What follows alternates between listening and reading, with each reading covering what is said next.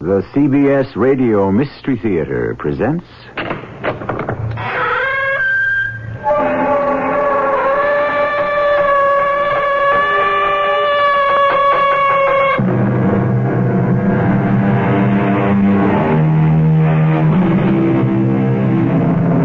Come in. Welcome. I'm E.G. Marshall. Above our heads, a myriad of airplanes trace their contrail patterns in the sky. Beyond them and the stratosphere, countless satellites ride their fixed orbits. We have conquered the air. We are reaching towards space. But on a globe, 4/5 of which is covered by water, beneath the surface of the restless sea lies the real unknown. This story will take us there. I've made up my mind, Steve. It's up to you to decide. What's to decide? Count me in, Mr. Hunter. That's what I need to hear. Oh, one more thing. The name is J.C. Partners. Can't be strangers. We live through this one, we won't be. Anything this big, one way or another, none of us will ever be quite the same.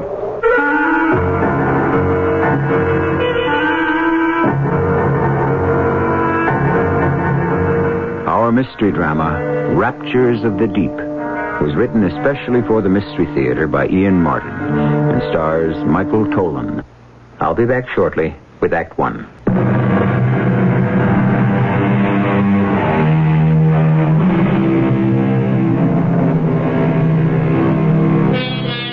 There is a vast difference between the mysteries of the sea and those of the infinite space beyond the envelope of air that surrounds us. In space, man must cover vast distances by machine to delve into the unknown. Under the sea, machines can travel and observe, but there is so much terrain, so much life, and movement is so limited that eventually only man himself, unencumbered, is the ultimate explorer, the diver, and in particular, that special breed of men, the scuba divers. Hey, Cobb, you old son of a gun, the Marines have landed. Get your butt off that helicopter and report for duty. Where's your gear? Johnny, the pilot's going to dig it out for me. It's stowed in the tail. There's no time. This is a big one.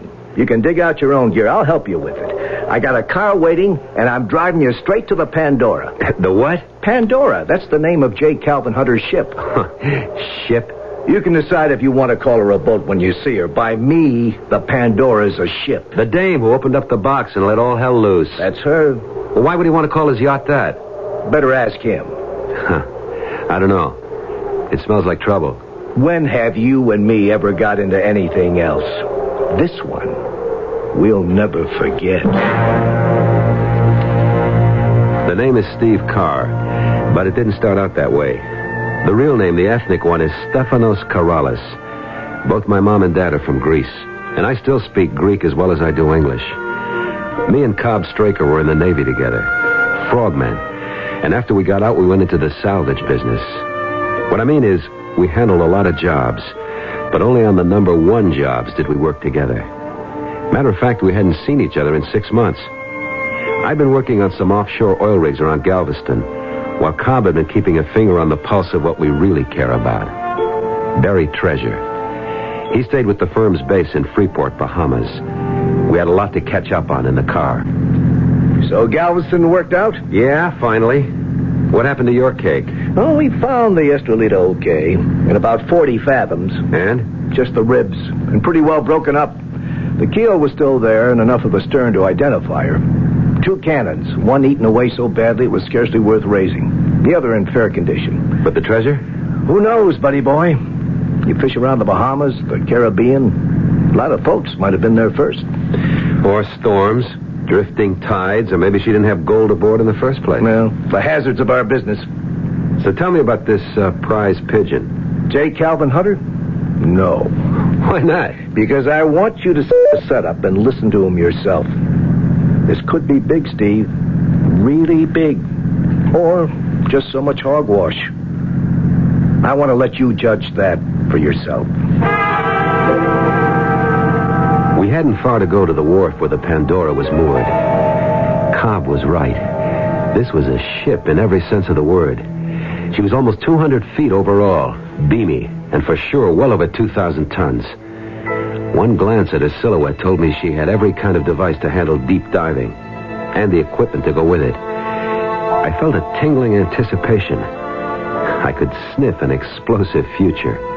We parked the wagon and unloaded my gear. Mr. Hunter was waiting for us on the fantail. He was taller even than Cobb, but thin, all whipcord and steel. He had eyes like bullets that shot out from under heavy, dark eyebrows. You made good time. This is Steve Carr, Mr. Hunter. He's almost as big as you are, Cobb. Not quite, sir. How do you do? Welcome aboard the Pandora, sir. Sit down.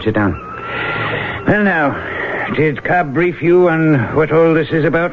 No, sir. He wanted to let you tell me yourself. So you could make up your mind whether or not I was a nut or not, I didn't say that, sir. No, I did. And I'll lay you 100 to 1. Cobb did also.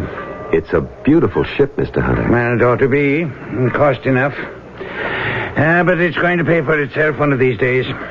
Why do you call it the Pandora? Because once I decided to have her rebuilt, I really opened up a can of worms. Cost me 10 times the original estimate before it was finished. A regular Pandora's box of troubles let loose. I was beginning to think she was jinxed. Then why saddle her with the name? It suited my whim. Besides, after Pandora opened the box, all the evils and bad luck were let loose on the world. Do you know the one thing that was left? No, sir. Hope, according to some versions of the legend. So, that's good enough for me. We're going to need a lot of it where we're going. Just where is that, sir? I'll make it short and sweet. In 1663, April of that year, the Spanish sent out a convoy guarded by their heavier ships of war bound for Spain. While it was carrying some valuable cargo, it was merely a decoy, as all the supposed merchant ships were heavily armed.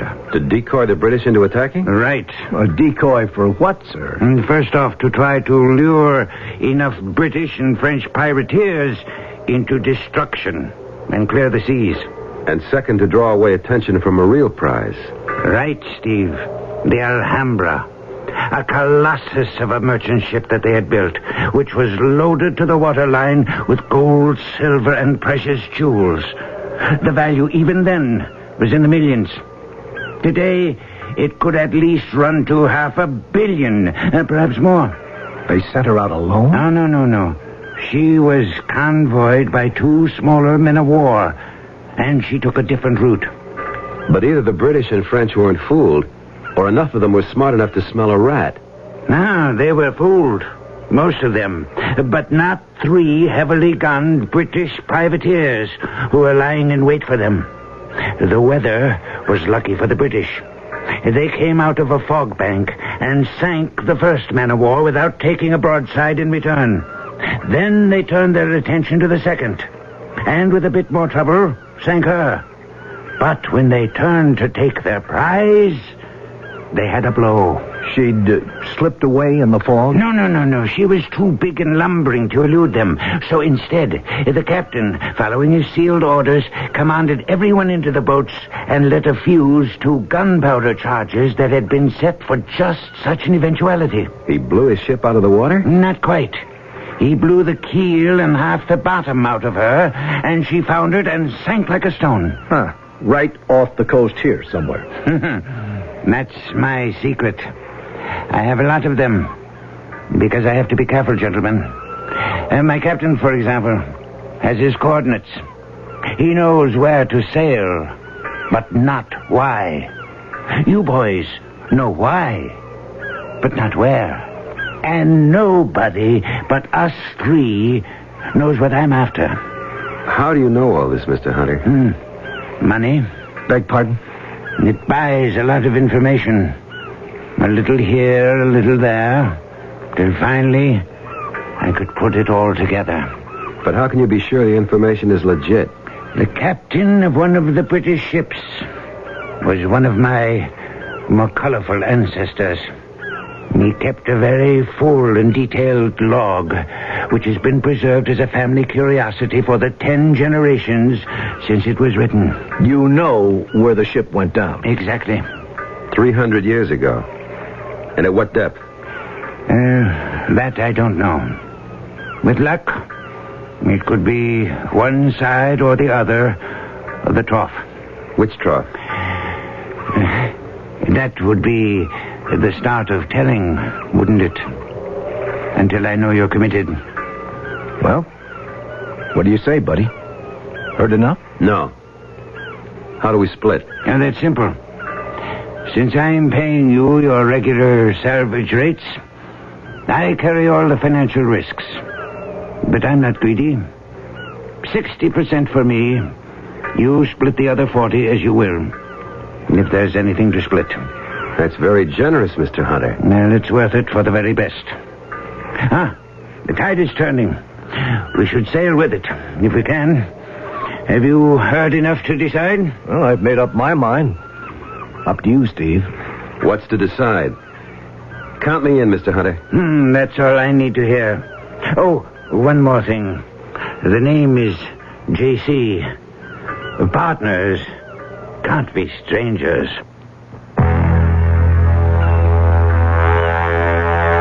Hey, Steve. Yeah? You know where we are? Well, I can look at the sun.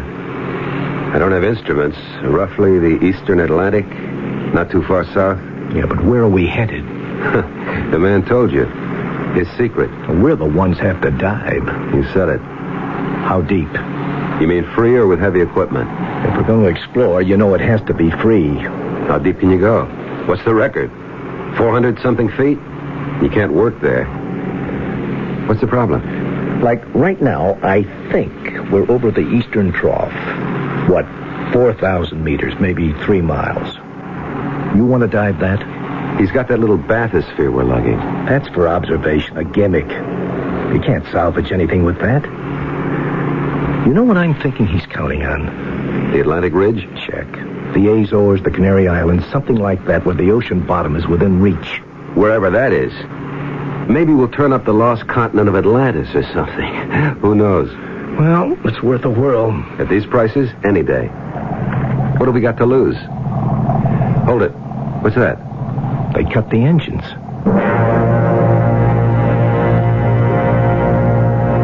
We had dropped anchor in 25 fathoms. That's a long way down. 6 feet to a fathom, 150 feet. Everyone was out on deck when we got there. It was just at sunrise, maybe 4:20 in the morning. J.C. signaled us. He wanted us down in his quarters. There was coffee there, and a large chart on a table marked out in a grid. He pointed to a dot in the middle. This is our position right here. You and Cobb will take sectors and scout them. We'll use marker buoys to indicate what has been searched. Blue. With the red one, in case we turn up what we're looking for. Now, when do we start? How about this morning? Just what I wanted to hear. Suit up. Let's get going. You going over with us, J.C.? No. I'm a little old for these depths. Well, maybe we all are. Now, look. We have a decompression chamber. I want you to take the least amount of time on the bottom that's safe. If it's too deep, we'll helmet you and put you on the air compressors. It's deep, all right. How long will you be down? Oh, something like an hour and a half, figuring we spend 30 minutes maximum at 160 feet odd. Well, it'll take 45 minutes staging out on the way up to beat the bends. Okay, don't push anything. We've got all the time and most of the money in the world. I have a syndicate backing me. Now, be careful. Our middle names. Ready to go, Cobb?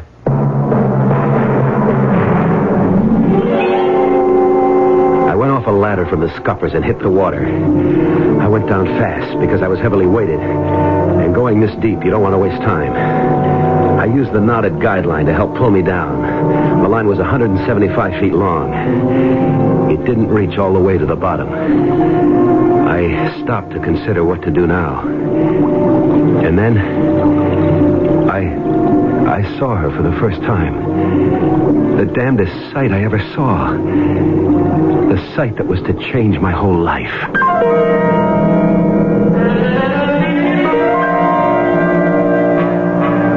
does a young man see in the ocean at nearly 30 fathoms deep that will change his life? And whatever it was, what does the term her mean? A female of some species? Or a female of the species? A woman? And if so, what kind of woman in the depths of the ocean? I'll return shortly with Act 2.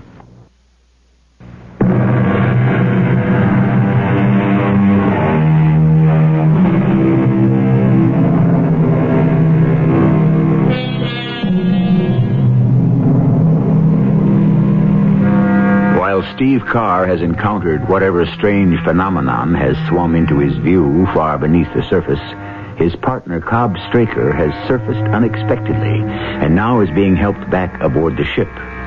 His relatively sudden reappearance has been a surprise to everyone aboard, and J.C. Hunter is the first to lend him a helping hand, reaching to take his fins as he shucks them in order to climb the ladder back aboard. You all right? Sure. I came up because there's no point to the dive. What do you mean? Adams, take Mr. Straker's equipment. Help him out of the tanks. I don't know what your anchor hook snagged, but it must be some kind of a hill or mountain. What do you mean? Well, we've got 175 feet out of weighted guidelines, but mine at least still don't reach bottom. Once I got to the end of the line, I chickened out. I wasn't going any deeper on my own. And what about Steve? He's still down there. Well, maybe he's lucky. He hit a slope or something. I'll catch my second wind till he comes up. Maybe we can replot this whole dive better. How long will he be? Well, any minute now, unless he narked out. He what? Nitrogen narcosis. Raptures of the deep. A sort of deep-sea drunk. Complete euphoria, and you lose all track of time. Hey, he went down before me. Where the devil is he? Maybe you'd better go down after him. Well, if he doesn't break water in the next couple of minutes, I sure as shooting will. Oh, there he is. Well, where you been, jerkola? What do you want to do? Give us all the hives? You all right? Just cutting it. You want to gaff me aboard, Cobb?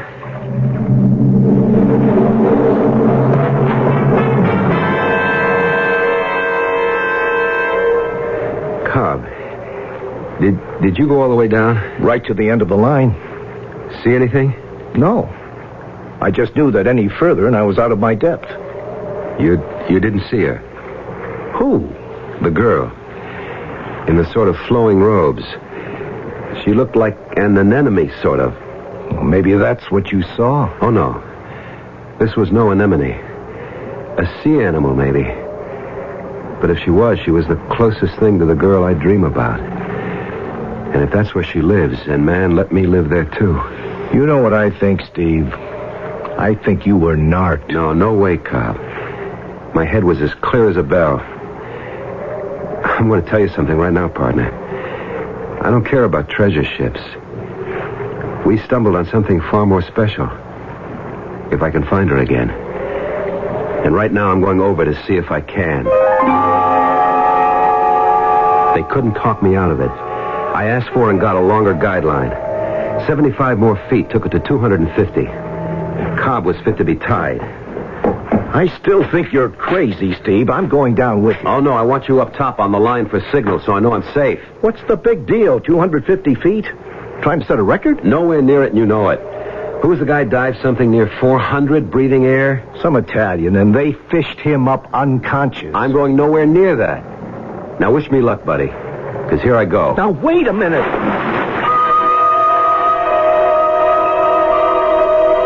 I went down the guideline, hand over hand, like a circus flyer climbs to the trapeze platform. I wanted every minute I could have on the bottom, if I ever got there, or wherever I ran into her again, if I ever did.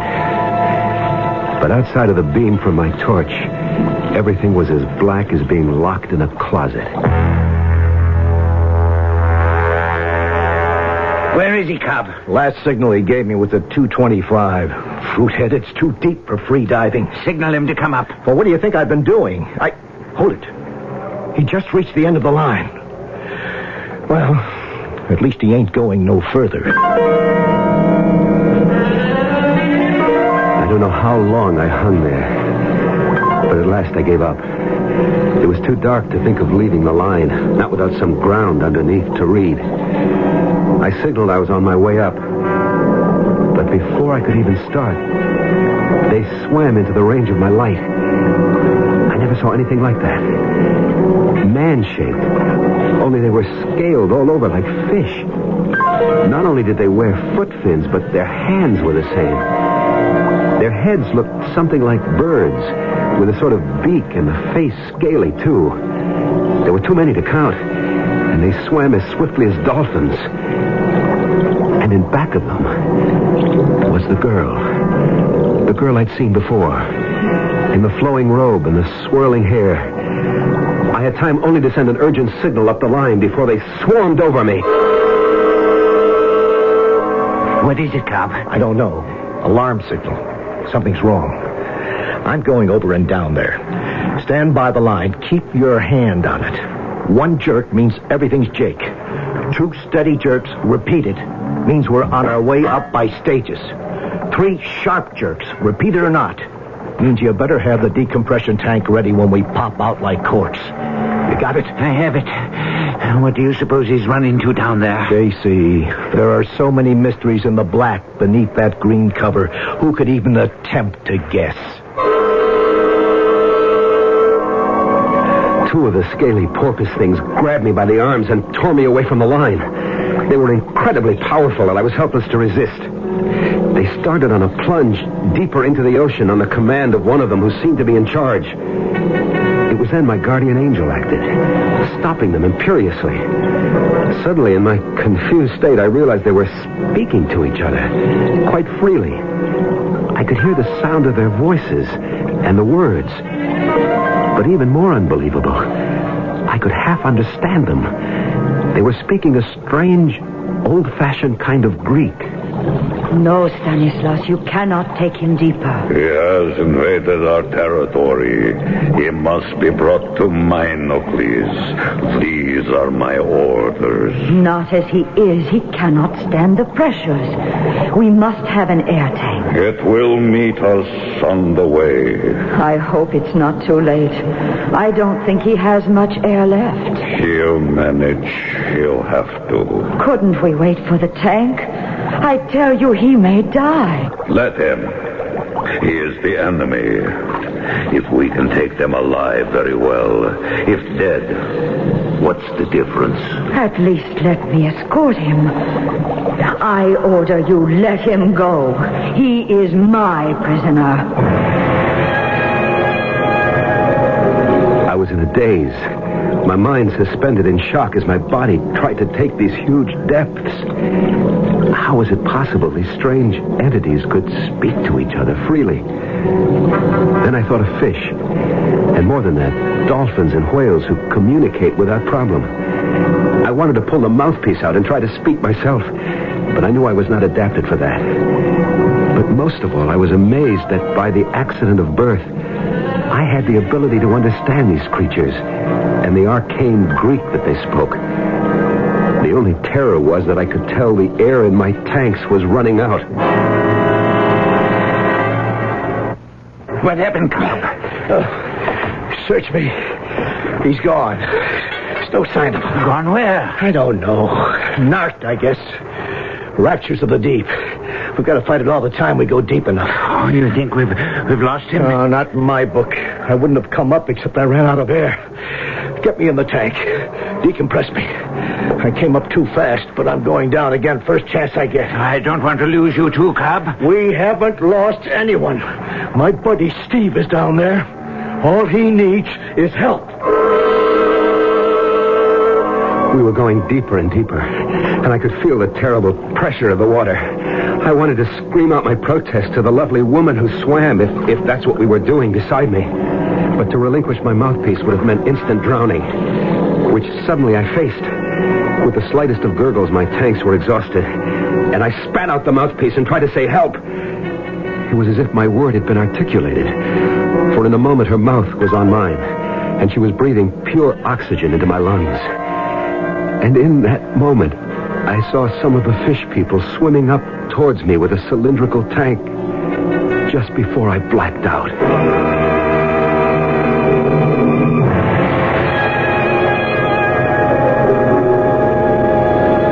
when I came to. I was lying on a kind of couch on the inside of the tank. And beside me was the girl. Woman. The apparition, or whatever she was. The tank was transparent, and outside, like the men at the oars of some ancient slave ship, I could see we were being propelled by the fish things. I took a deep breath. A breath of delirious satisfaction and gratefulness. Whatever was ahead of me, at least I was breathing air again. As I did so, she opened her eyes and looked into mine. You are all right? I guess so. You can breathe? Or shall we adjust the pressure? No, it's fine, just fine. Who are you? I am a halfway and in Group 1. My name is Ariadne. And yours? The name is Steve. Steve Carr. Steve Carr. It is a strange name. And you are a stranger. Yet you speak our language. Well, not quite. It's close to my family tongue. You see, my real name is Stefanos Karalis. I'm Greek. Ah, Greek. I have heard legends of them.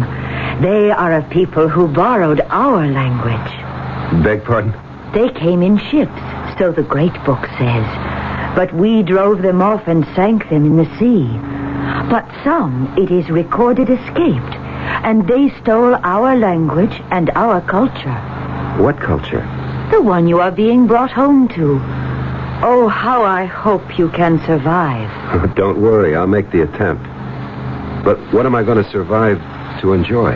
You do not like me? Lady, that's beside the point at the moment. Where the devil are you taking me? To my home. And the home of my fathers. To my country. To Atlantis.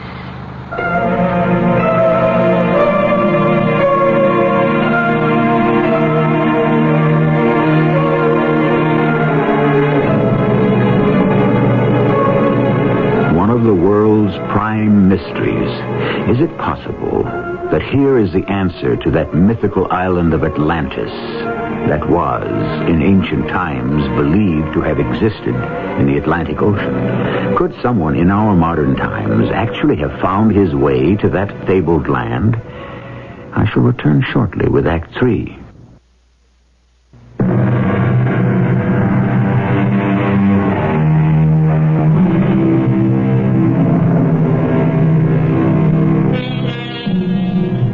The lost island of Atlantis was first mentioned by Plato, the Greek philosopher. Later, in the 1st century before Christ, Solon, the father of law, reported that he was told of it by an Egyptian priest who said that it had been overwhelmed by an earthquake or a shifting in the world's crust, that it had sunk in the sea 9,000 years before his time. This is only one of many legends of the lost Atlantis, including the one you are listening to in my present report. I remember being propelled by the strange creatures through a thick, waving forest of kelp. The great undulating trunks perhaps some 2 to 3 feet across, and reaching up from the ocean bed into infinity. From then on, everything was blank, until Ariadne woke me up. You can come out of the cylinder with me now, Stefanos. Where are we? On the floor of the ocean. Oh, no. No, Ariadne, I have no air. I can't breathe. You will have air. How? Did you fill my tanks? No need of that. You will be able to breathe now. No, you don't understand. I can't breathe underwater like you people. Oh, but halfways like me can only breathe for a limited time. Only the androcytes are adapted fully to breathe underwater. The androcytes? The men fish? You see, they are no longer here. Where is here? In the home place. The island under the sea.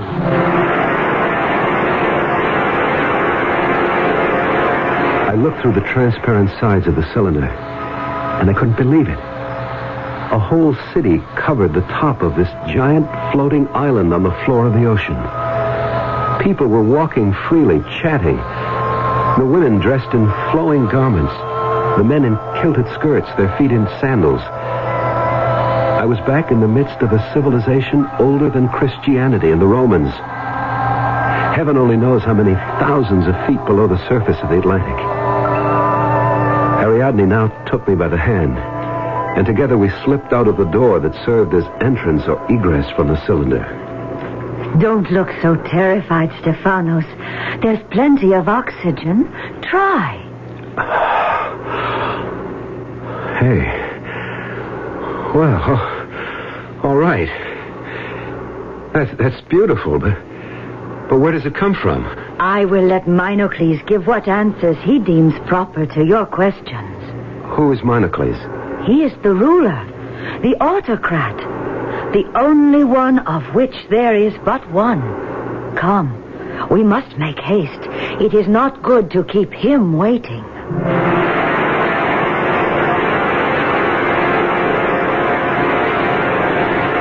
I have brought the outsider, Minocles, as you commanded. Bring him forward, that we may talk.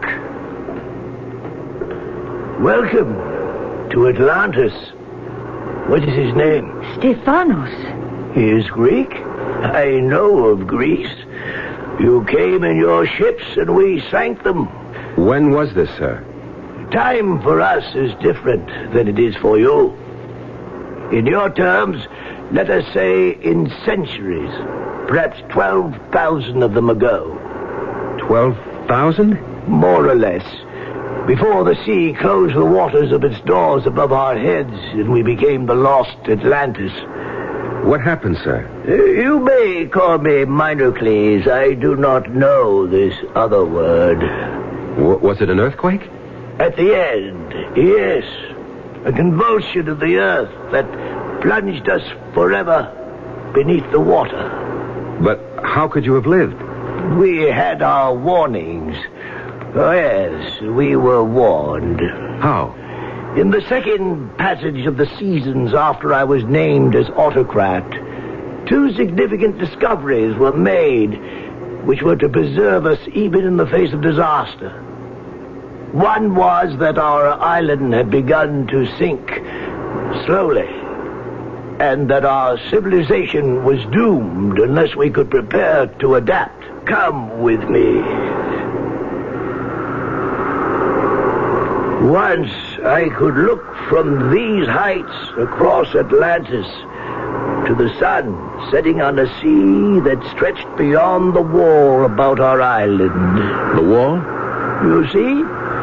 Stone piled on stone and sealed stone to stone to shut out the encroaching waters. Like Holland and the dikes. What'd you say? Just another people who had to shut out the sea. Like us? No, not like you. They never sank into it. What did you do when that happened? First the wall, and then the dome. I don't understand. Look up, Stephanos. From the top of the wall, arching above us, we are sealed in one huge envelope. A giant sort of plastic bubble. You live in the opposite of a goldfish bowl. A world of our own. Within this protected area, we manufacture the breath of life. How? By pumps, which extract the oxygen from the sea, very much as fish gills do. But how long did this take to build? We had 1,000 times the wheeling of the seasons. 1,000 years? Long enough to be ready for the convulsion that cast us to the bottom of the sea. How do you live? What do you feed yourselves? We had to adapt a breed, a phylum, which could cultivate our sea farms outside the protection of this, what you call, bubble. The androcides. Exactly. Simply a matter of selective breeding to reverse the process of man's rise to land from the mother sea. You mean they breathe like fish through gills and no longer can sustain life on air? Exactly. But why would they work for you? Couldn't they abandon you and make their own state? No. Why? Because they cannot reproduce. The secret of parthenogenesis. No man or woman or creature that you have encountered in our society was born. He, she, it was created spontaneously. The fabric built from some living cell taken from another. Cloning? What is that word? It means taking a cell from any given body, man or woman, then introducing it into the ova of a woman from whom part of the nucleus has been removed, and producing, after full term, a mirror image of the person from whom the cell was taken. Substantially correct. But that's a recent discovery. In your world, perhaps. It was a technique we perfected nearly 600 generations ago. You must learn to live with it. What does that mean? You are a fresh impetus for us. You bring new ideas and knowledge of wider horizons. Since you are to be with us, we must have you duplicated as soon as possible. My protests were waved away by the imperious Minocles, and in spite of Ariadne's attempts to calm me down, I was finally dragged away by a swarm of guards. The prison room in which I was confined was classic, and its dampness worried me because it brought back too vividly the immense pressure of the sea all about this relatively tiny bubble of air in the midst of the vast oceans of the sea. I don't know how she managed it, but Ariadne came to me. Ariadne. Shh. Not so loud. How did you get here? I have privileges. I am a half-whale, but there is royal blood in my veins. What are we going to do? Do? I can't fit in here. How can I? You can. After the operation tomorrow, you will go to adaptation training and become a halfway like me. And you will be reproduced. What operation? To sterilize you. To what? I won't let them. But why not? If you are to be among us, we cannot have someone who can reproduce at will. It would tear apart the whole fabric of our lives. I don't want to do that. I can't be part of what you are, Ariadne. What else can you do? I can go back. Back where I came from. The autocrat would never allow you to do that. Then you must help me escape. How? It is impossible. You are not adapted. How could you breathe long enough out there? Fill my tanks with enough air. But you could not stand the pressures. Then we'll have to steal a cylinder like the one you brought me here in. Impossible. Even if I did, the androcytes would capture us, and we have no way to move it. You say you are adapted. You could move us up high enough so that I could come out safely. There is only one chance. I must help you escape.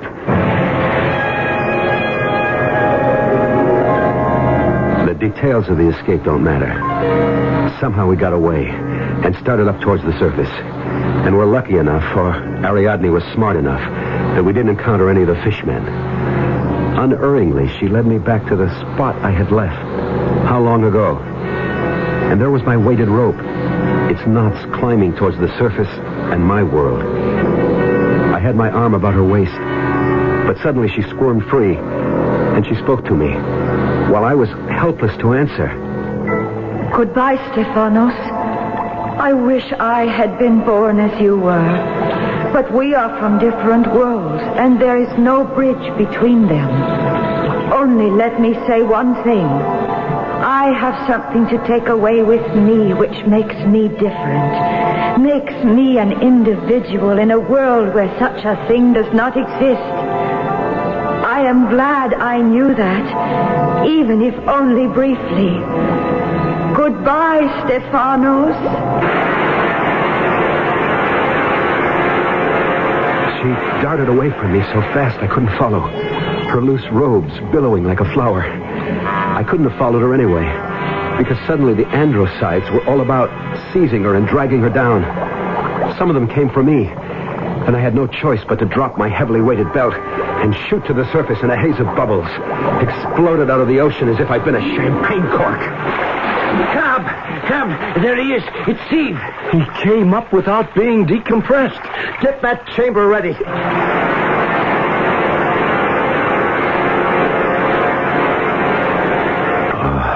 Okay. Oh. Okay, Steve. Take it easy. No, I've got to follow her. To save... Where am I? You're in the hospital, Steve. And I'm your buddy, Cobb Straker. And you just about copped it, friend. I've got to get back. I got to get back. Steve, you ain't going nowhere. Not if I have to sit on you till you come out of all of this. But Ariadne... The dame, sure. Lost Atlantis, sure. You gotta be kidding, man. Steve, sooner or later, you've got to face up to it. You zonked out down there. You were narked. The Raptures of the Deep. You said it, Steve, not me. But that's all it was.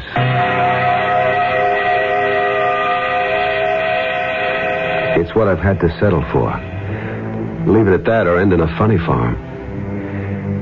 But the memory of it, and of a girl named Ariadne, her hair and her loose garments stirred by the water as if they were the petals of a sea flower, will haunt me all my life. We never did find J. Calvin Hunter's treasure, but I found my own. I only wish I could have kept it.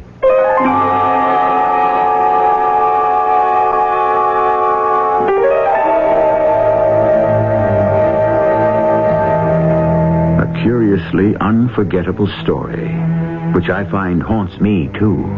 Not only the girl, but that strange and beautiful city-state that Steve also imagined, or visited, briefly.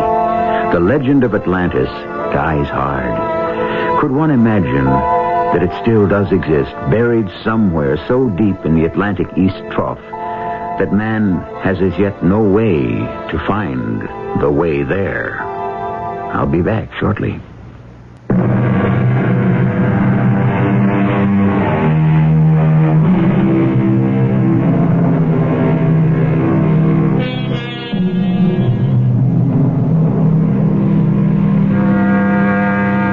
Recently, I read that Steve and Cobb had traced the drifting of a long-sunk Spanish galleon, and that all along the path had come up with gold and artifacts worth a king's ransom. I'm glad Steve struck it rich. I hope he enjoys his hard-bought wealth. I wonder if he would exchange it for that other treasure he found, or thought he found. Our cast included Michael Tolan, Catherine Byers, Ray Owens, and Sam Gray. The entire production was under the direction of Hyman Brown. And now, a preview of our next tale. Who's Marla? You wouldn't understand. You could explain it.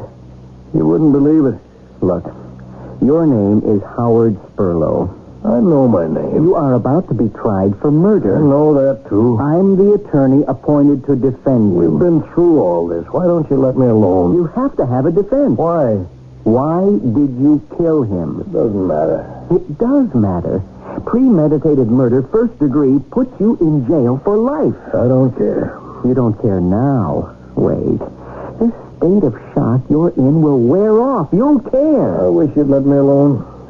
On the other hand, second degree or manslaughter or lesser charges, you could get a maximum of 10 years. Maybe as low as 3 or 4. Tell me, why did you kill him? Why don't you let me alone?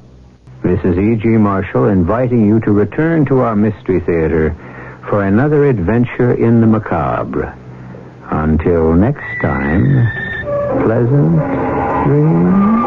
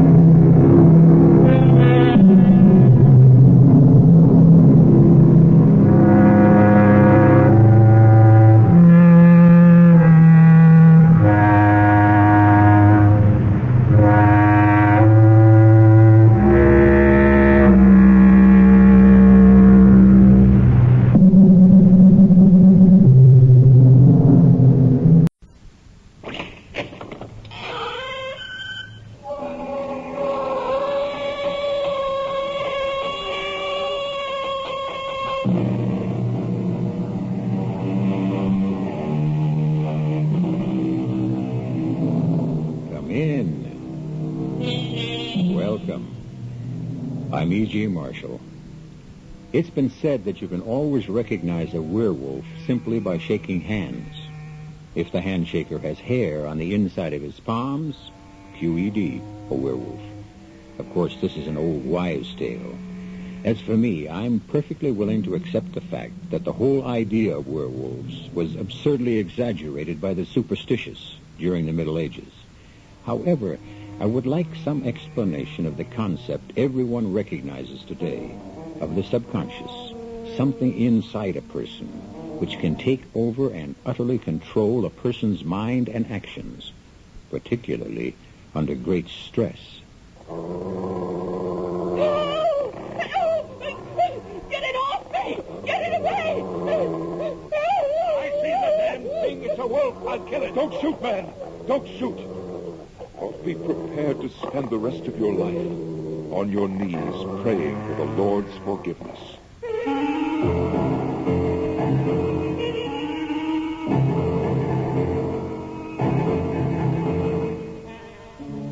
Our mystery drama, Night of the Howling Dog, was especially adapted from the classic by Algernon Blackwood for the Mystery Theater by Murray Burnett, and stars Mason Adams and Norman Rose.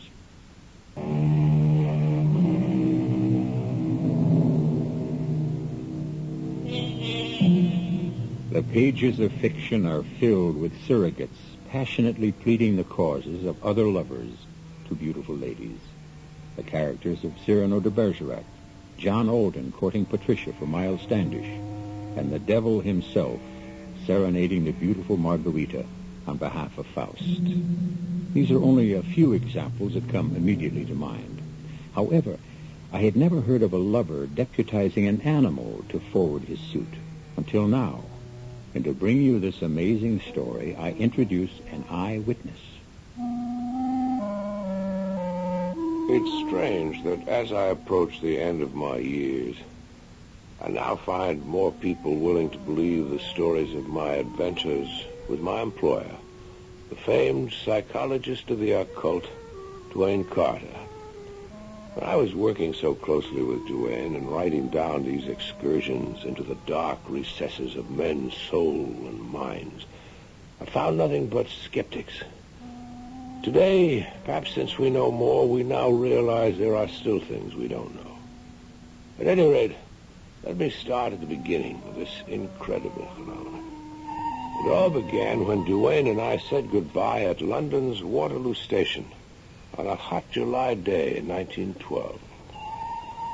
Now, Ernie, we've got a full fall schedule, so you be sure and get plenty of rest. I want you to be raring to go when we meet in Stockholm on August 15th. Unless, of course, you should send for me sooner.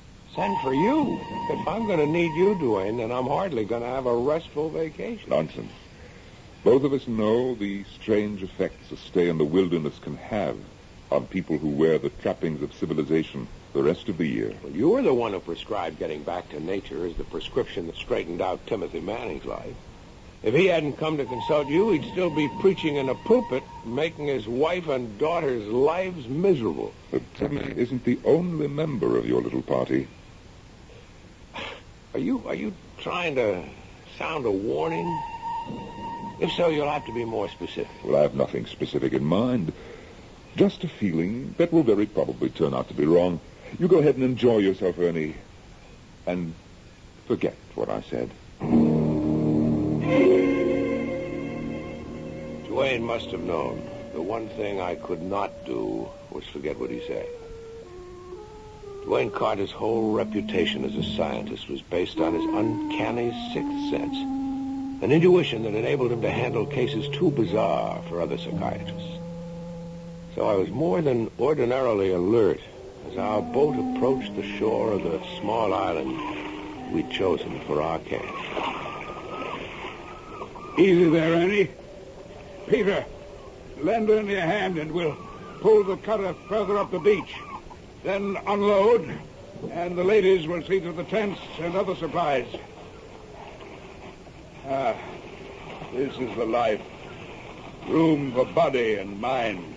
Just the place for a man to refuel his soul. And how does a man go about doing that, Reverend? I'll let Peter Sangre answer that.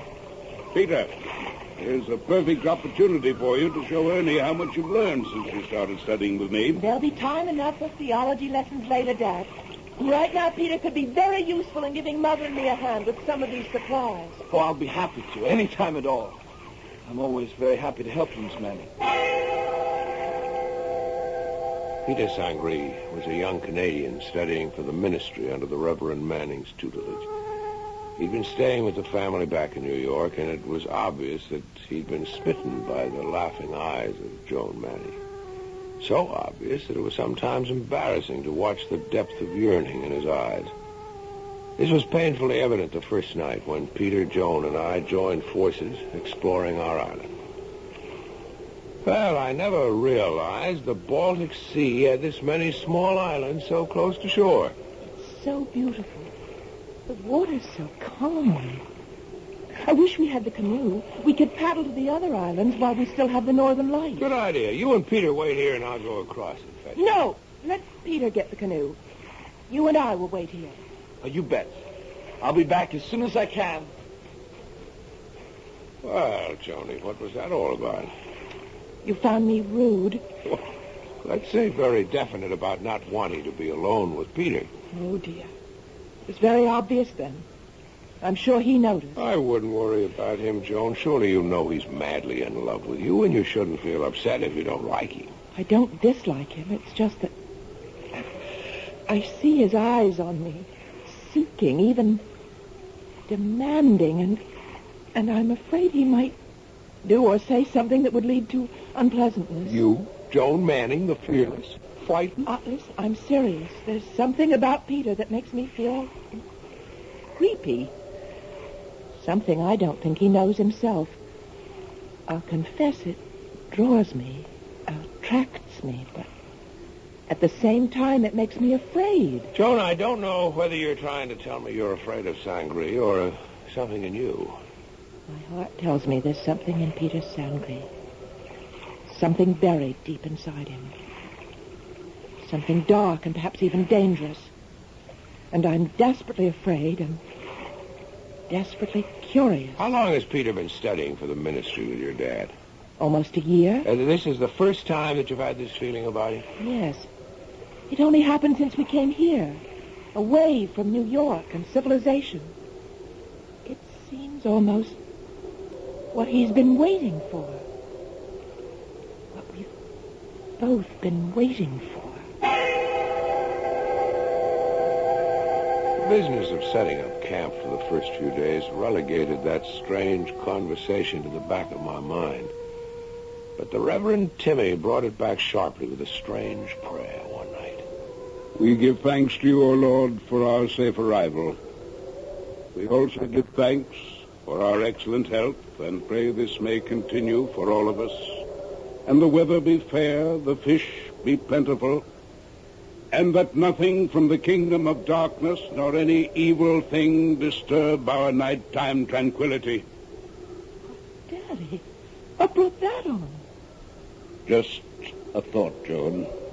It came into my mind, and I let the Lord know of it. Reverend, I don't think we should put thoughts like that in the Lord's mind.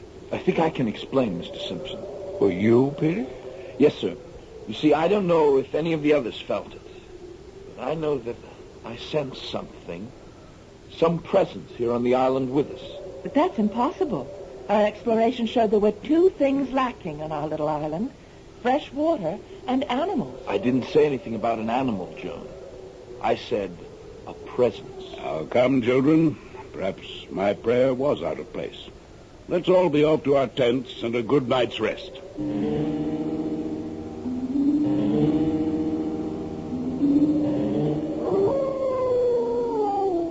What was that? Who's there?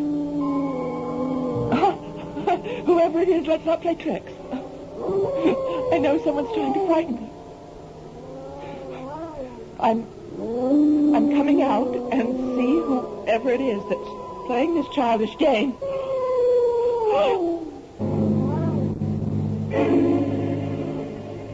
Joan, I'm really sorry about that prayer last night. It obviously upset you, and made you dream about some animal or other growling around your tent? I tell you, I distinctly heard the howling of a dog. Didn't anyone else hear it? Of course not. No one else heard it because you dreamed it. Because of the lack of water, there's not an animal of any size on the whole island. You know we have to fetch our water from that little island across the way. I know what I heard. And it wasn't a dream. Well, there's nothing to prevent some animal from swimming over. A deer, for instance, might easily land in the night and decide to take a look around. Well, look, Mr. Simpson, I'd like you and the other men to come along with me. Mother, you stay here. You've already seen the tracks. And I want Daddy to apologize to me and admit that I'm not having bad dreams. All right, now. There, look. Look at those marks on the outside of the tent. Are you going to tell me that they're not animal tracks? Certainly they are. These tracks appear to have been made by some type of fairly large animal. I apologize. I'm sorry I doubted you, darling. Oh, Daddy, I'm so frightened. I'm just plain scared.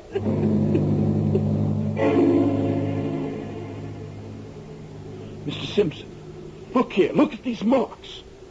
The brute must have been scratching around my tent, too. Certainly looks that way. These are the same marks. Did you hear anything? Not me. Since I've come here, I sleep like a log. Reverend, would you come over here to Peter's tent for a minute? Coming, Simpson. It's really strange. I wonder if Mrs. Manning heard anything. After all, her tent is right next to Jones. Timmy, what do you make of those tracks? Looks like an animal, right enough. Tell you what I'd appreciate, Simpson, if you don't mind. Well, I'm here to help. Why don't you take Joan out for the day? On a hike or in the canoe and see if you can calm her down.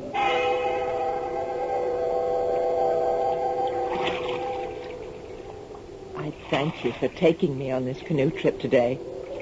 But I know Dad suggested it. That's right. But I thank you anyway. It's kind of you. Have you noticed any change in our friend Peter Sangre? You mean his attitude towards me? Good Lord, no. If anything, his devotion has become even more obvious. What do you mean, changed? Well, he seems much more self-reliant. Almost as if I don't know how to put it, but almost as if this is where he belongs.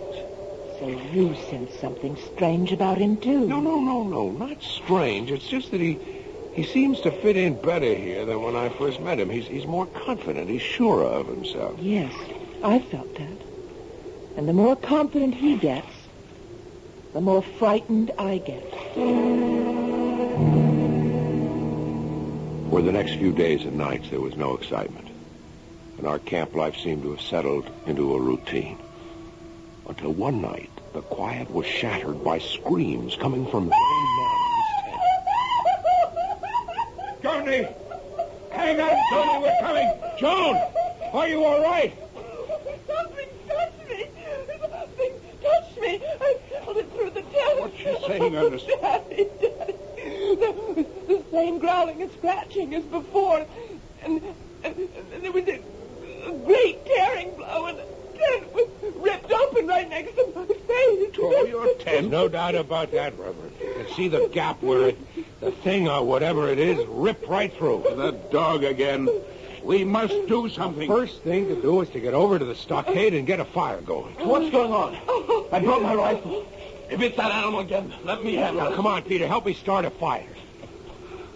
What in the world do you think it is, Mr. Simpson? It surely can't be a dog. It can't be very far away. We'll organize a hunt at once, this very minute. Now, slow down, Reverend. Action, Ernie. Any action to stop panic.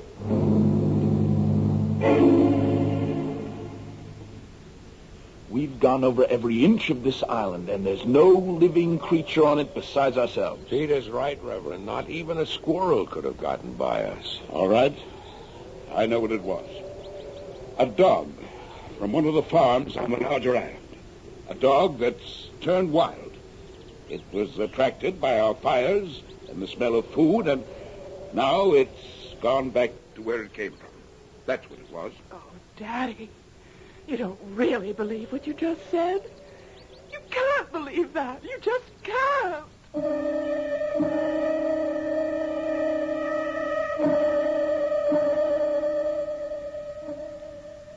Occultists insist that events have souls.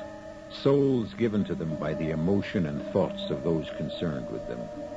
This in itself is a terrifying concept, because I can think of the souls of some events that must have shriveled with terror and agony that's indescribable. I'll be back with Act 2 and the very strange events on the Baltic Island in a moment.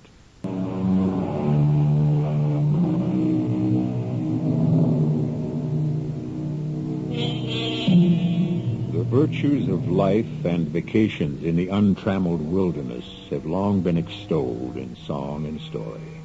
We've all longed for the starry nights with the wind sighing softly through the friendly branches of the protecting trees. But nature also has a savage side, and sometimes a trip to the wilderness can bring out whatever primitive savage lurks within us. I hate the rain, especially when I'm in the woods. I thought you could use today to catch up on your studying, Peter. Reverend says I'll pass my exams with flying colors and become a full-fledged minister in the fall. Well, Timmy should know. He should know more about his own daughter, too. What? What does that mean? Oh, nothing. I guess we're all upset by what's happened with Joan. Well, of course we are, but I don't understand what you meant about Joan's father. Forget it. I'm sorry I said it. I just wish one of us would be able to track down that dog, or whatever it is, that's gotten Joan in such a state. She should be all right with her mother. You know that she's moved into Mrs. Manning's tent now, and there should be no more nonsense. Nonsense? Is that what you think is so frightening for Joan? Maybe you should join forces with her father. I had no trouble going to sleep after my rather strange conversation with young Sangree, but suddenly I found myself wide awake. I jumped from dead sleep to absolute wakefulness in a single instant. The rain had stopped. I went outside and sniffed the delicious clean air. A pallid half-moon just sinking into the sea threw a spectral light between the trees. And then, just 20 feet away across the paths, I saw a head thrust round the edge of Peter Sangree's tent. The head of an animal.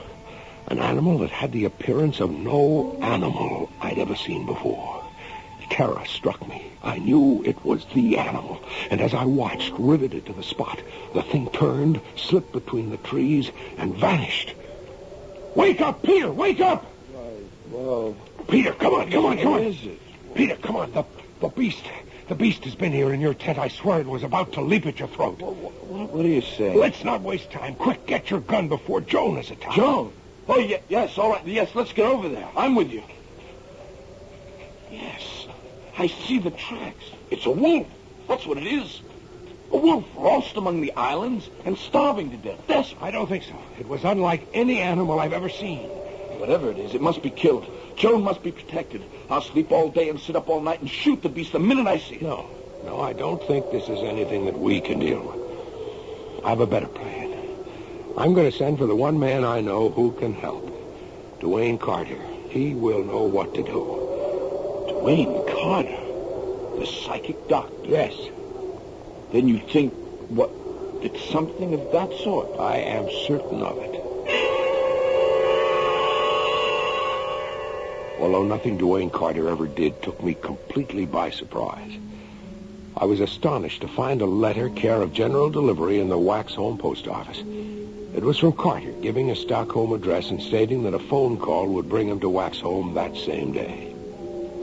And so that night, Dwayne Carter joined us on the island. And after dinner, with Peter also sitting in, I told him of the strange events. You did well to send for me, Ernie. What we have to deal with here is a werewolf. A werewolf? Oh, surely these things are... Rare enough, I'm happy to say, Mr. Sangree. Now, you say that no one has been injured so far. No, surely there can't be any question of this poor, starved beast injuring anybody, can there? I hope not. But what makes you think the creature is starved? What? I can't tell you. Except that I felt from the beginning it was in pain and starved. Although why I feel this never occurred to me until you asked. You really know very little about it, then? I really know nothing at all. Nothing. Help! Get it off me! Keep it away! Oh, please! There it is! Let me take a shot at it. No, don't shoot, Reverend. Help your wife take care of your daughter, and then meet Ernie and me at the stockade.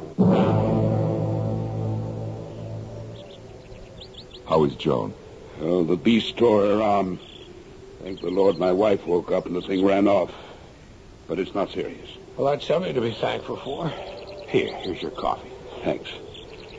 This will be our last breakfast on this cursed island.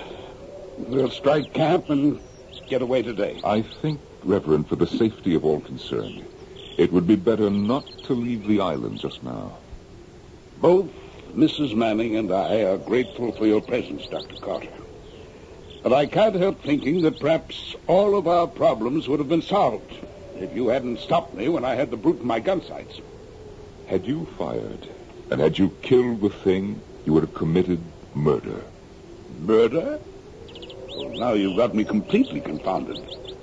How can killing this thing possibly be murder? Well, this thing, as you refer to it, Reverend, is a man. One of this camping party. A man gone savage. Well, I saw the thing. That was no man. That was a dog or a wolf. Of course. You see, this is a case of modern lycanthropy. Lycanthropy? Werewolves? Those superstitions of the Middle Ages can have no actual significance today. We are face to face with a modern example of what I believe has always been a profound fact. Fact? Oh, come now, Dr. Carter. You've heard of the astral body, or as I prefer to describe it, the fluidic body. It has the power, under certain conditions, of projecting itself and becoming visible to others. Well, aren't you talking about two different things altogether, Doctor? An astral body is something people can accept because it's a human form, not an animal. Yes, that's true. But the fluidic body can assume forms other than human. And such forms will be determined by the dominating thought and wish of the owner. You've lost me. You've never really understood the effect of this primitive camping life upon all the members of your party. Old instincts, deeply buried in the subconscious. Instincts no one ever dreamed they had, suddenly come forth in a primitive setting. Well, I'm honestly trying to follow you, Doctor, but ancient instincts and atavism are terms which hardly explain a roaming animal with teeth, claws, and a thirst for blood. That last is your term, not mine. But it's a very exact one. I would say that what we have here is an animal that's impelled to bathe in the very heart's blood of the one it desires. And if I didn't know your reputation, I'd say you have a very strange way of reassuring people. Fear is rooted in ignorance. Reverend, let's suppose that an extremely sensitive young man has fallen very deeply in love with your daughter. Back in New York, this moonstruck young fellow isn't taken very seriously by Joan, and he knows it. Nevertheless, he loves, and he knows that, too.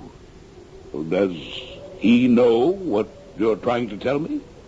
If you're asking if he's conscious of the change that comes over him, no. Oh, but I still refuse. Reverend, surely you don't question the violence that's in all mankind. It lurks underneath the surface.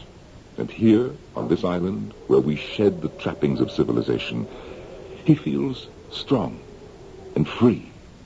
And the feelings of love he's been suppressing back in New York batter at his consciousness, determined to force their way to the surface. And at night, when he sleeps and his mind is relaxed, he dreams. The beast that ripped Joan's arm was no dream. Granted, but this wild force within him becomes fierce and savage when he sleeps, and his frustration turns into half devotion, half beast. And that is the form that his astral body might well assume. Well, if I grant these wild assumptions, why should I feel easier in my mind? But if you realize that this transformation isn't deliberate, then you can also understand that, that it is not necessarily evil. You say that to me after seeing Joan's arm? I tell you that this werewolf is no more than the passionate and fierce instincts of a man, frustrated by day, looking by night for his mate. That night we built the largest campfire we'd ever had. And all of us retired early. However, Reverend Timothy, Duane, and I had agreed to meet in Duane's tent. I'm going to open the tent flap now. Keep your voices down and strike no matches. Reverend, is the camp asleep? Well, Peter is. I can't answer for the women. I think they're sitting up. That may be for the best. Could you fill me in on what we're supposed to be watching for? Is it an animal? Report the least sound to me, and do nothing on your own. Nothing. You understand? Right. All right. Shh. Something out there? I'm not sure. Now listen, you stay here. I'll let you know. Timmy and I sat alone for a few minutes, but the good Reverend was restless. I don't much care for this waiting game with you and Carter, but he wouldn't hear of me staying with my family. He said it might prevent something happening. He knows. You must trust him. Well, it's either this astral body or double business, as he calls it, or else it's possession, as described in the Bible. But I'm sure of one thing. Whatever it is, it's bad. And I brought my rifle. You brought your rifle, but Duane said... And my Bible. Well, one is useless in this situation, and the other is dangerous. The only way we can win in this game is to do what Duane tells us. That's the safest way, believe me. I'm warning you, Ernie. If anything happens to Joan tonight, I'll shoot first and pray afterwards. Now, what the devil is Carter up to? Sneaking around Peter's tent and making gestures. He looks weird, disappearing in and out of the fog. I think Just wait, as he told us. Remember, he has the knowledge that we both lack. Well, he seems to be coming back now. Yes, he's heading this way. Peter is in a very deep sleep. His condition is almost cataleptic. Which means, Doctor? The fluidic body may be released at any moment. Now, I've taken steps to imprison it in the tent. It can't get out until I permit it. Be alert for any signs of movement now. I'd better hold on to my rifle. Reverend, I told you there is to be no shooting unless you want a murder. Anything done to the double acts by repercussion on the physical body of the man himself. Now, you better take the cartridges out of that rifle now. All right, Doctor. But I hope and pray you know what you're doing. It was with poor grace that Timmy slipped the cartridges out of his rifle. And then all three of us sat and waited for whatever was to come. It seemed hours, but in reality it was only a few minutes before we heard it. That's Peter's tent shaking like that, Doctor. It's trying to get out. I hear it. All right, Reverend. Quickly, the women's tent. All right. I'll take my rifle just in case. I can always use it as a club. I urge you, Reverend, to be careful what you do. Because I told you this case is complicated. And it's my belief that your daughter and Peter are made for each other. And I think she knows it every bit as much as he does.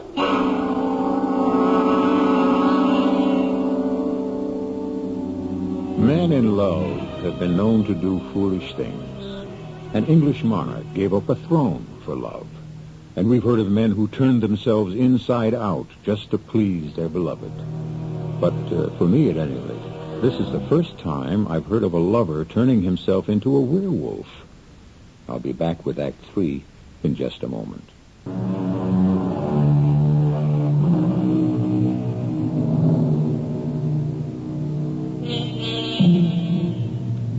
Statistically, there are more people who claim to have sighted UFOs than there are those who claim to have seen ghosts. But the lowest of all in number are those who claim to have experienced the numbing terror of having come face to face with a werewolf. Come along with me now as we share that experience with one of the few who have seen and dealt with that dread creature. From where Duane and I stood, it was less than 20 feet to Peter Sangre's tent. And although the wind had freshened considerably, it wasn't the wind that was making the canvas of his tent swell and shake. That shaking was caused by something inside the tent trying to get out. The hair on the nape of my neck rose. As we approached the tent, Duane held up his hand. Ernie, I want you to see it before I release it, so that if anything untoward should happen, you may be able to deal with it without me. But Duane, you reassured the Reverend. You said that if he... Ernie, you know that we're dealing with tremendous forces that are still only partially understood. What do you want me to do? Well, as we approach the tent, I want you to kneel down and tell me what you see when I hold the flap back. All right. There's something in there, all right. But you must be able to see it and describe it before I'll chance releasing it. As my eyes became accustomed to the dim interior of the tent, I could make out Sangre's form lying under the blankets, while over him and around him flew a dark mass. All I could make out was a pointed muzzle and sharp ears plainly visible against the sides of the tent, and I also caught an occasional gleam of fiery eyes and white fangs. There's nothing to fear. I told you that before. How are you holding that thing there? There are some things I don't think you should know, Ernie. But I'll only tell you that it has to do with electrical impulses from the mind. You see, we all emanate a certain amount of electricity. And, well, just think of it as brain waves. Now, step back a little now, because I'm going to release it. What'll it do? Hopefully it will listen to me, and I will be able to guide it. And if it doesn't? We'll cross that bridge if and when we come to it. Now, step back. Keep your eyes fixed on the tent flap. Ernie, watch closely. And then I saw it. An animal, neck and muzzle thrust forward. An animal about the size of a calf, leaner than a mastiff. And yet, Peter was easily recognizable. It was the head of an animal, but the face, it was Peter Sangre. Sangre, it is werewolf double. What do we do now? Well, I'll try to speak with him. Sangre, Peter Sangre, do you recognize me? Do you realize what it is that you really desire when you assume this form? Sangre, you must listen to me. Good Lord, Duane, can that be? Of course. A mating call. You shouldn't be surprised. It is probably Joan. You must remember she practically told you that she was afraid of something deep down in her. But she's not... The only salvation for both Joan and Peter is for me to lead Sangre's double to the object for which it yearns. Listen, that's coming from across the lagoon. Duane, Peter's double, a werewolf. He's gone. Although my eyes had been fixed upon the animal in front of the tent, somehow it disappeared. One moment it was there, muzzle lifted, sniffing the wind, and then it was gone, like a thing of the wind and a trick of vision. Quickly, Ernie, start following through the trees. Where will you be? I must check out Peter's tent. Why? What for? To make sure that his werewolf double cannot return until I permit it. I'll join you in a few moments. After circling Peter's tent, Duane caught up to me, and we ran at full speed through the woods, always guided by the now fairly loud howling. And then suddenly the trees fell away, and we were on the edge of the lagoon, and there, sharply defined against sea and sky, Joan! Ernie, stand still and remain quiet. But there's something wrong with her. She looks half asleep. She is fully asleep, and we must not wake her. What are you saying? She's sleepwalking.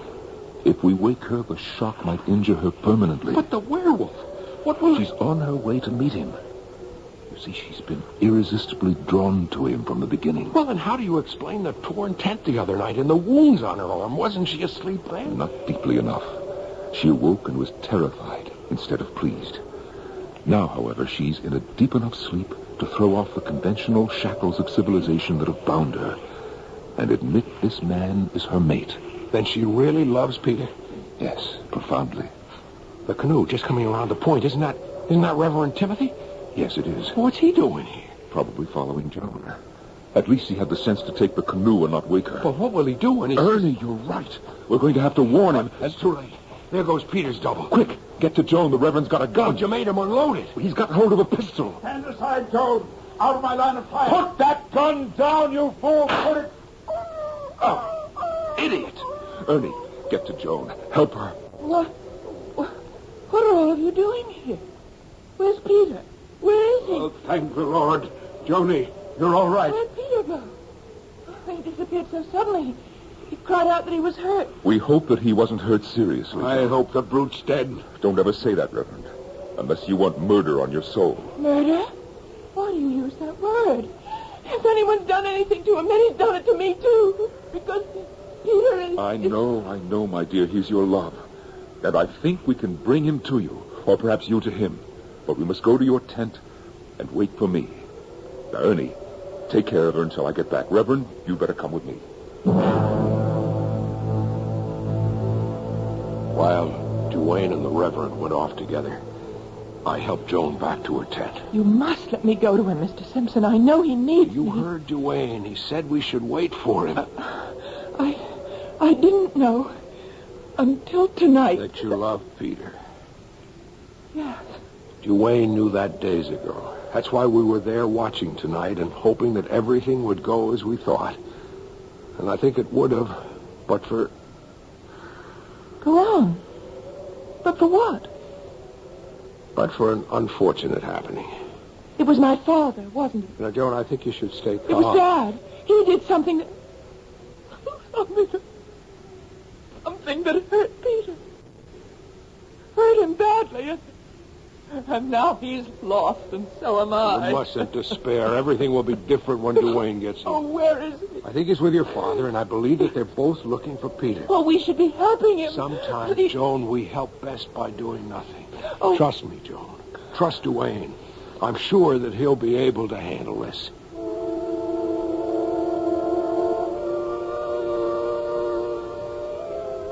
Reverend, pray that we're in time to help Peter's double return to Peter's physical body. Will that help, Joan? I think so. Now, hold it. Now what? He hasn't been back to the tent. Excuse me just a moment. What are you doing? Arranging it so that if Peter's double does make it back here, he can get into the tent and back into Peter's body. More of your mumbo-jumbo. I'm trying to save a life you almost snuffed out. I saved my daughter's life. Her life was never in danger. I saw that beast throw itself at my Joan. I hadn't fired when I did. You would have seen a miracle.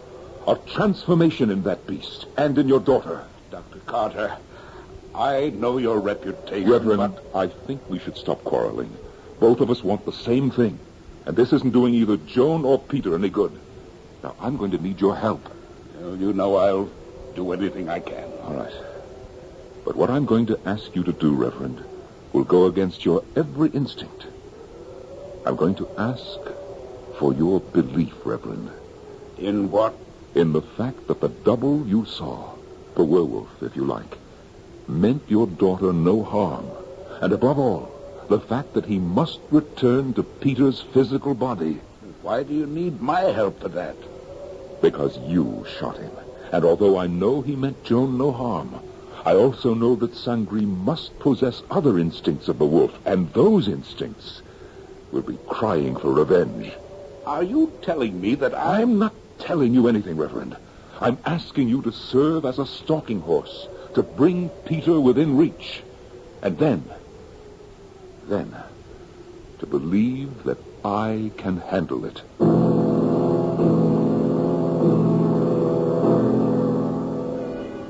Now, Reverend, you're not going to have any second thoughts about being unarmed. I gave you my word, Carter. Let's get on with it. You go fetch Ernest. I'll be all right in that short time. I'm sure the Lord is watching over me. Let's hope he's watching over all of us.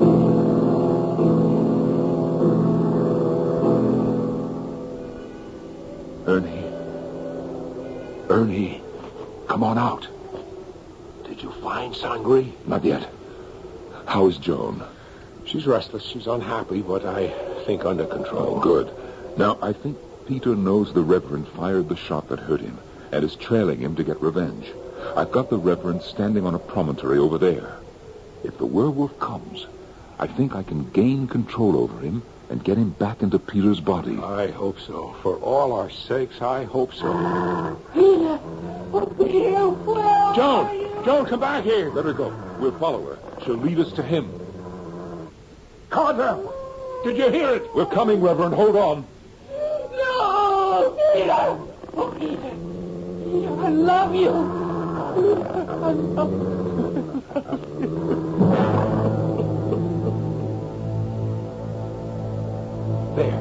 There it goes into Peter's tent. Let's hope it's in time. What about the Reverend? Joan will take care of him. Peter's the important one now. He's alive. Yes, but look. Those marks on his face. Are they gunshot wounds? They are. The Reverend aimed well. The shots went through his cheeks. Oh, he'll carry the scars for the rest of his life. It was Joan who stopped him. Joan's voice and his love for her. I'm not sure that I would have been able to head him off. I've been hurt. My face. It burns. You're going to be just fine. Peter, my love.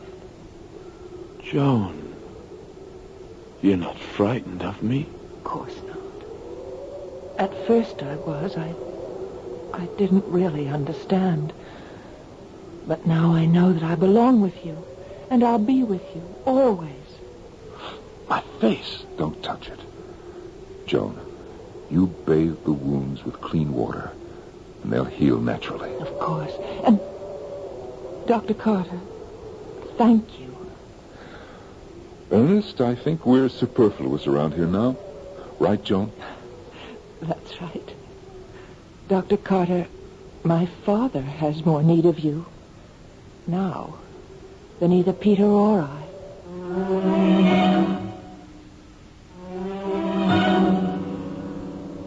And Joan's words proved to be true and not true. As Duane and I came close to Timmy's tent, we heard a voice, the voice of a man praying fervently, praying to his God for forgiveness.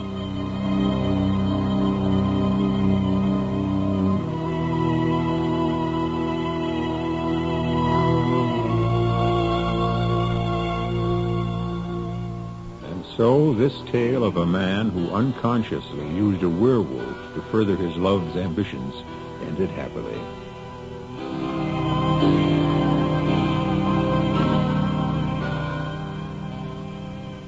And I no longer flaunt my skepticism. However, I must in all truth say that it's not really the recommended way to go courting, even in today's permissive atmosphere.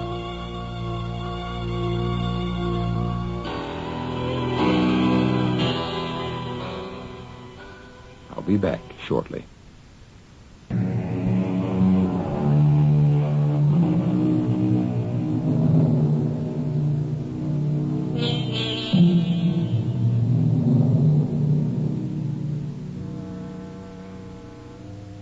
Our cast included Mason Adams, Norman Rose, Marion Seldes, Christopher Tabori, and Guy Sorrell. The entire production was under the direction of Hyman Brown. This is E.G. Marshall inviting you to return to our Mystery Theater for another adventure in the macabre. Until next time, pleasant dreams.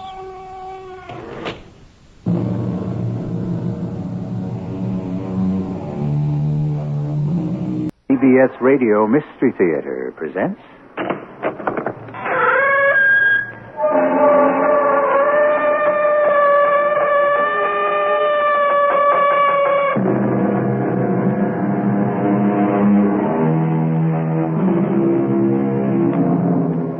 Come in. Welcome. I'm E.G. Marshall. For thousands of years, man has looked upward towards the night sky and dreamed. Pleasure barges rode down canals on the planet Mars. Life prospered in the lush jungles of Venus. And the moon was a supercosmic chunk of green cheese. In less than a decade, however, the Martian canals had become mere illusion. There can be no tropical paradise in the deadly atmosphere of Venus. And as far as our nearest celestial neighbor, consisting of green cheese, is concerned, well. But to those of you who are dreamers, do not despair too soon. The universe is infinite, and for every question to which an answer is found, there are 1,000 mysteries yet to be solved. Margot, you don't know what you're doing. I have to get rid of you before it's too late. Before you take over my body. You can't fight me. I have to. I have to kill you. You can't let me die. I won't let you have my body. Don't let me die. You must. Margot, if I die, we both die.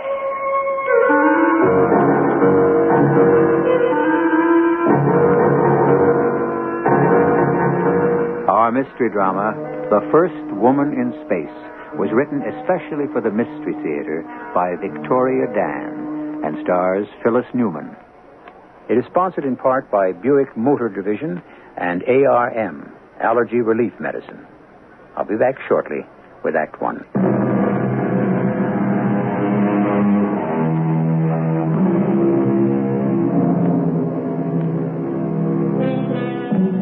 There have been men in space, and one day there will be women.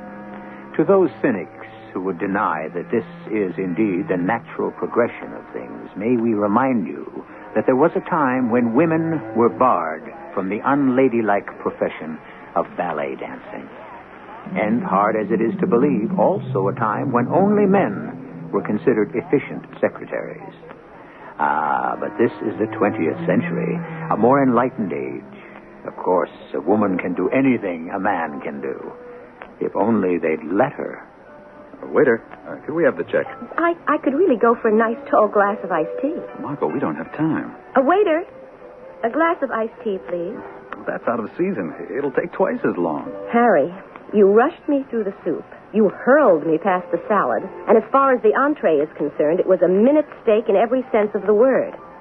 Now, can't we just relax and enjoy? The reception starts in 15 minutes. So we'll be a little late. But it's in your honor. Practically the entire staff of the university will be there waiting. Not to mention the board of trustees. Until you came by the apartment to pick me up for dinner, I knew nothing about any so-called reception. Well, I wanted to surprise you. Some surprise. Our first real date in 6 months. And you've transformed it into some big publicity play for the university. Your university. Okay, I'm sorry I didn't tell you before. But you must know I have had it up to here with receptions, interviews, the publicity routine.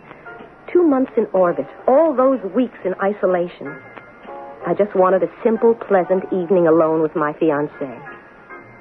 I missed you, Harry. I thought you would miss me. Margot. Hey, I missed you. That's why I began spending more time in the lab, and as a result, I may have made a major breakthrough in the conversion formula. But, you see, I need more funds. I see. Yeah, look, if we play it right with the trustees tonight, I can get that grant. That's why we've got to get going. Oh, here's my iced tea. Thank you. You know what that crosstown traffic can be. It's so hot in here. Can't tell you how refreshing this tastes. Margot, we've got to leave. When I'm finished... How can you be so inconsiderate? That does it. You can go by yourself. Oh, but you have to come. They're expecting you. You're a celebrity. That's what those people understand, respect. I don't want to argue. It's hot in here. Margot, where are you going? Home. Good night, Harry. Margot, this is the last time. I promise. Don't worry about me. I can take a cab. Margot, wait. Driver? Like I say, you're lucky I happen to be driving by. One night, have to wait outside for a taxi. Do you have the heat on? Yeah, you want me to turn it up a little? No, turn it off. I feel warm. Warm? In this frost? What are you rolling the window down for? It's hot in here. It's 20 degrees out there. Is your radio on? No, it's busted. You don't hear it? Hear what? That music. Strange music. You know, I can't place it, but you look familiar. I seen your picture someplace, like the newspaper, the TV. Can't you hear it? Yeah, the TV, but you ain't an actress. It's hot. So hot. What did you just say? I was saying you're famous, but you ain't an actress, right? No. You are an actress. No, you just agreed with me. You just said it was hot. Lady, Really, I just heard you. So hot, Margot. How do you know my name is Margot? I don't know your name is Margot. I heard you. You just called me Margot. Lady, honest, I didn't call you. Hey, wait a second. Margot Gordon, that's who. You're Margot Gordon, the astronaut in my cab. I could have sworn I heard someone say my name. Well, here we are, Miss Gordon. I mean, Dr. Gordon. Here it is, 2930 Newark Street. Oh, yes. Keep the change. Thanks. Thanks a lot. Good night. Good night. It really can't be 20 degrees out here. It's too hot. Much too hot.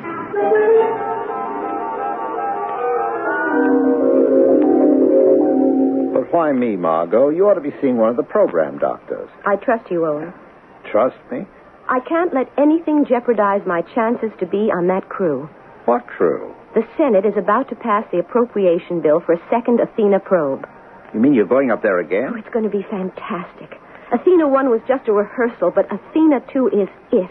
I've never wanted anything so badly. That's why I can't go to the mission staff and tell them what I've just told you. So you hear voice? I hear one voice. A very clear voice. Margot, sometime or another, a lot of us hear voices. I kept thinking maybe it's an after effect of all those weeks in zero gravity. Well, I don't find a thing wrong with you, physically. So? So, there are three possibilities. Yes?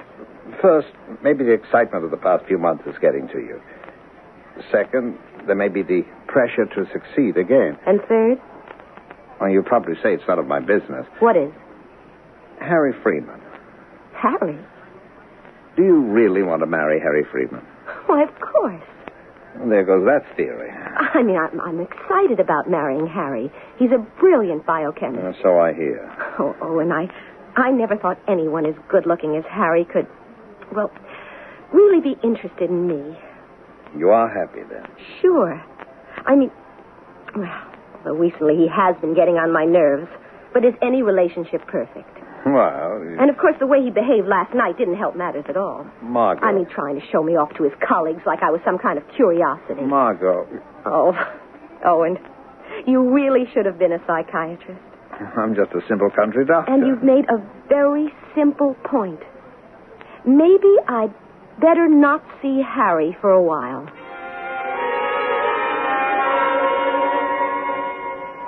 Yes, General. Yes, I just heard the news. Of course. I never doubted the bill would go through. Well, I'm delighted, too. Yes. Right. Yeah, I'll be there Monday morning. Goodbye, General.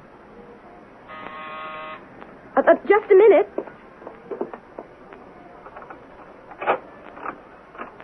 Harry. Can I come in? Well... Please. I have something to tell you. Harry, I thought we agreed... Yeah, to go our separate ways for a while, I know, but... I was just on the phone with General Tolliver. Look, I don't care who you were on the phone with. Harry, I've never seen you like this. Look, I did a lot of thinking this past week about us. You did? I thought about what you said. About my resenting you being such a celebrity. Oh, I didn't say you that. Didn't exactly say that, but it's what you felt.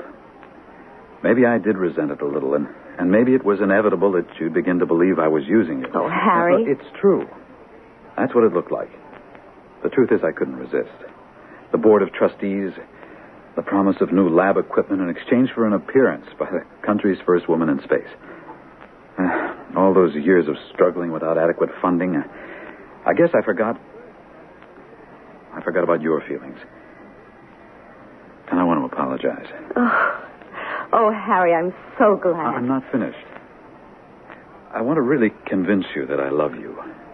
For yourself. And not because you're the famous Dr. Gordon. Look, I want you to quit the space program. What? I want you to quit the space program. You're kidding. Then you'll just be plain old Margot Gordon again, and I can have you to myself. What makes you think I even want to be plain old Margot Gordon again? I want you down on Earth, in my house, married to me. Well, we've discussed this before. Well, when are we going to get married? When I'm ready. Well, it's been 2 years. You know, I'm beginning to doubt that you... You know, you always manage to turn the tables and come up the good guy. You've got me all confused, and there's so much on my mind. Margot. Oh, no, not again. What are you talking about? Margot, it's so hot. Please tell me. Who are you? I'm your fiancé, Margot, in case you forgot. Not you, Harry. What? Margot, send him away. I must be hearing things. Darling, listen to me. Send him away. Harry, I have He is an intruder. Harry, I have a lot on my mind right now. Please leave me alone. Margot, what's happening to us? Things change. He must leave. People change. Make him leave. I don't want to argue. Look, I'm not going anywhere until we discuss this like two adults. Force him. Get out, Harry. Margot.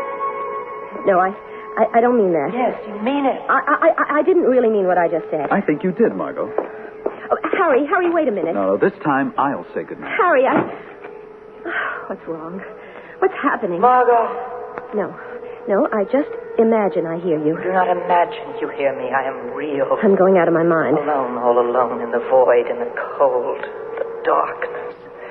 Then your ship, your space. This can't be. All alone, and now I'm not alone any longer. You found me. You brought me back. Brought you back? Yes. You mean back from space? Back from the Athena 1 probe? Yes. Oh, what's the matter with me? I'm talking to thin air. No, I am real. I exist. I was all alone in darkness. I saw your ship. I felt the life inside. Life. No more alone. Something in my mind. I'm part of you now, Margot. Part of you. Shut up. We share now. Part of your body, part of your mind. Shut up. You feel my thoughts, hear my thoughts, think my thoughts. Shut up! Why am I sweating like this? So hot, Margot. We're so hot. It's a reaction to all the tensions. That's what it is. Don't bite me. Oh, please. What do you want from me? I want you, Margot. You want me? Yes. But why? Answer me. Why? What are you? Please. What are you?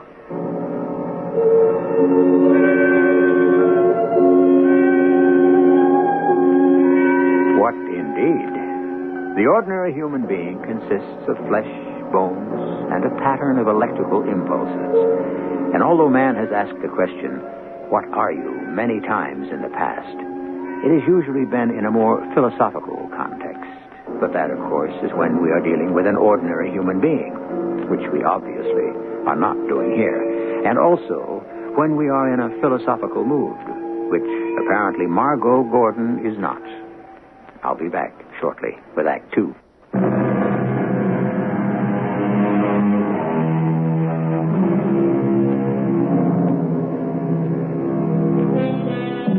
Is man alone in the universe? There really hasn't been much evidence one way or another. And if we do have any neighbors, they certainly have been keeping a rather low profile. In any event, Margot Gordon is a brilliant scientist who seems to be wondering if maybe she hasn't come back alone from a mission in outer space. It's not that she's inhospitable, but there are certain kinds of company that a sane, average human being can very well do without. Please tell me. Who are you? Who are you? I am the last. The last? The last? I am all that remains, all that survives. Survives? Survives what? Our world destroyed. Our world is dead. Your world? Our planet is gone in the light of 1,000 stars. Home is gone in the blaze of 1,000 stars. Blaze of 1,000 stars? You mean your sun exploded? The heat of 1,000 suns. Our planet is no more. I'm all that survives. A traveler with no home to return to, waiting for a home to return to. A traveler? What did you travel in? Where is your ship? There is no ship. No need for a ship. Why can't I see you if indeed you do exist? I exist. I can't see you. So long ago. So long to search. To wait. An eternity of waiting in the darkness, in the cold, in the emptiness. This is insane. I'm talking to thin air. My mind survives. My mind lives. My thoughts are my eyes. My thoughts are my hands. Why are you doing this to me? My thoughts guided me. They found your ship. They found you. What do you want from me? No more searching. Your hands are my hands. No. Your eyes are my eyes. It's impossible. I live again in the sunlight again. We live. No. We share this body. I survive in this body. No more darkness. No more aloneness.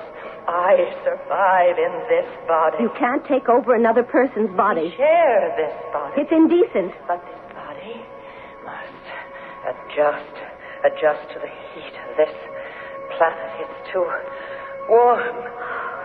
I'm so hot. We are hot. We must do something about the heat. What's wrong with me? What's happening to me? So hot. No, I don't. I don't hear you. You're not real. So hot. Gotta concentrate on something else. Get away from the heat. A movie. All right, a movie.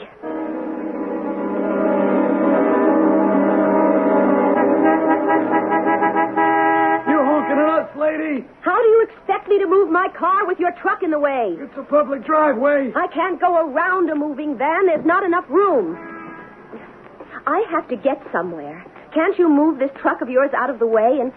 And what about all these crates? Lady, we're right in the middle of unloading this junk. It's bad enough we have to work overtime. Hey, would you look out? Please, get out of the way. These boxes are heavy. I wouldn't want you to get hurt. This isn't safe. That's what I've been trying to tell you. Now, stand back now. Hey, George, check the coupling, will you? Something sounds a little loose. This is absolutely ridiculous. Margot. Not you again. Margot, there's danger. Hey, George, ease it to the right. Yeah, check that rope before you put it on the ramp. Before, George. There's danger. No. The wooden box inside is heavy equipment. I don't hear you. The rope that pulls it is old, thin. In a moment it will snap. Okay. Easy, George. In a moment it will hurtle down and crush the man, crush you. Us. I don't hear you. You must be ready to save us. You have the strength to save us. Put out your arms. Okay, let it go, George. We have the strength. We have the strength in our arms to stop it. Margot. No, look out. No, Margot, no. Out of the way. Lady, you'll be killed. We are strong. What on earth? Now, release the crate. Gently let it roll to a stop. I don't believe what I just saw. Where did I get the strength to do? If I hadn't seen it with my own eyes, well, you just put out your hands and stopped that box dead in its tracks. Over 800 pounds. You are real. You do exist. Yeah, how did you do it, lady? I really did bring you back from space. Yes, Margot. An alien creature living inside of my body. What am I going to do? Hey, how'd you do it, lady? I mean, you got iron arms or something? I have to get out of here. Hey, wait a second, lady. Wait now. Come back.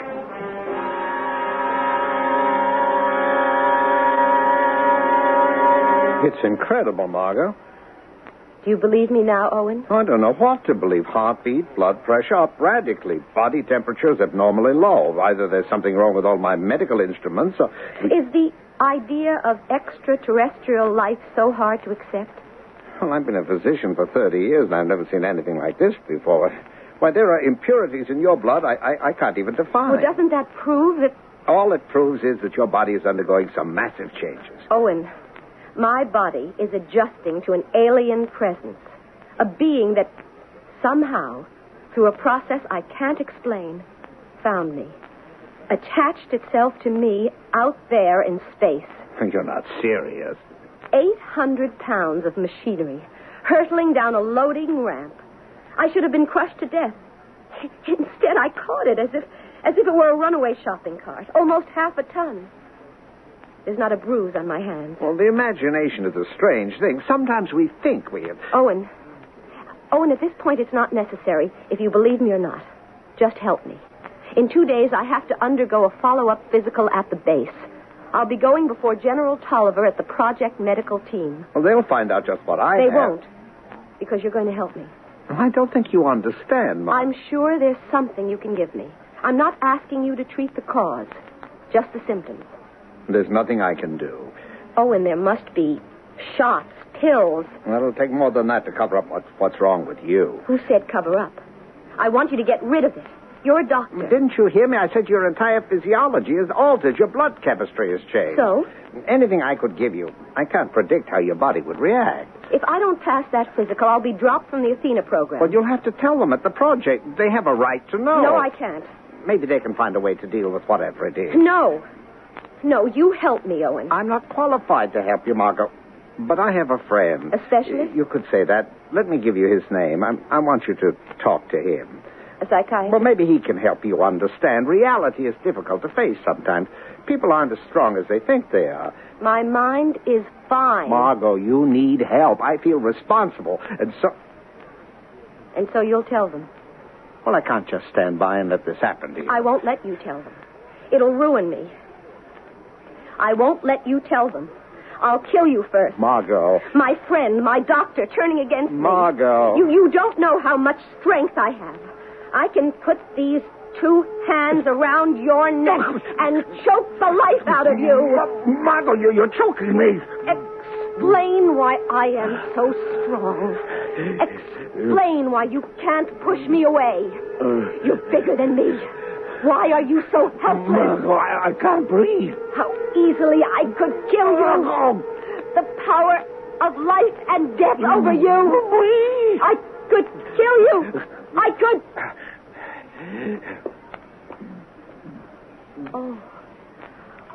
Owen, I don't know what came over me. How in the name of... Oh, I'm so sorry. I'm sorry. I wouldn't hurt you for the world, and I almost... What you just did... I was angry. I didn't know my own strength. Come on, go. Oh, Owen, please help me. I've got to think. I've got to think.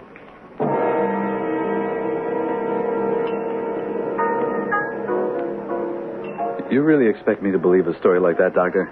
Harry, do you think I'd come to you if I didn't have to? Well, I know you don't like me. You can't accept the idea of Margot and me getting We're not married. here to discuss my opinions. I asked to meet you here because whatever else I think of you, you are a brilliant, innovative scientist. Oh, boy. First you feed me a wild story about creatures from outer space. Then you start praising me. Now, come on, Owen. What do you really want? I only want to help Margot. No, seriously. Tired of playing country, Doctor? Do you want me to get you back into the university? Now, Harry, get this straight. I don't like you. I've never liked you. You may put on a nice enough front where it counts to someone like Margot, but inside you're out of touch with people. You're not really warm at all. But you're smart, and you've got the equipment, a lab. If anyone can help Margot, you can. Help her? If you really care about her the way you claim to. I do care about her. I happen to love her. Now, we had an agreement. But she hasn't been the same. I know, since she came back from the first Athena probe. You noticed it, too. Well, that's what I've been trying to say to you. It's not mental, Harry. It's physical. You actually believe... As a scientist, aren't you at least a little bit curious? You've written a dozen papers on the possibility of extraterrestrial life, and here's an opportunity presenting itself. You say that there is actual physical evidence? Put a blood sample from her on a slide. Okay. Okay, I'll go along. But look, is she willing to see me? She'll see you.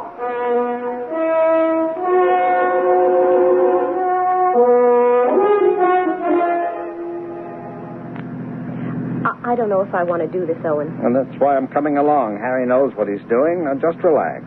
General Tolliver called me again today. Oh? They've narrowed the final crew selection down to half a dozen.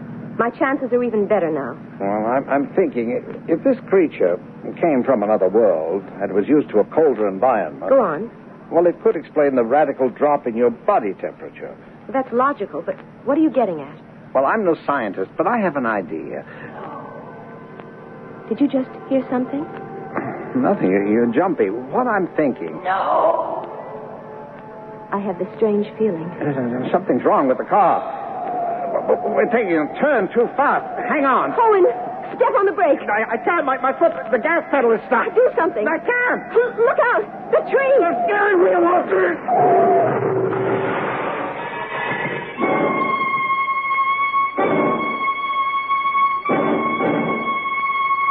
Be silent and safe, the saying goes.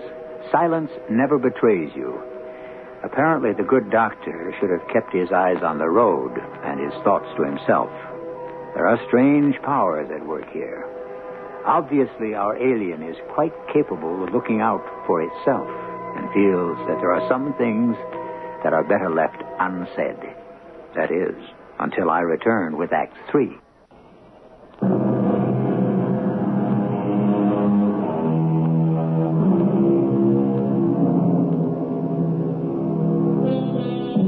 Down through the ages, there have been endless examples of people who believed their bodies to be possessed by evil spirits. Now, as the result of a contact in outer space, astronaut Margot Gordon finds her body possessed by an alien being. Though we have no way of determining whether this creature is evil, we do know that it can and will fight for its life. Playing unwilling host to an extraterrestrial life form is proving to be quite unpleasant, especially when the unwelcome guest has no intention of ever leaving. Owen? Owen? Margot. Oh, Owen, thank heaven you're still alive. Margot. No, don't try to talk. You all right? I'm fine. Please, lie still. I lost control of the wheel. Hurry over here. Margot, listen. Please. Shh, don't talk. I have to tell you. This is all my fault. I can't remember. None of this would have happened if I had kept you out of it. I came as soon as I heard. Oh, Harry. How is he? Intensive care. Critical. They won't know for hours. But at least you're all right. I mean, sometimes these accidents look worse than they are. This was no accident. Well, not a scratch on you, but then... What did you say? It wasn't an accident. Oh, come on. Something made Owen lose control of the car. Honey, it's been a traumatic experience for you. The alien, that's who did it. The alien? Owen was trying to tell me something. You're serious, aren't you? Harry, when I was in orbit, up there, I can't explain how, a living organism, an intelligence of some alien origin, merged with me. Don't stare at me like that. I'm not crazy. It invaded me, became a part of me. It lay dormant for a while, undetected. But now it's... All right, Margot. Let's put it to the test right now. Now? The chemistry building is just across the campus.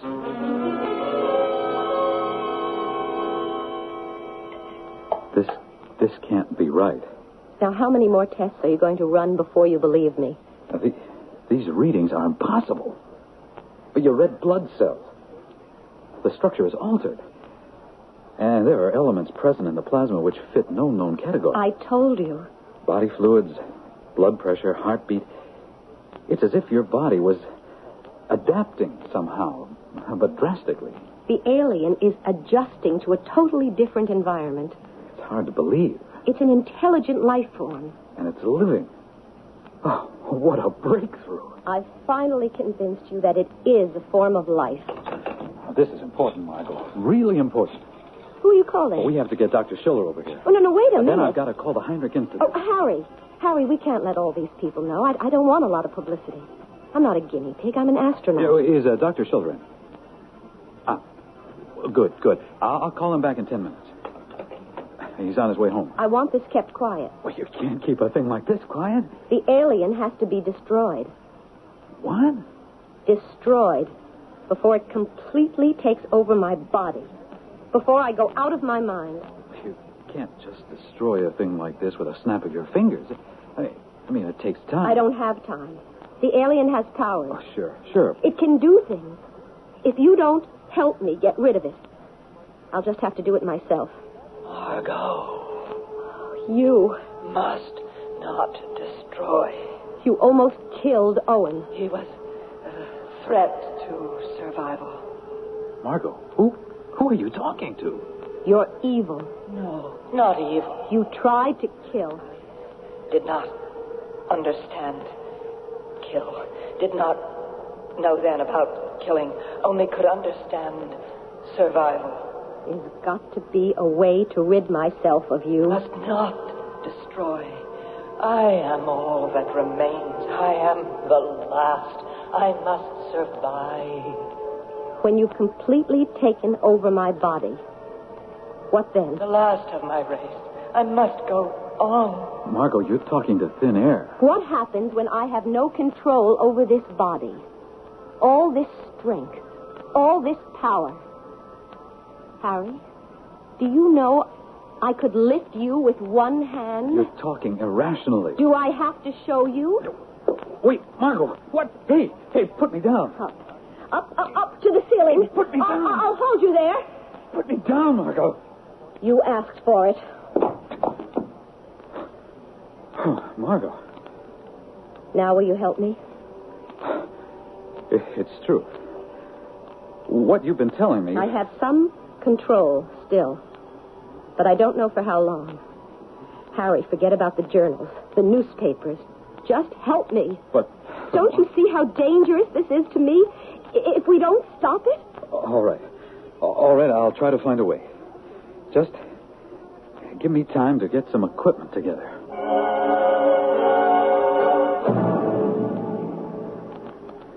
I don't like the idea of putting you in a pressure chamber. It's dangerous. Harry.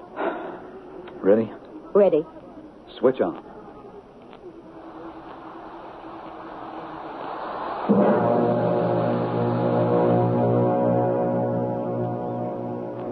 Nothing. Nothing happened. Move on to the x-rays.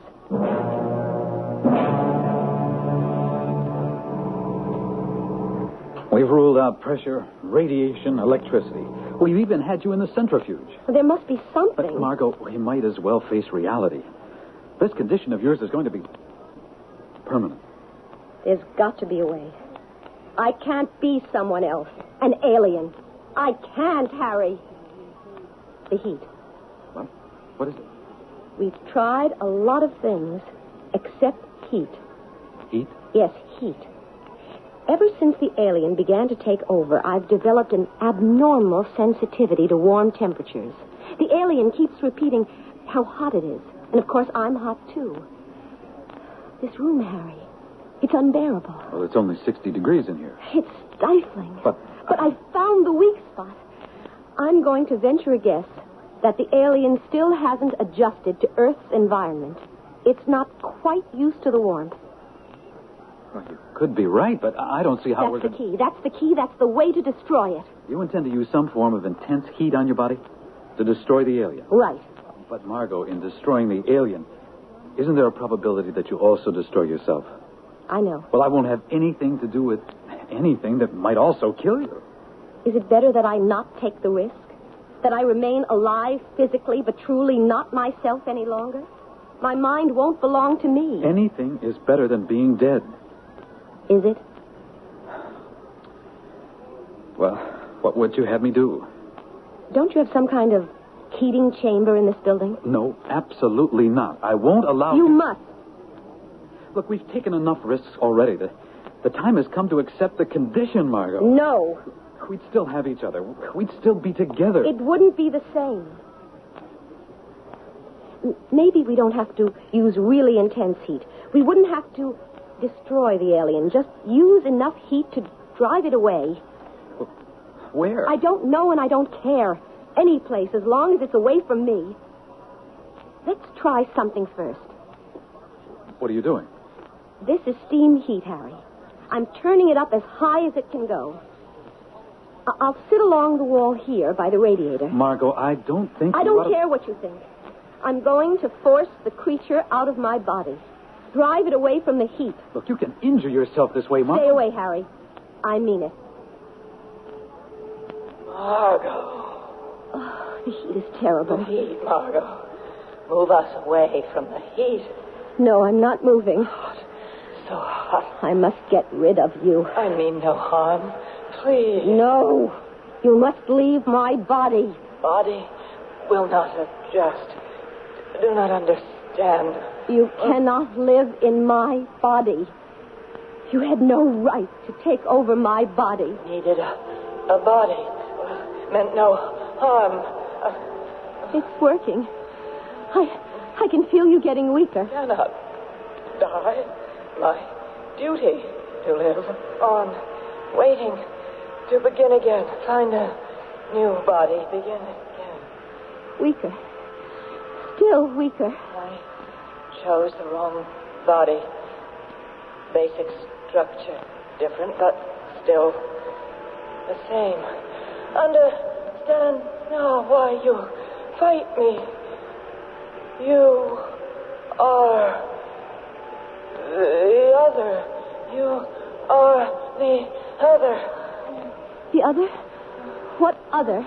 Cannot stay in this body. You are the other. Must find new body. Right body. What do you mean I'm the other? Must survive the heat. Must find a body of the other. This heat. I can't think straight. I'm growing weaker, too. Understand now. Two of each kind. Two of each species. Margot, you are the other. Yes. Yes, I understand now. You are the other half. You are the female. They call the other female on this planet. Must find my other. Yeah, must survive. Must find a way to live on. He must hurry. Wait. I understand.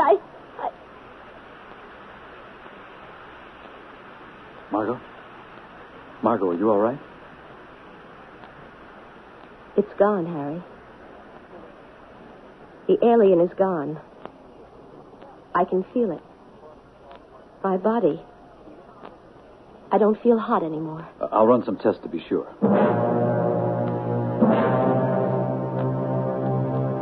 Blood pressure, heart rate, body temperature. All back to normal. It's gone. Really gone. Oh, it's incredible. I mean, somehow, your entire body chemistry is reverting back. Gone.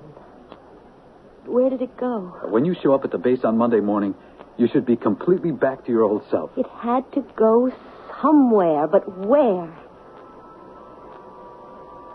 Margot? What's wrong, Harry? Did you just hear that? Hear what? That sound. What sound? Oh, for a minute, I thought I heard a sound. A voice. What did you think it was? Well, I don't know. Something... Well, it didn't make much sense. I have found the other... something like that. I have found the other? Oh. Margot? What's with you? Nothing. Well, you look as if you've seen a ghost. Oh, come on, let's get out of this hot box and find ourselves two of the biggest ice cream sodas in the city. Harry, it's not hot in here. What is it? Margot? What's wrong? Nothing is wrong. Everything is as it should be. It did find a new body. I have found the new beginning. You're Harry. We are Harry. Everything is as it should be. A new beginning.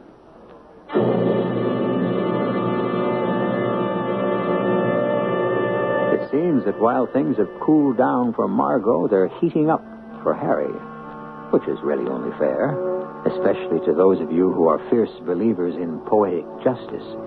Harry is serving science in a capacity he never dreamed possible, preserving an alien life form from eventual extinction. Yes, justice is our motto. I'll be back in a moment with a final verdict.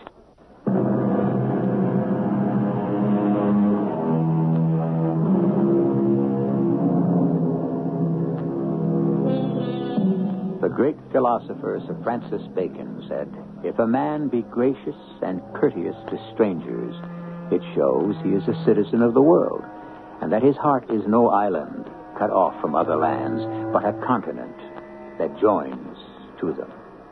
Why not carry this a bit further? How will man react when he makes that first contact with a celestial neighbor? Will he welcome such a stranger and prove himself to be more than a citizen of the world, but a citizen of the universe? Our cast included Phyllis Newman, Marion Seldes, Lloyd Batista, and Hans Conried. The entire production was under the direction of Hyman Brown. And now, a preview of our next tale. What if someone should want an autopsy? What would I say? Jack or Fred or the other Magnum board member? Of course, Arthur would stop them. He signed the death certificate, his word. Besides, who could do that without my permission? Unless there was some suspicion of... It was narrowing down to Harriet and me. I had to act. Now, first thing, to discredit whatever she might say. I called Arthur's office and said I was too sick to keep my appointment at 4. I started eating nothing but toast, a few potatoes for dinner. I began to take a few grains of arsenic at a time. I had to make it believable. She was the prisoner, and I was the next intended victim. Radio Mystery Theater was sponsored in part by ARM, Allergy Relief Medicine, and Buick Motor Division. This is E.G. Marshall inviting you to return to our Mystery Theater for another adventure in the macabre. Until next time, pleasant dreams.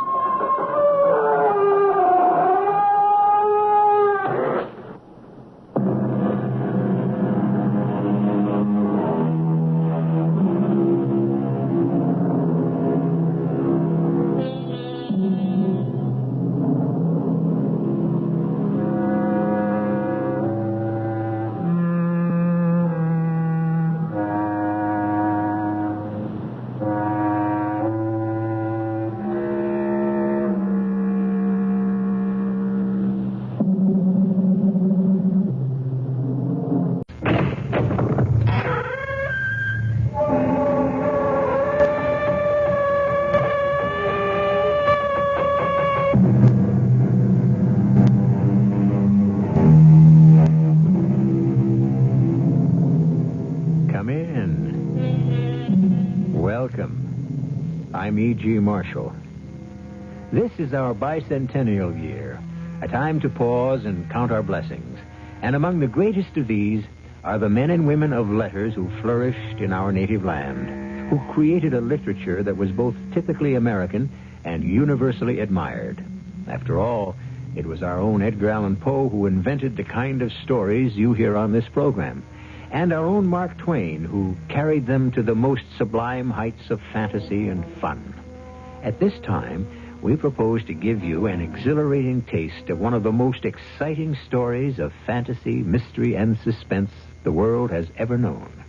Tell the king that if I am not released from this dungeon immediately, I shall cause a mighty calamity to befall this realm. Oh, please, sir, have mercy. Tell the king that I can call forth my magic powers and destroy the sun. Destroy the sun? But what? Well, how can a man destroy the sun? It cannot be done. Clarence, my boy, look at me. Do I look stupid? Oh, no, sir. Then, if it can't be done, why would I be willing to bet my life I can do it?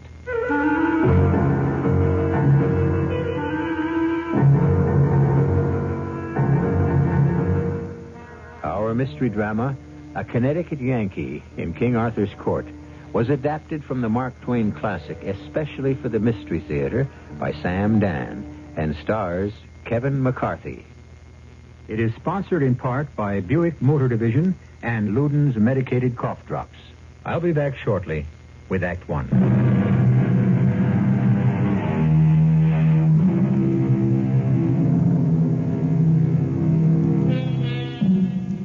Mark Twain begins his story with these words. It was in Warwick Castle that I came across a curious stranger.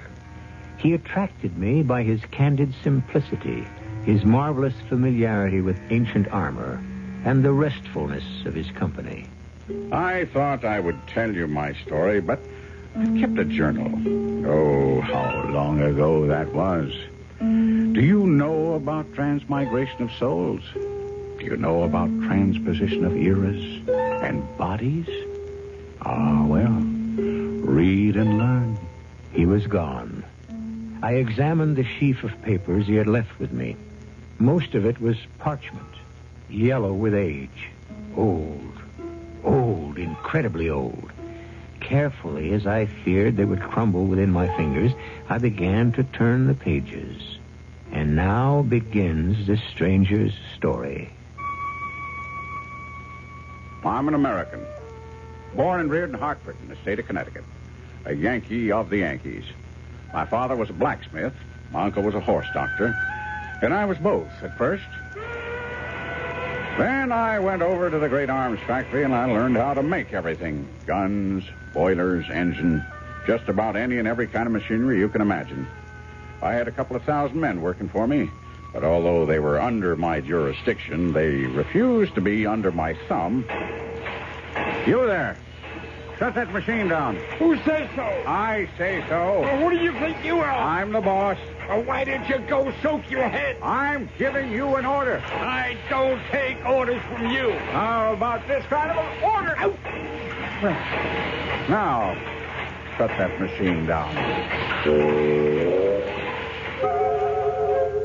Well, you see, you couldn't explain to him he was doing the wrong thing and wasting company time and material. So I had to develop other methods of communication. Well, that worked out pretty good for a while. But, as the good book says, he who lives by the fist. We had a big, sulky fella named, aptly enough, Hercules. A surly brute he was. Everybody left him strictly alone. I should have left him alone, too, but I had to prove who was boss. Oh, he laid me out with a crusher alongside the head that made everything inside crack. It seemed to spring every joint in my skull. And then suddenly the world went out in darkness.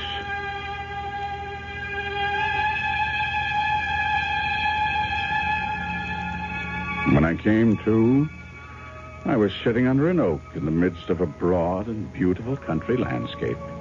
And there was a fellow on a horse looking down at me. A fellow fresh out of a picture book. In old-time armor from head to heel, with a sword and a shield and a prodigious spear. His horse had armor on, too, with red and green trappings that hung all around him. Oh, it was all gorgeous to look at. And then this apparition spoke to me. Fair sir.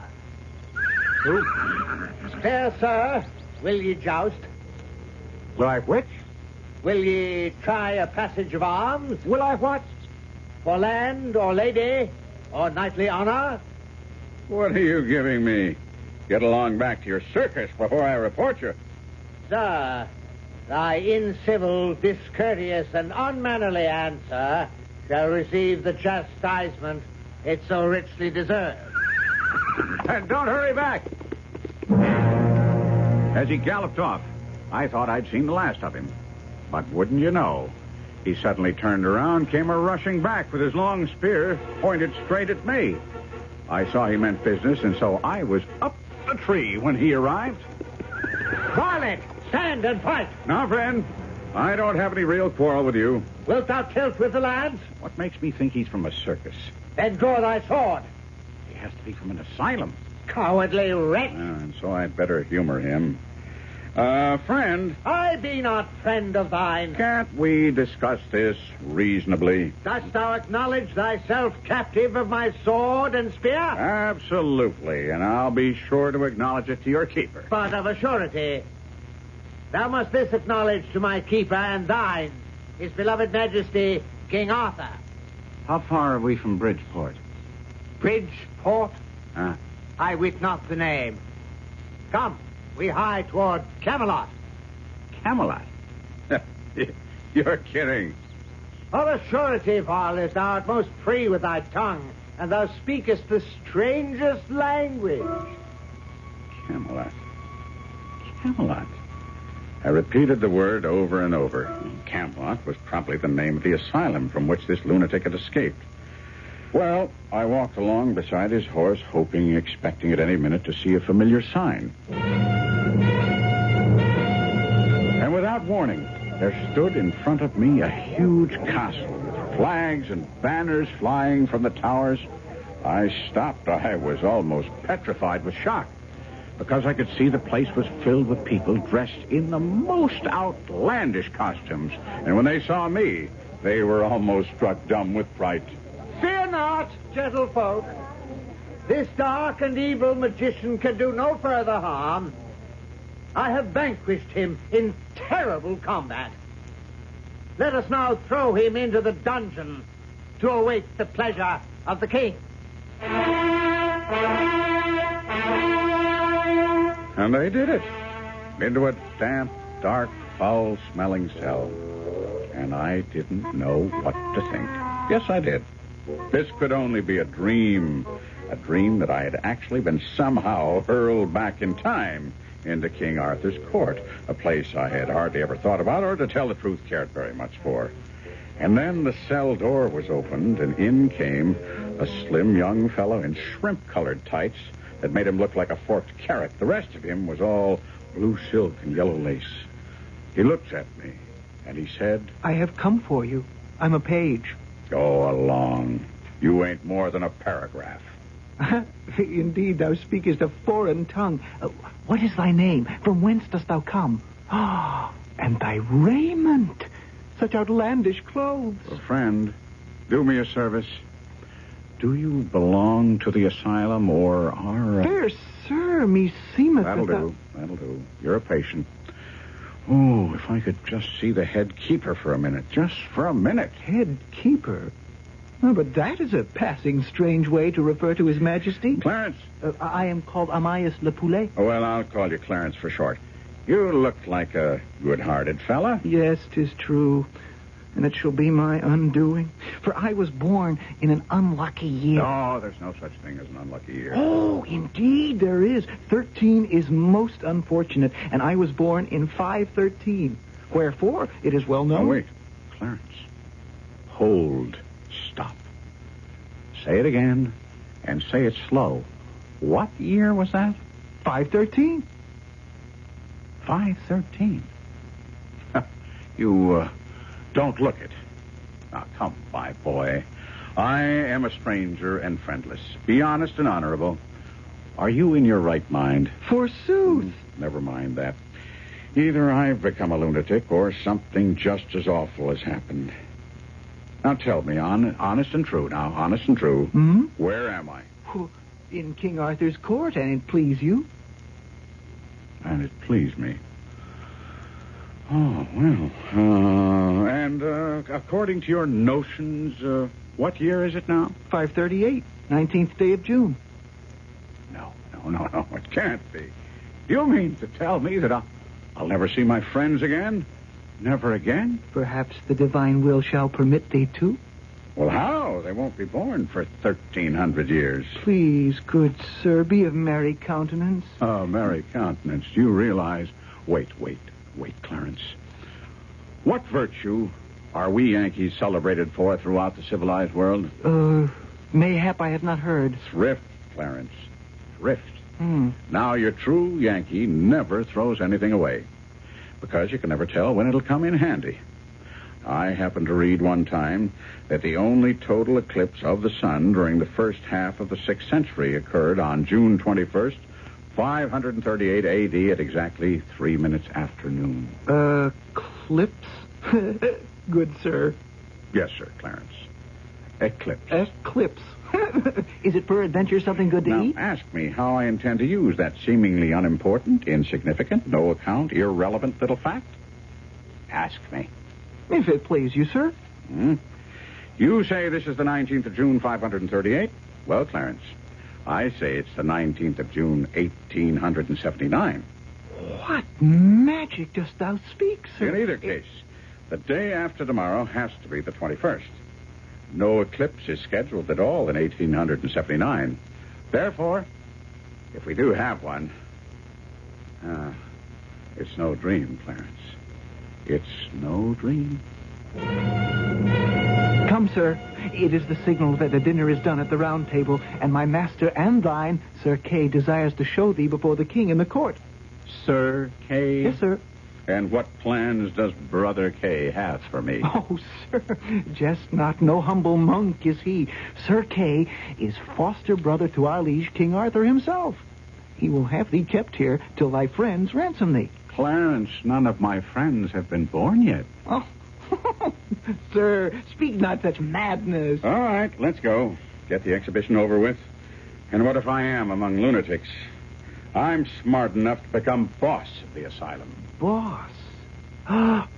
Is that thy name? Sir Boss?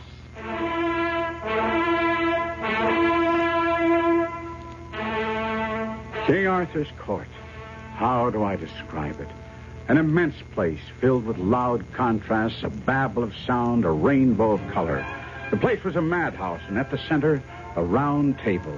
And around it sat a great company of men dressed in splendid hues. Well, finally the king raised his hand, and it must have been a signal for silence. Sir Kay, my good brother. Yes, Your Majesty. Is this the sorcerer? It is even true, my liege. Yes, it must be true. Who but a sorcerer would wear such outlandish clothing? This suit cost $15, second hand. The suit is one of enchantment. Who's that? That's Merlin, sir. Merlin? Merlin, the mighty magician whom all men fear. The suit is one of enchantment. I behold in him a creature of the devil. A creature of the devil? Your Majesty, I see the devil emanate from his body. Burn him. Well, then, if it must be done... It must be done, Your Majesty. Then let it be done day after tomorrow, the 21st day of the month, at high noon. This is not the usual manner. They do not kill. They hold for ransom. Well, Clarence, don't worry about it. Well, you say I'm not to worry, but they burn me at the stake high noon the day after tomorrow. No, Clarence. They won't be able to swing it. Swing? No, you see, I won't be here.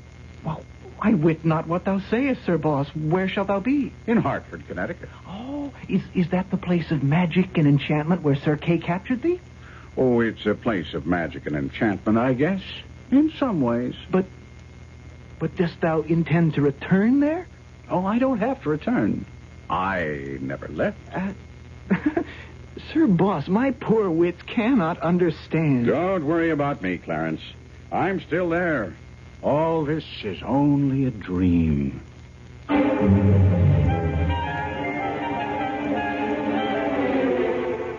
And I read on in the stranger's ancient manuscript, where he says he was carried off to a dark and narrow cell in a damp and filthy dungeon, with some scant remnants for dinner, some moldy straw for a bed, and no end of rats for company.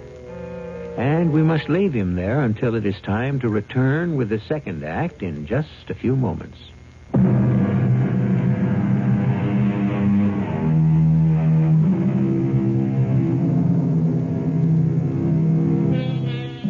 The Yankee, a two-fisted foreman in a Connecticut arms factory, picked a fight with the wrong party one day.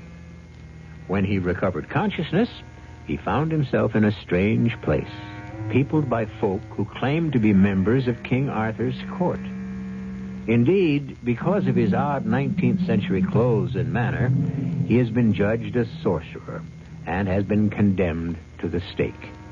The usual fate of such people in those times.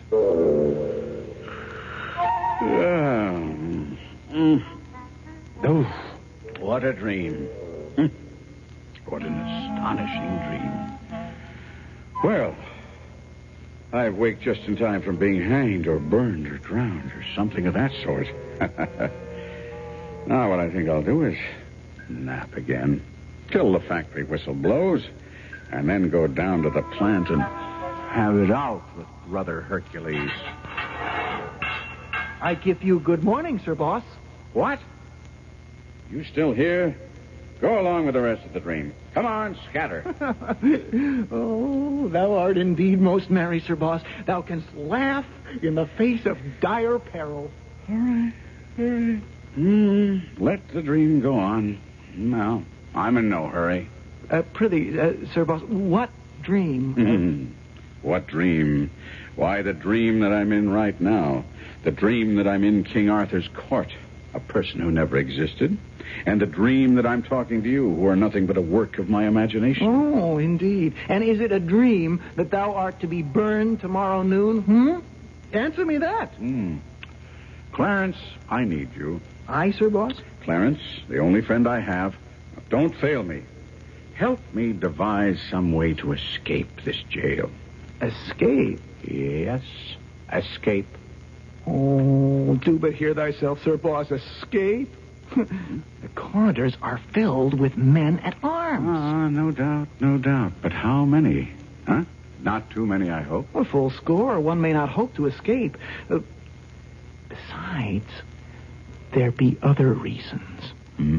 Weightier reasons. Other reasons? What are they? Well, 'tis said Merlin, in his malice, has woven a spell about this dungeon. A spell? And there bides not the man in this kingdom desperate enough to cross its lines with you. Oh, now, God pity me, I've told it.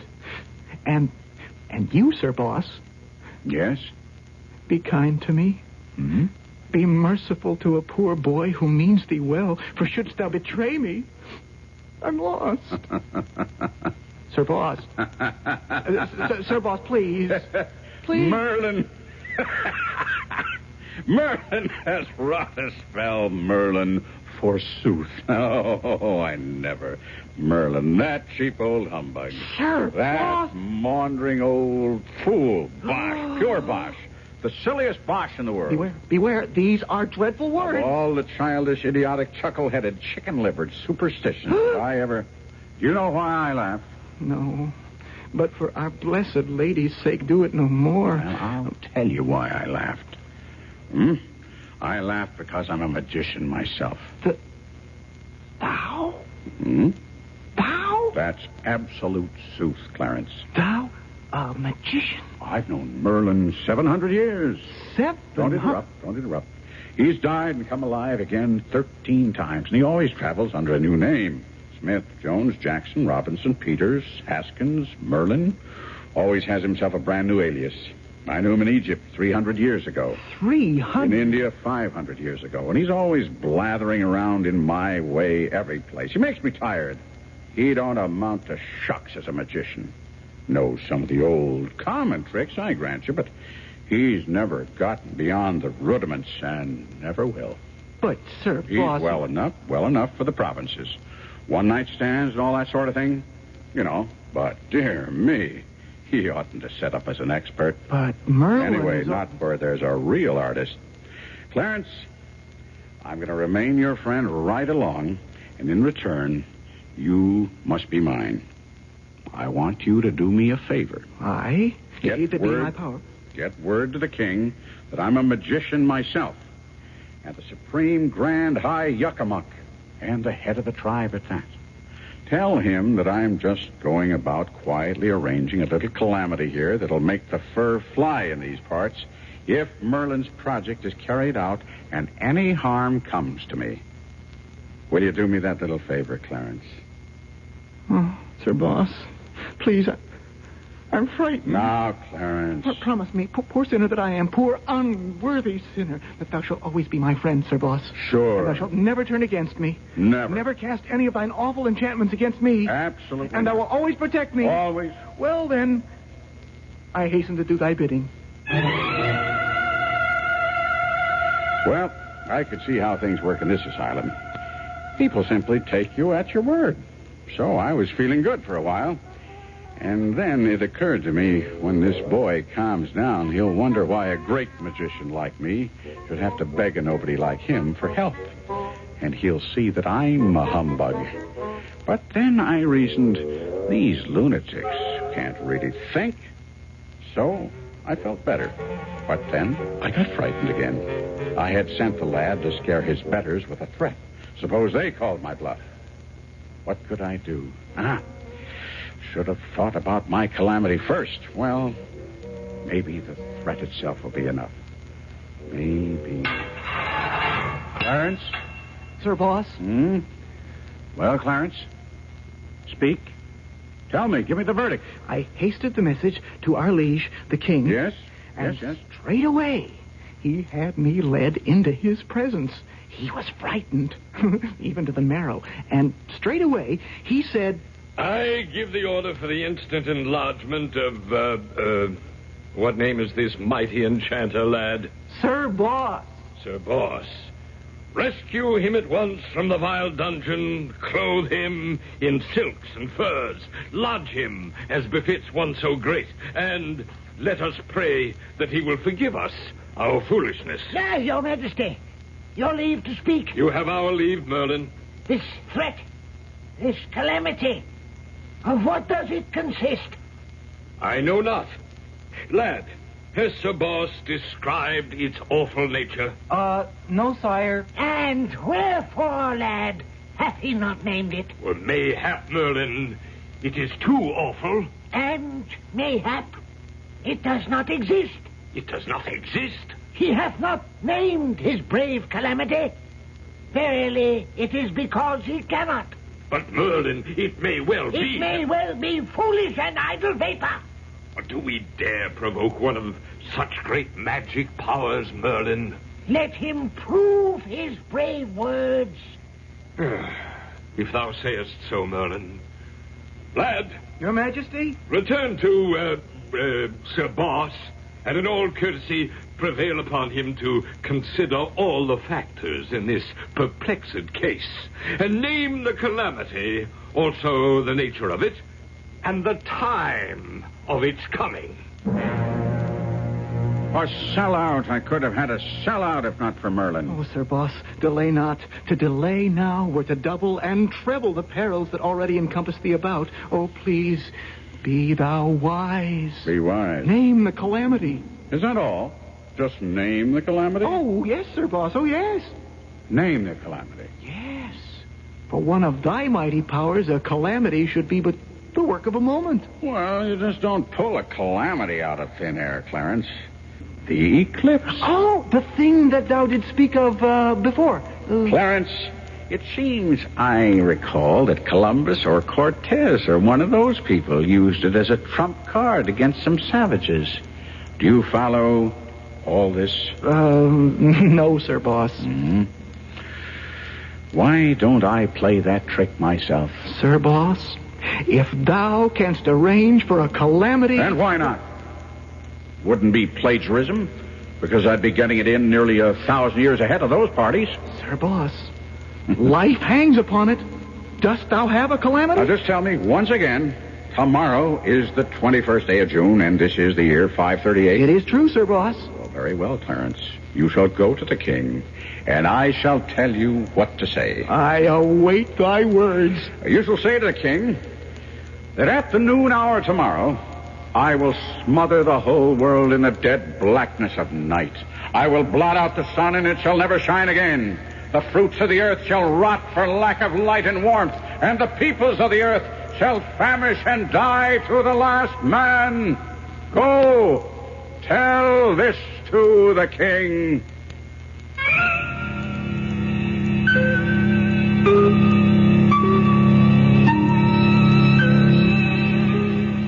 And when the threat was made, when the sought-after calamity was described, as the stranger wrote in the faded parchment document, poor Clarence turned pale and collapsed with fright, and the Connecticut Yankee had to carry the boy out of the cell and hand him over to the guards. Well, now I must hand you over to some folk who have some words of wisdom for you, and then we shall all return here for the third act.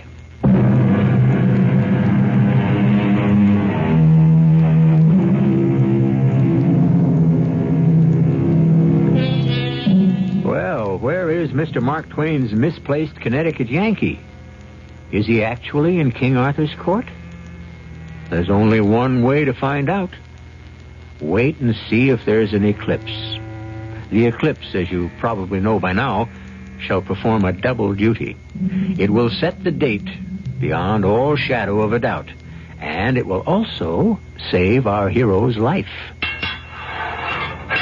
Clarence, did you deliver my message? Oh, yes, sir, boss. And? Oh, we're struck dumb with fear and dread. Let this be a lesson to you. Never lose hope, do you hear? I hear, sir, boss. Even when it's darkest. It is even so. Now, tomorrow. Tomorrow, I could have submitted meekly, given way to fear and terror. But I thought my way out of a tight place instead. And tomorrow noon, they'll conduct me to that stake, but I won't be burned on it. No, sir, boss. Tomorrow noon, I shall become the most powerful man in the kingdom. I can't wait for tomorrow. And I'll even tell you something else, Clarence. We may not have to wait for tomorrow. True, sir, boss. Because true. You see, the calamity that I told you to describe to these people. Do not say those dread words I'm again. sure everyone's terrified. Isn't that true, Clarence? Verily, sir, boss. Well, if I know human nature, they'll come here to see me, to try to compromise. And Clarence, listen, even as I mention it, it's the compromise on its way. Listen, they're coming. And if it's a good compromise, I'll accept. But if it isn't, I mean to stand my ground and play my hand for all it's worth. Sir Kay, and to what do I owe the honor of this visit? The steak is ready. Come. The what? The steak. Oh, but there's been some mistake. The execution is set for tomorrow. The order has been changed and set forward a day. But today Look, no, it has to be tomorrow. It has to be. Come, it's almost noon. Hasty. Lost. I was lost. There was no help for me now. I was done for good. I was dazed. I was stupefied. I had no command over myself. The soldiers took a hold of me and pulled me along with them out of the cell and along the maze of corridors and finally into the fierce glare of daylight in the upper world. And as we stepped into the vast enclosed courtyard of the castle, I received a shock. The first thing I could see was the stake. We see before us one who has threatened to destroy the sun and thus end for all time all life on this earth. I say he speaks falsely. I say he is an impostor. Merlin, speak thou more gently. Mayhap he does plan something magical? There is no need to placate this false magician, sir. Soon we shall see if he can save himself. I scarcely heard Merlin's gloating voice. I knew now. I was a man without hope, and with each passing moment the realization that I was about to die crept inch by inch through my veins and turned me cold. Sir Boss! Sir Boss! Clarence, what are you doing here? I am thy servant, Sir Boss. It is meet that I serve thee to the end, but there shall be no end. There shall be no end, you say? We know thou hast prepared a calamity. I had prepared a calamity, Clarence. Has aught gone amiss, Sir Boss? They changed the day on me. The calamity was set for tomorrow, not for today. I know, and 'twas through me that the change was wrought. Clarence, What are you telling me? When I spoke thy words to them, when I revealed the calamity in store, oh, how mighty was the terror it did engender. Then also I saw that I could save the sun. Save the sun, It would not be necessary to destroy the sun. But Clarence... Yes, Sir Boss. Thou canst very well destroy the sun and return to thy far-off realm. But all here would be dead. That was the idea. Yeah. And so I pretended unto this one and that one, the king, Sir Kay, Merlin, Sir Lancelot, that thy power against the sun could not reach its full until tomorrow. Clarence, so if any would save the sun and save the world, thou must be slain today, while thy enchantments are but in the making and lack their full potency. Maybe I should have explained that... It was but a foolish lie, but you should have seen them seize it and swallow it in the frenzy of their fright, as if it were a salvation from heaven. And all the while, I was laughing in my sleeve to see them so chiefly deceived. See how happy the matter is spread? Happy? For whom? Well, for all of us. Consider, thou wilt not need to do our son a real hurt. Make but a little darkness. A little darkness. Only the littlest little darkness. And cease with that. Sure. Mm-hmm. Mm-hmm. Mm-hmm. When they see that first shadow fall, they will go mad with fear. They'll set thee free and make thee great. Have thy triumph, good Sir Boss. But I implore thee, remember my supplication, and do the blessed sun no hurt. For my sake, and I am thy true friend. I can promise you this, that the sun shall suffer no hurt from me, ever. I guess when we're done in more by our friends than by our enemies. Tomorrow I could have worked a miracle. Today, I can only be fuel for a fire. Poor Clarence. What could I say to him? How could I explain it? I wanted to frighten the king and Merlin in the court, and I did. And I also frightened Clarence as well. I should have thought of that. All Clarence really wanted to do was to save the sun. He actually thought I would have to destroy it to prove my point. Well, it should be a lesson to me. But, unfortunately, I won't be able to learn from it. How do I get out of this? If it's a dream, I don't seem to be waking up. And here are the soldiers piling up rows of very flammable-looking wooden faggots all around me, around my ankles, my knees, my body. And I hear the voice of a monk droning something in Latin. And now comes a man. His face is masked, the executioner. He carries a blazing torch. He kneels down at my feet. He's ready to apply the torch, and it's no dream. Ye have threatened us with destruction. Answer him, Sir Boss. Remove the smirk from his evil countenance. Thou hast threatened our very font of life, the blessed sun itself. Well, show us thy powers. Merlin, do not force Your him Majesty, the man is a liar. He has no powers at all. He has lied. Now, Sir Boss, now. Make them all quake and tremble. Poor Clarence. Poor Clarence? What sayest thou? Why poor Clarence? Because... Sir Boss, look. Oh, the sun. Look, everyone. The sun. The sun. Thou hast begun thy magic. See the black about the sun. The eclipse. Hey, it can't be. Sir Boss, spare the sun. Apply the torch. I am Merlin. I forbid it. I am the king. Then I shall apply it myself. I am Merlin. I fear no one. Stand back, old man, before thou encounterest the wrath of Sir Boss. Even now, he destroys the sun. Now, those are but random clouds. Hand me the torch. It's the eclipse. Executioner, hand me the torch. I say no. Stay where you are. If any man moves, even before I give him leave, I will blast him with thunder.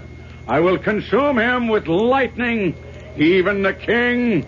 Now, as for you, John W. Merlin, sit down. Sit down, or you're a dead man. That's better. Sir Boss, be merciful. I will think it over, Your Majesty. Say no further into this perilous matter, lest disaster follow. It was reported to us that thy full powers could not attain their strength until tomorrow. You think these are my full powers? I'm feeling very weak today. Name any terms, fair sir, even to half of my kingdom. Oh, but stop. Oh, stop this gathering darkness. I should like to, Your Majesty. Believe me, I should like to. Thou shouldst like to? But once begun, these calamities are difficult to untrack.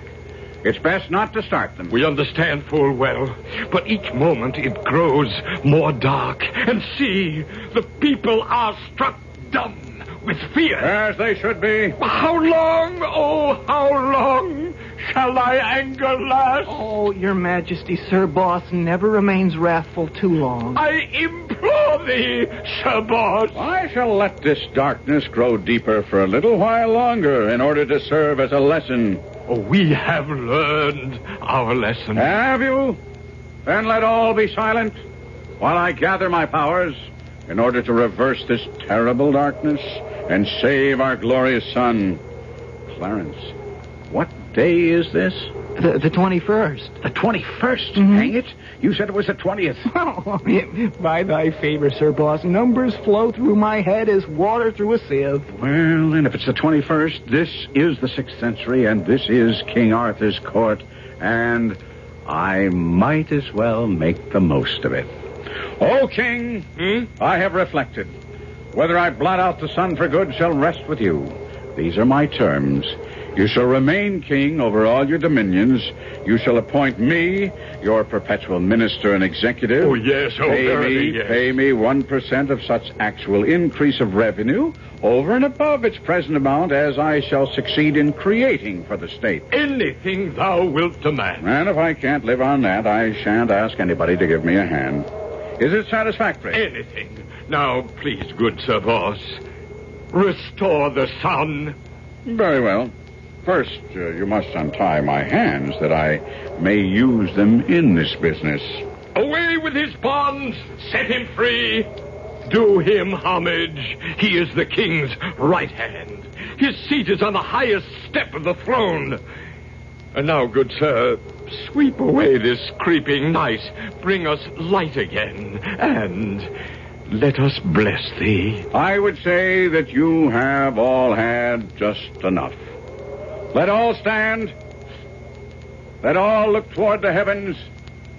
And now I declare, let the enchantment dissolve and pass harmlessly away. Oh, the sun. Look, the silver rim of the sun emerges. The sun returneth. I, the boss, have so commanded. All hail the boss! Hail the boss! Hail the boss! And so he became the boss.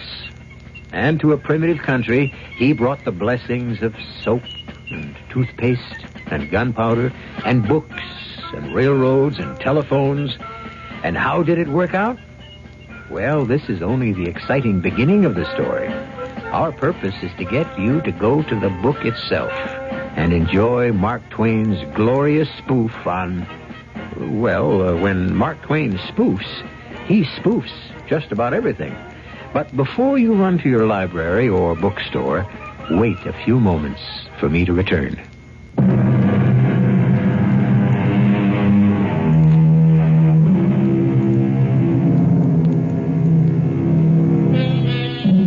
A Connecticut Yankee in King Arthur's court.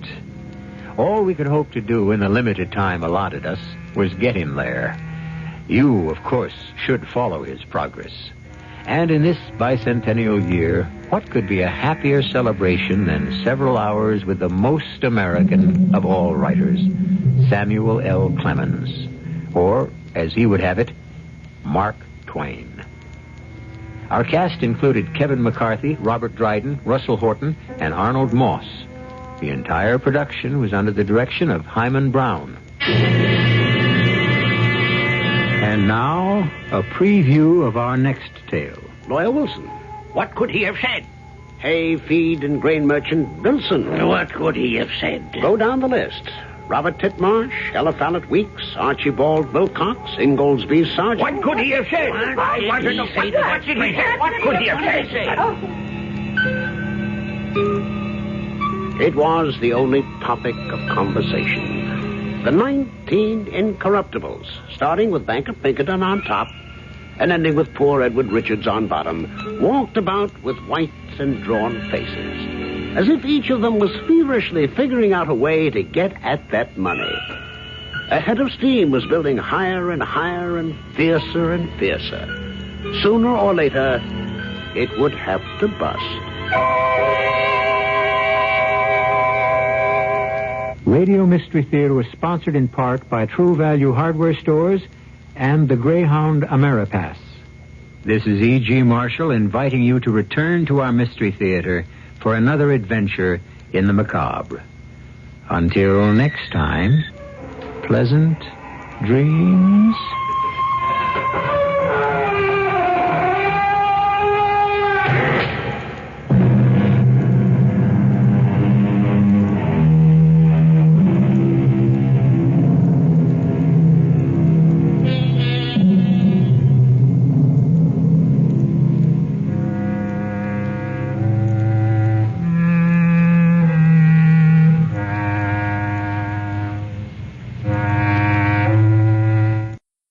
Radio Mystery Theater presents...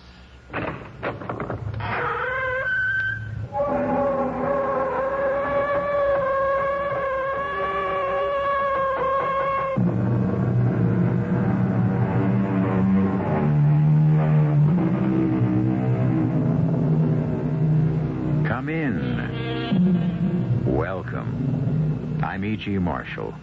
I'd invite you to sit down, but at the moment we're in a laboratory.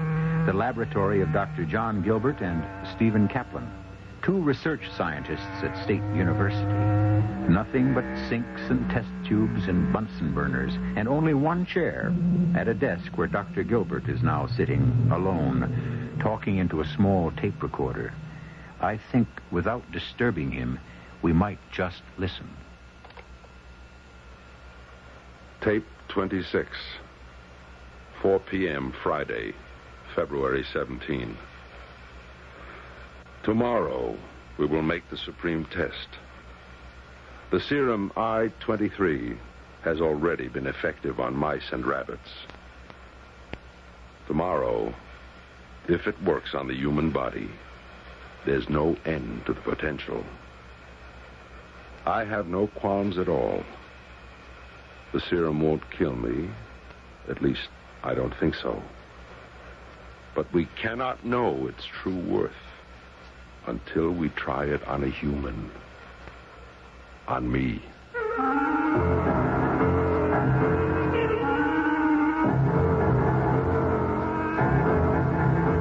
Our mystery drama, I Thought I Saw a Shadow, was written especially for the Mystery Theater by Bob Juran and stars Nat Polan. It is sponsored in part by True Value Hardware Stores and Contact, the 12-hour cold capsule. I'll be back shortly with Act One.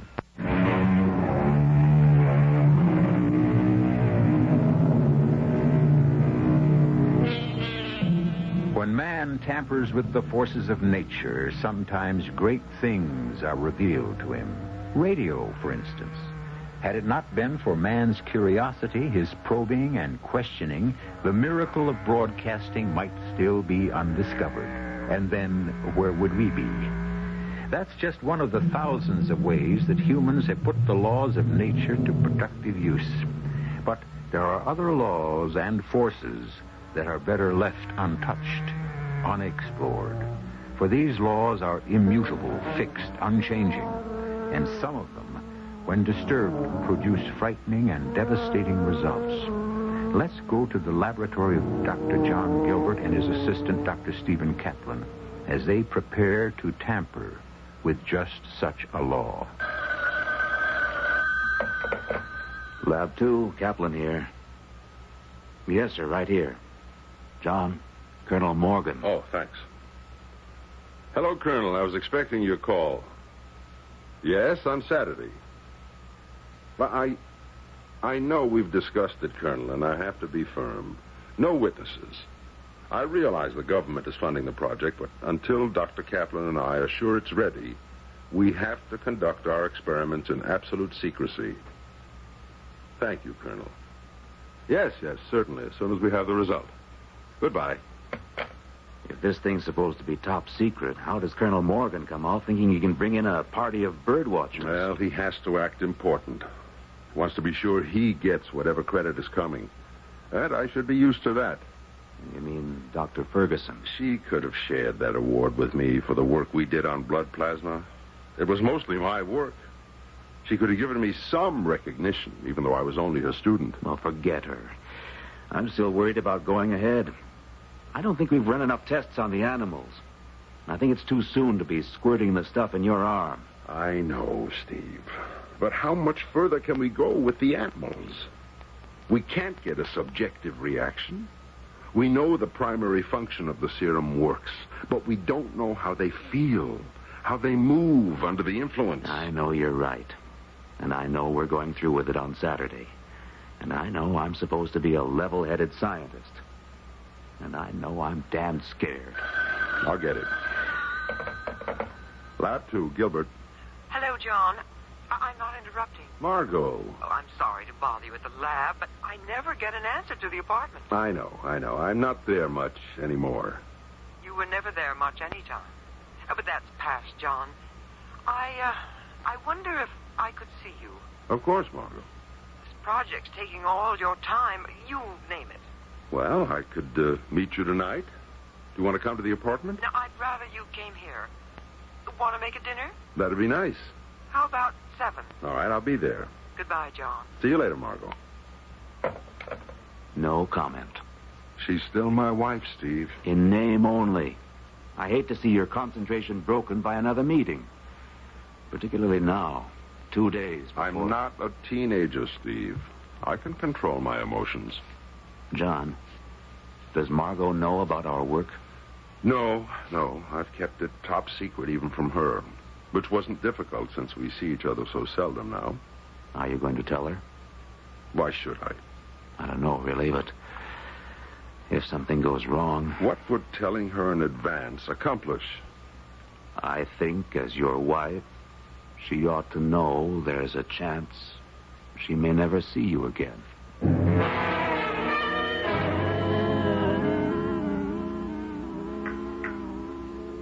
More coffee, John? No, thanks, Margot. I'd rather get down to some serious talk. Okay. Well, we've been through the wine, the candlelight, and the steak. Now we've got to face the facts. The facts being? I want a divorce.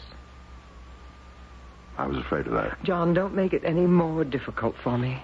We've been separated for almost a year. I want to be free. Do you? Really? Now, yes. A few months ago, I might have had doubts. But now I know I want to marry Bill Watkins. I want to be free to marry him. Well, I can't blame you. I'm not going to drag up the old neglected wife routine. You'll always be a deep part of me. But I want more out of life than the shadow of a man. Well, I can't argue the point. But you'll always be a deep part of me. You know, working in the lab, those many nights, those lonely nights for you, for me, you were always there. I love you. Even though you were home and I was working, we were there together. I may have been there for you. But for me, it was lonely. Is lonely. Well, I'll do whatever you want, Margot. Thank you. No, damn it, I don't mean that. I don't want Bill Watkins to have you. John. Give me one more chance. Let me finish this project I'm on now. It'll only be a few weeks, and I'll take a sabbatical. We'll travel. We'll be together every minute. And then I'll settle for a teaching position. In California, a nice, quiet, steady life. In other words, your career is the price you'll pay for me. Yes, if I have to. And you'll hate me for it. No, John. I want it my way. Well, it doesn't have to be settled tonight. Things can change. Maybe you will be free. What do you mean by that? Well, Steve thought I ought to tell you. It's supposed to be top secret, but as my wife... What is it, John? The project, the government project. Well, I know that. I know it's taken every minute for 2 years. But you've never known what it was. No. No, I could have put up a fight against another woman easier than that secret project. Well, Steve thought I ought to confide in you as my wife. Because, as he put it, you may never see me again. What? You've got to swear to secrecy, Margot. No one on Earth except Steve and a handful of government officials know about this. All right. I swear. Steve and I have developed a serum. A serum that's injected into the body and renders the body totally invisible. Invisible? It changes the molecular structure of the body. It works on the nucleus of the body's atoms. We've proved it with the lab animals. Invisible? But why? Margot, its use in the military is beyond imagination. For spies, troops, invisibility could turn the outcome of battles. And it works. On lab animals, it works. Well, that's fantastic. And on Saturday, we're trying it on me. On you? John, you mean you're going to become invisible? That's the hope and the plan. The effect only lasts for an hour or so, but we can't be sure of it until we try it on a human. On the rats in the lab, it lasted 1 hour. Then, gradually, they reappeared. No worse for the experience. Then it's not dangerous? Not to the animals, but we've got to try it on a human to really find out. To get the subjective reactions. I mean, will I see myself? Or will I look down and see nothing but space? How will I move? My body will still be there. I won't be able to walk through things like a ghost, or will I? These are the questions we have to answer with a human subject. You. Me. You'll come out of it all right. We hope and expect so. The effect has to wear off. And if it doesn't? You'll never see me again. Oh, you seem to be making light of it. I have confidence in the serum. I admit I'm a trifle nervous about the sensations, the unknown.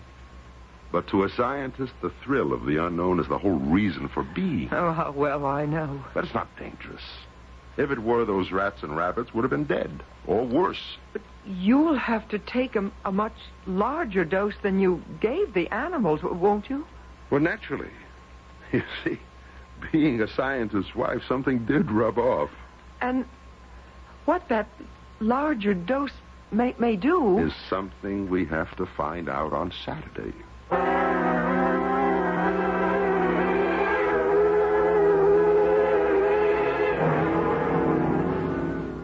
Are you ready, John? Yes. Now, you're sure? I'm sure, Steve. We've worked for 2 years for this minute. All right. Oh, damn it. Let it ring. I can't. Lab 2. Steve, can I talk to John? It's Margot. All right. Margot? Oh, John, I had to call. Are you all right? We haven't started. You called at a very awkward time. Oh, I'm sorry, but I simply can't stop thinking. I understand. But you'll have to let me call you later. If you're able to. I will. Please, Margot, I can't talk now. Oh, all right. Call me later. Go ahead. Okay. It's a large dose. At least 30 seconds to empty the syringe. Feel anything? Not yet. I'm going to slow down on the pressure a second. Why? Let your body absorb what it's got already. I don't feel a thing. Maybe I'm not supposed to. You don't look any different either. It's too early to tell. Maybe the dose we planned isn't big enough. Stop the tape recorder. I have now absorbed 200 cc of the serum I-23, the 23rd formula which Dr. Kaplan and I feel to be the effective limit for invisibility. I have no sensation. 20 seconds have passed since the beginning of the injection. In our experiments with mice, invisibility began within the first 10 seconds and was complete by 30. Taking into account the difference in size and body tissue, I should begin to disappear within 2 minutes, and complete invisibility should be effected in 5. 40 seconds have passed. The syringe is empty. Feel any different? Our proportions couldn't have been that much off. It's not likely, but everything's still an X factor. The dosage must have been too small. We don't know that yet. All right. We'll wait 15 minutes.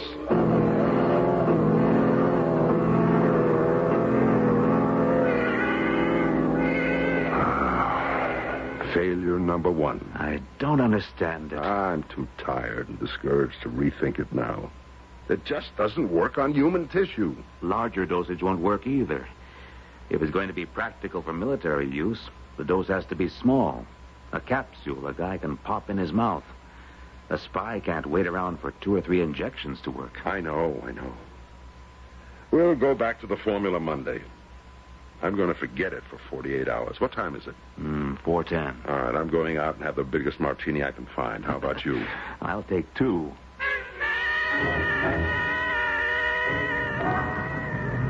You know, the nitrogen element may be too low. I don't think so. The balance was 80-20 nitrogen over phosphate. More likely it... John, stop a second. What's the matter? Look, on the pavement ahead of us. What? The sun's behind us. Look at my shadow. Oh, so? In front of you, there is no shadow. You're right. Your body isn't casting any shadow at all.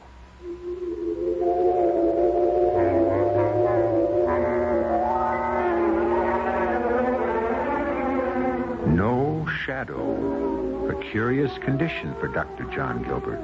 For anyone, for that matter. After all, one's shadow is a very personal thing. It's yours alone. And to be without one, well, it's unnerving, to say the least. Thank goodness I still have mine. I can see it right here on the studio floor. So don't go away, please. Me and my shadow, if not Dr. Gilbert's, will be back shortly with Act 2.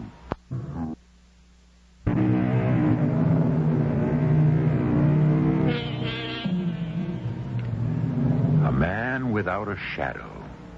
Something strange happened to the body of Dr. John Gilbert when he tried to make himself invisible by injecting a serum into his veins. But something stranger still is in store for Dr. Gilbert.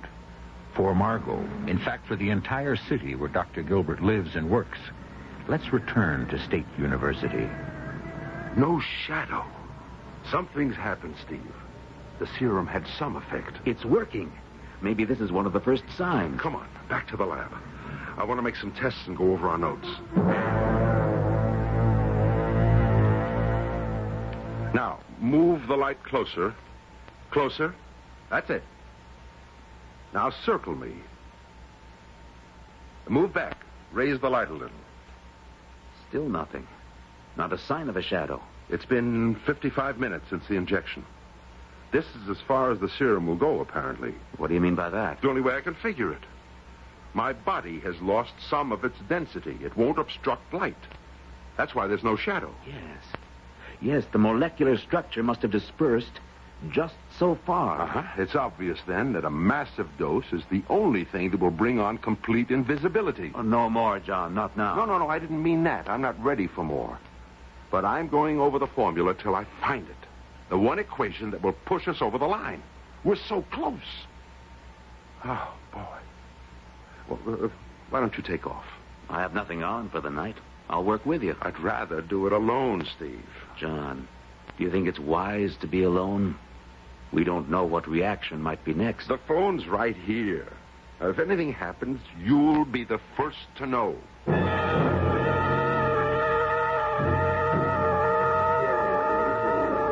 You're not hiding it very well, Margot. I know, Bill. I'm sorry to spoil our supper. Margot, I love you. We're going to be married. Your problem is my problem. Not exactly. It's John. I'm worried about him. Is he giving you a hard time about the divorce? No. He was going to call me today. I was expecting to hear from him before you picked me up. What's he calling you about? I can't tell you.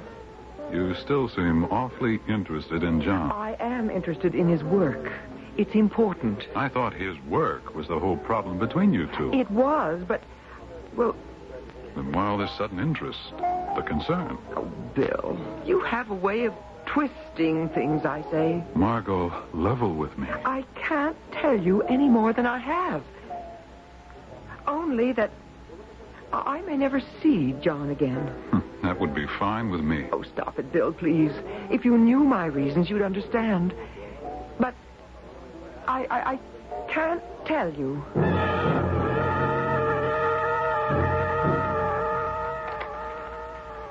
I feel no physical sensation at all. No dizziness. No apparent lessening of muscle tone or tissue structure. No loss of weight. Just loss of shadow. Oh. This will be the last entry for this date. Saturday, February 18. I will resume tomorrow when... Steve? Steve, is that you? Steve? Who's there?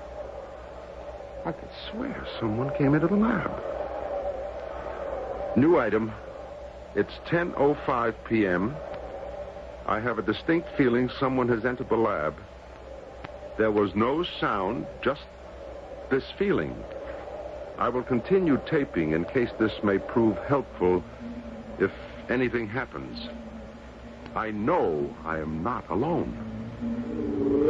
Who's there? Answer me.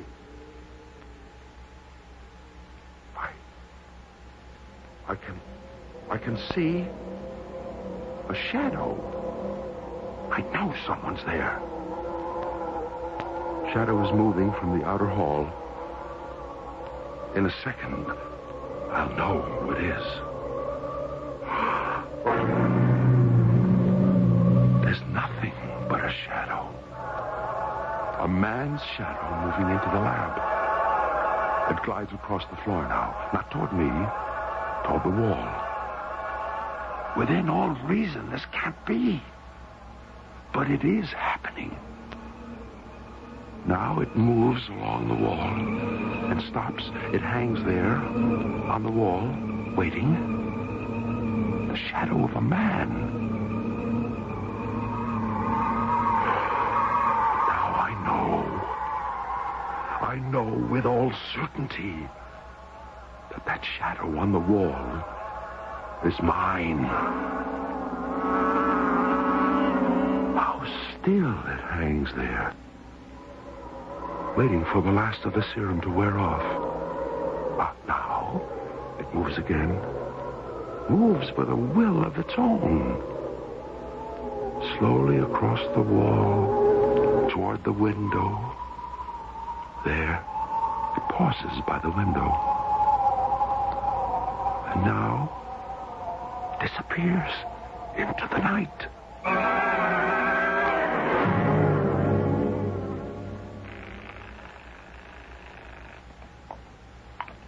Archives? This is Dr. Ferguson, Judith Ferguson. Yes, doctor. I'd like to have the 1969 AMA report on cholesterol sent to my office right away. I'm sorry, Dr. Ferguson. The archives are closed. They're never closed to me, young man.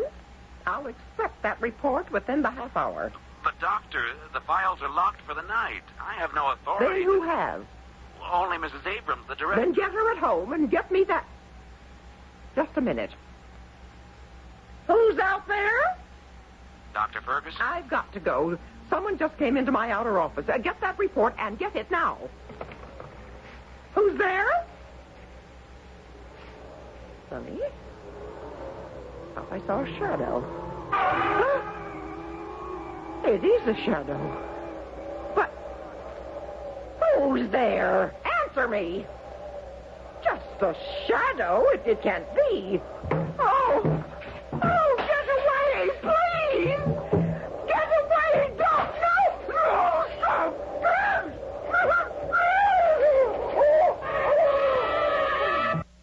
Oh, yes. Yes. Steve, something's happened. It sure has.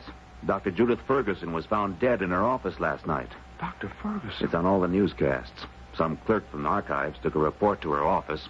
Said Ferguson insisted on having it last night. He found her. Murder?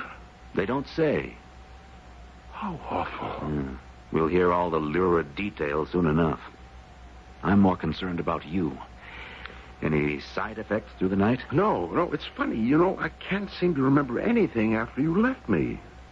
I think I started to dictate, and I just don't remember. My mind's a blank. Why can't I remember? Another effect of the serum, perhaps. Maybe. Or maybe the tape will tell us. I'll rewind, and then we'll find out what happened to me. Huh, that's strange. There should have been more than that. We'll play it. There are no physical sensations at all. No dizziness. No apparent lessening of muscle tone or tissue structure. Just loss of shadow. This will be the last entry for this date, February 18. I will resume tomorrow when... Well? There's more. There's got to be more. Well, that's all there is. You fell asleep. No, there's something... An impression something more happened. But why isn't it on the tape? You fell asleep. Why can't I remember? Why? Oh. Lab 2, Kaplan here. May I speak to Dr. Gilbert, please? Who's calling? Lieutenant Healy, 4th Precinct. Oh. The police, John. Police? Why? Hello? Dr. Gilbert, I'm Lieutenant Healy, 4th Precinct. I wonder if I could talk with you this morning. What's wrong? Margot? Oh, it's about a Dr. Judith Ferguson. Dr. Ferguson, oh, yes. My associate just told me.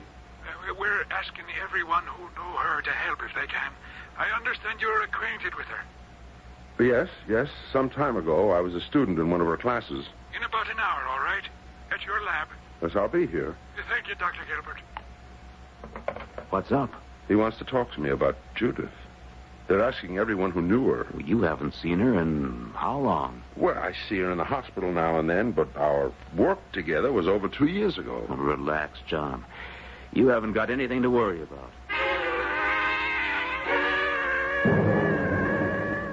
You know Dr. Ferguson how long? Well, Lieutenant, we were actually associated for only a year. I was a graduate student in one of her classes. That was 2 years ago. We wouldn't single you out like this, Dr. Gilbert, but we're told you and Dr. Ferguson were involved in a successful medical project, one that Dr. Ferguson received an award for. Yes, on blood plasma. Well, after working that closely with Dr. Ferguson, can you remember any incident, any friend of hers, anything that might give us a clue to who'd want to kill her? Well, then you do suspect murder. This was no accident. How was she killed, Lieutenant? Nothing's been said. We were keeping that quiet. She was suffocated. Apparently, a clerk from the hospital archives department took a report to her office. She didn't answer his knock, so he got the custodian to open the door. They found her. The office was locked from the inside? Windows, too. Well, then if it was murder, how did the killer get out? That's just one of the problems we've got with this case. Oh? There were no marks on the body, but the room was a shambles. She fought with someone. But we figure whoever tore that room apart has some marks on him. That's why we're talking to anyone we can find who knew her. Something will give the killer away. Well, thanks for your time, Doctor. I'll be in touch if we need any more from you. Thank you. Thank you. Goodbye, Lieutenant. There was a time, I suppose, when I could easily have killed Judith Ferguson myself. My work, her acclaim. But I certainly wouldn't dream of it now. Come on, I'll buy you a drink. It's getting late. I'm so mixed up. These 2 days have been... Wait. What's the matter? Someone's come into the lab. I didn't hear anyone. No sound, no. But someone's here. Now I remember. Last night, I remember. I was alone. I thought it was you. What are you talking about, John? It's back. It's here in the lab, just like last night. John, stop this. There it is. Good Lord. What? Shh. It's my shadow. My shadow. Alive. And with a will of its own. You saw this last night? Yes. Now watch. It moves along the wall. So slowly. Silently. I can't believe I'm seeing this. I couldn't believe it either, Steve. There it goes. Look. Along the wall. The drapes. Now, out the window. Just like last night. It's gone. Just like last night. It vanished at the window. And then, Dr. Ferguson. Ferguson? You don't think it was responsible for... It seems to have a will of its own. Steve, where is it going now?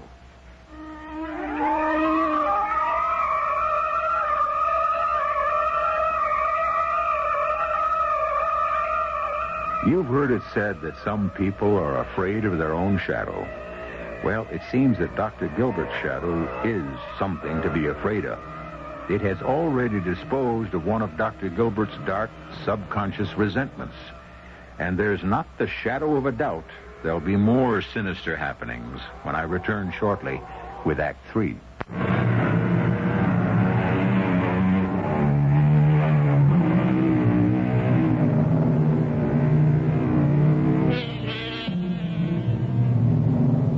A shadow is on the loose.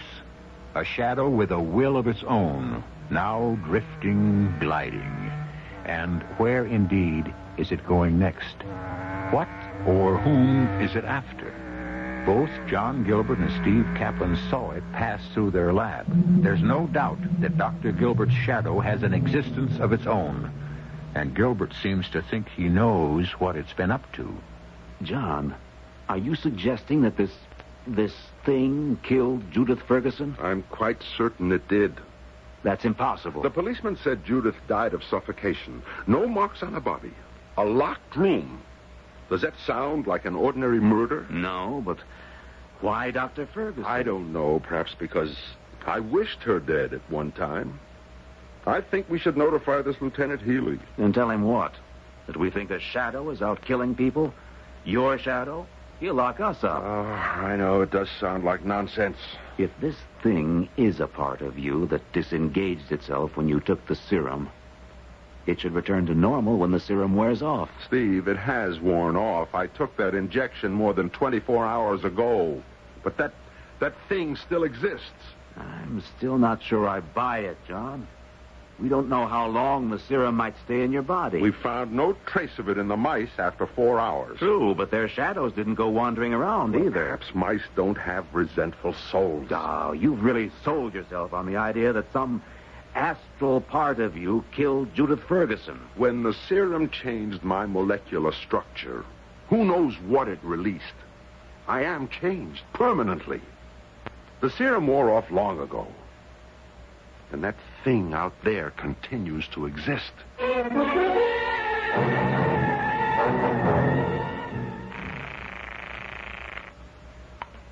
Lab 2, Dr. Kaplan. Oh, Steve, Margot. Is John there? No, he went home around 4 o'clock. Oh, I can reach John at the apartment then. Yes. How is he, Steve? I mean, really, after the experiment. Tired. Very tired. We both are. But there were no serious effects. Oh, I'm glad of that. How did the news of Dr. Ferguson affect him? He was shocked. The police were here this morning. The police? Why? Well, they're questioning everyone who knew her. But why John? They certainly don't suspect him. Of course not. It's routine. Well, I'd better call him. Thanks, Steve. Bye, Margot. That must be Bill. Coming. Come in, Bill. Feeling better today, darling? You were pretty upset last night. Yes. I'm sorry I spoiled our dinner. Margot, we've got some things to talk about that can't wait. I know. John. No, not John.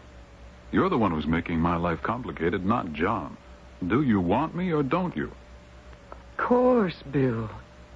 But why do you insist I cut off every mention of John? I won't share you. Oh, Bill, that's kid stuff. It's not kid stuff. And it's not only this weekend. I've felt it for weeks. I am trying desperately to control myself. I've had a nerve-wracking weekend, and you won't let up on me. Then tell me what's so special about Dr. Gilbert this weekend. Bill, let go of my arm. Tell me. He's doing an experiment. So? Well, he's trying to... To what? Bill, there's someone in the bedroom. What? I just saw a shadow pass the bedroom door. But how could anyone get in through the... Bill, what is it? A shadow.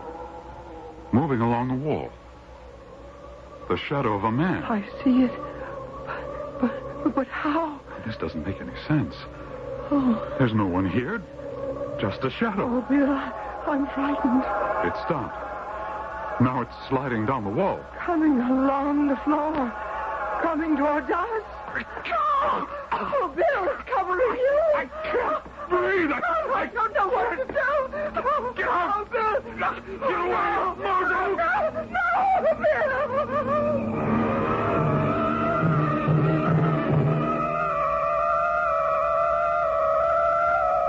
We haven't been able to get a word out of her, Dr. Gilbert. She's in deep shock. Then you don't know what happened in Margot's apartment. I'm hoping you'll be telling me. This smacks of more than coincidence, Dr. Gilbert. 2 people whose lives touched yours, dead within 24 hours of each other, and killed the same way. Are you ready to believe me? Ready? My shadow killed them both. I don't know who will be next. Now look, Dr. Gilbert, if you're going to make light of this, I'll be damn sure you're sorry. Oh, I'm not making light of anything. My shadow is loose, with a will of its own. Now, you may be an eminent scientist. Look at the floor, Lieutenant. Look! There's your shadow. Where's mine? Oh. Well, okay, I've read enough science fiction to believe it, but don't ask me to be putting out an all-points bulletin on your shadow. Shadows don't kill people, Doctor.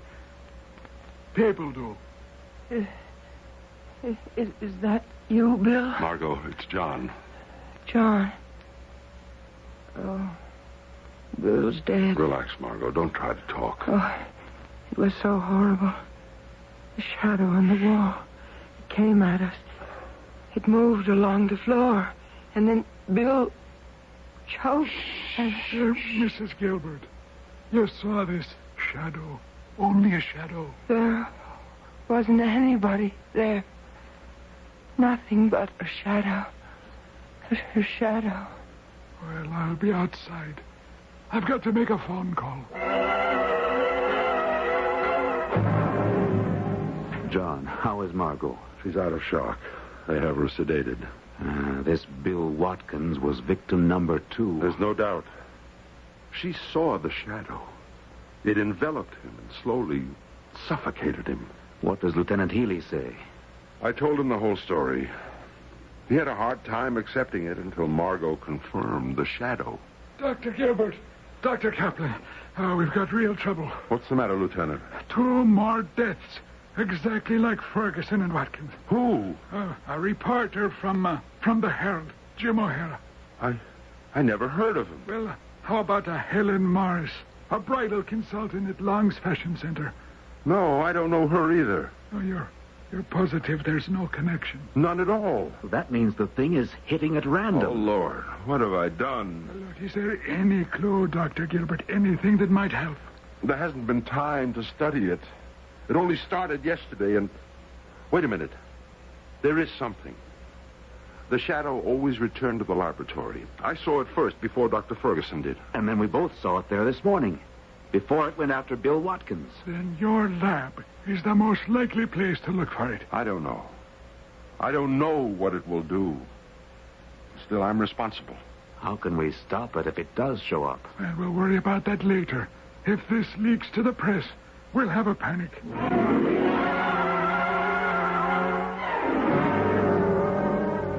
That's right, Captain. Dr. Gilbert thinks it will come back here to his lab. Well, I don't know. Wait a minute. The captain thinks he ought to send a cordon, surround the lab. You wanted to keep this quiet. No cordon's going to catch a shadow. Hello, Captain. The doctors think it'll attract too much attention. I agree. Okay, we'll wait. And keep your line open.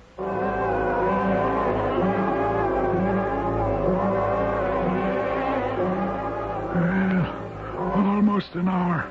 9 o'clock. I wonder if we're driving it off waiting like this, Lieutenant. I think it'd be better if I were alone. No way. I'm going to be staying. Dr. Gilbert has a point, Lieutenant. Well, there's nothing any of us can do if it does appear. You can't shoot it, catch it. Why don't you leave me alone and see what happens? Well, maybe you know more about this than I do. I'll go along. I'll be right downstairs, though. I'll wait with the lieutenant, John. Maybe this is between you and whatever it is. Your shadow. Yes. Yes, I think it is. I don't like leaving him alone. Neither do I, Lieutenant. But I don't know what else to do.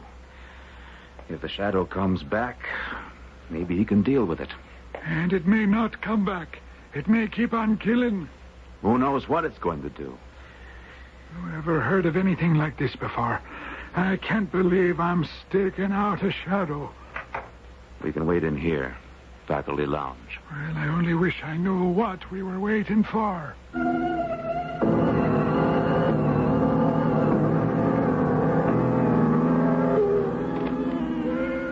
Tape 12.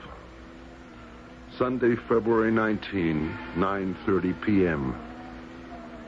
There have been no further effects on my body. Nothing more to indicate the cause of this strange transformation that's taken place with the loss of my shadow and the subsequent power of that being. Will it return to me?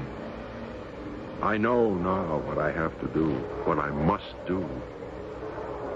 There it is. Slipping in at the window.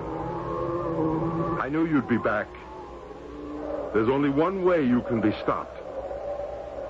When I die, you'll have to return to me, locked to me as you were all through my life. My shadow, no longer with a will of your own. It's my own life that gives life to you.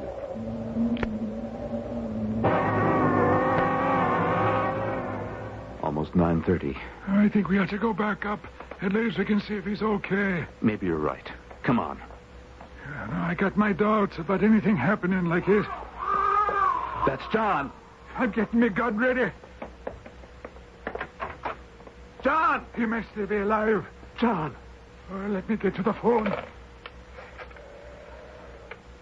Police emergency. Get me. He's dead. Never mind. The gun's still in his hand. He never fired a shot. And there's not a mark on him. The thing. Just like the others. We'll never know. Oh, John. What are you doing, Doctor? What I should have done long ago. Destroying the formula and everything about this fiendish project. The chemicals, the notebooks, even the tapes. I don't want to know anymore. I hated this thing from the start. I got a call, headquarters. That thing may still be on the loose. No. No, it isn't, Lieutenant. Look on the floor. Oh. Yes, I see. Yeah. The shadow of a man slumped over in his chair. Do you have any doubt it's Gilbert's shadow? As still as he is.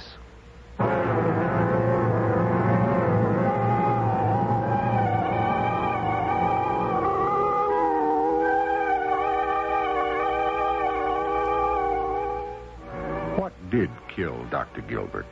His shadow? His subconscious? Dr. Gilbert went too far over the border of man's understanding. He delved too deeply in secrets that should remain untouched. For in all of heaven, earth, and even hell, there are some things that are better left untampered with. And this was one of them. I'll be back shortly.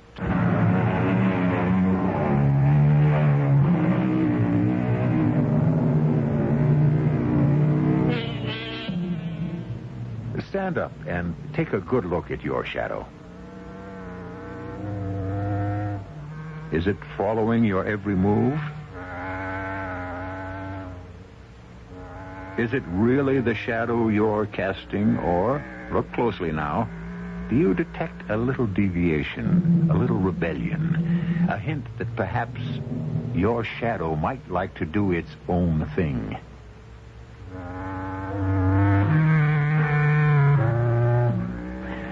Maybe you'd better turn off the lights. That's the surest way I know of getting rid of shadows, wanted or otherwise.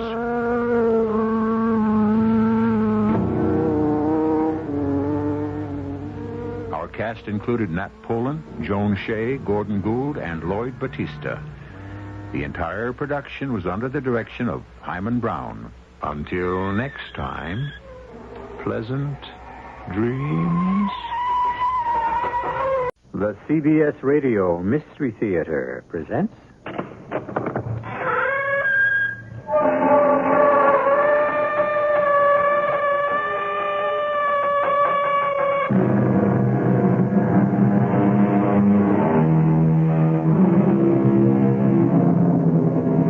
Come in. Welcome. I'm E.G. Marshall. Have you ever been in the cockpit of a jet plane? Faced that amazing array of instruments, row on row. Everything that science and mathematics can do to make man safe. And yet, when the elements choose to outwit them, the pilots still have to answer the challenge. And of all nature's challenges in the air, the most dreaded is the one known as CAT, clear air turbulence. I don't like the way the temperature's dropping, Jake. I smell trouble. We're cleared at this altitude, Chad. No wind shear. What about clear air turbulence? There have been reports. I knew it. I knew it. May the good Lord help us. The cat's got us by the tail.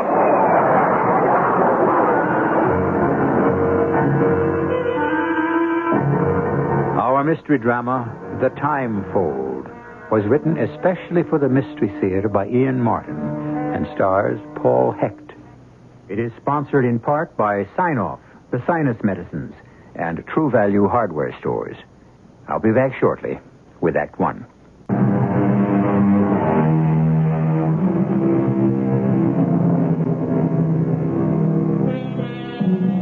In the field of private executive airplanes, number one is the Silver Streak, a twin-engine jet designed to seat 12 in the utmost luxury, capable of flying 3,000 miles without refueling, fully automatic, a jewel. Feed its computer, the size of a small camera, and except for takeoff and landing, you could rely on automatic pilot. The Barracuda, as this plane is named, is a corporate plane, but no one ever uses it except J. Bruce Proctor. He is the only passenger, with the exception of Meg Chatham, his secretary. Flying the plane are number one and two boys, pilot Chad Stevens, co-pilot Jake Slade. How's the weather, Jake? Wild, Chad, wild. What? We got a front eating up the sky. 6-0. It's a big mother. Well, not so long as we stay clear. This doesn't bother me. It's the other. Huh? What? Hold it a minute.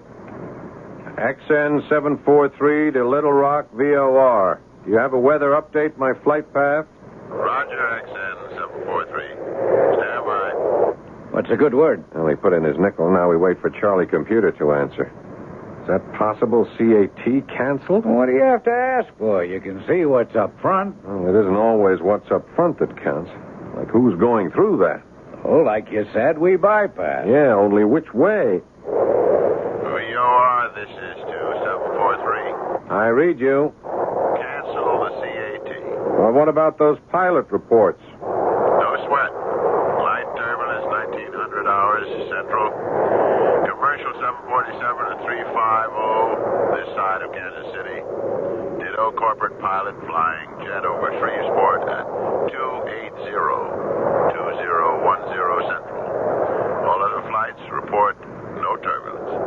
Will you follow machine plan or file new flight plan? Notify. I'll get back to you, VOR.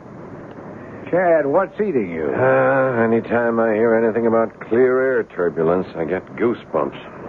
You ever ridden any out? Nope. Well, me neither. I'm not anxious to try. So why play Lone Ranger? You got a clean bill of health if you pick up the new MFP. Yeah, which will bring us into New York pretty near an hour late.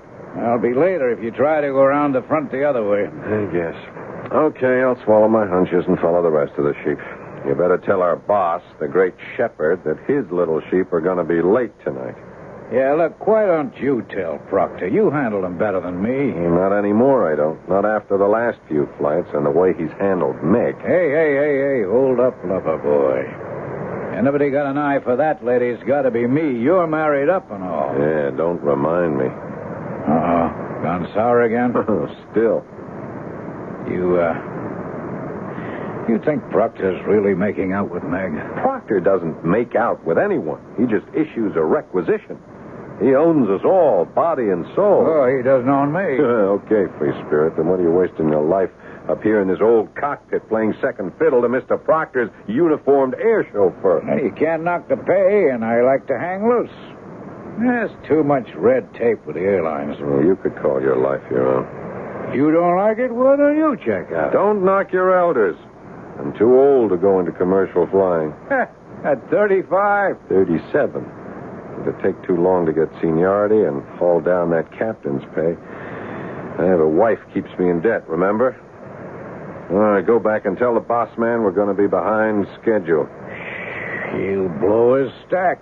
Money can't buy everything. Yeah, just try to tell him that. You're the diplomat. Besides, I want some privacy. For what? I want to call the wife. Meg, build me another scotch. Yes, Davy. How about one for you? Oh, no, not while I'm working. I mean, as a secretary. 1 hour out of Houston, and we're still working on these merger papers. Oh, why bother with New York Steel and casing? That's small potatoes. Because once I get that pokey little firm in my hip pocket, then International's got to come to me on its knees.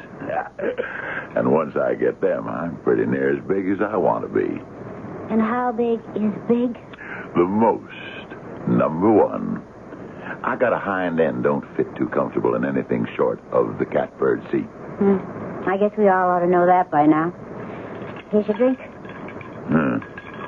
A little short on scotch and long on ice. Oh, I thought you might like to try something in moderation. Tell me, what are you going to do when you die, J.B.? What the devil are you talking about?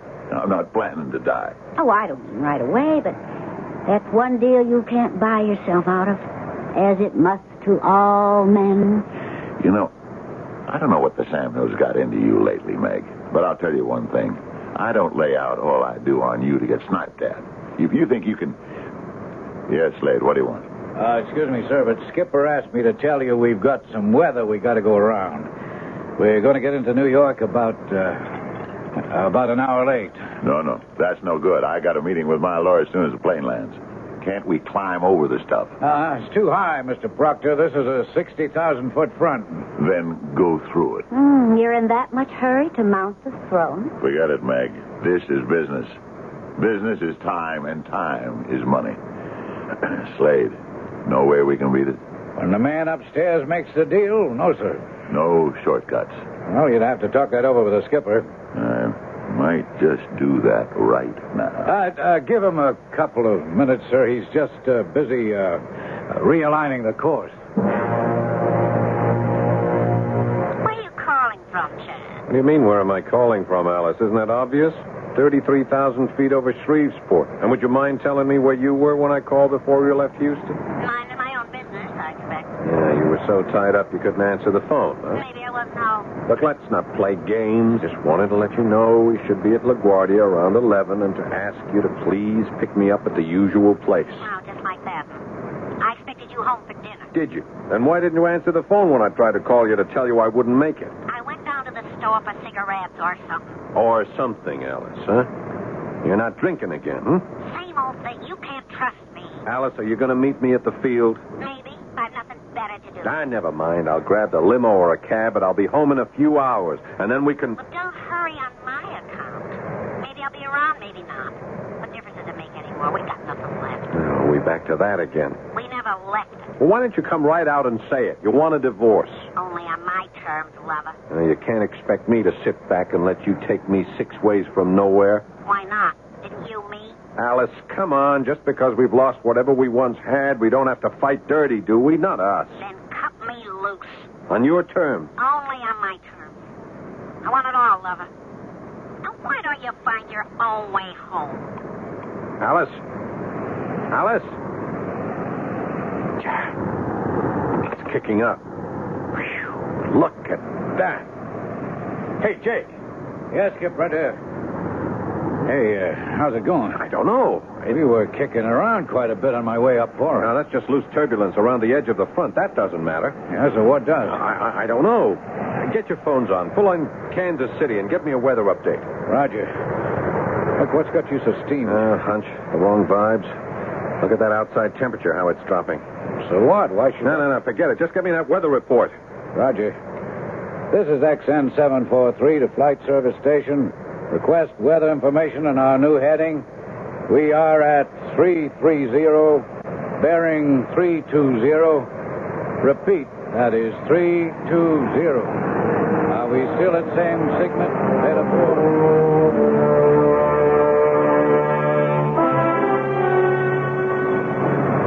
Hey, Meg, how'd you like to build me another scotch? To stoke you so you can keep knocking out enough ideas to gobble up the world? Or to relax? Oh, we sifted through all the papers. It's time for fun games. In that case, you got your scotch. You'll join me? I just might. Sometimes you even like me, don't you? That's a fine question to ask a woman who... I want you to be different. Now, I can buy all of that. I know. You bought me. Now, don't say that, Meg. No, it's true. Well, I didn't think so at first. But then the sun was in my eyes. Huh? There's a wild glory in absolute power, J.B. It dazzles the subjects. Like Louis XIV did. You're trying to make fun of me again. No, not really. Here. Want to drink a toast? Sure. To what? To thanks. So many thanks. And farewell. To me. No way. Oh, why not, J.B.? We're at a dead end. It didn't work for us. It works for me as long as I say it does. No one walks out on me. Well, I'm not walking out. I just want to shake hands and agree to end a bargain. Not until I'm ready. You know too much about me, lover. You're too dangerous to let go. How can you stop me if I want to? You'd be surprised how many ways, if I ever made up my mind to use them.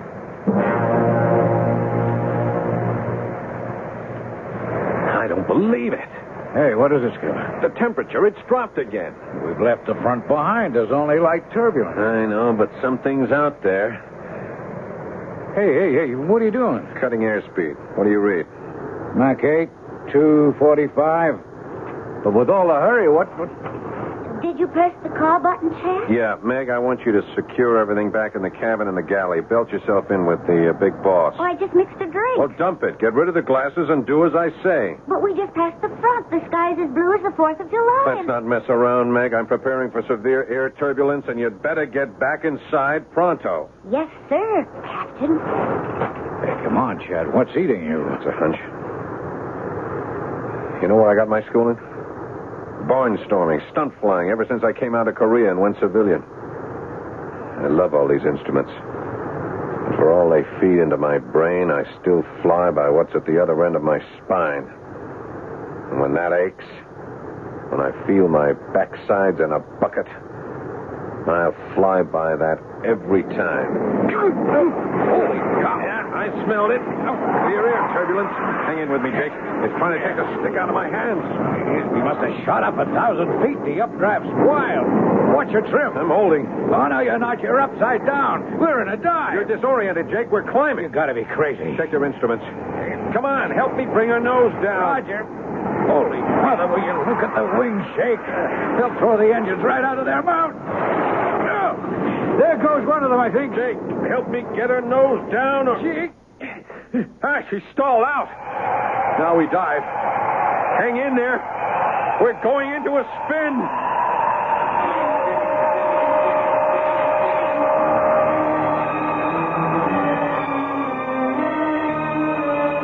Four people in a modern aircraft, equipped with every safety device and instrument to protect lives, caught in the pilot's dread, the phenomenon known as clear air turbulence, or more simply,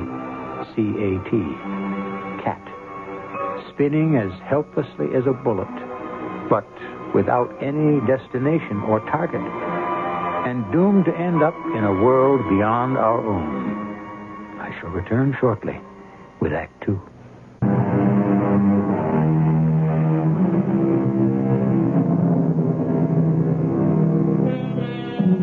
Now that the cat's out of the bag, I think I should say a few words about this acronym, the three letters that spell out clear air turbulence.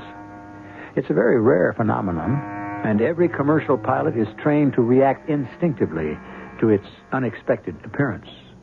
But like every other cataclysm in nature, sometimes it's beyond mechanical or human control. The air shock has sent the plane into a high-speed stall.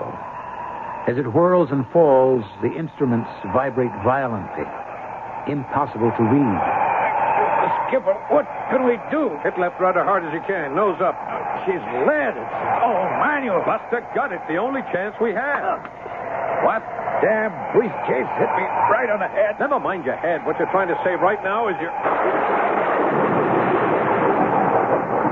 What was that? I don't know. We're not in a dive anymore. And we're out of the spin. Look out for the briefcase. It's not going anywhere. Yeah, that's right. It's just hanging there in midair. Hey, look outside. It's bright sunlight. Well, it can't be. We were coming up on 2100 hours. It was night. Well, it isn't anymore. Hey, look at the controls. They're slack. Well, maybe the cable snapped if we're out of electric power. No, I don't think so. Have a gander at the instruments. Holy God. They're crazy. They just don't read. How come? Did every system, all the backups blow? I don't know. I don't think so. What I guess is... I'm afraid to say. What, Chad? We're in free flight. I don't know how. But somewhere we spun right through a hole out of the atmosphere and ended up in space. Are you nuts? If you had just one point of reference after a blind flight, what would you guess the only land mass we could see might be? Where? About 10 o'clock, right off to the left. We were only at 33,000. That couldn't be... The Earth? No. No way. Ah, but you know what it is just as well as I do. The moon. Yeah, that's just what I read. Look at the configuration. But That's crazy, Chad. What are we, dreaming or dead or what? I think we're in free orbit around the moon. Come on, how? From 33,000 feet to nearly 90 million miles in 1 second, how? Maybe it wasn't CAT after all. Maybe we just fell through a hole in space, got folded up in the time warp. Whatever's happened, we got to get busy. First, there's too much pressure in this cabin. We got to release it before we just plain disintegrate. Okay, Ken. Why not take it easy, real slow. Roger. And not too much. We have to hang on to all the oxygen we have. What for, if you're right? All we're with now is the insurance. We can try to get the engines turning over. But no atmosphere? Well, for what? We're yawing pretty badly. We could get her on an even keel. I'm going to try to fire them. Meanwhile, you better check aft and see what happened to Meg and the big wheel.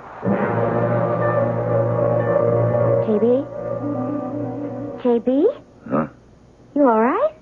Yeah, certainly. Yeah, there was some kicking around. I'm going to have a few words with Chad Stevens. Oh, why do you have to automatically blame Chad? He's flying the plane, isn't he? Who else would I blame?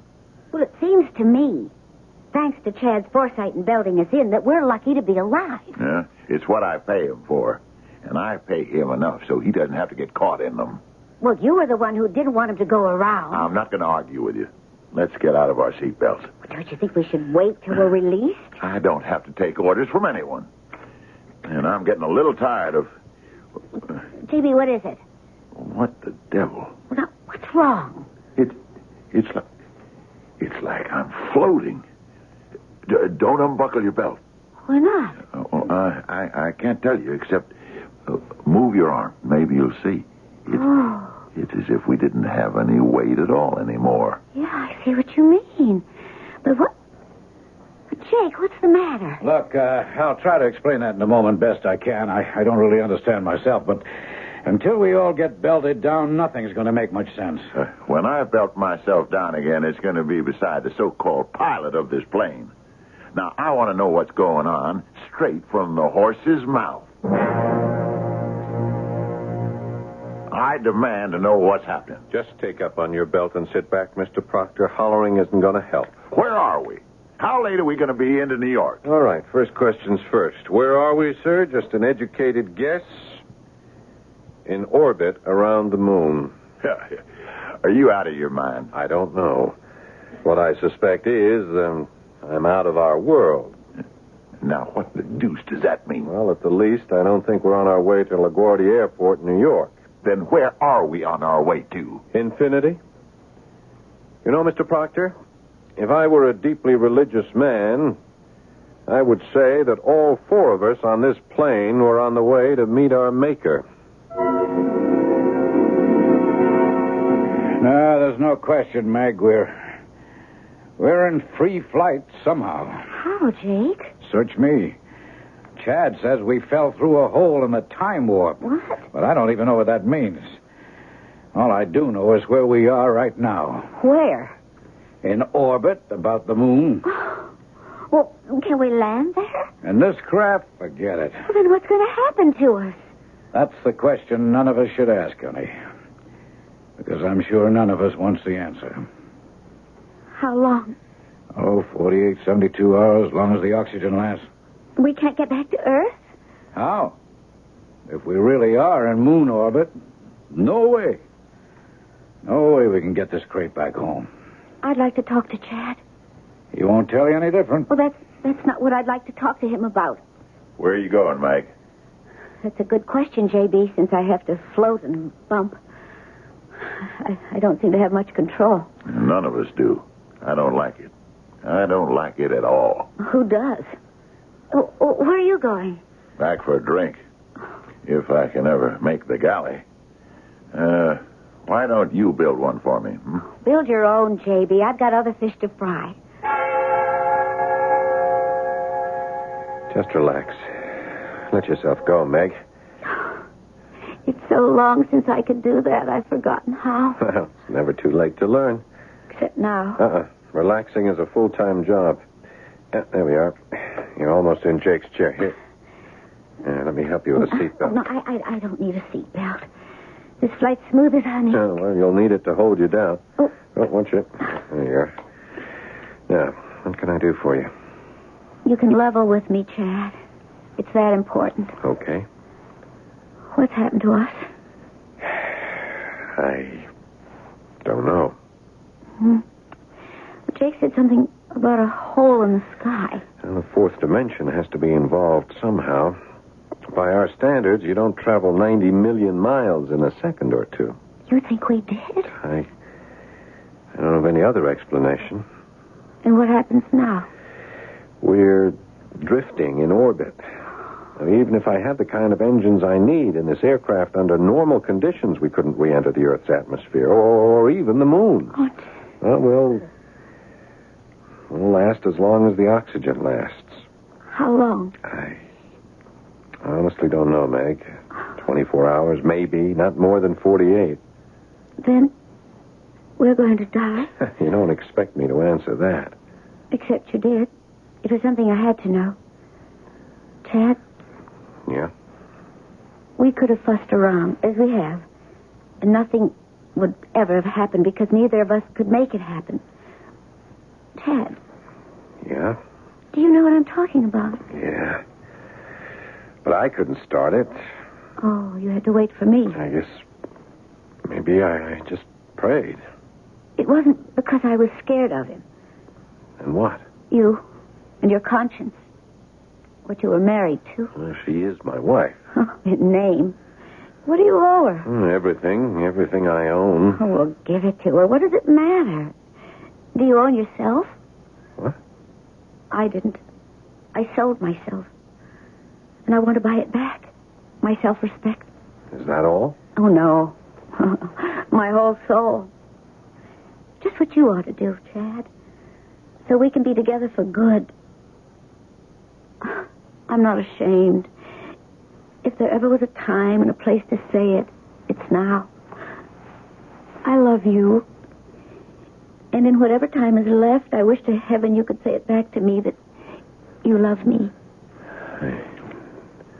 I never thought I'd have the chance, but... Yes, now I have. Alexander. Hold it. Hold it a minute. What? What is that? What is it? I've raised something on the radio.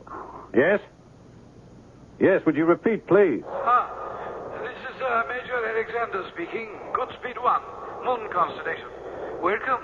Acknowledge. We welcome contact. We thought we'd bought it. Would you repeat that, please? Yeah, we thought we were out of touch with anyone. We have oxygen supply for less than 2 days. You are our only hope of survival. What are you, military, pro-craft, commercial flight? No, none of these. We've had an accident. A private flight, lost in unaccountable weather conditions. Yes, we know. We have suspected that you were sucked in through the horn. What? Repeat, please. The horn. We will not explain now. We must make preparations for your landing. Where? On the moon? You could not maintain life there. Besides, you will need some approximation of Earth's atmosphere to land your obsolete craft. Obsolete? That's something else we can discuss later. Do you have reserve fuel? Well, enough for, say, 1.5 hours of normal flying under conditions as I understand them. Then you have more than enough to land at Goodspeed 1. I am not familiar with that airport. Not surprising. Where is it located? The Earth? The Moon? Neither. It is a self-contained space station, one of the worlds of the future. I don't understand. We don't expect you to. Just put yourselves in our hands, and you will be safe. You realize that I am apparently in space in an aircraft not equipped to handle this medium. That is no problem for us. Let us bring you in by electric magnetic force field controls. Hey, Chad, did you see it? There's some great big UFO right off the starboard. It's spinning like a top. Well, I not only see it, I'm talking with it. How do I identify you? Goodspeed 1. Release all your controls, and we will bring you home. Stand by your radio to start engines once we are inside of the envelope. The envelope? Certainly. You need air to land just as much as you need it to breathe. So do we. Keep this channel open.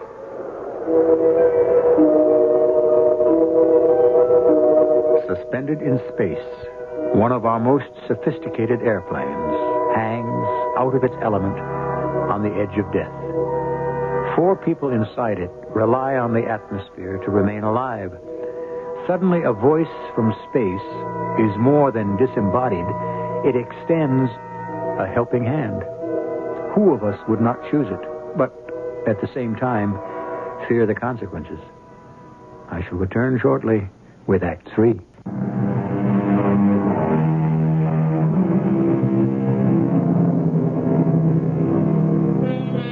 Can you imagine the terror of having been catapulted into an accident in the air, only to find that instead of crashing to Earth in flames and disaster, you are somehow suspended in space, in a vehicle not suited for this element, and with a rapidly diminishing supply of the air you need to breathe? Small wonder that you would grasp at any hope of staying alive. Now you are inside the envelope, XN743. You are now in normal flight posture. Activate your engines. Roger. How about that? Very good. Now take your normal declination and follow the tower's instructions in. Where am I landing? As I told you before, station Goodspeed 1. And have no fears. We may be new to you in space, but believe me, we are very little different once you bring your spacecraft to our land. If you want it, you are coming home.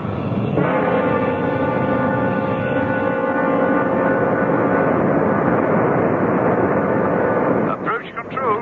This is XN743. We have you, XN743. You are 1,500 feet from threshold, 50 feet high, and hot. Chad, the airspeed is 17 knots too high. Oh, let's hope there's plenty of concrete. Well, maybe we should go around. We're out of fuel. This is it. You better pull back on the thrust. Touch those and I'll break your arm. Now, just hold on to your hat.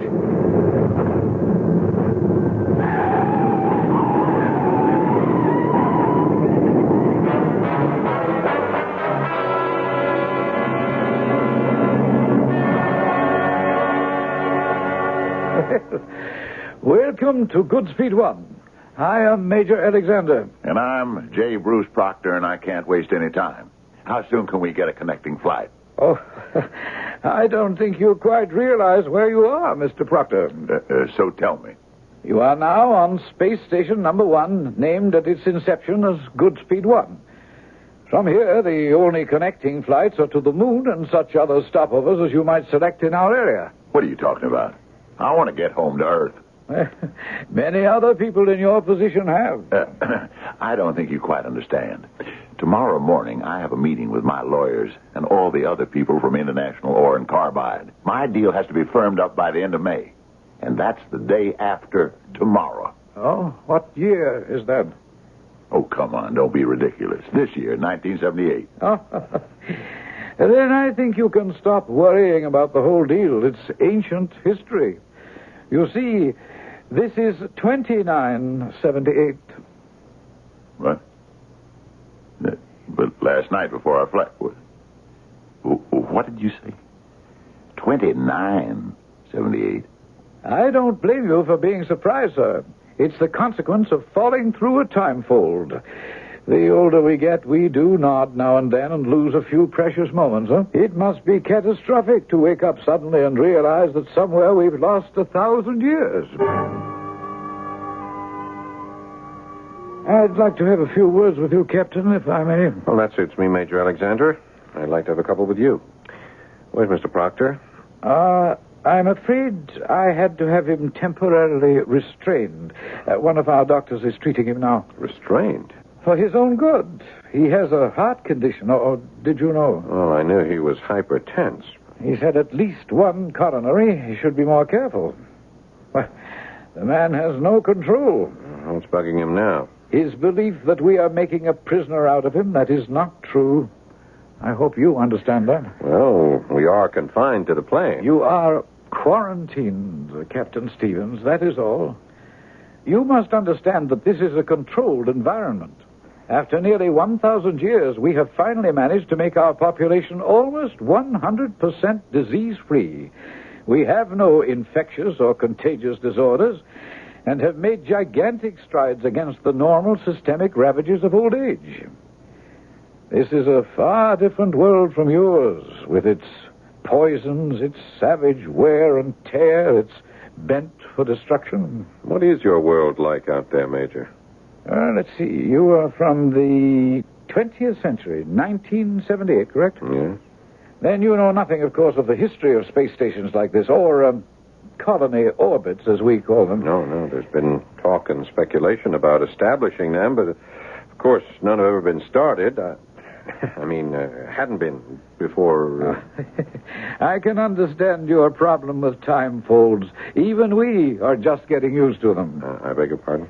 Intergalactic flights are just moving out of the experimental stage now. It's possible to go to Centauri 4 now, for example. But the time lag there is really a bummer. Knocks you out. It's approximately another 1,000 years. You're kidding. Not at all. Well, you were going to tell me something about the history of, what do you call this? Goodspeed 1. Yeah. We were the first station, you see. When was that? Oh, back in your millennium, around 1990, I think. Maybe a couple of years later. Of course, it was nothing like it is now. Then it was just an experiment to collect and store solar power to bring cheap energy to Earth. You deliver energy to Earth now? Earth? that burnt-out cinder for what? Burnt-out cinder?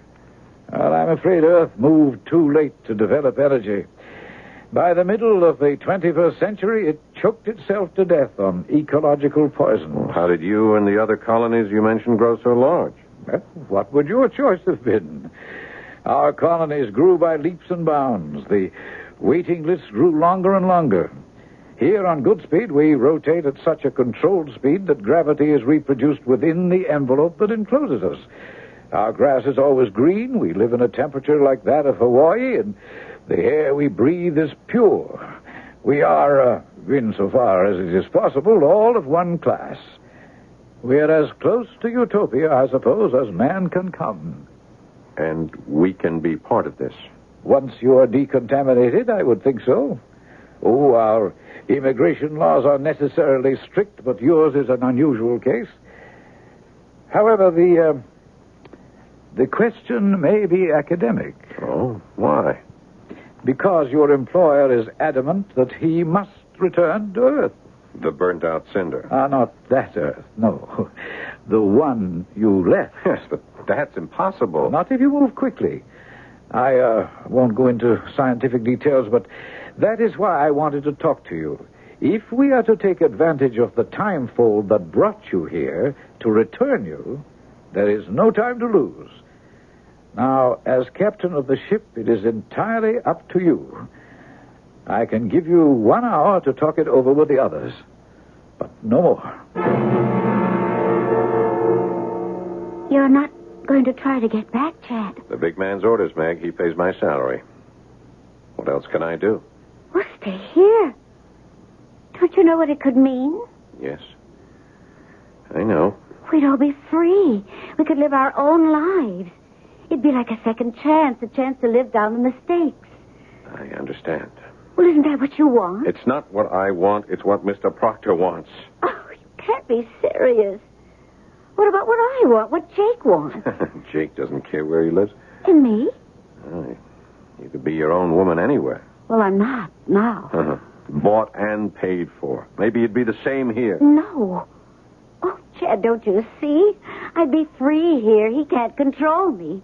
And you're not free if you go back. You're only going back to her. To Alice? Oh, no. No, never. That's over.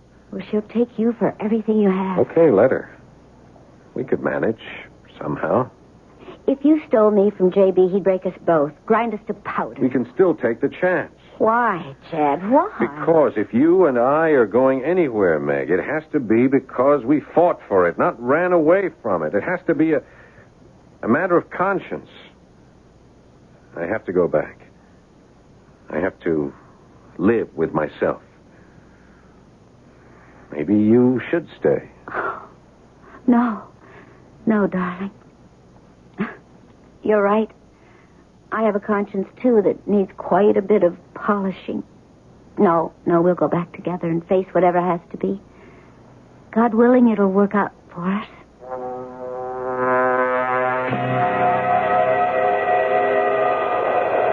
We are circling you now, Captain Stevens, and drawing you by magnetic field toward the time-fold. Roger, I read you. Now, we cannot guarantee your safe re-entry back to the last century. So, if you, or any of you, wish to change your mind, this is it. What's he saying? What's he saying? He's giving us a last chance to back out, sir. Tell him absolutely not. We don't belong in this Jim Crack fantasy world. We belong in the real one. Well, that's your decision, J.B. The others are entitled to theirs.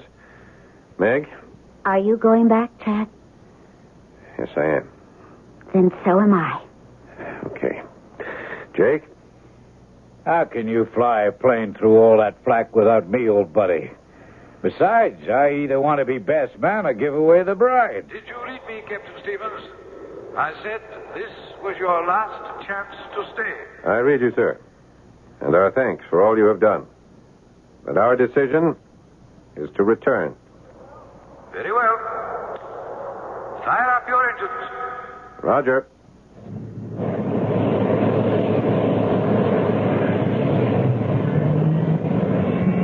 Engine start completed. We'll start the countdown at 30. Bon voyage and good luck. Are you ready? Ready, sir. Synchronize. Coming up 30 on zip. Read 30. 29. 28. Get back and get belted in. J.B., Meg? Go ahead, Meg. I heard what your co-pilot buddy said, Stevens. I just want you to know, if we get back, I'll break you in two before I ever let you take Meg away from me.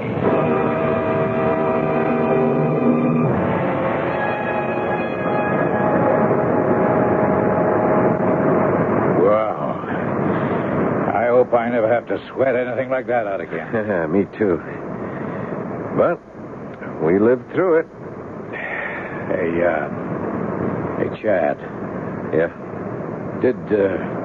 Did I go off on some sort of a crazy trip or... The Major? Good speed one? I don't know. Doesn't seem very real now, does it? Oh, hazy, man, hazy. Only, what about you and Meg? Oh, that? That's for real. How are you going to handle the heavyweight? I don't know. Take over. I'd better check back in the cabin. Okay, take your time. I feel 1,000 years younger and ready for anything. Chad, quick. What is it, Meg? J.B., I think it was his heart. It was just too much. What? Is he dead? Well, right after we hit the turbulence, he just sort of hunched over. He made this terrible sound and slumped. The way we were being thrown around, I couldn't get to him. Oh, Chad. Yes, dear. I feel terrible. I wished him dead so often. Oh, Meg, he wished this on himself. I wonder. What do you mean? It's like a gift from God. For us. Yeah. Or the answer to a prayer. You know, you said, God willing, it'll work out for us. Meg, it seems like 1,000 years, but we finally found our way home.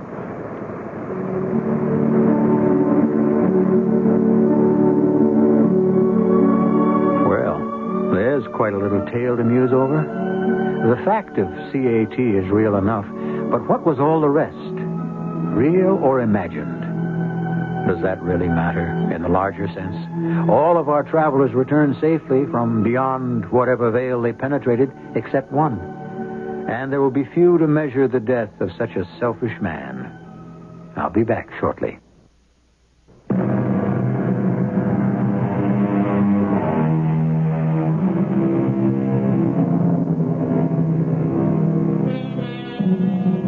By the time you hear this program, or shortly after, the first experimental space station should have been placed in orbit. Of course, it'll be small, but it's a beginning. With the Earth's desperate need for new sources of energy, it doesn't stretch the imagination to think that within 1,000 years, colonies like Godspeed 1 will not only exist, but will proliferate. Unfortunately, neither you nor I will be there to check the statement. But wouldn't you consider it a good bet? Our cast included Paul Hecht, Ian Martin, Evie Juster, and Fred Gwynn. The entire production was under the direction of Hyman Brown. This is E.G. Marshall inviting you to return to our Mystery Theater for another adventure in the macabre. Until next time, pleasant dreams.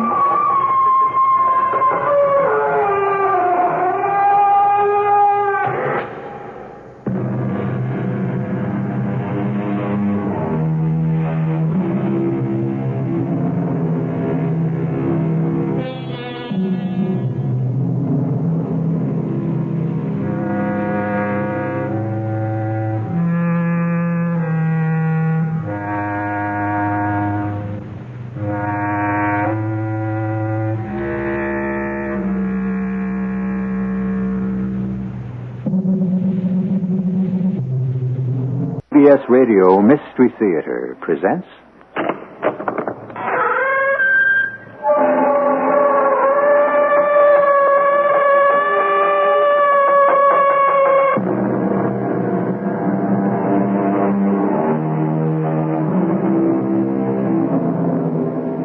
Come in.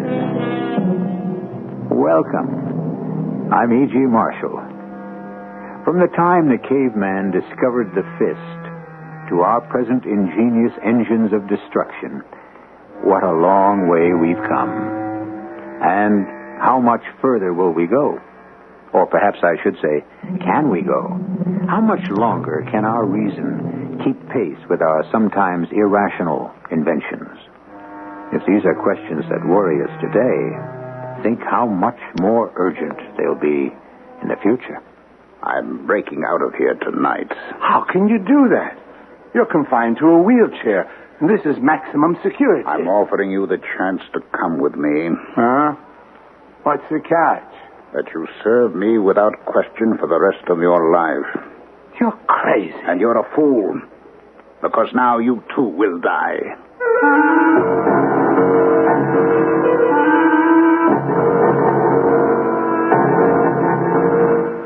Our mystery drama, The Tunnel Man, was written especially for the Mystery Theater by Percy Granger and stars Ralph Bell. It is sponsored in part by Buick Motor Division and ARM, Allergy Relief Medicine. I'll be back shortly with Act One.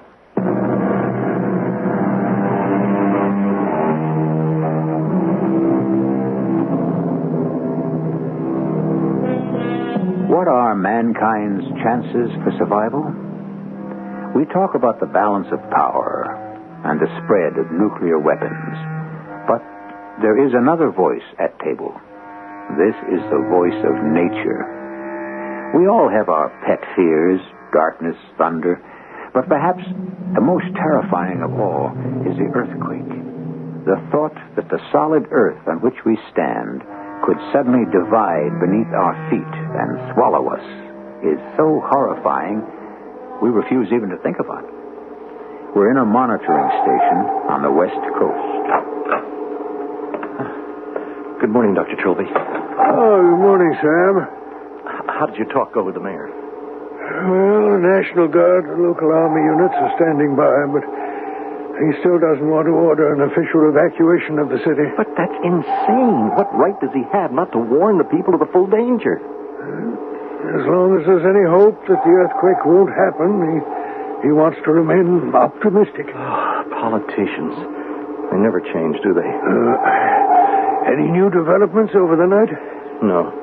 I spent half the night at the telescope watching the skies. The planets come closer and closer together.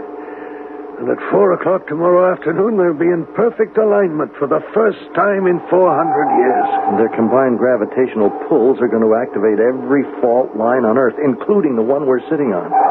And all we can do is wait. Well, I think you're being a little too pessimistic. After all, we can't know for certain what the effects will be until the Earth begins to enter the gravitational arc. By which time it will be too late. Well, it's still only a theory, Sam. After all, this same phenomenon of planetary alignment did occur 4 centuries ago without leaving any cataclysmic upheavals in its wake. I'd say there's still room for hope. What's that? The seismograph. Well, it's going crazy. What is it? I don't know. It's recording a vibration with an amplitude of nearly 60 millimeters. Preliminary tremors already, but our calculations... No. It's too strong for that. What's the depth? It's only 70 feet. But I don't get it. What? Well, look where it's coming from. Transpose the coordinates. The valley? But that's safe ground. It's solid bedrock. It seems to be moving at a steady pace. Good Lord. What? Look at the screen. Look where it's headed. Straight towards the fault line. I'm calling the mayor, and if he won't listen, I'm calling the National Guard. It's no use, Sam. If it's the real thing, it's too late. Wait, what happened? It stopped. We've lost it. The vibration stopped? Well, see for yourself. The needle's gone back to normal. Well, but what was it? What were we seeing? I don't know. A vibration from out of nowhere, heading straight for the fault, and then just as suddenly it stops, disappears without a trace. Dr. Trilby, there's something else. What? It's direction of travel. It was moving from east to west, but the stress lines in the valley run north and south. Yes, of course. Now, logically, its natural movement should have been with the stress lines, not across the grain. Sam, I think as soon as Dr. Peterson arrives, you and I'd better go out to the valley and try to find out just what it was we were seeing.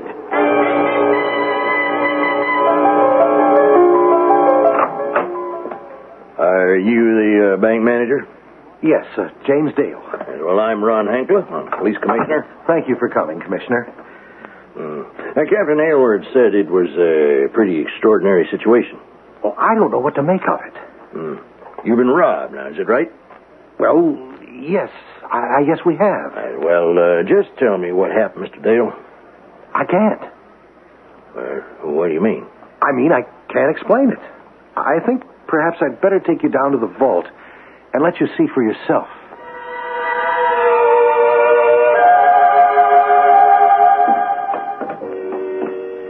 Here we are. I had the guards close the vault. I thought it best if no one else saw. You see what I mean? Well, that hole in the floor, it looks like... I know, Commissioner. It looks like an earthquake. That concrete is 3 feet thick, and it's buckled like plywood. Well, it's obviously a tunnel job. No, that's just it. There isn't any tunnel. Your men dug down 10 feet and found nothing but dust. Dust? Solid dust. This bank sits on hard rock landfill, and it's been churned into powder. But you say it was a robbery. There is money missing? Yes. Well, is there any other way a person could have entered the vault? Absolutely none. This is our top security vault. It has a time lock. We only open it once each day, and today we... You found the vault in this condition? Yes. How much did they get away with? That's the other thing. This vault contains over $1 million of our reserves, but all it's missing is $10,000. And not only that, but what was taken was in new $100 bills. How new? Straight from the mint, still banded. Which means the serial numbers are still recorded. And consecutive. A person would have to be crazy to try to spend it. Yet, right next to that money was $1 million in older currency. Who else knows about this? The guard, myself, Captain Aylward, and 3 or 4 of your men. I thought it best not to tell the press. People are jumpy enough as it is because of the earthquake scare. What earthquake? Oh, Commissioner, everyone knows the situation. The conjunction of the planets or whatever it is that's supposed to take place tomorrow. Well, those reports are a bit exaggerated. But Mr. Dale, did you or anyone else in the bank feel anything? Well, no. Well, then I think we have to assume this robbery was man-made from start to finish. Oh, then how was it done? Well, that's up to us to try to find out. In the meantime, I want your assurance that you'll keep this quiet. If people are jumpy, there's no point in giving them ideas.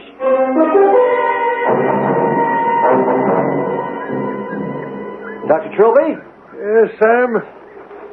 Dr. Trilby, I talked to the farmers over there. They've been out in this field all morning. And? Nothing. They didn't hear a thing. According to our data, the tremor passed right beneath this spot. Yes, but there's nothing here. I know. No throw, no horizontal displacement of any sort. Now look at this. Even the topsoil isn't disturbed. Yet the signals we picked up indicated a vibration significant enough to have caused visible damage. Now, we've been tracing the tremor's course for over 3 miles now, and everywhere it's the same story. No one's heard or felt a thing. Now, we have got to report this to the authorities. I guess so. It's madness for them to wait any longer. Maybe everything we know doesn't tell us that disaster is inevitable. But what about everything we don't know?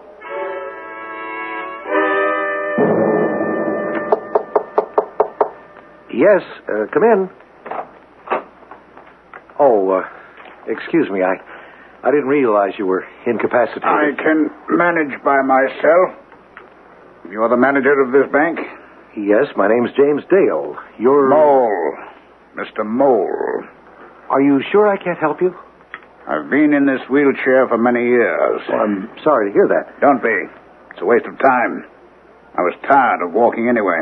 I see. Well, one of the tellers said you wished to speak to me about something. I want to open an account.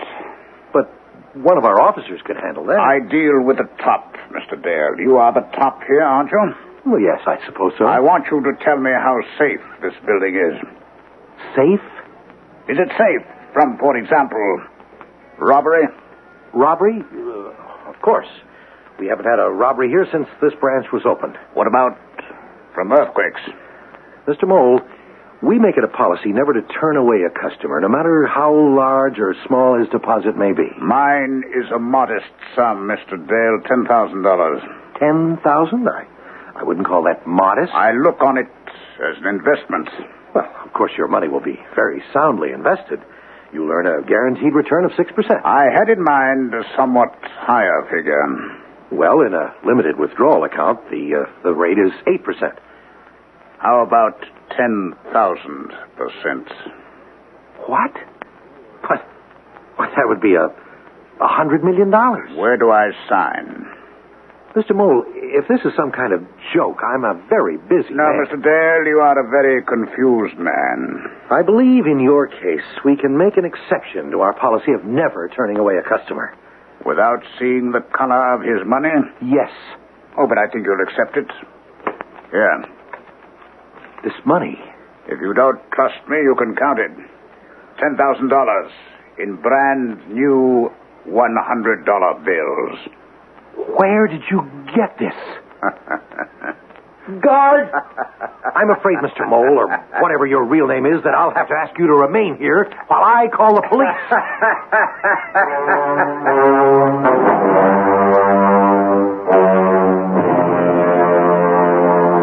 A large metropolitan area hovers on the brink of disaster.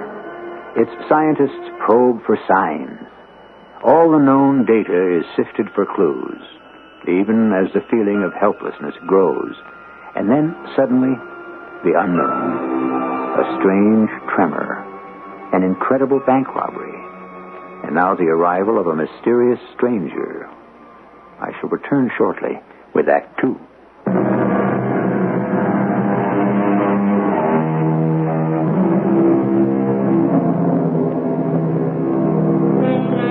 The mysterious Mr. Mole has been taken into police custody without resistance.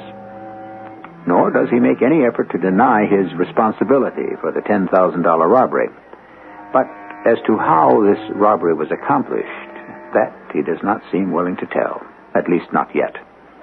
However, the question which no one dares ask is what connection, if any, his bizarre actions have to the impending doom facing the city. The commissioner of police has sent for the mayor. Come in, Your Honor. Come in. I came as soon as I could get the city council off my back. You made it sound pretty urgent. I'm not sure. These damn fools on the council want to sound the alarm and throw everybody into a panic over this earthquake business. Don't you think it might be wise to undertake an orderly evacuation of the city while there is still time? No. The reports from Dr. Trilby at the Mount Olive Laboratory are still not conclusive. It's still not definitely known that this planetary business tomorrow will have any effect on the fault. Mr. Mayor, we have less than 24 hours left. Now, as a precaution, what can it hurt? Hurt? I can tell you exactly what it can hurt. First of all, there'll be a stampede. People killing each other trying to escape, no matter how much time we tell them they have. Crowding the bridges, traffic jams, accidents. And then there'll be others who'll see a golden opportunity to stay behind and run riot, looting stores, robbing banks. We have the Army and the National Guard to keep order. Not to mention my men, Mr. Mayor. Commissioner, we've had this discussion 100 times. Now, what is it that you're really afraid of? All right, I'll tell you. It's that when all the shouting dies down, we'll discover the city's reputation has suffered irreparable damage. People will begin moving out for good. The possibility of a major quake has never been a secret, but well, up to now the city has thrived in spite of it. And you know why? Because our citizens are tough. They have confidence. They're optimists. You just can't believe it would actually ever happen, can you? No, I can't. But scientists know it's inevitable. It's only a question of when. That's right, when? 100 years from now? 200? 1,000? Now, look, if this is all you wanted to see me about... No, Your Honor, it isn't. There was a robbery this morning at the First Pacific Bank. Oh, Commissioner, please, I don't have time. Now, wait, I think you should hear me out. An hour ago, we took a man into custody. He offered no resistance. In fact, he's as good as gave himself up. He wheeled into the bank manager's office and attempted to open an account with the very money that was stolen not 2 hours before. He wheeled in? Yes, he's confined to a chair. What does this have to do with me? He is demanding to see you. And I think under the circumstances... Now, look, I can't waste time now on crackpots. I've got my hands full. How can a man in a wheelchair rob a bank? Well, that's just it. The method he used. It seems to have been an earthquake. What? Yes, the floor of the vault was torn apart, and the ground beneath was crushed to a powder as if the earth had shifted. Well, didn't the people in the bank feel anything? No. Well, this is preposterous. I don't know. There's something about this man, something ominous, an incredible sense of power. And I think if we ignore him, Mr. Mayor, it's at our own peril.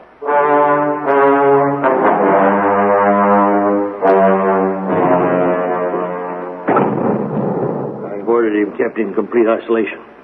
Now, as far as I'm concerned, the less contact he has with anyone, the better. Here's his cell.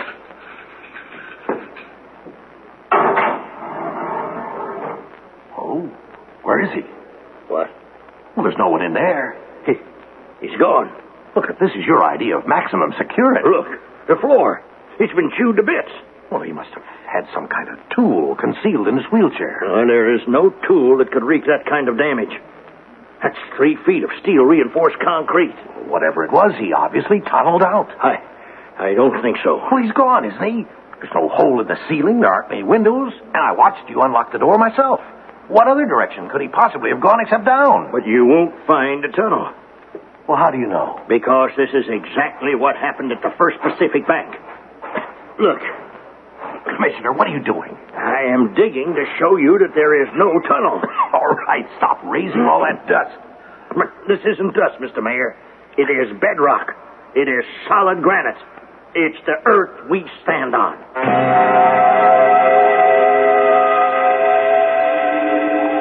Sam? Yes, Dr. Trilby? What time is it? 5:57. Right on schedule. Pluto is almost in place. Neptune is closing.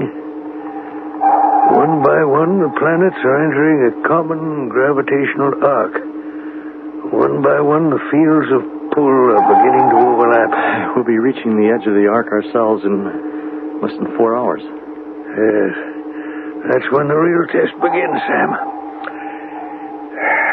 Well, if our theory is correct, the fault should begin to respond with tremors of 1 to 5 millimeters, which will increase steadily at shorter and shorter intervals. Until 4 o'clock tomorrow afternoon, when the alignment will be absolute. And we'll all know once and for all the true nature of the fault we've lived on all these years.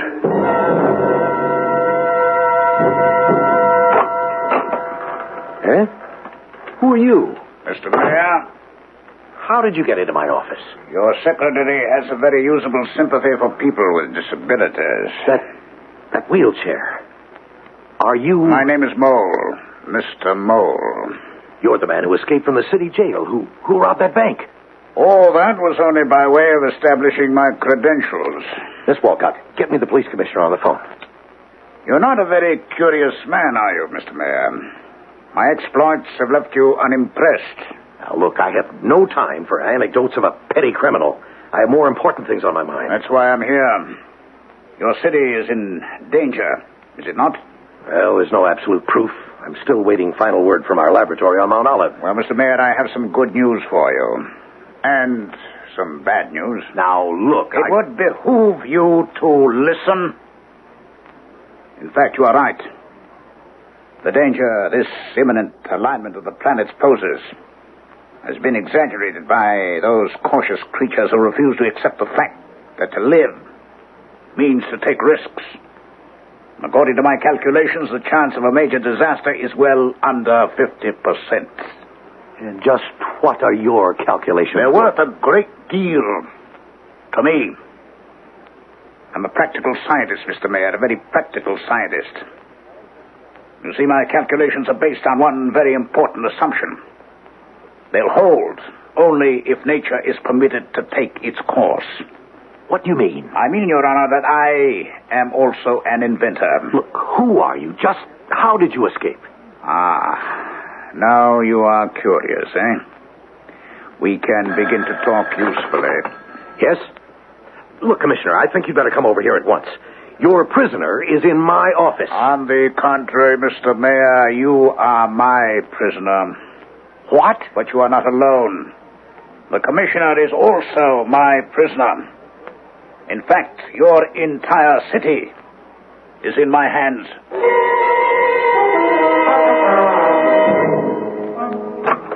Mr. Mayor, what is going on? I don't know. Mr. Commissioner. You. Mr. Mayor, are you all right? I brought a detail with me. They're waiting outside. I don't think we'll need your men, Commissioner.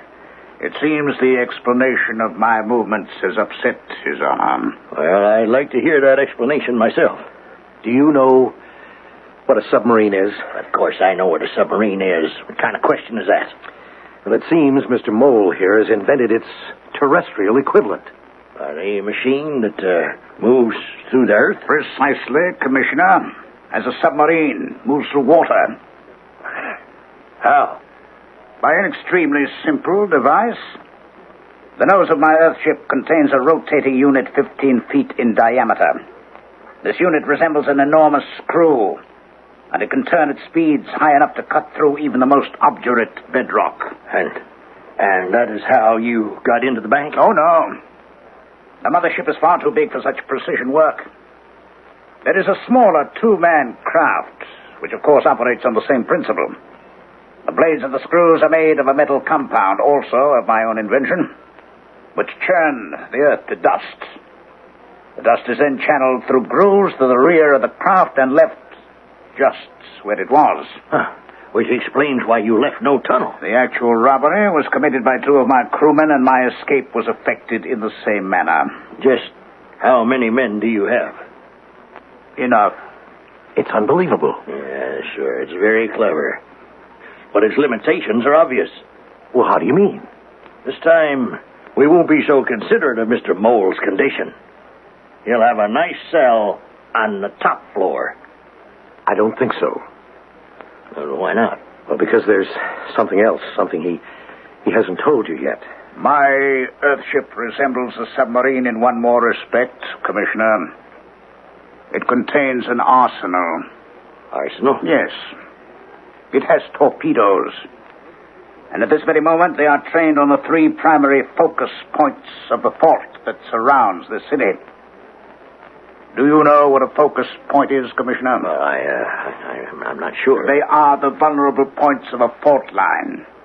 If those torpedoes are released tomorrow afternoon, the combination of their impacts and the stresses created by the gravitational pull of the planets will detonate an earthquake unparalleled in the history of the world. I don't believe this. The man is mad. Commissioner, please. He won't do it. He's got a proposition. He wants $100 million. Well, that is ridiculous. I have also given your mayor a list of supplies which I will want delivered to an inland location. He's building a whole underground kingdom. Mr. Mayor, come to your senses. The man's an extortionist. It's just a bluff. How do we know that he can do what he claims? You saw what he did to that bank vault and to your maximum security prison. Yes, but underground torpedoes that can move with enough speed and force to set off an earthquake. Your commissioner has a point. Of course, it's only right that when one asks for such a sum as I have, he has to expect to put up collateral. What are you doing? These buttons on my wheelchair are my means of communication with my crew. I expected to encounter skepticism, you see, so I've arranged a final demonstration. No. It's too late, Mr. Mayor. The signal's already been sent. But you don't have to worry. Well, what are you going to do? I believe your window there affords a view of a small peninsula across the bay. Yes. There is a small spur from the main fault, which runs directly across its base. I have just instructed my men to fire at it. We should be able to see the results momentarily. Good Lord. The entire peninsula vanishing into the ocean. Fortunately, the peninsula was uninhabited. Such will not be the case tomorrow. If my demands have not been met and I'm not back on board my Earthship by tomorrow afternoon at precisely 4 p.m., 500 miles of coastline, including this entire city, will go crashing into the sea.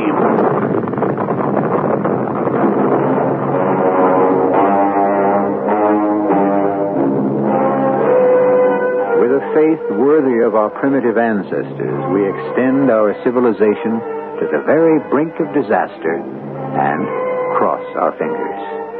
And now, suddenly, without warning, another specter which haunts us all has become a reality.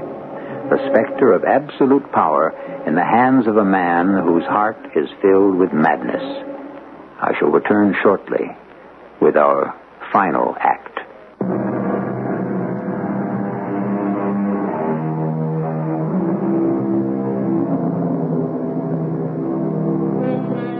Someone once said that malice can always find a target to shoot at and a pretense to fire.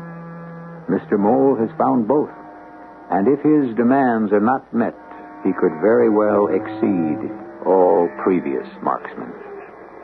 While frantic conferences are taking place through the night in City Hall, the two scientists on Mount Olive keep their quiet vigil, unaware that now another clock besides nature's is winding down. It's a peaceful night, isn't it, Sam? Almost midnight. In a few minutes, the Earth will enter the gravitational arc, and our precise calculations can begin. I've devoted my career to studying this fault. For 20 years, I've sought to unlock its mysteries, to elevate the art of prediction to an exact science. And now, within a few hours, at last, I'll be able to say absolutely what it's going to do. Dr. Trowbridge, are you all right? What? Oh, yes. Forgive me, Sam. The inhuman scientist with his distorted priorities. Well, we better go in. I just want one last look. It's a beautiful city, isn't it? Why hasn't anyone left? Why are they waiting for an official edict? Look at all those lights down there still burning in practically every home and every building as far as the eye can see. That's your answer, Sam. Lights for as far as the eye can see. Centuries of evolution and progress. And people just can't believe that it could all just disappear. General Scarborough? Yes? Thank goodness you've arrived. I'm Mayor Gibbs, and this is Ron Hankler, Commissioner of Police. Hello, General. Did you bring the money? Yes, the President authorized this withdrawal. Good. I'll get Mr. Mole. Now, just a minute, ma'am. I brought this money with me only as a last resort. Last resort? General, what other alternatives do we have? I think you gentlemen can appreciate the precedent we'll be establishing if we simply pay this madman off. We'd be putting the entire country at his mercy. The entire country? That's right, Commissioner. Nearly 1/3 of our population lives in areas vulnerable to earthquakes. Well, there are millions of people in danger right now. Yes, Mr. Mayor, no thanks to you. What do you mean? If you had ordered an evacuation of the city before now, we might have had a little more room to maneuver with this maniac.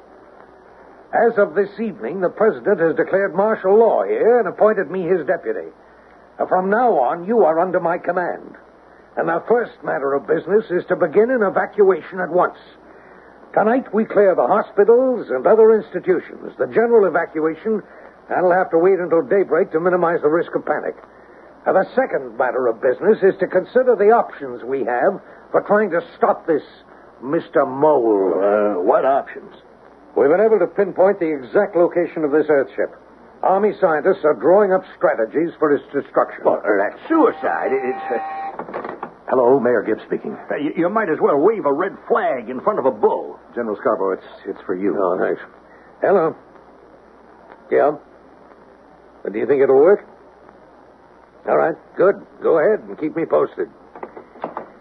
Gentlemen, we may have our answer. Our scientists have been developing a new kind of light beam that may be able to penetrate the Earth. If it's successful, we can then transmit a specific nuclear charge right along its length and explode the ship. But what if the men on board that machine get wind of this? Impossible. The beam's frequency is undetectable by any device we know of. But if they do, there's no telling what will happen. They may fire those torpedoes. With their leader here in our custody? General, you haven't met this man. He's crazy. I think that's something I'd like to determine for myself.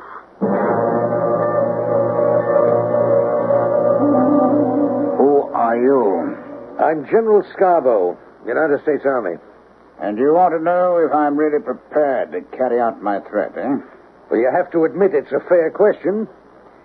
You've been separated from your wheelchair and strapped into that straitjacket. You have no way of communicating with your ship. It's not necessary. My men have their full instructions. Now, look, before we give you this money, if we do, I think we have the right to ask what you intend to use it for. I believe in preparing for the future, General. History began when our ancestors emerged from their caves, and it will end with mankind forced to return to them. How can you be sure of that? Because that is what happened to me. What do you mean? Why do you think I wear these dark glasses? Why do you think I can't walk? Look at my skin. What happened? Surely you recognize the symptoms of radiation burn, General? I was made a guinea pig once. I was the subject of certain experiments. One miscalculation, and this is how I emerged.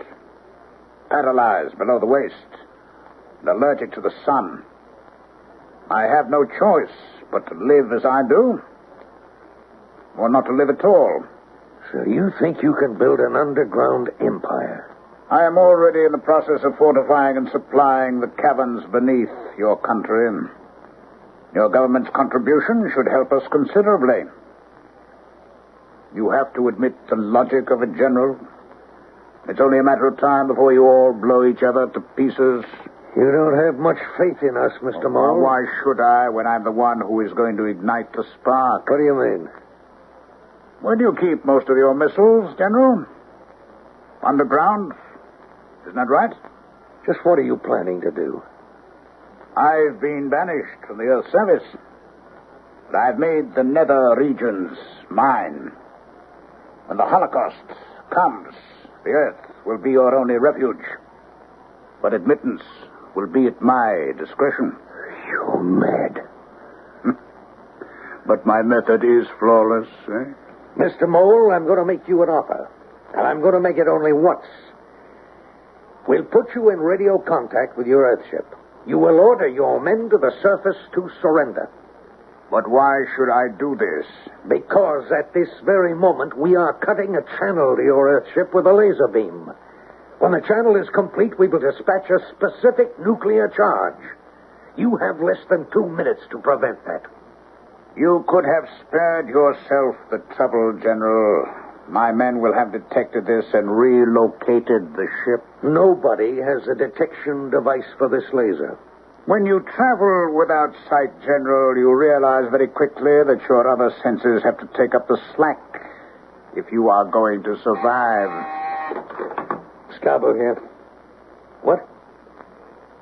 I see. No further instructions at the moment. Well? You are right. The ship has relocated. Light travels in a straight line, and now you'll have to start all over.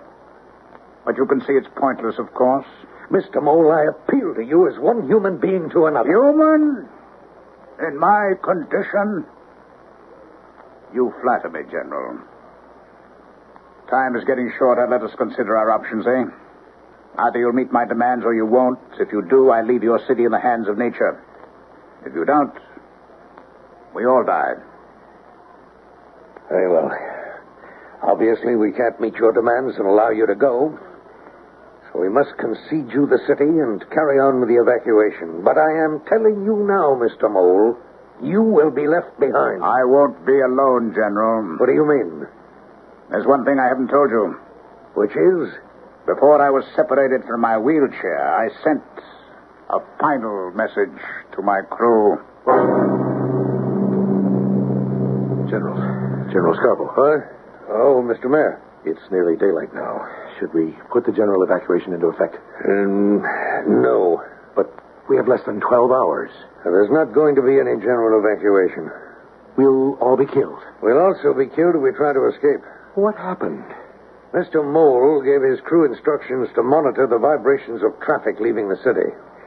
With the orders that if the vibrations went above a certain amplitude, the ship is to proceed immediately with the attempt to detonate the fault. But then, of course, we must pay him the money and let him go. That is out of the question. Well, why? Mole has no intention of stopping, short of destroying all life on the surface of the earth. And therefore, we must stop him here, even though it means the death of everyone on this coast, including ourselves. Isn't there anything we can do? Nothing but wait. Wait until 4 this afternoon when the planets are aligned and the torpedoes are fired. And then? And then we cross our fingers and hope the fault holds.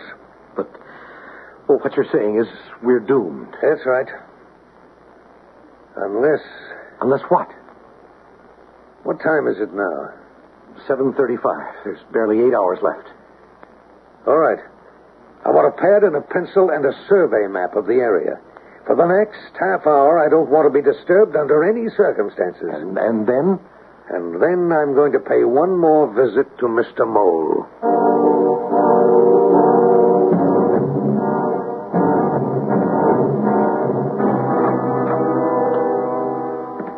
You're back, General, eh? You reconsidered? Not at all.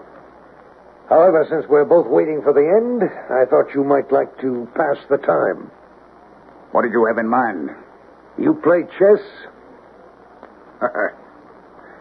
I must warn you, I am an excellent player, General. But if that is your wish, where's the board? Here. What's this? A geological survey map of the area. You have a bizarre sense of humor, General. Very well, I trust you would explain the rules to me as we go along. Who makes the first move? Oh, you already have. And it was the wrong one. What do you mean? The original position of your Earthship was here. When our laser began its penetration, the ship moved here. Away from the beam's angle, it's true, but closer to the fault. Still quite far enough away to be safe. But you see how the fault curves slightly around your position. It creates a kind of pocket, and that limits your options. Just what is it you're driving at?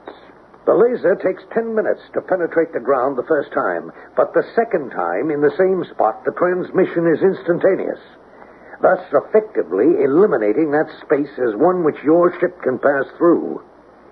So I am in retreat. Is that it? Straight toward the fault. the pawns against the king. My calculations tell me I can force your ship into the fault zone in 28 moves. At 10 minutes a move, that's 4.5 hours, which will leave us 3 hours to evacuate the city.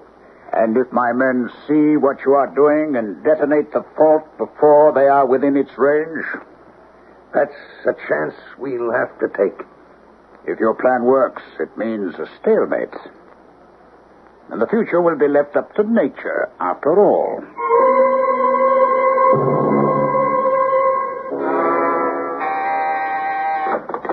General Scarborough here. Yes? And the new position? Thank you. Thank you very much. Well, we've done it. They just moved within the fault zone. Then we can go ahead with the evacuation? That's right, Commissioner. Headquarters has already sent orders down the line. Look out the window there. Yes, traffic's already beginning to move across the bridges. With 3 hours, if all goes smoothly, everyone should be safe. We've done it. We can escape. And who knows, perhaps the fault will hold after all. Come in. Oh, Dr. Trilby, we've been expecting you. Good day, Mayor. The Commissioner, you know, of course, and this is General Scarborough. Hello, General. Congratulations. I just heard the whole story. I'd no idea that what was going on down here, but that explains the mysterious tremor we detected yesterday. Yes, it was Mole's ship moving into its original position. I'm sure your laboratory has been a quiet place compared to City Hall these last few hours. Yes, but now, thanks to the General here, we're free. Yes, well... Dr. Trilby, have you completed all your calculations? Yes, I have. You can say for certain now what will happen? Yes, General. Well? We can only hope that everyone will get out of the city in time.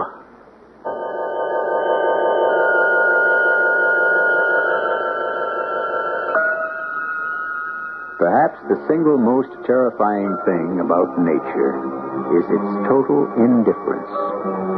It is beyond the reach of reason, independent of our concepts of right and wrong, justice and morality. We cannot always predict its movements, and we certainly cannot control it. The one thing we do know about nature is the one thing we so often forget, that we ignore it at our peril. I shall return in a moment.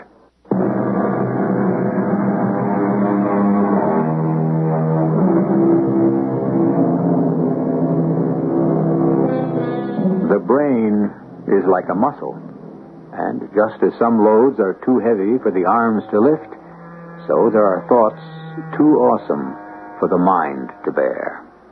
Our story took place in the future and falls properly into the realm of science fiction, but we thought it best to tell it to you now, while we still could. Our cast included Ralph Bell, Court Benson, Earl Hammond, and Robert Maxwell.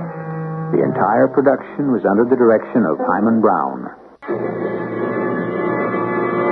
And now, a preview of our next tale.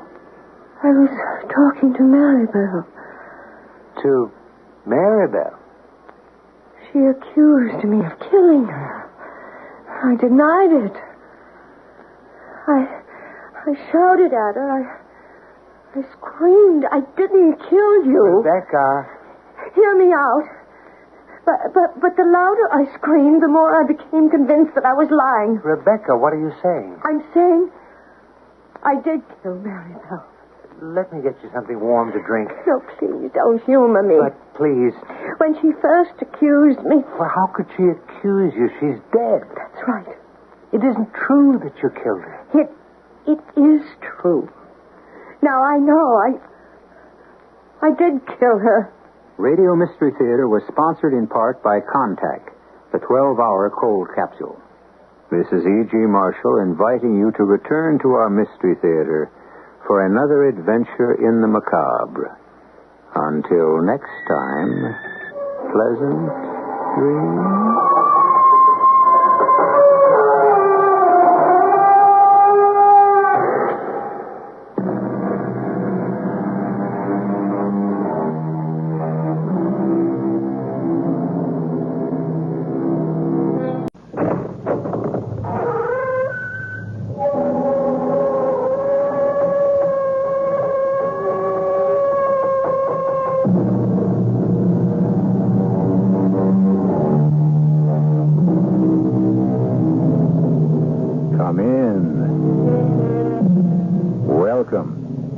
I'm E.G. Marshall.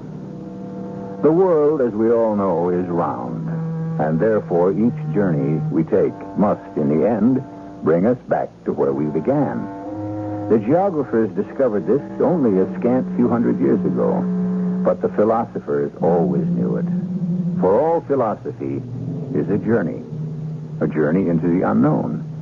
And at the journey's end, the philosopher, like all other travelers, must come back again. As the book tells us, there is nothing new under the sun.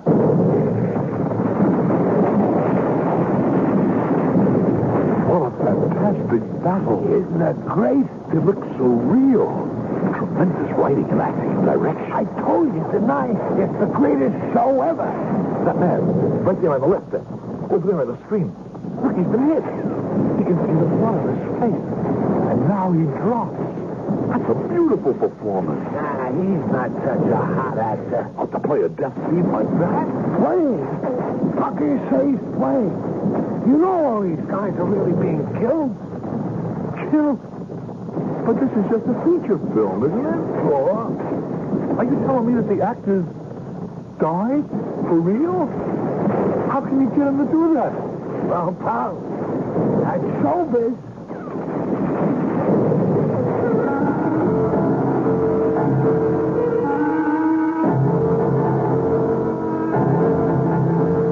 Our mystery drama, There Is No Business Like, was written especially for the Mystery Theater by Sam Dan and stars Howard Da Silva. We have always reached for the stars. We have always dreamed of breaking the barriers of time and space. And as the years have gone by, what has seemed fantasy has slowly been approaching reality. In this generation, man is no longer earthbound. He has already broken the umbilical cord that has tied him to this planet. And soon he shall cut the bonds that have imprisoned him in this time. A man named Roger Sterrett has already done it. Or so he says. Of course, no one believes me. I suppose it would be different if I could get the machine to work. But the trouble is, you see, the circuits were destroyed as I was getting back. And so it's gone. Well, it's not really gone, but the basic circuits no longer exist, and I can't seem to remember how Prescott designed them originally. Anyhow, Prescott is dead now, and he was the scientist. You see, he died as soon as we arrived there. Arrived where, Mr. Sterrett? There, Doctor. And where is there? Well, as far as I can make out, it was somewhere in our own country, in the future. The future? And you claim a person named Arthur Prescott was with you? Yes. He died when we got there. But they didn't believe me. Who? The other people, the people in the future. I explained it to the censor. The censor? I guess that's what they call their judges. Well, that's what a judge is, actually. And she didn't believe me. She? The censor. She reminds me of you. That is, you both keep asking the same questions, and neither of you believe me. And you have the same voice. I'm so tired. Mr. Sterrett, please trust me. I want to help you. But why are you keeping me in this place? Why do you think I'm insane? I never said that. Do you have to say it? Isn't it obvious? Now tell me again what you were trying... I've told you 1,000,000 times. Yes, but you never told it completely to me. Oh, let me alone. Nobody believes me anyhow. I should have stayed there. I was getting pretty good with a gun. I could have lived indefinitely. Do you know why? Because I was born to act. It's my true talent. But according to your records, you're a machinist. Yes, but acting was an undiscovered talent until I needed it. Suddenly, at the age of 40, I discovered I was an actor. But what does acting have to do with what... Showbiz. When I arrived there, I was sentenced to it. Sentenced to showbiz? For murder. You see, they thought I murdered Arthur Prescott. And for that you were sentenced to showbiz? Now, excuse me, Mr. Sterrett, but do we mean the same thing by showbiz? Sure, showbiz. You know what showbiz is. Entertainment. Theater, movies, radio, TV. Show business. And you say you were sentenced to it? Oh, yes. They used that in the future where I was, instead of prison. Ah, I see. Oh, no. Don't say you see, because you don't see. You don't have the faintest idea what I'm talking about, and you know it. Well, I... You want me to trust you, but how can I? You think I'm crazy. How can you possibly understand what I'm saying? I'm trying.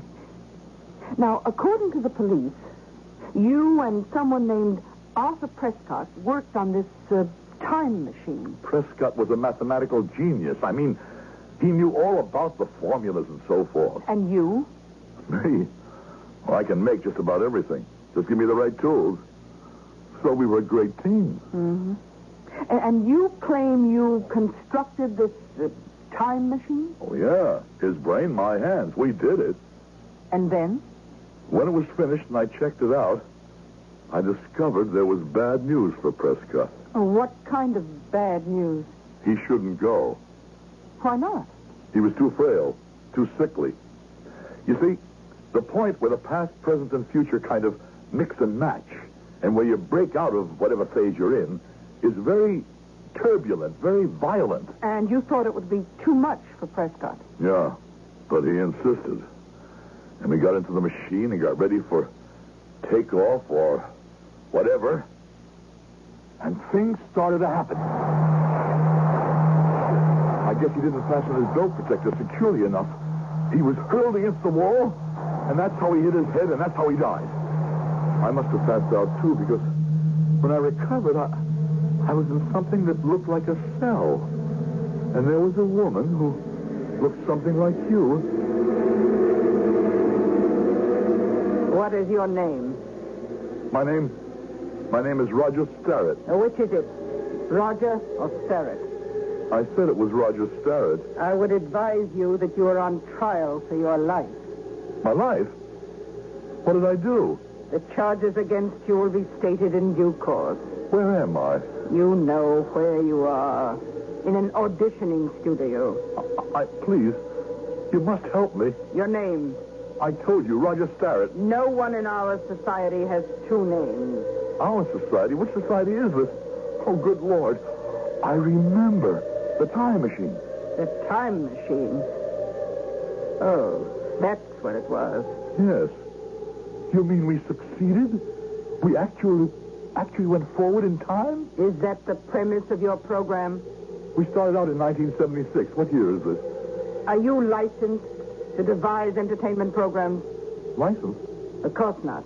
That is another charge against you. A very serious charge. Even more serious than murder. What murder? A man was with you in that metal globe. He was killed by a blow on the head. Why did you kill him? I didn't kill him. It was an accident. An accident? Do not lie to me. I want to help you. But it's true. A lie will only result in your being sentenced to showbiz. Do you want that? Please. Tell your story. Okay. A man named Arthur Prescott and I... Why do you insist on giving him two names? Because everybody has at least two names where I come from. Where do you claim to come from? The United States. Where are your personal papers?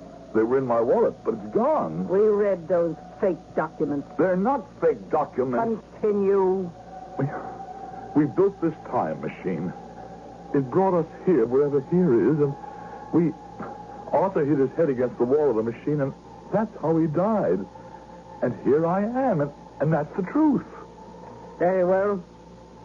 You were given an opportunity to defend yourself. I shall now deliver my verdict. Verdict? We shall call you Roger. You're charged with the following, in order of importance. First, designing an entertainment without a license. An entertainment? The time machine fancy. A much overdone cliche. Second, carrying false papers. But that's my Social Security card, my driver's license. Third, murder. But I didn't... And therefore, you will serve a minimum of 15 years in showbiz. You are sentenced to become a member of the cast of Killers and Cops. But There is no appeal from the verdict. I, the censor, have spoken. After a while, a man came by. He was kind of short and stout and good-natured. He wore large-sized metal-rimmed spectacles. Hello, Fitch. Glasses is the name. Glasses? Sure, because I wear these cheaters. It's my public image. Let's go. Go where? Over to the Killer Cop Motel, where we eat, drink, and make merry, because tomorrow night we may die. Let's move, Fish. Why do you call me Fish? Oh, I'm in with the writers. One of them's a chick. She's got a thing for me. So I romance her along. It's a great way to keep alive. I don't understand. What's not to understand? You know what I think? I think I'm dreaming. Yeah. The word's out. You're either a little bit of a loon, or maybe it's like amnesia, huh? Look, the writer's already got your character figured out. But Yeah, you're a fish. Like you come and go quiet as a fish. And you leave no more trail than a fish moving through the water. Ain't that a concept, huh? What's your sentence? 15 years. You gotta be kidding, that censor. Who can live 15 years in showbiz?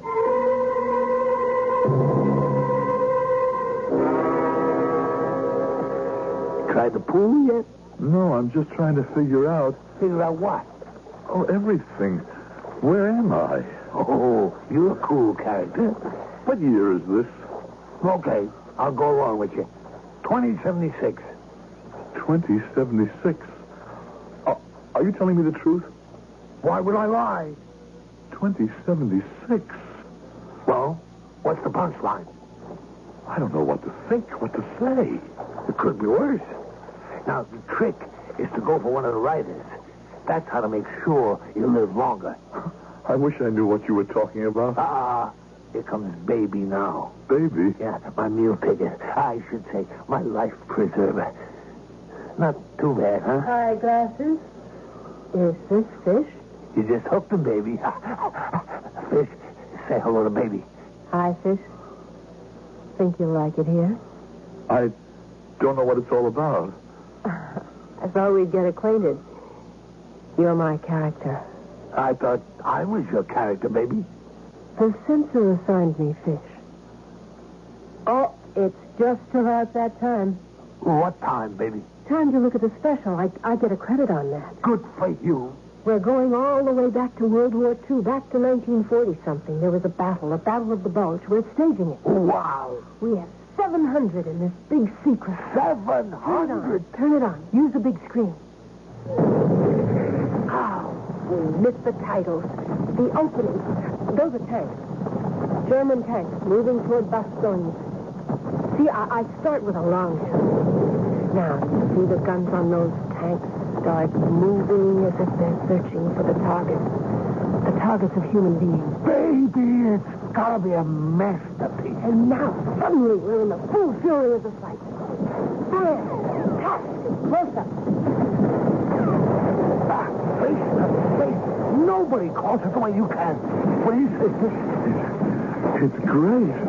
It's a great theater. Yeah, look at the movement in her directing. The rhythm she gets. Here. There's a guy on the left hand of the screen. In the middle distance. We'll close up on him in just a few seconds. He's about to step on a mine. Watch it. Yeah, that's it. Look at his face. The mine just blew off his leg. See how he caught his face like he can't believe it. He just can't believe it. Now he drops. Sheer poetic beauty in the motion as he falls, slowly, gently like a rose petal fluttering to the ground. Baby, when you describe it, a guy could cry. As he tries to support himself on the leg that is no longer there, comes death. Death is the only comfort to soothe his sorrow. How do you get that effect? What effect? The effect of his leg being blown off and then his dying. How is that done? Oh, you mean, how is it done? It's done with a modified landmine. You mean you actually blew his leg off? And what I'm looking at, these men are actually being killed? Well, what did you think? Where you been, Fish? But that's showbiz, Fish. That's showbiz.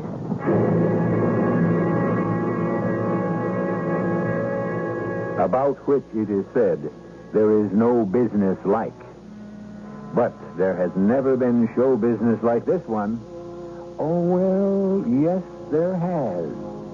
Think back. The gladiators in the Roman arenas. They were showbiz, weren't they? So you see, the more things change, the more they remain the same. I'll be back shortly with Act 2. Realism. That's the thing today. We want real life in our theater. We want real situations that involve real people. Isn't that so?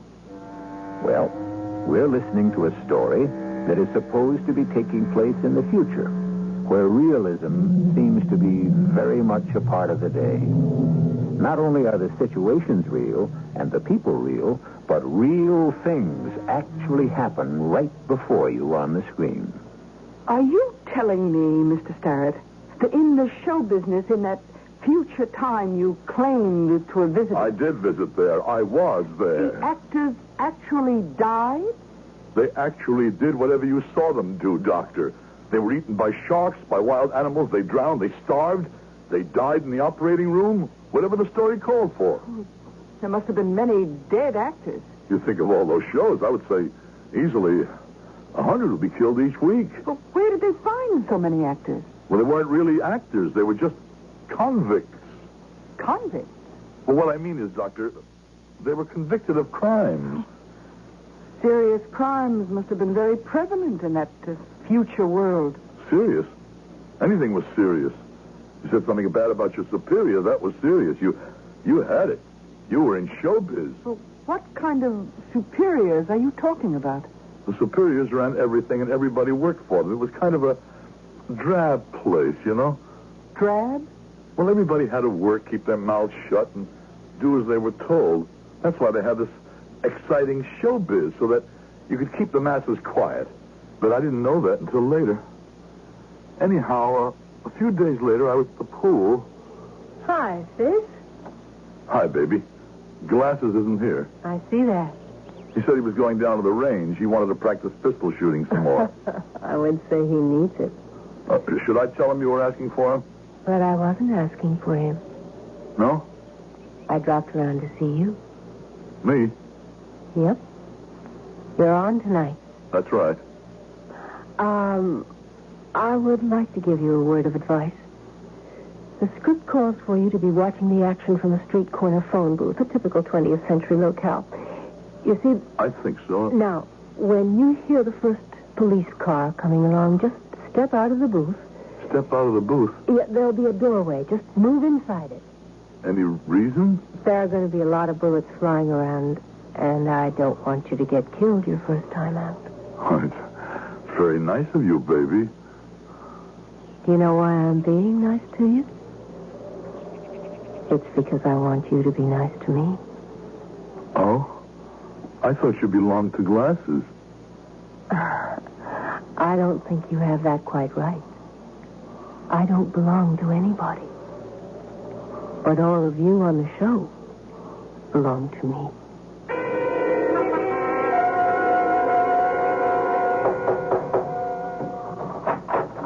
Hi. Can I see you for a minute, Fish? I mean, if I'm not bothering you or anything. It's okay, Glasses. Come on in. I want you to do me a favor. Sure, if I can. I always treated you right? I give you tips on everything. I help you along. What do you want? Put in a word for me. I mean, with Baby. What kind of word? Don't play stupid with me. She goes for you, I know. She dropped me the minute you came in sight. Glasses, it's not because of anything I did. I know. I wasn't the one who made a play for her the first time either. She decides. She picks out who she wants. And when she gets tired of him, look, I don't care, except... Except what? Except she doesn't like a guy to hang around after she gives him the gate. See what I mean? So she writes him out of the script. And you know what happens then?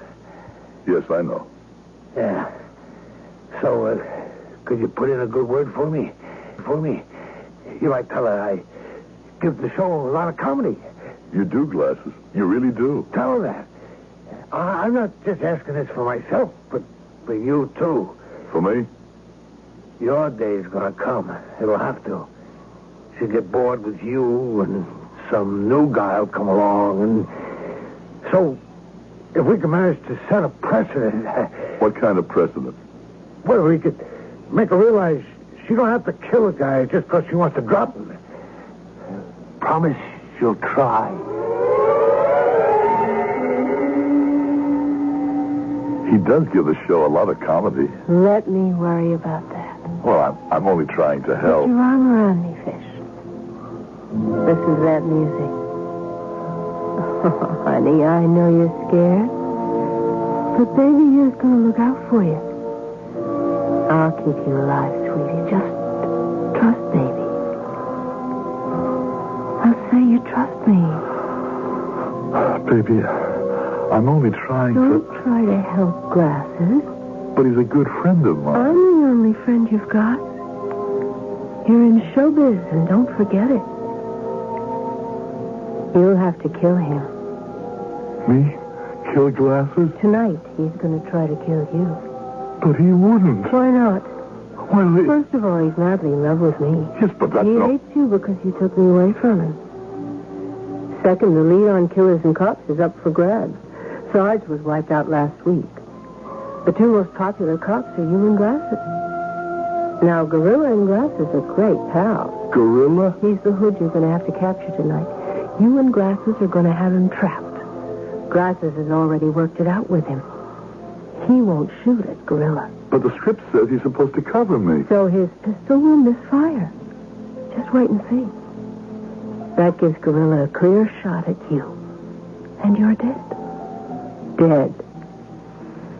Now, here's what you have to do, sweetie. Fire what looks to be a wild shot and kill Glasses by mistake. Then radio back for help in capturing Gorilla. I find it hard to believe that Glasses You would... better believe it. And now, give baby a great big kiss. Okay, Gorilla. We know you're in there. Come on with your hands up. No good, Fish. We'll have to go in after him. Listen, why don't we get on the radio and call in for help? Why? Because that ain't in the script. But it makes sense, doesn't it? It ain't in the script. But if we go after him ourselves, both of us can get killed. That's showbiz. Well, if that's the way you want it. The way to keep alive, the best way to keep alive, the percentage way, is to follow the script. Okay. The script calls for you to move toward the door of the house, and I cover you. Okay, let's do it. Go ahead. And Fish, good luck. Gorilla, this is your last chance. Okay, Glasses, I'll be moving in along the wall. Now, cover me. Here I go.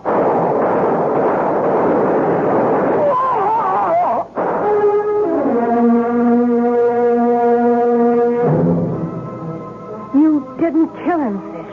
You didn't kill Glasses. I couldn't. I knew that, so I told Gorilla to make sure to get him. You told Gorilla? I told Gorilla I knew about the little deal he'd made with Glasses. I don't mind you boys having your little intrigues, but when I want something done, I want to be obeyed. So Gorilla very obligingly shot Glasses for me. I never killed anybody in my life. Oh, come on. That guy they found you with in that phony-looking spaceship? But I explained how that happened. Yeah, well, you better learn how to kill. I don't know if I can. You'll have to kill. To keep alive.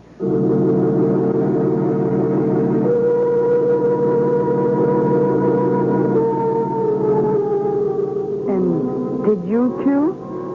Yes, Dr. Simon. I killed. I learned how, and I became popular. There were fan clubs. I received mail. I was a hero. And then one day, something happened. I was sent to the cell, and it was the same cell where I had been tried. And my assignment was to pick up a new member of the Killers and Cops cast. Somebody who had just been sentenced to showbiz. All right, if you're ready, let's go. I refuse. That won't do any good. I refuse to kill. I know how you feel. You? Why, you're the most bloodthirsty, vicious... What were you sentenced for?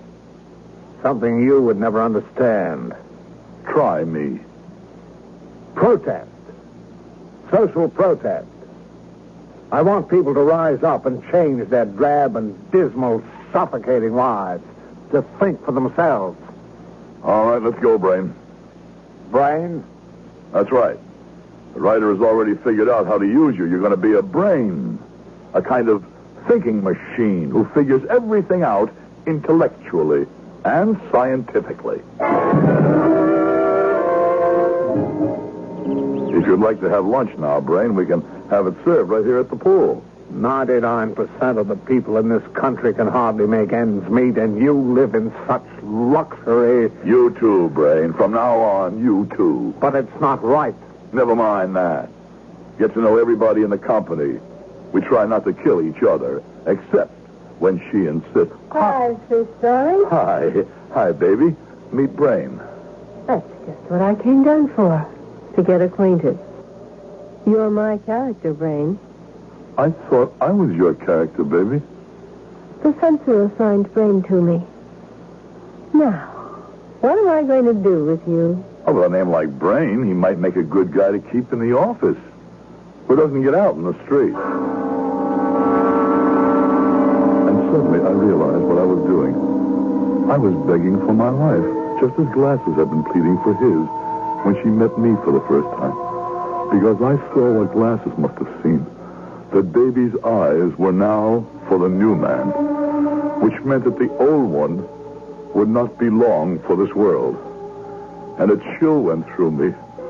What was I going to do?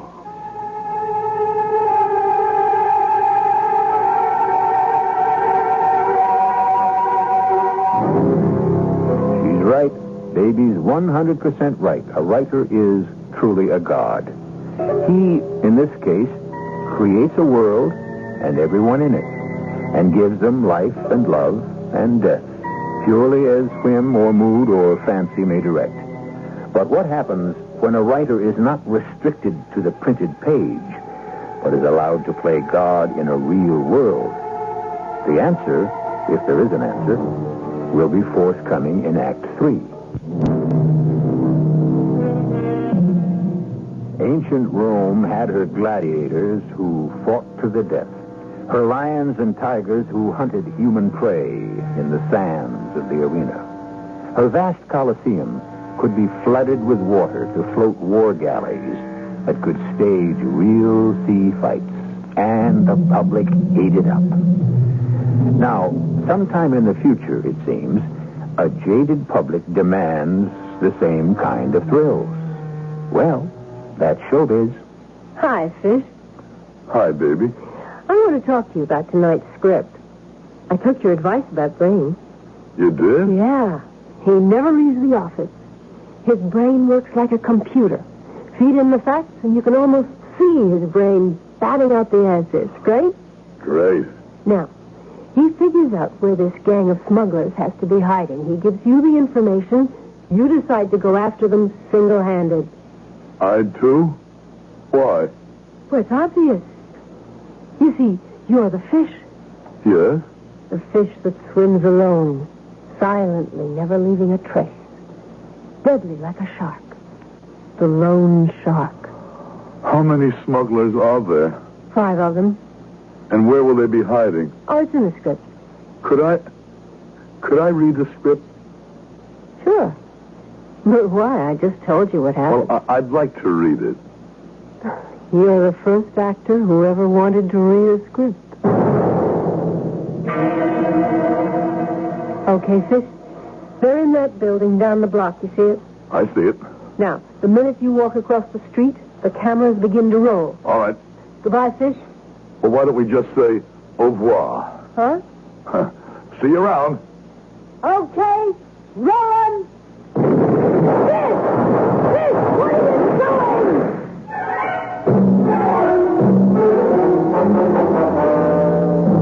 What was I doing? Doctor, I can tell you what I was doing. She never caught on. I just didn't accept the script the way all the others did. I studied it. and I prepared for it. I figured out the fight with the smugglers in advance. I just didn't let it happen. The smugglers were going to get at me from two sides. So I tossed a hand grenade at one group, then I used tear gas on the other. And I was able to finish them off. But surely, Mr. Starrett, you couldn't keep doing this indefinitely. Yes, Doctor, I could. You have to understand the people I was up against. They were mostly beaten and defeated to begin with, scared. And they didn't really know how to think. Why not? Because all their thinking had always been done for them. It was a terrible world. I never got out into it because, well, actually, I was a prisoner. But I passed through it. In a limousine, when we'd go from one location to another, and driving through the city, I'd look around, and you know what it seemed like? Yes? It seemed like the pictures we see of those dictatorship countries, drab, dull, and people who don't seem to have much fun, and crowded. There just wasn't room for everything. Masses of people and buildings, one on top of the other. And there's nothing more you can really tell us about this future world? Baby said it. She said it was the old story. Feed them bread in circuses. And you keep them in line. And you were part of the circus. I got to be the whole circus after a while. My exploits, you wouldn't believe some of them. I can hardly believe them myself. Single-handedly, I wiped out whole gangs. I destroyed entire mobs. How could you keep doing it? I told you, I planned it in advance. I prepared the ground. There was a girl in the prop department. I could get her to fix the guns the killers would be armed with. Little things. Lots of little things. But sooner or later, your luck would have to run out. It did. One day I was called in to see the boss. The real boss. I mean, the censor. Hi, Fish. Hi, censor. Your writer, Baby, has just created a special. Yes? A World War II special. She has asked permission for you to star in it. Oh, but I'm just doing fine on the Killers and Cops series. Not really. But the ratings... They're falling. It's the most popular show on. You're becoming a bore. Too predictable. You always win. We can't have that. Why not? Because you represent the establishment. Well, even so, it's a great show. And the people hate the establishment. But that's treason. Of course. And so, rather than have them do something about it, we must give them a chance to express themselves vicariously. Therefore, occasionally, the establishment must lose. What am I supposed to do now? World War II still exerts a peculiar fascination. Some time ago, Baby created the Battle of the Bulge.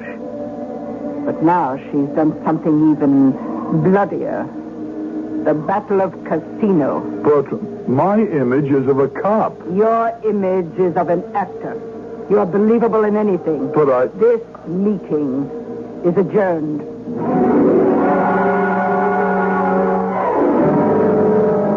And this is the battlefield, this long, rocky hillside. Up there is the replica of the monastery. Let me show you where your detachment will be ambushed. This time, I don't see how you can fail to kill me, baby. Fish, what a way to talk. I never want to kill any of my actors. Artillery, machine gun fired, mines. You're going to get me this time. Believe me, Fish, I want you to make it. I'm going to pray for you. Maybe you'd better pray for yourself. For myself? Why? Well, you could be in trouble, too. Me? I'm top writer. How long do you stay on top in showbiz? Nobody has to worry about me. I worry about you, baby. You do? Why? You were my first girl. Oh, sure. My first girl in this world. Oh, you're back to that I come from another world business? It's true. Oh, sure. Do you know where my time machine is? In the museum. I'm not allowed to go out into the world alone, baby, but you could take me there. Why would I want to do that? I could prove to you that it's legitimate. Oh, sure. Baby, you'll need a great new show. Why, I've got 2 great shows now. Killers and Cops and my new special. Killers and Cops is going to die. Why? Because it's losing the lead. Me. What makes you think you're so I'm too much part of that show. What other actor has ever lasted on any show for as long as a year? Even 6 months. The show is dead without me. And this special is going to be a turkey. How do you know? Because you're due. You're too successful. You have enemies. So we are. The Battle of the Bulge had excitement. It had intrigue. Casino, what was it? Just a slugging up a mountainside. Has all the suspense and excitement of a slaughterhouse. So they'll all say, baby's lost her touch. But my way... What do you mean, your way? A great new show about a time machine. It proves what you know. That old turkey's been done to death. Because it was a phony. Mine is a real time machine. Oh, sure. Sure, you're just trying to get out of the Battle of Casino because you're scared. You're the one who should be scared. You need a time machine show. What a great hit. Look, we call it the Parade of the Worlds. Who gets killed? Suddenly, we were the charge of the Light Brigade. All of them get killed. Hey, that would be something. And you know what else? We could push people out into the Roman Colosseum, right into the middle of the lions. Or go way, way back and let people loose in one of those prehistoric jungles among the dinosaurs. Oh, yes. There are possibilities. I knew you'd see them. The trouble is, how do we get to that machine? Well, you said it was in the museum. Yeah, but we need special permission, and nobody ever gets that. Not even you? Not even me. Oh, we can lick that. Even so, what good does it do us to get to the machine? To prove it's real. They think it's a fake. But once we show them... You could be right. How do we get to it? Well, I still have one more show to do on killers and cops. Now, why don't you have the action take place in the museum? You get these crooks who are out to steal... Say no more, Fish. All circuits are go. The script calls for you to park right in front of the museum. Now, this time you're disguised as the curator. Now, we go inside. We? I'm going to act in this one, too. No, but... You see, Fish, in case it's on the level, if it's really a time machine, what's to stop you from stepping inside and saying goodbye forever? Oh, but I promise you... So I'll hold this gun on you at all times. The gun you gave me is no good. I checked. It's loaded with blanks. That little prop girl. I rearranged things after she went home. Well, what can I tell you? Nice try. We arrive, pull over. Our cameras will roll the minute we step out of the car. How can we walk up like this? The crooks could just pick us off. There are no crooks. There aren't any. Keep walking and do as I tell you. Now, all we have to do to go forward is throw this switch. That's all there is to it. But why are there no crooks? I rewrote the script. The plot is for you to take me into this museum to show how you can use a time machine to catch crooks. Once in here, I kill you. Why do you want to kill me now? Because I don't want to share writer's credit on your new idea. This machine works. That means you created a show. But I don't have a license. You're with me. It means I accepted you as a collaborator. You're now a writer. Well, before that happens... Both of you, step out. It's the censor. Both of you have broken the law. Let's escape. Step out. No. We'll be killed for this. In this world, you get killed sooner or later anyhow. Does it matter when? Yes, it matters to me. Step out. You heard her. Step out of the machine. No. It's an order. So what? Let's get out of this world. I can't. Do you want to die? I can't disobey an order. That's how it is. That's how we're trained. You wouldn't understand. You're not from here now. I know it. I'm going back home. No, you're not. Touch that switch and I'll shoot. You're crazy. Let go of me. Let the gun fall to the ground. I'll kill you. You're disobeying the censor. I have to kill you. Both of you, step out. Machine gunners, flamethrowers, be ready to destroy them.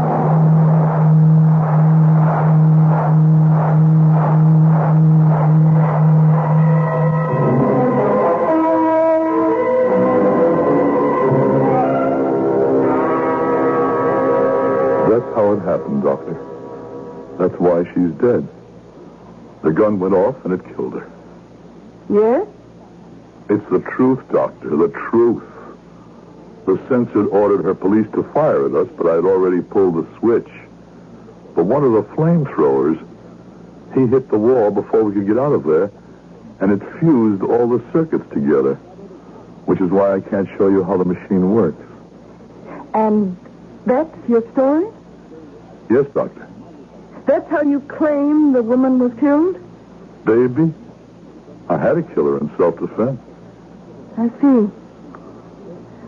Orderly, take Mr. Starrett back to his room.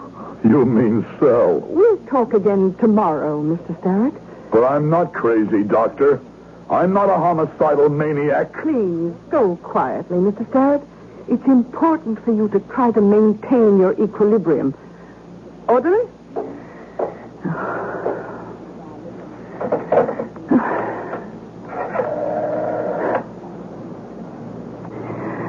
Dr. Paris, this is Dr. Simon. This, Roger Starrett now, he's completely insane. I think he has to be institutionalized for just about the rest of his life. I know it's a pity, but that's showbiz.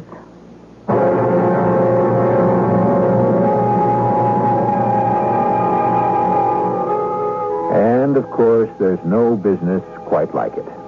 What happened to Roger Starrett? Well, he has become a character on a show you have just experienced. And during your lifetime, you will witness thousands of shows on which people come and go. They arrive from nowhere and return to oblivion. However, I shall return right here in just a few moments.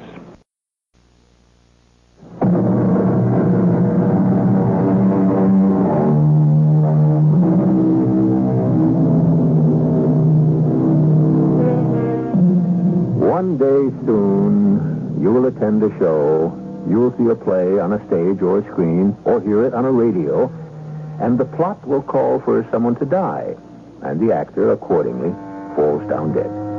But you know that after the curtain comes down, that actor will rise up again, a living being. But what about the character? For a brief interval in time, he had life, too. Is he dead? Well, that question should hold you until tomorrow. Our cast included Howard Da Silva, Joan Loring, Robert Dryden, and Bryna Rayburn. The entire production was under the direction of Hyman Brown.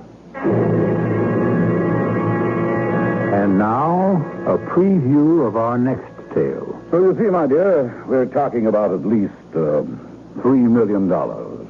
And that's why you hired me. So I could cheat Mr. Gillespie. Oh, now, cheat is a harsh word. But it's true. And what will you do with me afterwards? Why, we shall give you your share. Won't you just kill me the way you killed everybody else? We killed the others because they forced our hand. Give us no motive, and we'll let you live. Aren't you afraid I'll go to the police? No, because we will have evidence to show that you were the one who poisoned Mrs. Daimler. But that's a lie. Oh, I don't want any part of it. Oh, my dear Miss Watson, what are we proposing? Only to make you fabulously wealthy.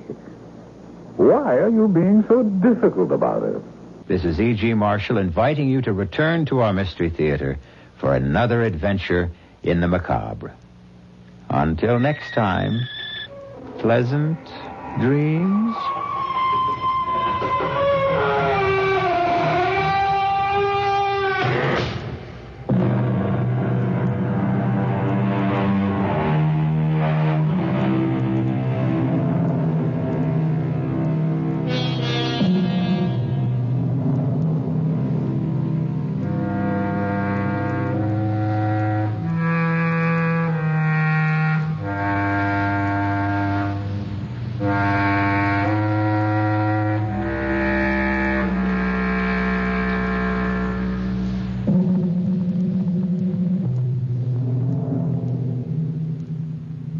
The CBS Radio Mystery Theater presents...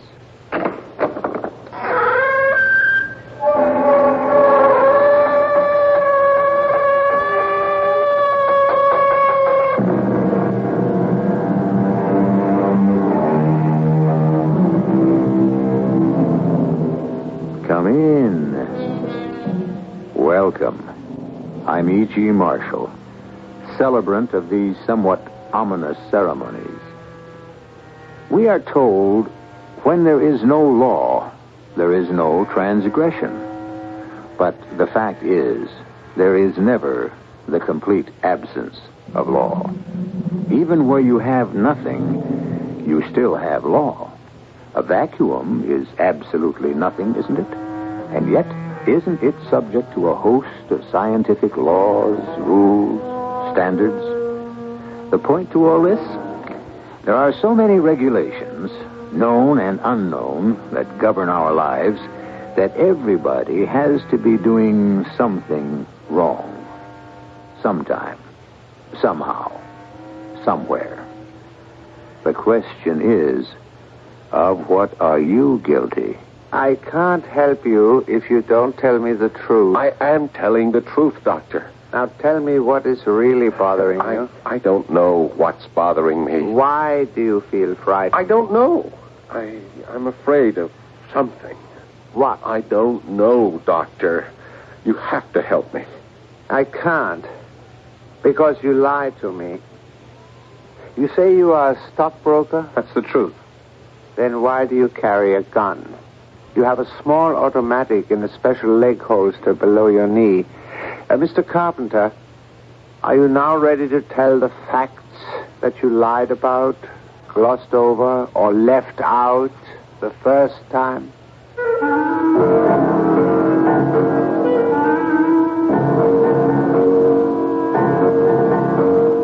Our mystery drama, The Aliens, was written especially for the Mystery Theater by Sam Dan and stars Paul Hecht. It is sponsored in part by Anheuser-Busch Incorporated, Brewers of Budweiser, and Contact, the 12-hour allergy capsule. I'll be back shortly with Act One.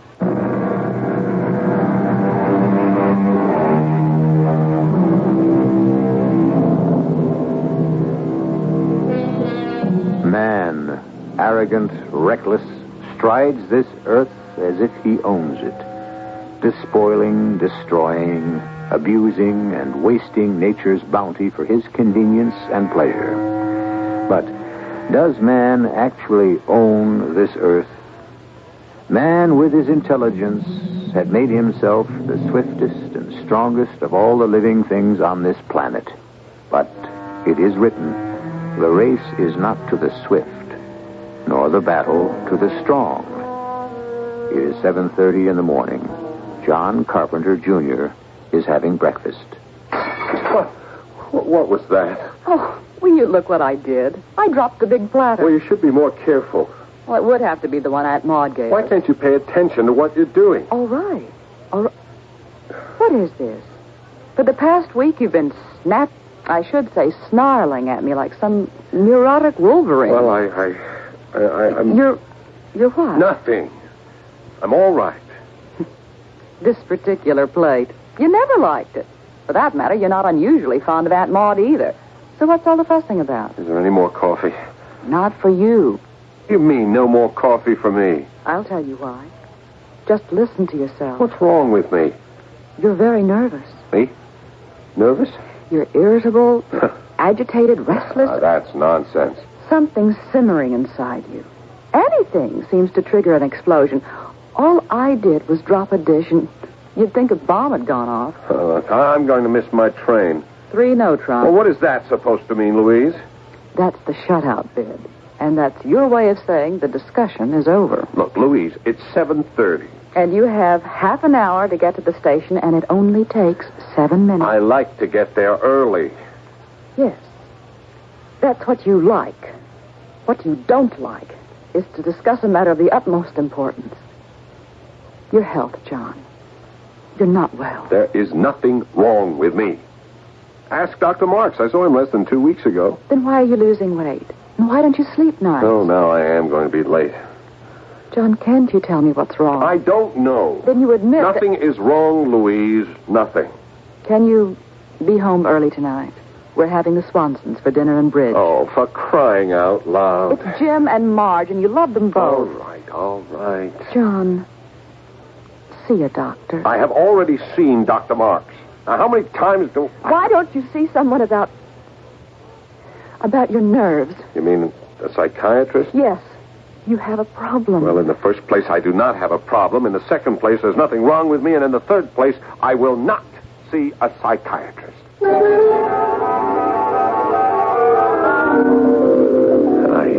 want to thank you, Dr. Byrne, for seeing me without an appointment. You said it was an emergency, Mr. Mr. Smith. John Smith. Your age? 37. Married? Yeah. Children? None. Well, we had a little boy, but he died in an accident. Look, I don't know what's the matter with me, Doctor. I'm edgy, fidgety. I blow up at trifles. There may be some systemic disorder. No, I had a complete checkup. Less than 2 weeks ago, the doctor found nothing. You told him about these symptoms? Yeah.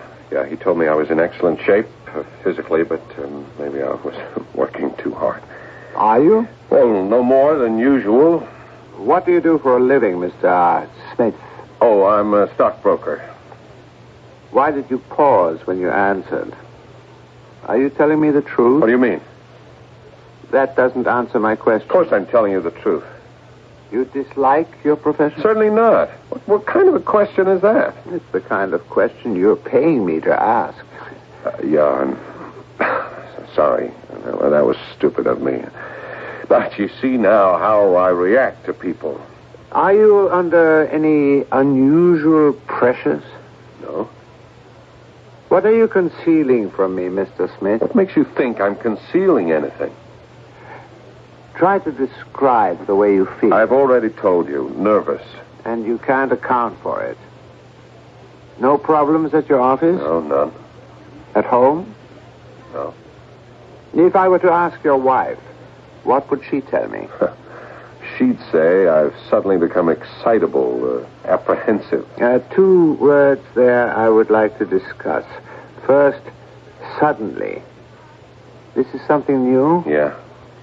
Yeah, I've always been calm. I've had excellent self-control. I need that in my business. Oh, really? I know some highly excitable stockbrokers. Well, the second interesting word you used, apprehensive. Why are you apprehensive? Did I say apprehensive? Well, it's all part of being nervous and excitable, isn't it? No, not quite. Apprehensive suggests a feeling of foreboding, fear. Are you afraid of anything, Mr. Smith? Well, to tell you the truth, I am afraid of something. What? I don't know. You see, you keep asking these questions, and I have to keep answering, I don't know, because the truth is, I don't know. It's quite possible to be nervous without knowing why, but afraid? No. You must be afraid of someone. No, no one. Something. Well, you see, that's what has me licked, Doctor. It's something unknown, something I can't name or describe. Can you help me? I don't think so. Why not? Because I know you're not telling me the whole truth. Doctor, I don't know what's bothering me. The whole truth about yourself. What's to tell? I'm a broker. I'm with Valentine and Sterling. For example, why do you carry a gun? A gun? You have a small automatic in a special holster below your knee. Well, Because you're nervous and upset, you're being careless.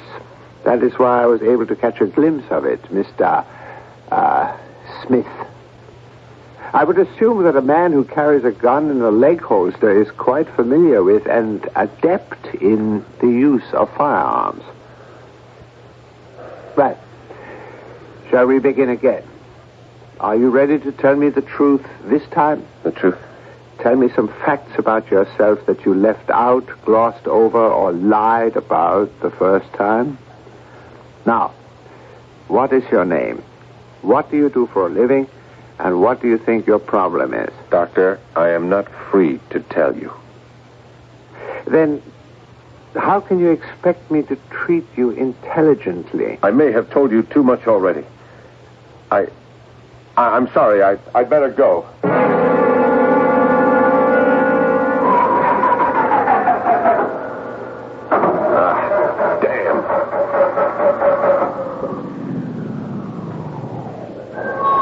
I'm afraid your battery's dead. Yeah, I guess so. It was just perfect this morning. May I be of assistance? Oh, could you help me jump start it? Sorry, I don't have those wires. Oh, that's okay. I got it.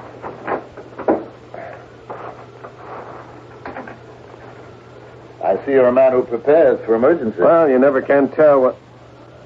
Now, what could have happened to my... Something wrong? What could have happened to the cables? I always keep them in the trunk. I know they were here. Well, may I give you a lift? Oh, no. It's all right. Thanks. I can take a cab. Cab stand seems to be empty. Thanks. I'll call my wife, have her come down here to the station and pick me... Oh, no. I can't do that. Her car's in for service. Well, my offer is still good. Are you sure it's not an inconvenience? Not at all. Get into my car. Oh, you just saved my life. This is one night I can't afford to be late. My wife's best friends are coming to dinner. I understand. Oh, I live at 19 Cleveland Drive. I hope that isn't out of your way. Oh, no. I don't think I've seen you before. You live around here? Just visiting. My name is Carpenter. John Carpenter, Jr., to give it the full handle. How do you do? I'm Ivan Ivanovich Plotnik. Oh, you're not an American. I also have another name. Sasna. Sasna?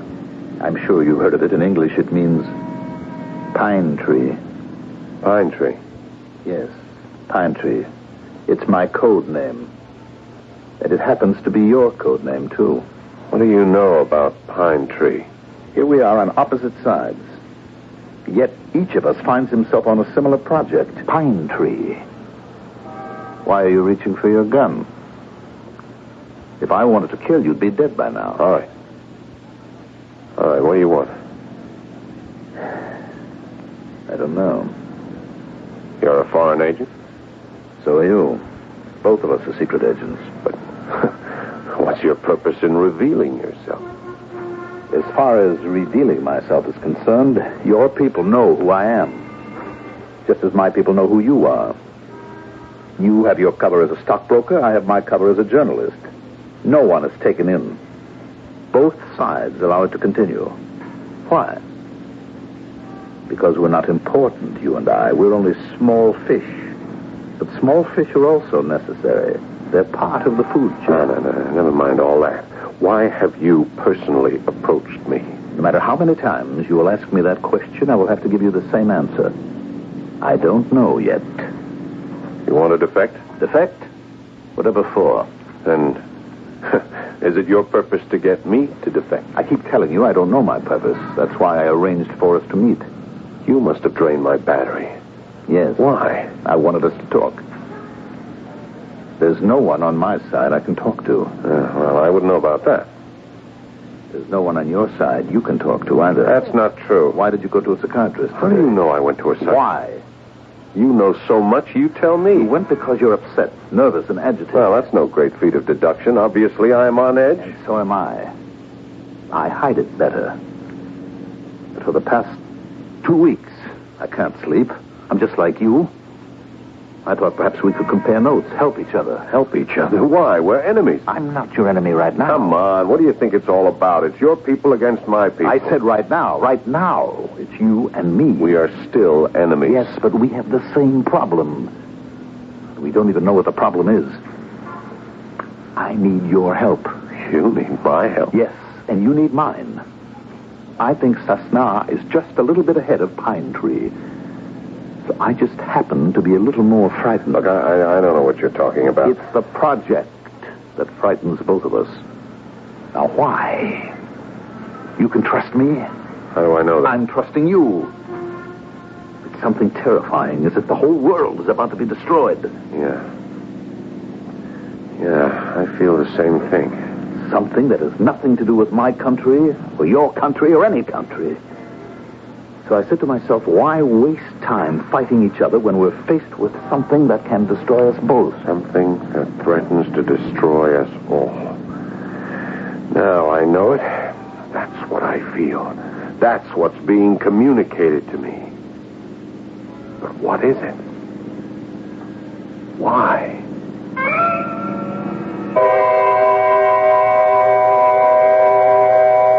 What is it, and why? You know by now we have an orderly procedure. In the first act, we ask the question. It's only in the second act that you can hope for some of the answers. And yet, you already have a clue, an extremely powerful clue, that will enable you to answer the most important question of all. And what is that clue? It has been stated forcefully and plainly. You think back on it until I return shortly with Act 2.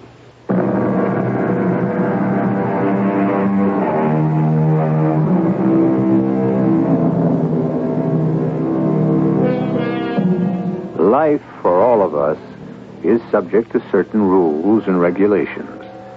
Whatever we do is performed according to the guidelines set by society. And yet, now and then, a man decides to break the mold. A Caesar crosses the Rubicon. A Nelson holds a telescope to a blind eye and says, "I do not see the signal." A Gauguin leaves a life of the utmost Parisian respectability to become a beachcomber painter in the South Seas. And tonight, John Carpenter Jr.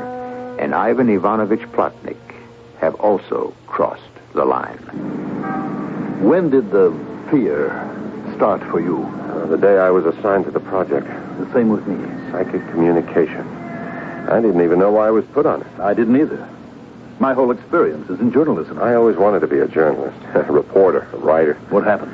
I went to college on a football scholarship. You know what that is? I think so. Yeah, I was so busy playing football, I had very little time to read. But I made All-America. You know what that is? I'm not sure. Oh, well, it doesn't matter. Anyhow, this brokerage firm offered me a job, and after a while I discovered the whole firm was a cover for a secret agency. Well, I stayed with it. You like it? Yeah, sure. It's interesting. What has your outfit discovered? Well, everybody knows there's psychic communication among animals. Now we've discovered it exists among plant life. Yeah, that's where we are.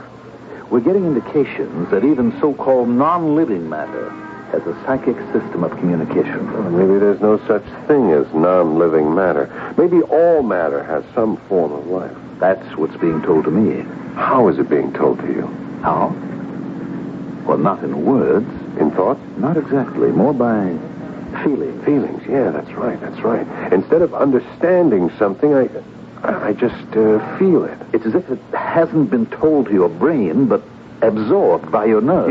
Yeah, that's exactly how it is. And I have received this feeling that the world is about to be taken over by a force. An alien force. Aliens. Yes, aliens. Who are they? I don't know. But you do feel they're going to destroy us all. Yes, and that's why I'm frightened. And you feel the same way. Did you try to tell anyone on Pine Tree? I started to. I could see from the looks I was getting, no one had the vaguest idea of what I was talking about. When I started to talk about it, I also got looks. So I dropped it.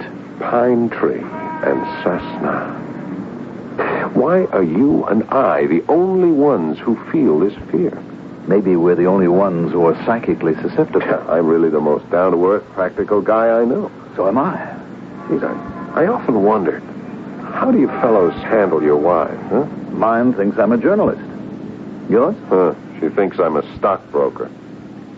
The aliens, if that's what they are, could they be from another world? Yeah, I don't know. That's all I keep saying these days. I don't know. Ivan, what are we going to do?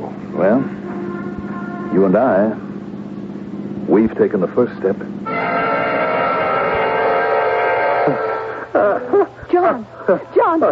John, wake up. Cut it out. John. What?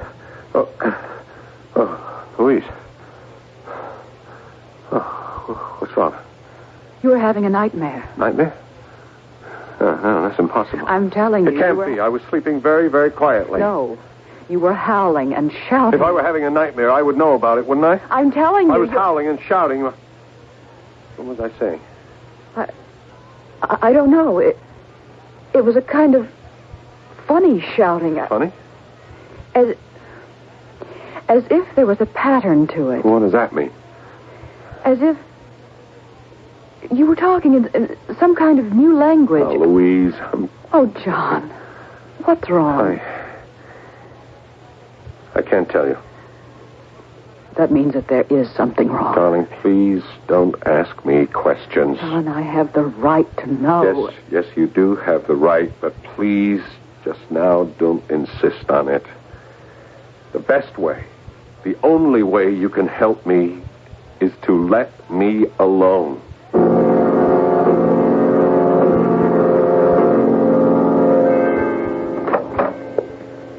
Are you busy, Mr. Brady? Oh, come in, John. Sit down. All right. I haven't slept in the last 2 nights. Anything wrong? Yes. I've wrestled with this, but I don't know any other way to handle it. I've been exchanging information with an agent from the other side. John... You're going to ask me how, when, why, and... Well, it's not that simple. Okay, well, to begin with, they also have a top-secret psychic communication project. Well, that's to be expected. It's called Sasna. Sasna? Yeah, it's their word for pine tree. Can you imagine that? Or is it a coincidence? Continue. There's something about this project that we're on that terrifies me. Why? I have a feeling that... It's a feeling of approaching disaster. I know that sounds melodramatic, but I feel it. The agent from the other side, he approached me because he feels it, too. The agent's name? Ivan Ivanovich Plotnik. And? Well, that's it. Well, what'd you tell him? He told me as much as I told him, and, well, we're both at about the same stage on the project.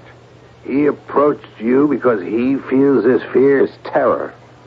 You believe him? Yes, I do, because I know he can't talk to any of his own people any more than I can talk to any of my own people. Now, wait a minute. You can talk to me, John. Well, not really, Mr. Brady. You don't seem to understand what I'm saying. I do. I understand you're afraid. But you don't feel it. You don't feel frightened by some terrible alien thing that will soon destroy the world. Alien?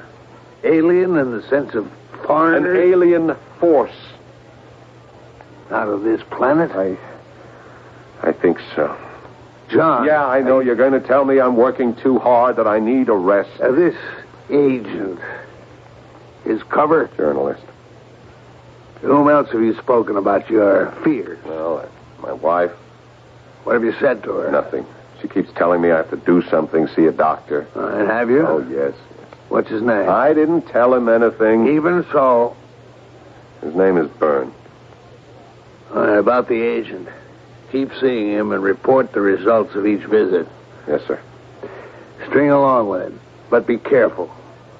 As you know by now, this is a dangerous business, and everyone engaged in it is dangerous. I trust him.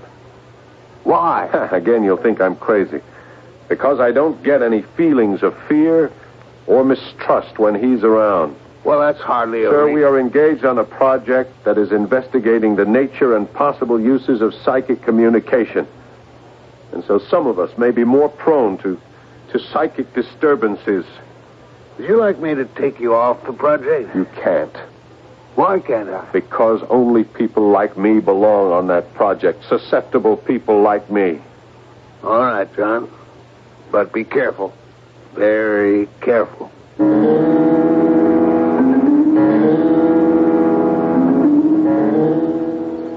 Ivan! Over here. I came as soon as I received your message. My message? Do you realize what you're saying? Yes. Yes, you sent a message. Not through a wire, not through an airwave, not on a paper. My brain to yours. How did you send it? How did you receive it? I don't know. It just happened. This thing, this force, it's entering into us. What we have just done, you and I, this is a revolution. But how do we explain it? I don't know. I think there's a kind of central communication system, and that anyone who knows how can hook into it. I feel that. But I also feel pain. Yeah. Something hurts. Do you feel it? What? Wait. Yeah, yes, I do. I feel as if I'm on fire. Ivan. Listen. What's that? Something's trying to reach me. It's saying something. The pain. Is it saying something to you, too? I don't know. The pain. Try to understand. I know only one thing, an alien force invading the Earth. Try to understand. We must fight it. Your people, my people, we must fight it together. I feel something else. We must go back together. Report back together. Tell them, warn them, the aliens. Yes, the aliens. Ivan, something about the aliens. We must fight them. Ivan, it is reaching me. An alien force is destroying the Earth. Is it too late? It is not too late. An attack. No, a counterattack is being ready. Counterattack? Against the aliens. Then our superiors do know. I feel the understanding now. We are preparing an attack against the aliens.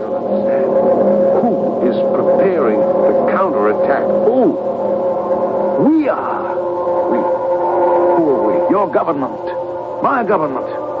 Evidently in secret they've been working together, and they have prepared. Listen with all your nerves. That is not what's happening. The message we're getting is not coming from human beings. Try to understand. Then who is sending the message? It is saying the aliens must be destroyed if we are to save the world. I think I understand. What? I know who the aliens are, Ivan. I know. Who? Tell me. Don't you hear? Yes. But it isn't true. Yes, it is. It is. We are the aliens. We, the human race, are the aliens.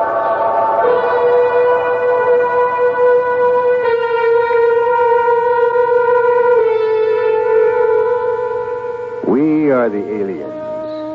We, the human race. That's quite a discovery for an intelligence operative. Although, to tell the truth, such a thing has been suspected by many people for many years. But why has it become so apparent to John Carpenter and Ivan Plotnik? As I told you, the basic clue was handed to you back in the middle of Act 1. And it has even been repeated. Well, I suppose many of you will just have to wait for Act 3.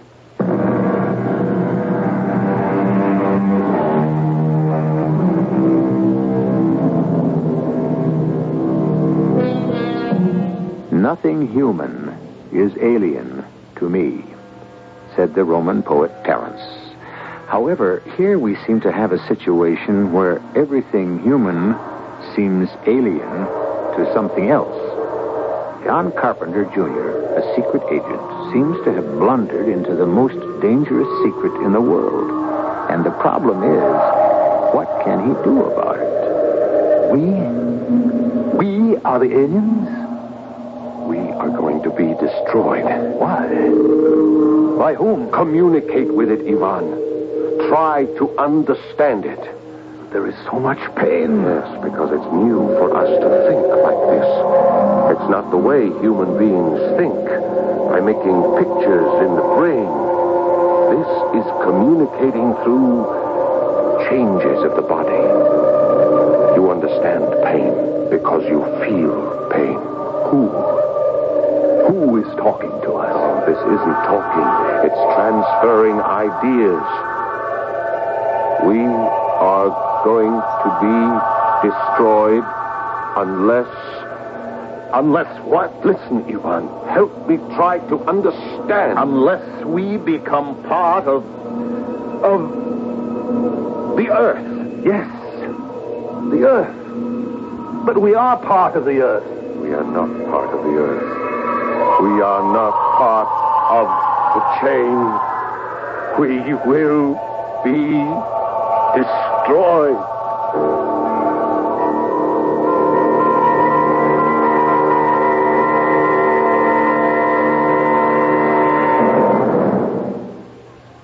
That's the message you've been getting. We will be destroyed. Yes, sir. Now, here's what I suggest. We should meet with the members of their project, compare notes, and try to find a way to save ourselves. Now, John... Please try to understand. The whole human race can be wiped out. John, I know this is unorthodox, and there might even be hell to pay upstairs, but it's an emergency. Now, John, there is stop no it. time. All right. We'll do it this way. Bring in Ivan Ivanovich Plotnik. Yes, sir. Well, go ahead. Call him. I have already notified him. What? Oh, yes. You see, this is all part of it. Part of what? Part of our psychic communication. This is what our project was set up to discover. Plotnik and I already know how to use it. Now, the trouble is, in using it, we also learn other things. You see, because to use it, you sort of hook into a universal communication system and you hear what other things are thinking. Things? Yes. Yes, things, what we call inanimate objects, stones, forces, gravity, electricity, winds, clouds, everything that's part of the earth. I see. No. No, you don't. You're treating me like a newcomer. Look, I've been in the service for 15 years. I know that technique, lead the poor fish on. Now, John, wait a minute. I want to help you. What help is there you can give me? The whole human race faces a holocaust. Why don't you bring Plotnik here and we can discuss it? No, because I see what's on your mind. Bring Ivan Plotnik here so you can arrest him? Oh, that's not why I want you to bring him here. Don't resort to lies, Mr. Brady. I won't do it. Even now, I'm warning him. Stay away, Ivan. Hide. Leave the country. I give you my word. He won't be harmed in any way. No. I've been around. I've seen solemn words and promises broken. In the light of... What's that again? Oh, yes. A higher necessity. John, don't you see we're on to it? On to what? Whatever your game is. You want something. I don't know what it is. So you invent this science fiction horror story and this cooperative enemy agent. There's no such person. There is an agent named Ivan Ivanovich. All right, John. It happens. I've seen it happen. It's almost the way it is in the armed forces. A man gets combat fatigue. There is nothing wrong with me. Our life is filled with constant pressure. It's hazardous. When was the last time you had a vacation? You placed me on this project. It was a mistake. And the project is a success. I have learned to communicate psychically with an agent from the other side of vital importance. We have discovered that the entire human race is in grave danger of extinction. How? I don't know that yet. But it will become clear. It will. Now, don't treat me as if I was some kind of a nut. Now, look, John, what happened to you happens to the best of us. A little rest. Yeah, in other words, you're going to put me away, huh? You need rest and treatment. What if I refuse to go? I'm sorry, John. But you simply don't have that option.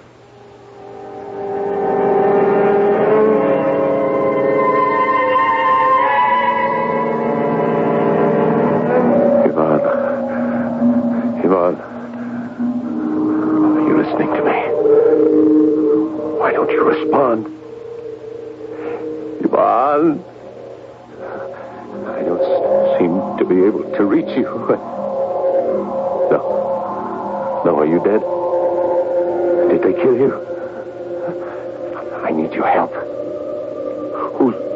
Who's going to go to your people? Ivan!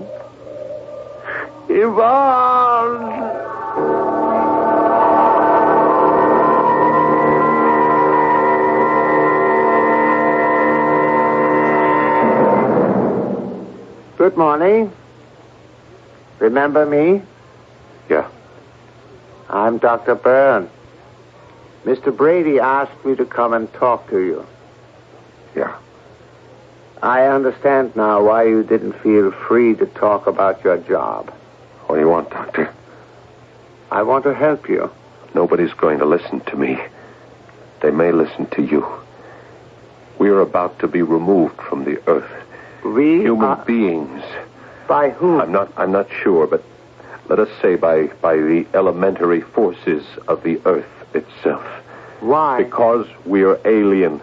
We are alien to the rest of all the living creatures in this world. How? All right, look, there's a life cycle, a chain. We were not part of it. Yes, we are. No. You see, we are on Earth, but we are no longer of it. We destroy other living things. They disappear. Whole species disappear. The chain is broken, and we destroy other things.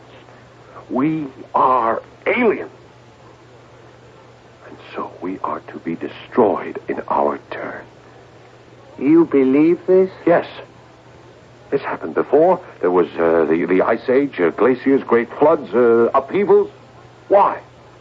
The Earth had to rid itself of something foreign, something destructive. And now it's our turn. And how do you know all this? The Earth told me. How? I'm psychic. And so is Ivan. I could ask him to come here. Why? He'll back me up. If he comes, you won't give him away, will you? No, I promise. I'll send for him. How? I'm sending for him now. Right now, my mind can talk to his. Ivan Ivanovich Plotnik. Is that his name? He's answering me. He can come, Dr. Byrne. You promised me I could trust you. You can. Ivan, come to us. Come to us immediately.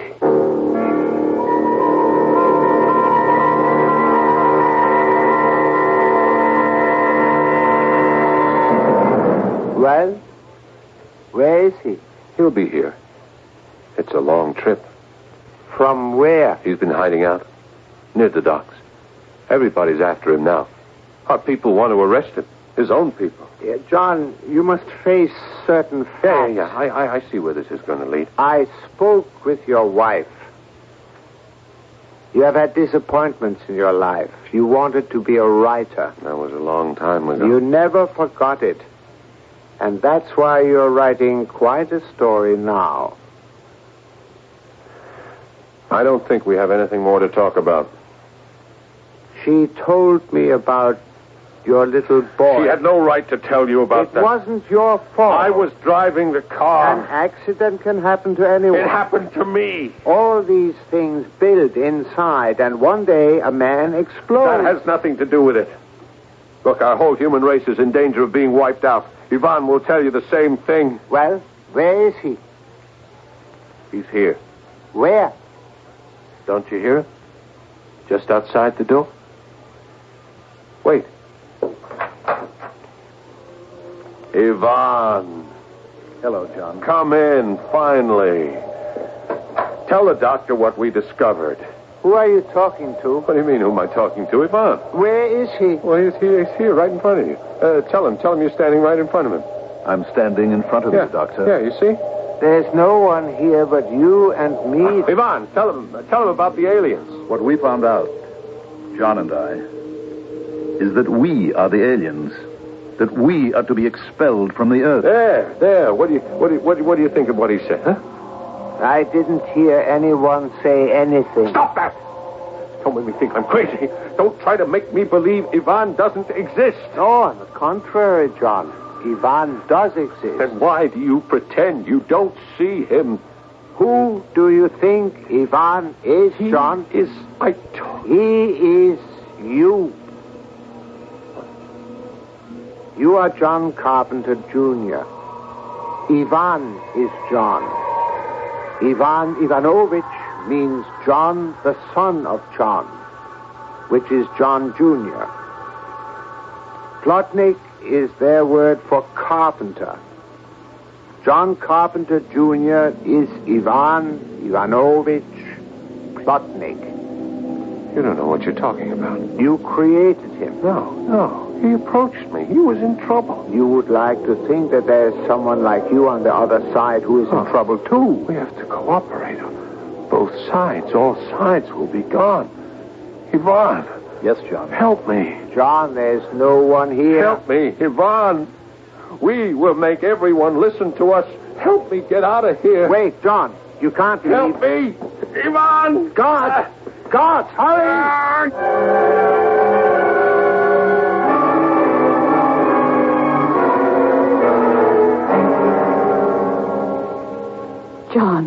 John, please, darling. Try to cooperate with the doctors. They want to help you. Yes, Louise. We can still have a long and a happy life together. Of course, Louise. I'll come again tomorrow. Yes, dear. Goodbye. Bye.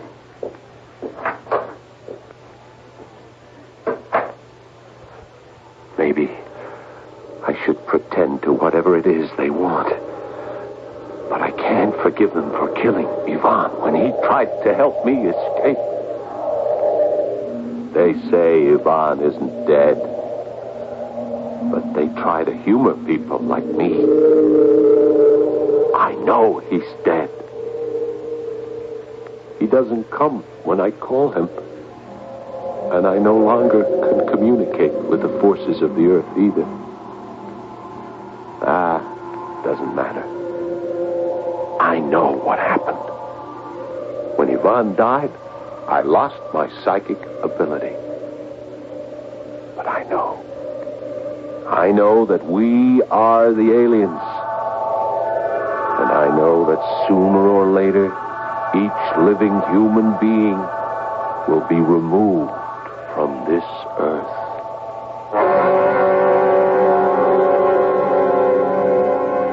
And he sits there in the sanitarium, and he makes the dire prediction you have just heard.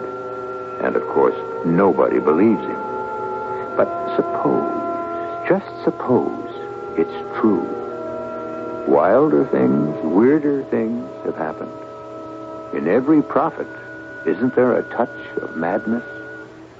Therefore, the sanest thing you can do is wait for me to return in just a few moments.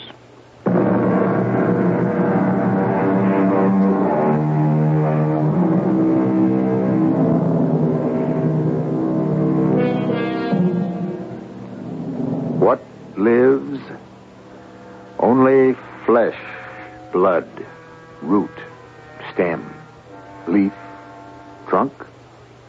We should go further and ask, what is life? Can't we say that one aspect of life is personality? Don't machines have personalities, too? Don't they also at times seem contrary, out of sorts? And at others, don't they purr like satisfied kittens? The earth, the sea, the sky, don't they also seem to have their moods? As the philosopher says, there is only a single life force, and each thing in the world is a way of expressing it. Our cast included Paul Hecht, Mandel Kramer, Robert Dryden, and Marie Cheatham. The entire production was under the direction of Hyman Brown. Radio Mystery Theater was sponsored in part by Buick Motor Division. This is E.G. Marshall inviting you to return to our Mystery Theater for another adventure in the macabre.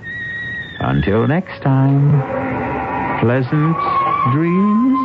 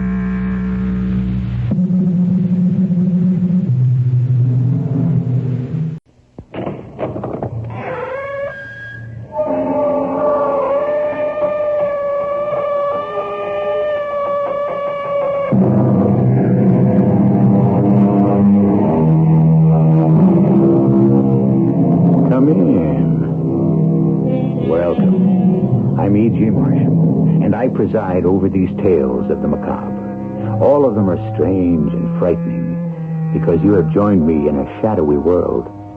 Here we encounter the abnormal, sounds that go bump in the night, experiences in ESP, apparitions, all manner of the unexplained. I have a tale to share which begins innocently and then turns into terror.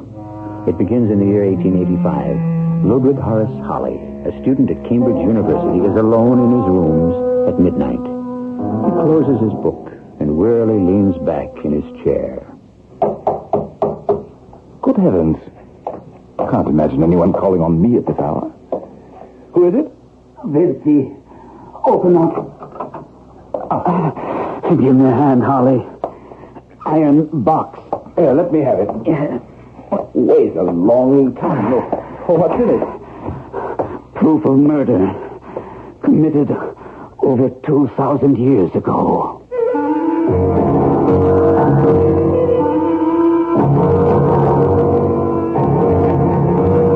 Our mystery story is an adaptation of She from the classic by H. Rider Haggard, written especially for Mystery Theater by Roy Windsor.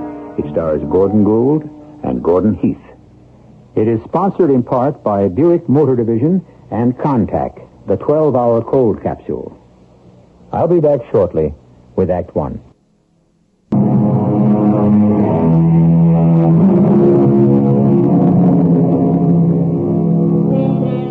Henry Rider Haggard, the author, was a Victorian gentleman who once remarked to a friend that Treasure Island was not so very remarkable and accepted a bet that he could not write anything half so good. In 6 weeks, he had written King Solomon's Mines, which became a worldwide bestseller. Shortly thereafter, he wrote She, again in 6 weeks.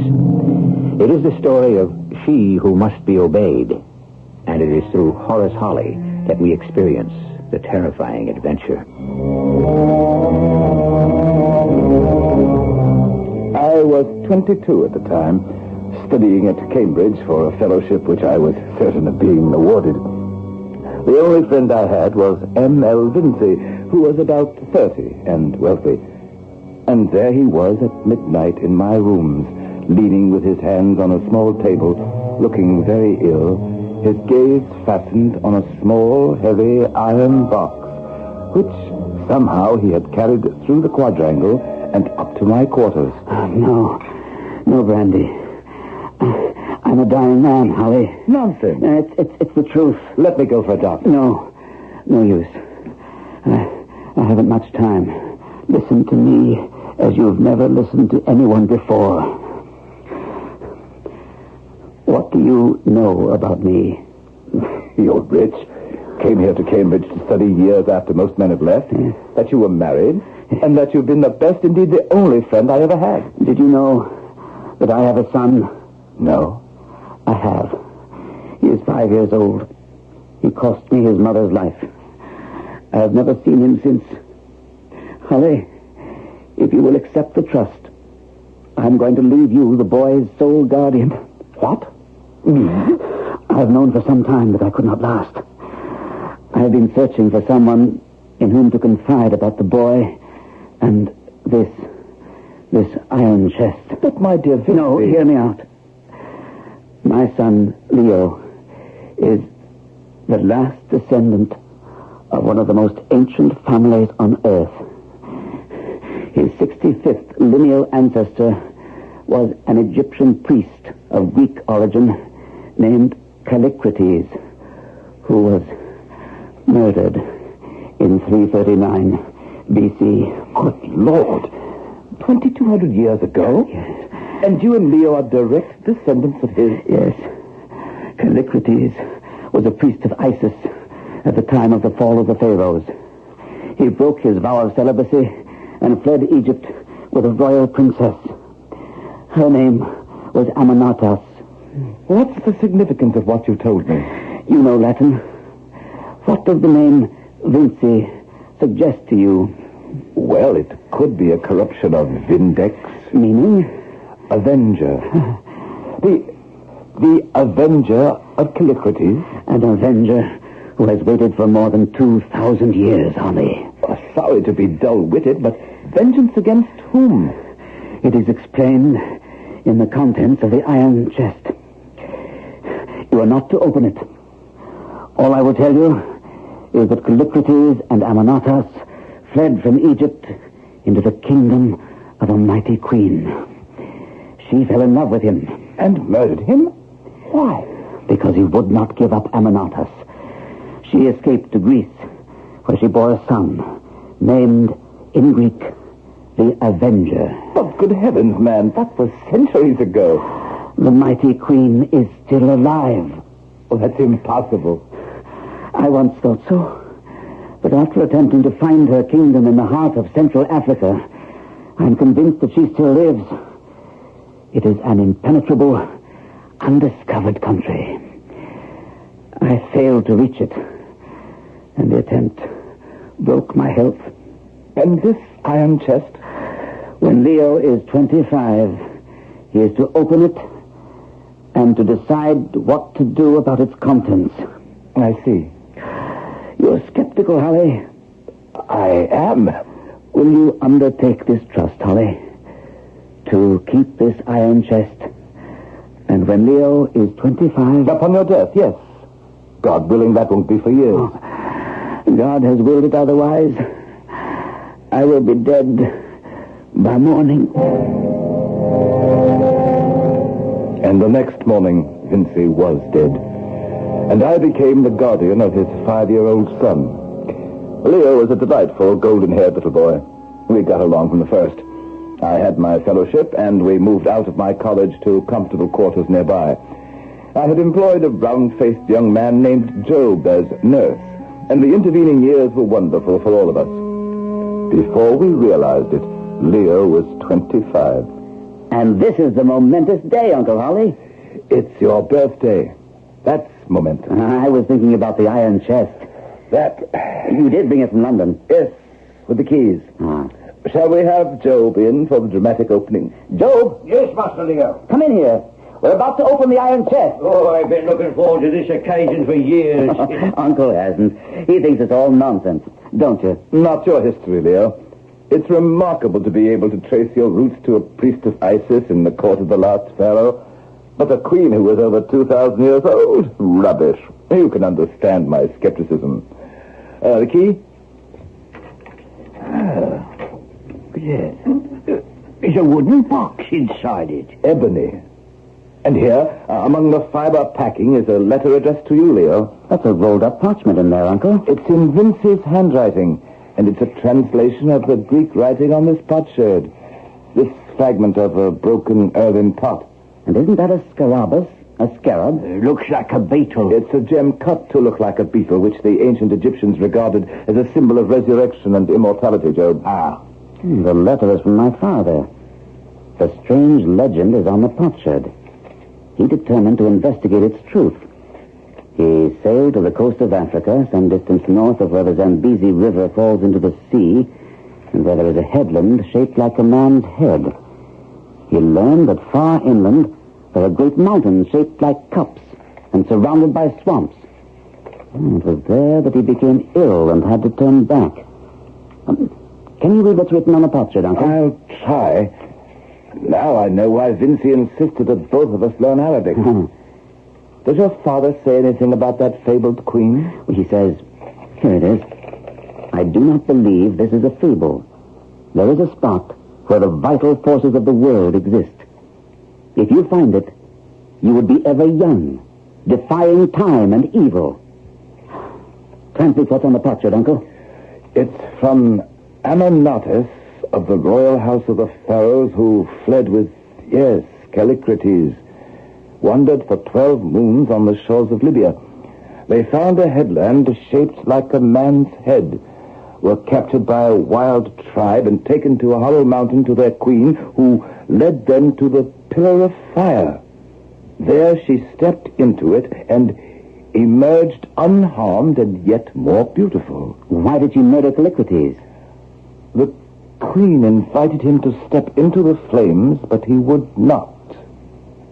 And Ammonatas tells him to seek out that queen and slay her, bathe in the pillar of fire, and learn the secret of life. I'm going to do it, Uncle. Leo, you can't be serious. You don't believe this nonsense. I have to find out, Uncle. I realize now that all my life has been pointed to this moment. I have all the money I need. I'm young and strong, a good hunter, and my name is Vinci. I must go, Uncle. Well, if you're going to chase this phantom, I just might go along for the shooting. Always wanted to hunt big game, eh, Joe? It might be the death of me, sir, but if both you gentlemen are going, you'll want someone to look after you. And I'm not the man to desert you after serving you for 20 years. Oh, that's great, Job. Africa, swamps, magic, pillars of fire. Oh, not so great, sir. You must be mad.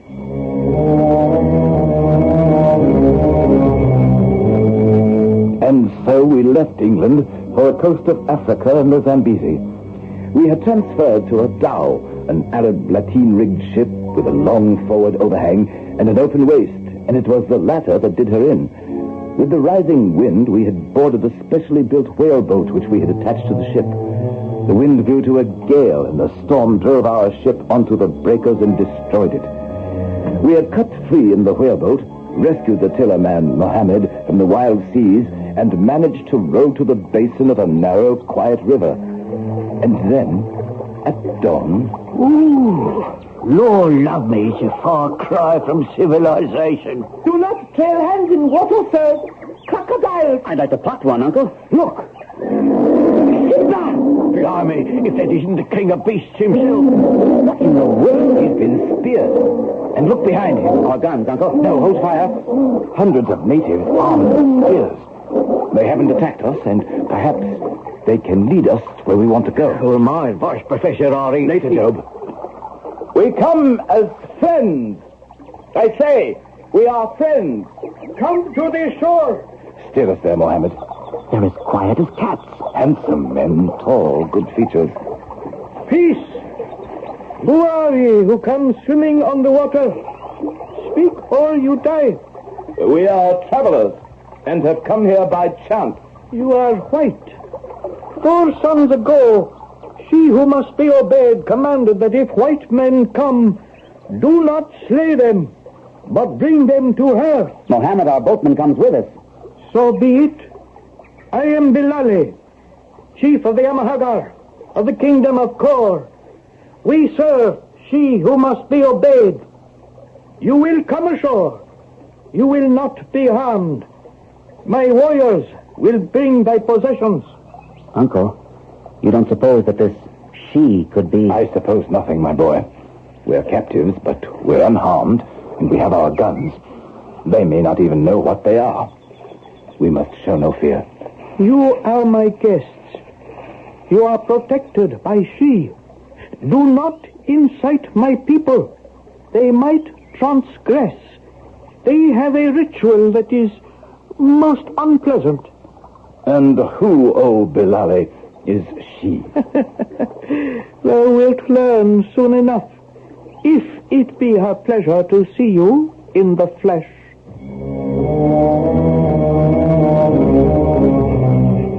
We were carried to a vast cup of green, a green pasture at the bottom of a volcanic cone. The Amahagars lived in caves on its rim. Bilali set out to inform his queen about our arrival. The night he was expected to return, I grew worried. What's troubling you, Uncle? Mischief. Have your revolvers ready. I have my knife. I'm armed, sir. What mischief, Professor? Watch their ritual down below. Notice the pot. It's red hot. My guess is it's being prepared for someone. Look! 2 men are holding Muhammad, and another is tying him up with a long noose. Allah! Help! Save me! Oh, Allah! They're bringing that white hot pot down on it. Oh, no! You hit one of the men, sir. And Muhammad is down, too. Run for it! They're coming for us! Fire at will! Those devils won't take me alive. Master Leo's been hit with a spear. He's injured bad, Professor. Follow me.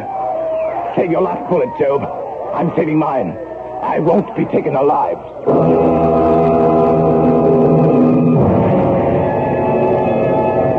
small iron chest containing a father's legacy, a tale of revenge for the murder of Callicrates, dead over 2,000 years, and a young descendant who is determined to slay the queen who murdered his ancestors. These are the elements in this story of She by H. Rider Haggard, a 19th century writer whose remarkable imagination created this incredible adventure. When I return with Act 2, we will learn who has survived the attack by the Amahagger tribe.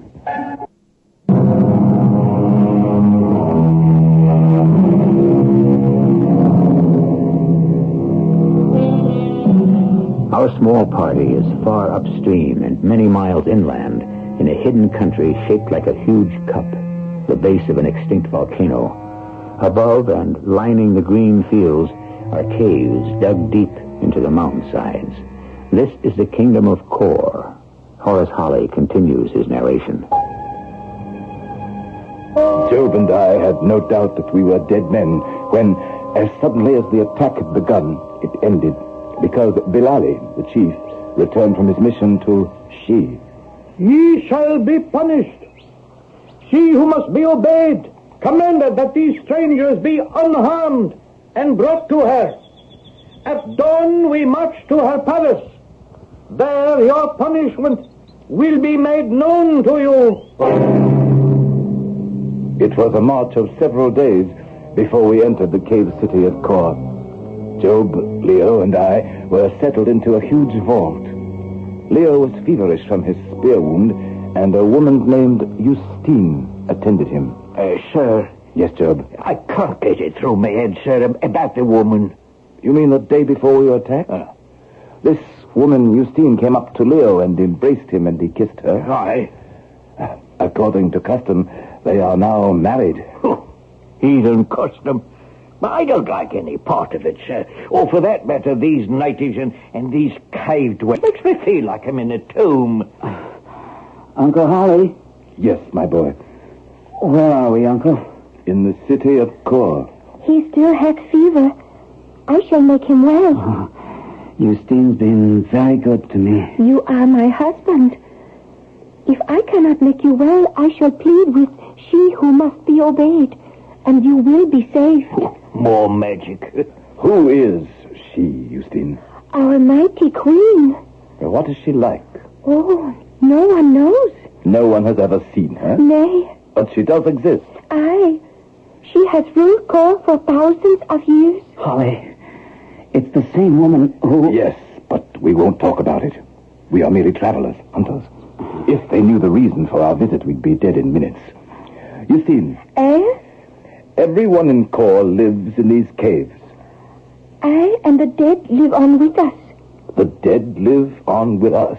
Preserved forever. As mummies? In their natural state, O stranger. How is it possible to preserve... Oh, only she knows. She is all-powerful. I bring good news, Sir Harry. She who must be obeyed will see you now. Bilali led me to a huge antechamber, about 40 by 40 feet. At the far end of this great room was a curtained doorway. Two women pulled the curtains aside, and Bilali went down on his hands and knees. Down, Sir Harry, down.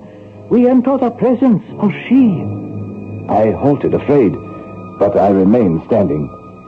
And then She came through the door, covered from head to toe with a filmy kind of cloth.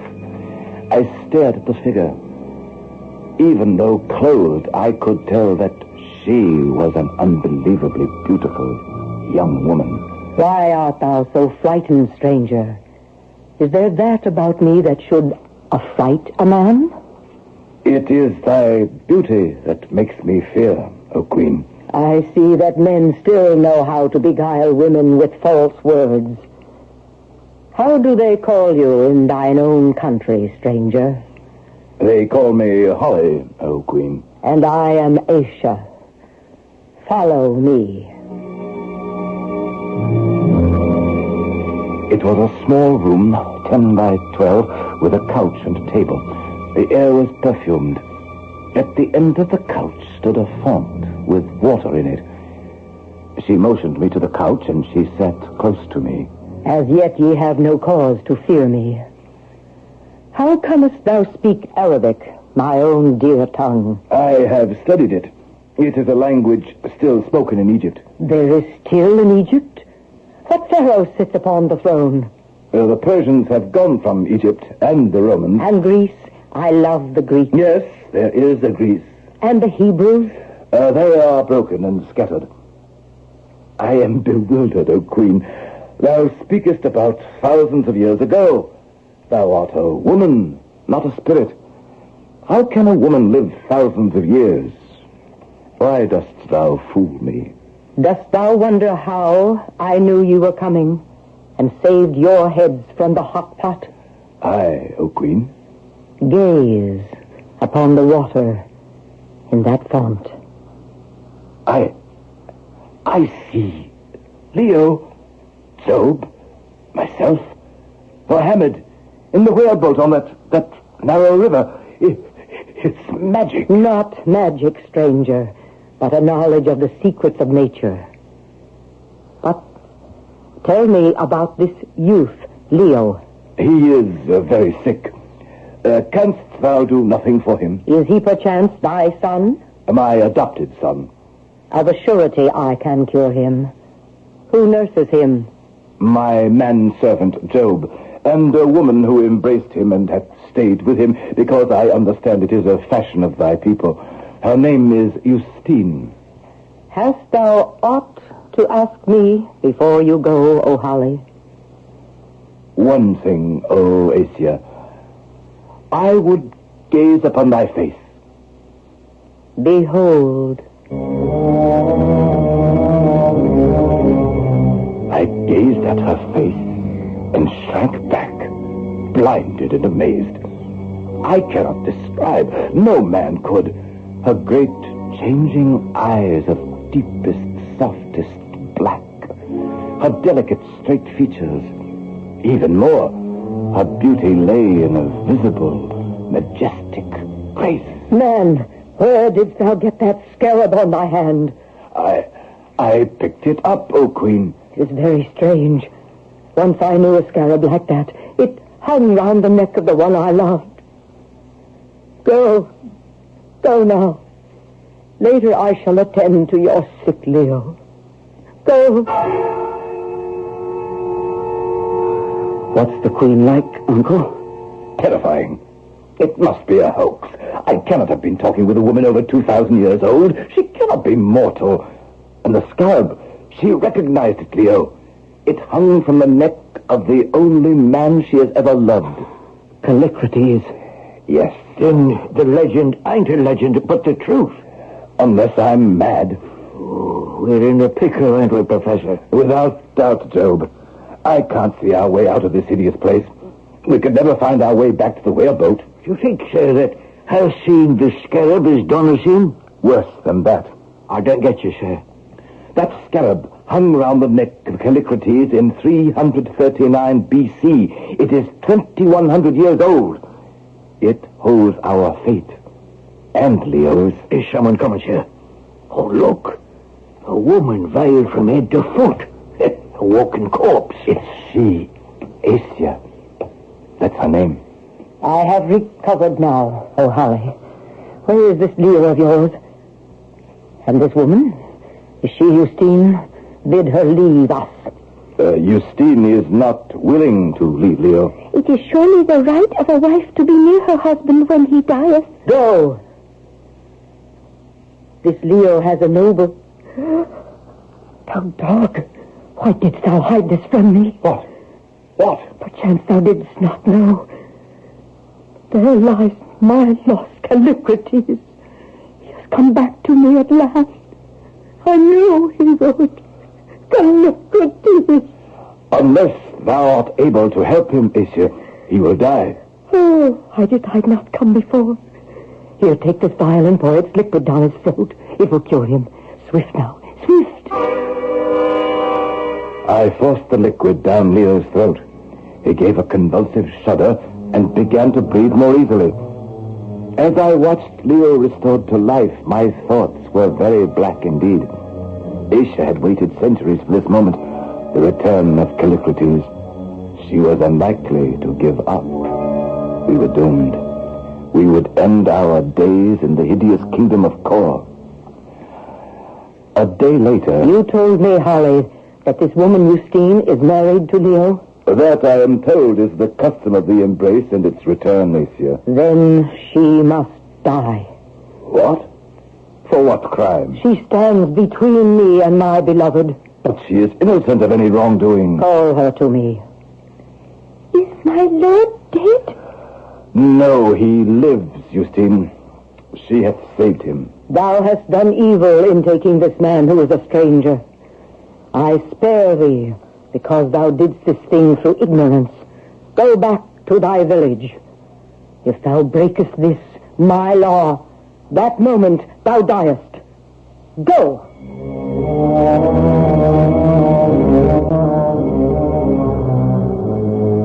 That night, we were moved to the Queen's quarters. Leo recovered rapidly, but he still was weak from the fever. Job and I were with him, and so was Asia, when he awoke from a deep sleep.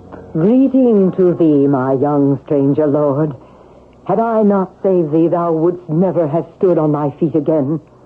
But the danger is done, and it shall be my care that it doth return no more. Thank you. You are she who must be obeyed? Yes. My name is Asia. Tomorrow all will be explained to thee. For now, my stranger lord, farewell. What happened to Justine, Uncle Holly? I am forbidden to say. Forbidden? By whom? That mad woman dressed like a mummy? I intend to find out what happened to Justine. If you persist, Leo, you may be the death of her. What? Why? We may find out later, my boy. She's high priestess here, Mr. Leo, and the Lord High Executioner. Job's right, Leo. Let's not anticipate what might happen. If we anger Asia, or if she knows why we have come to this savage place, our lives are forfeit. But Justine... She's gone.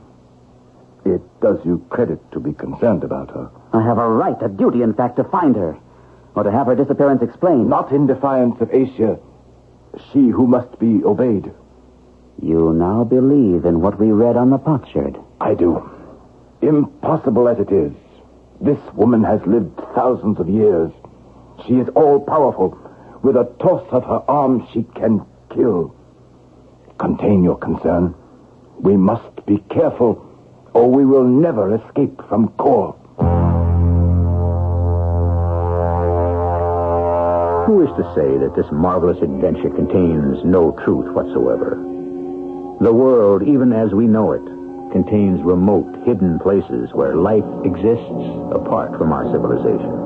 Much of Africa still is shrouded in mystery. Back in 1885, the mystery was even darker. What happens next to Holly, Leo, and Job will be revealed shortly when I return with Act 3.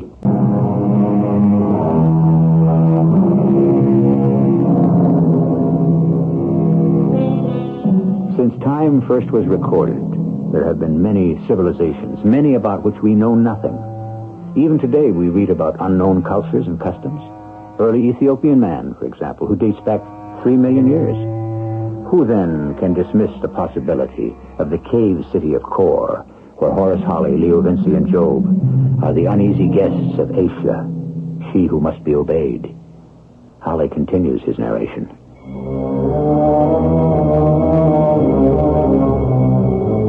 That same night, Justine, in defiance of Asia's banishment, visited us to see Leo.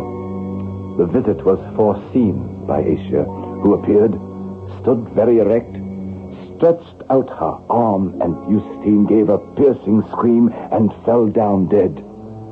Leo sprang at Asia, but she put out her hand and he fell back. Forgive me, my friend, if I have shocked you with justice. Forgive thee, thou fiend!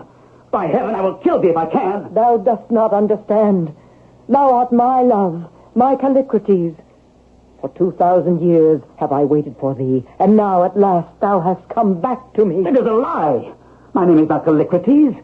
I am Leo Vinci. You have been reborn, and art mine, my own dear lord. I had sooner be lord of a fiend from hell for she would be better than thou art. Yet, within a very short time, thou wilt creep to my knee and say that thou dost love me.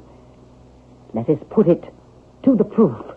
Oh, she's taken off that shroud, sir. Heaven help us. Great heaven. Art thou a woman? And thine own, Callicrates. But thou art a murderer. It is not. Come. Come to me.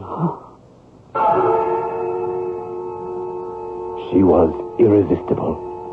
Leo was hypnotized by her striking beauty as I had been, and he declared his love for her. I knew then that we had lost any chance of returning to England and home. Asia then led us to a tomb where, to our amazement, the man who had been Callicrates lay, perfectly preserved. He and Leo looked exactly alike.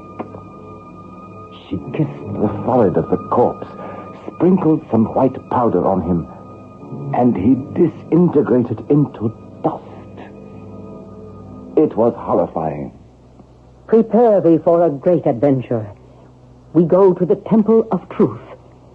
To reach it, we climb a mountain, descend, and cross a bottomless volcano where the winds howl, until we reach the cave that contains the spirit of life. And there, O Callicrates, thou shalt bathe in the pillar of fire and live with me eternally.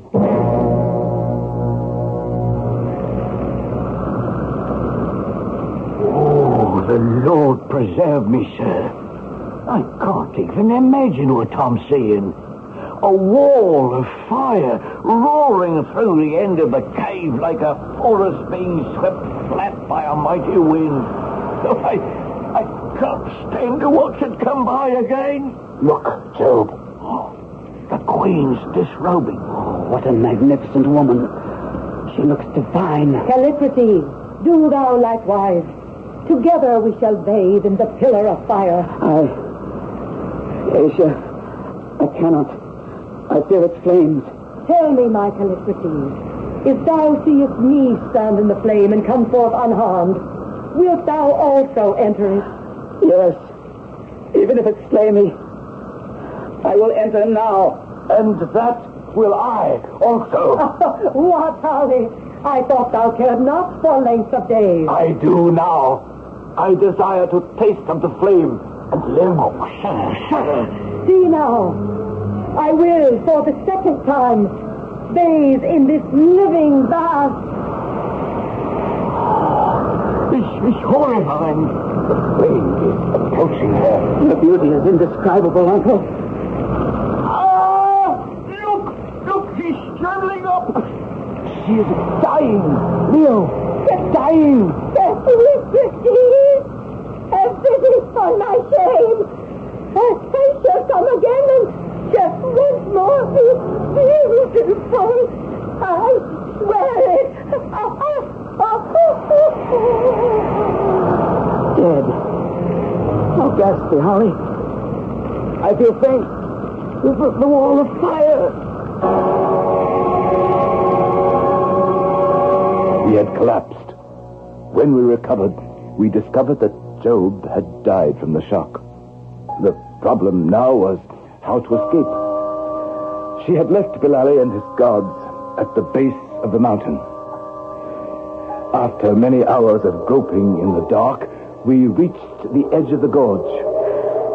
What if Bilali and the guards have left? All in good time. If they've gone, we are done for. Only the Amahaga tribe know how to find their way through the swamps to the river.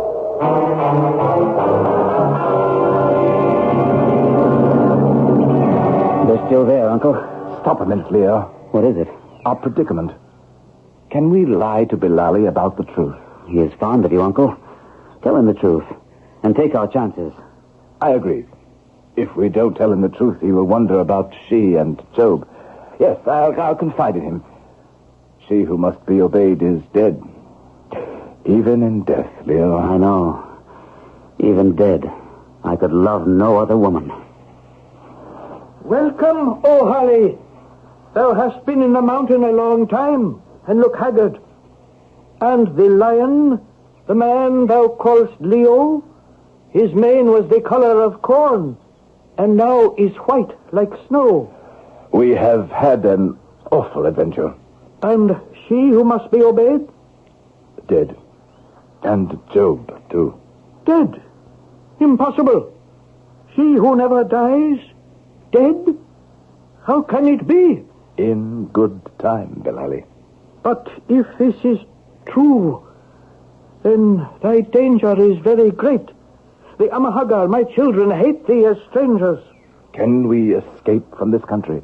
It is very difficult. By way of Kor, ye cannot pass. But there is a way over the cliff where they drive the cattle for pasture.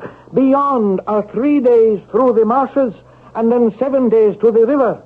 By dawn tomorrow, and through the marshes beyond, this I will do. I will say it is the word of she. And beyond the marshes? You must strike out with your own hands. And it is 7 days to the river? Through the jungle. Can we survive? With courage and good fortune, perhaps. Leo? It's our only chance.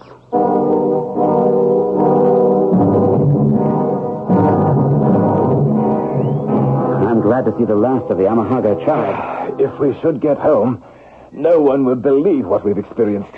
And if is a big word. We have our guns and express rifles and a compass. And ammunition, about 200 rounds. We can give a good accounting of ourselves. We head west? Yes, we must strike out for the Zambezi and hope we make it. There we might be picked up. Poor Job. Yes, poor old beggar. If we reach home, we must have a service performed for him. God rest his soul. Well, let's set out, Leo. I'll lead. Carry your gun at the ready.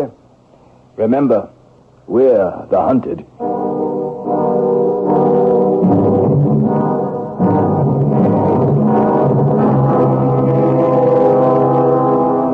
I will not trouble you with our struggle to survive, but survive we did. Miraculously. We reached the Zambezi, 170 miles away, and turned southward. At last we escaped and reached Delgoa Bay. 18 months after we had emerged from the marshes of Kor, we caught one of the steamboats that round the Cape to England, and at last sighted Southampton. Back again in our rooms. No one will believe your history of she who must be obeyed, Uncle. We know it to be true, Leo. And of course we still have the iron chest and the writing on the potsherd. I have wondered something, Leo, for a very long time. What? Is it possible that you are really the reincarnation of Callicrates?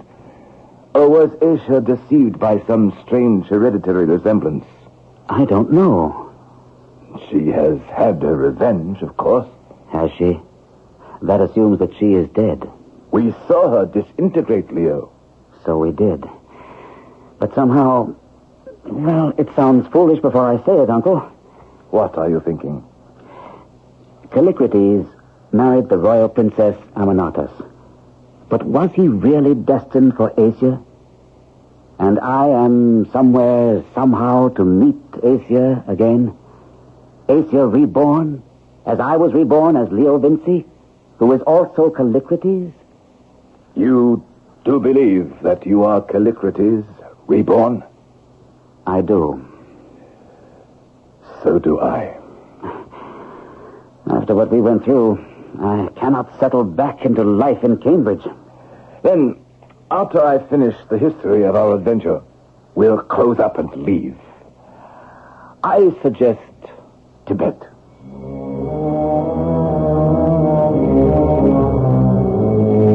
And that is what we are about to do. If Leo and I return from our wanderings into Tibet, I will record them for you. The world is still filled with the undiscovered and the miraculous. For now, goodbye, and bless you.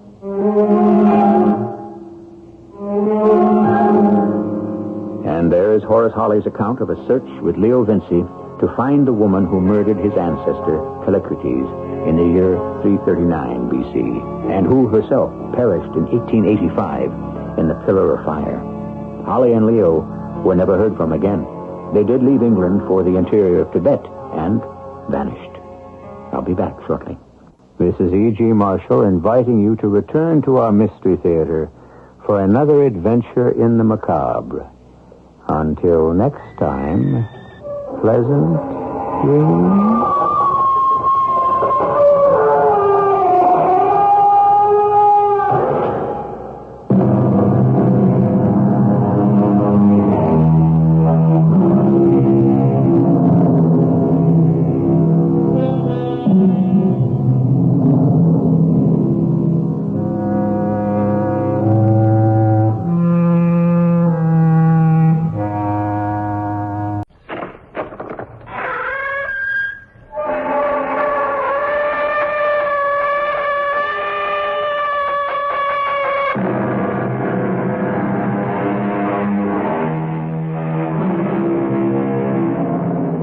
Come in.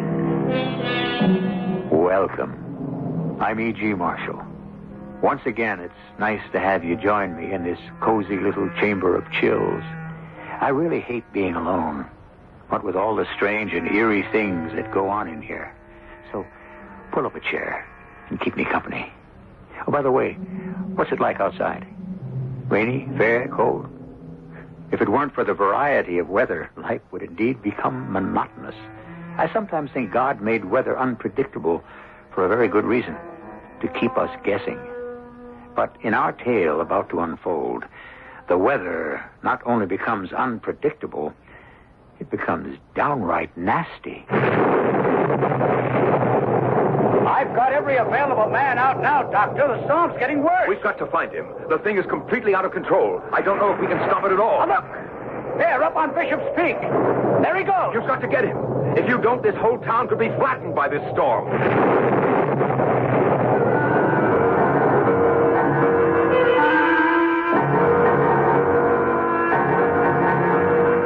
Our mystery drama, Tomorrow, Cloudy and Cold, was written especially for the Radio Mystery Theater by Bob Jurin and stars Norman Rose and Russell Horton.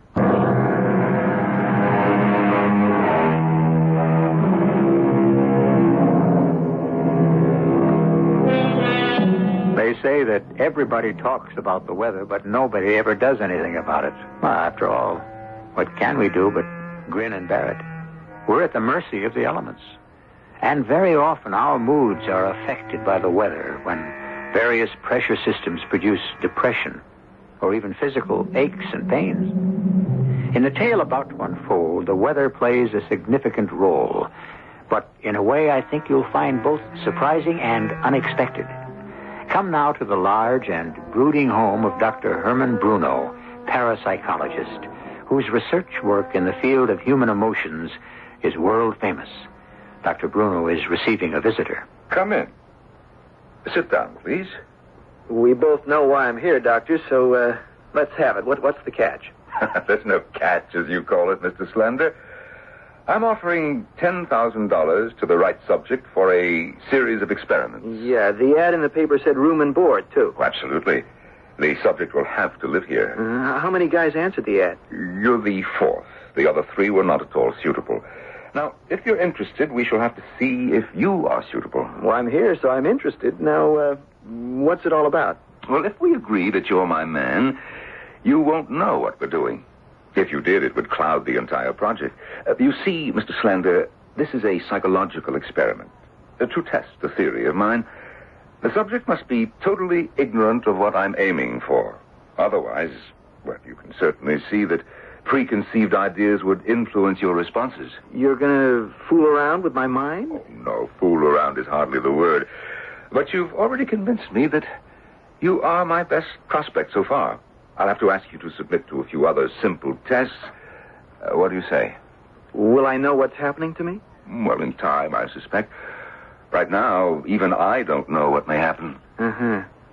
When do I get the 10 grand? Half when we begin, the other half spread out over 12 months. Room and board for a year plus 10 grand? Okay, Okay, I'm game if you want me. Now, my ad stipulated a man with no family attachments. I assume that holds true of you. Oh, yes, I grew up in an orphanage, and I'm not married. Oh, good. I want someone with no emotional involvements. Well, that's me. I can be a little hot-headed at times, but... what is your age, please? 22. And what do you do? A little bit of anything. Never thought much about a trade. That's why this $10,000 looked like such a soft deal. Well, it may not be all that easy, but we shall see. Now, I'll have my housekeeper show you your quarters. Move in whatever belongings you have, and we'll start laying the groundwork. Yes, I think that you are the right man.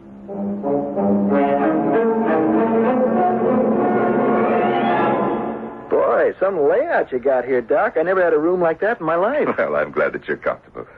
Sit down. We'll begin actual work in another week or two, but there are a few things you should know about what we'll be doing.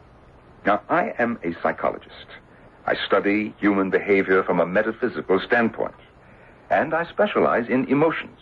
Yeah, well, if you say so. Well, I don't expect you to understand it all, but in a word, what we're involved in here is the relationship between the weather and human emotions, feelings, and moods. Oh, yeah, I know what you mean, like you feel good on a sunny day. Or something like that. I'll be using some mild drugs, a bit of hypnosis. Nothing for you to worry about, though. I'm not worried.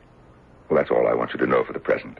Don't try to guess what's expected of you. The whole point of the project is to see what happens.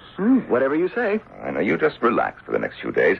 Get to know your way around the house and the grounds. Mrs. Borden will get you anything you want. It's like a vacation. Yes, but not for long.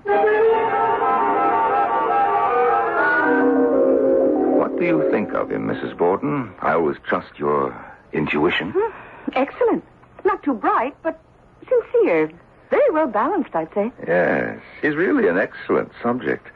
But how soon will you have the herbs ready? 2 weeks at the most. Oh, that's good. I'll need at least that to study him, and I've got to start the logbook to chart his natural moods. The herbs will make him respond. Oh, I hope so. You know, I am on the threshold of a breakthrough in controlling emotion. What will happen? Oh, yes, that's the question. What will happen when I do? June 4, bright and sunny. Rick in best of spirits. June 7, rainy morning. Rick awoke in foul mood. June 10th, unusually cool for June.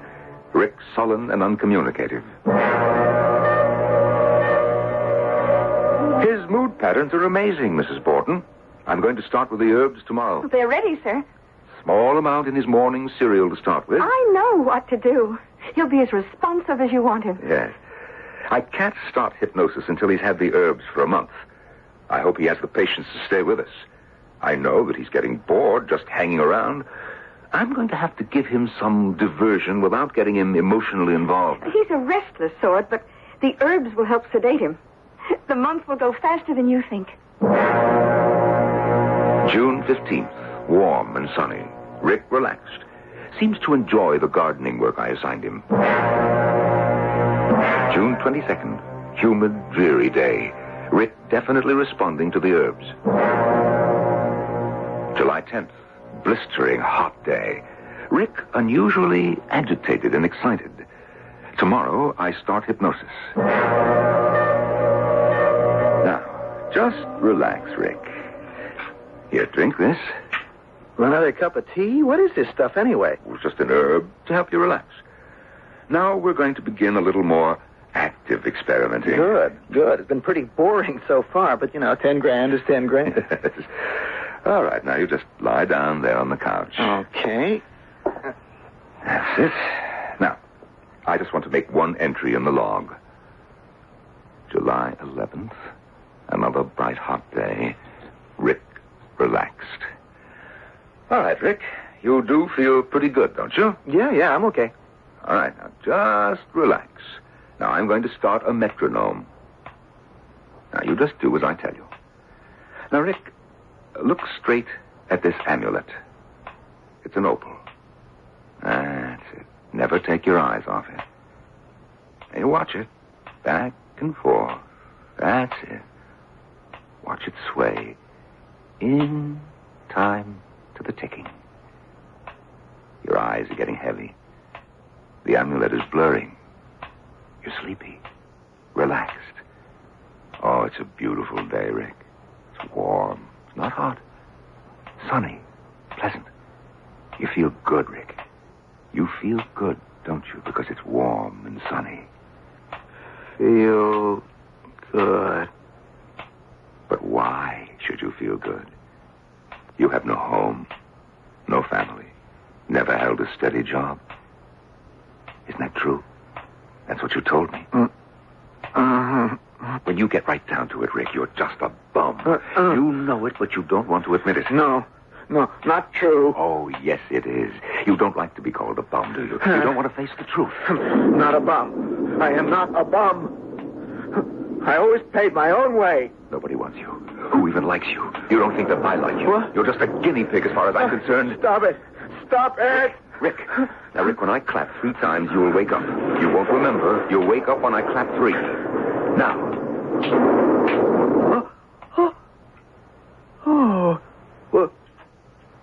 What happened? Rick, you don't remember what I said. You don't remember your answers. No, I just blacked out. You didn't hear anything unusual? No. All right, you just stay here and relax.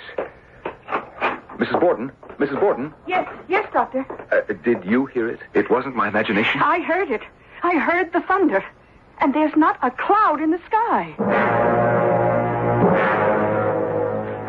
Doctor, why do I feel so tired all the time? Well, it's the effects of our work. We'll take a few days off. I don't think I want to keep on with this. I mean, even for the money... Oh, no, you can't pull out now. It's taken months to get us this far, and we've made great strides. It's working. Well, I want to know what we're doing, then. What's happening when you hypnotize me like that? Well, Rick, we are developing a skill. That's all that I can tell you. But eventually I hope to reach a point where it will work when you are not under hypnosis. This skill will carry over into your waking existence. And what'll I do with this skill? Well, I don't really care. I only want to prove that it works. Look, what is happening? What are you doing to me? I am exercising your emotions, Rick. It's a fact that when we think, our brain gives off electrical impulses. I believe that the emotions do the same. And can do more.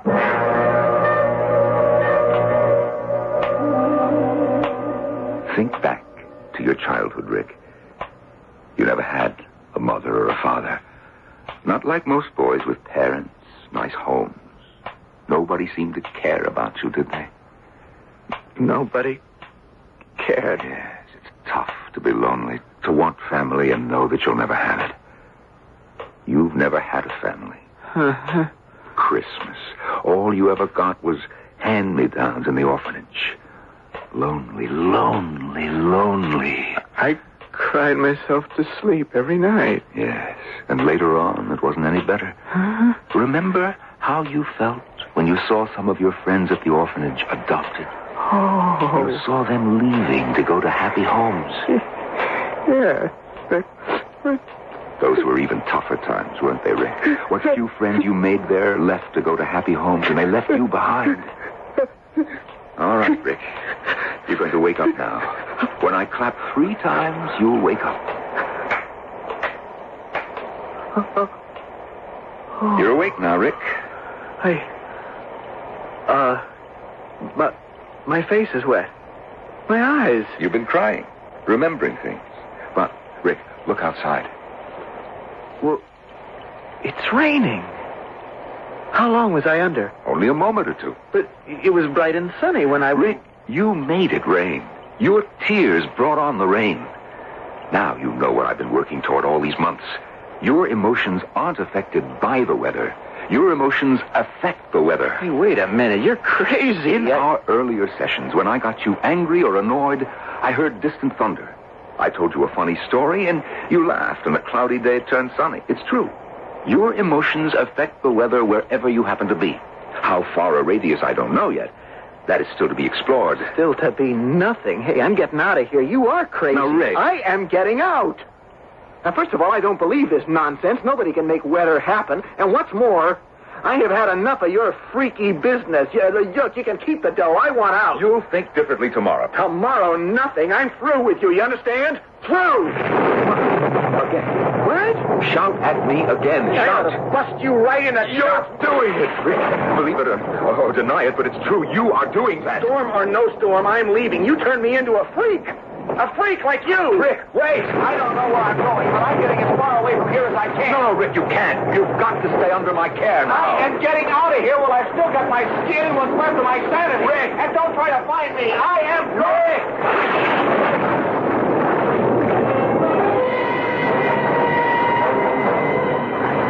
Out into the storm he obviously created runs Rick, a man possessed with an unusual power, the ability to control the weather around him through his emotions. Where is he headed? If Dr. Bruno wants to locate his protege, I suppose he'll just have to follow the weather forecast. I'll return shortly with Act 2.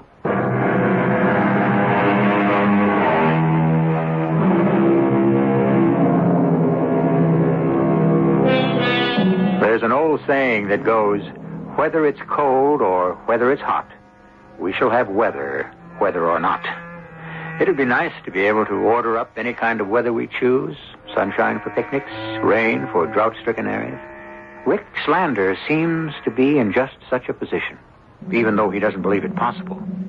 But Rick has run out on Dr. Bruno, who conjured up this curious power, and neither of them has any idea how to control it.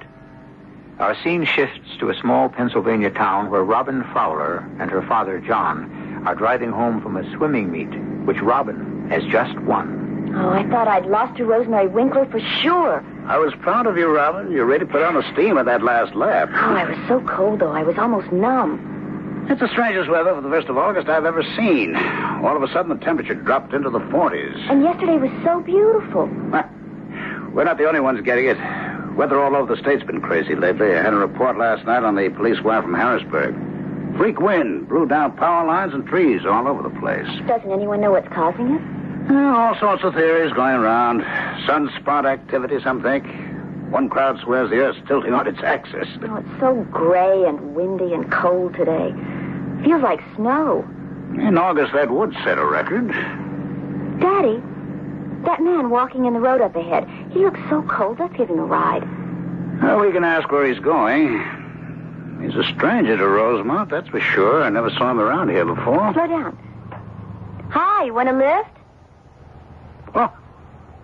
Well, I'll be darned. He's running across Nagel's cornfield. Maybe seeing your sheriff's seal on the car scared him. I don't mind strangers in Rosemont, long as they're open and friendly. But running off is suspicious behavior. He looked young, too. He couldn't have been more than 20. We haven't had any fugitive reports that describe him, no? I better have the boys keep an extra sharp lookout anyway. Oh, he's probably just passing through. Anyone who runs from the law has something to hide, my dear. He was kind of nice looking. In a scruffy sort of way. Well, we'll watch for him. If he turns up again, we'll question him. I want to stop by the office for a minute, then we'll head home. We're having supper with your Aunt Lillian.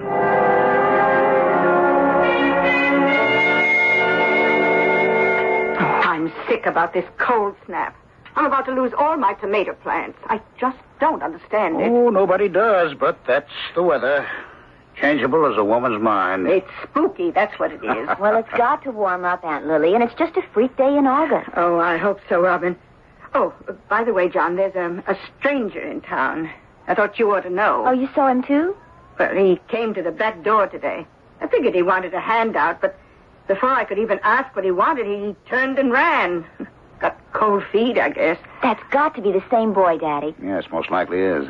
Kind of thin with a wispy red beard, about 20? Yes, that's him.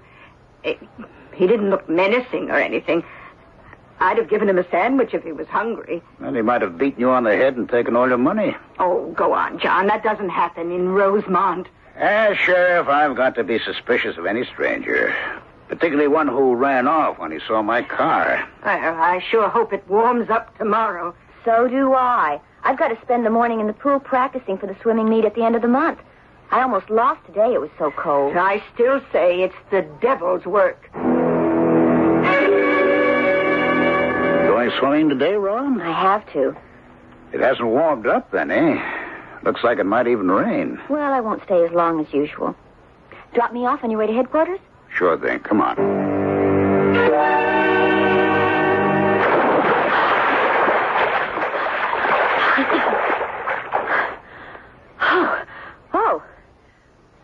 did you come from? Oh, I've been watching you swim.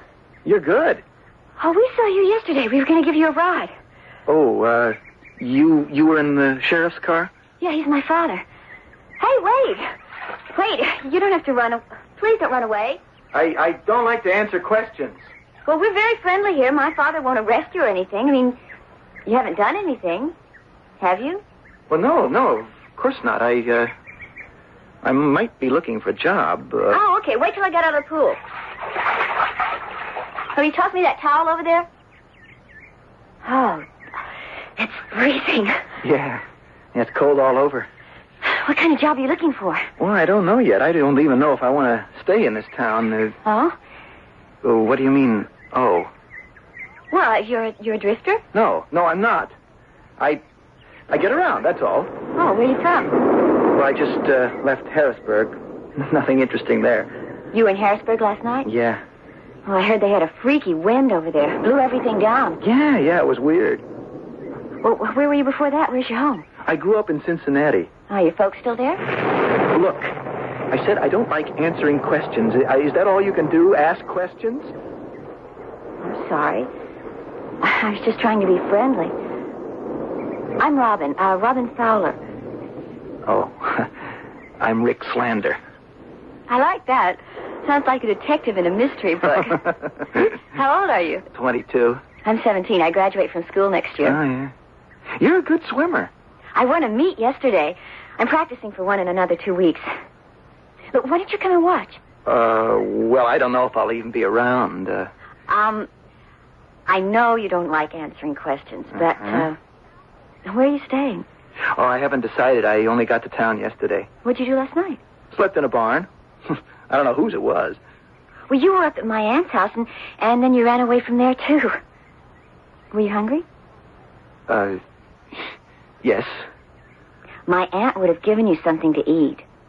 You must be starving. Oh, I am hungry, all right. Well, look, why don't you come back with me? My aunt lives right across the street from us, and I'm sure she'll give you some lunch. Why, I don't think so. It's nice of you, though. Why not? We're very friendly here. Just because my father's the sheriff doesn't mean he drags everybody to jail. I mean, maybe he can even help you get a job or something. Well, maybe I might take you up on the food. I didn't have much money when you what? Left where I was staying before. Well, that settles it. Come on. Okay. It's sure nice of you. Ah, thank heaven the sun is coming out. It's getting warmer already. I just hope it stays that way. Perhaps you should contact the state police, sir. And tell them what? That a young man is going to cause the weather to change wherever he goes? They'd lock me up. Well, you wouldn't have to tell them that.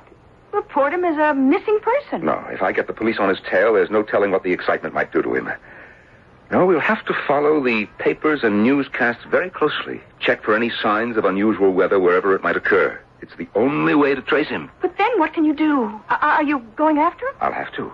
I'm going to have to try to undo this with more hypnosis.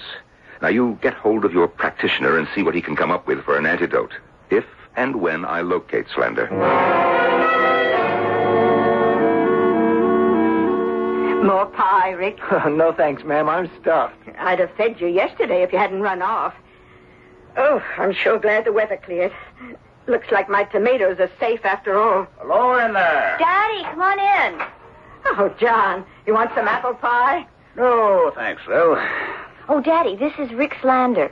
Yes, I figured as much since you phoned me at the office to say he was here. You won't have any trouble from me, sir. Yes, so Robin tells me. You staying or moving on? Oh, I might just stay a while if I'm welcome. It's just about the friendliest town I've seen in a long while. I thought maybe you could help him find some work, Daddy. I mean, there's got to be some kind of job in town. Well, son, what can you do? A little bit of anything. What was your last job? I was... Well, I don't know how to put it. I was a guinea pig for some nutty psychologist. Yeah, he offered me $10,000 to be in some kind of kooky experiment. It was crazy. I ran out on him. Anyone would have. This guy was a flake. Well, if you're serious about it, I suppose I could talk to some people in town. Otherwise, I'll have to ask you to move on. I don't like people just hanging around. Leads to trouble, you know. Well, I want a job, sir. I've always made my own way. Well, you can have my back room till you're working and find a place of your own. I can't believe this. I've never been treated like this before. You won't have any trouble here in Rosemont if you keep your nose clean.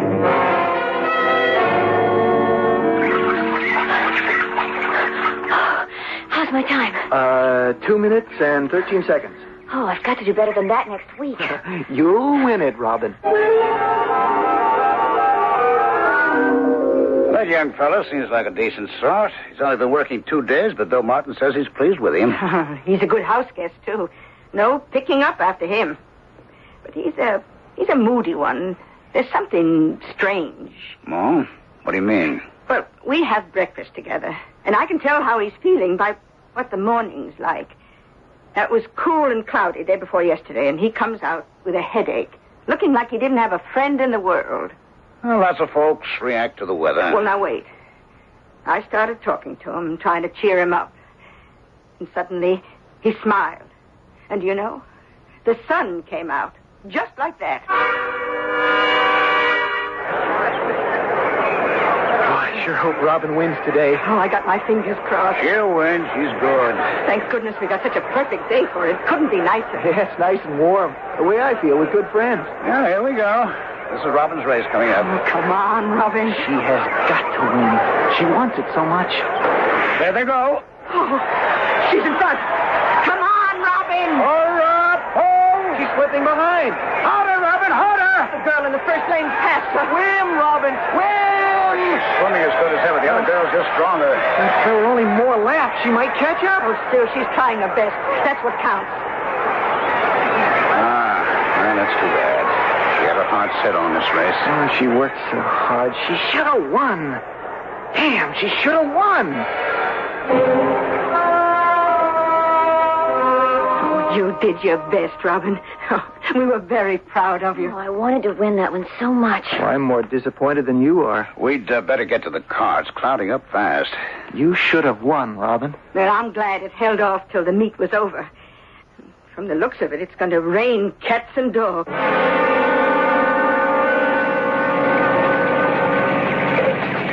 John, do you think we should stop till it's over? Oh, maybe we'd better. This hail is building up on the road. It's impossible. Hail in the summer. It's been known to happen, but it's rare. John, that car ahead. It's skidding. Now, hold on. Hold on.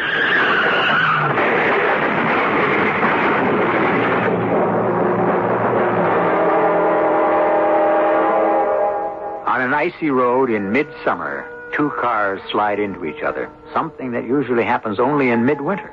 But then, the weather in Rosemont hasn't been the same since Rick Slander came to town.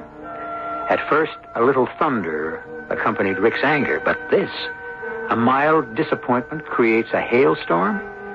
We'll see just how bad the weather can get in Rosemont when I return shortly with Act 3.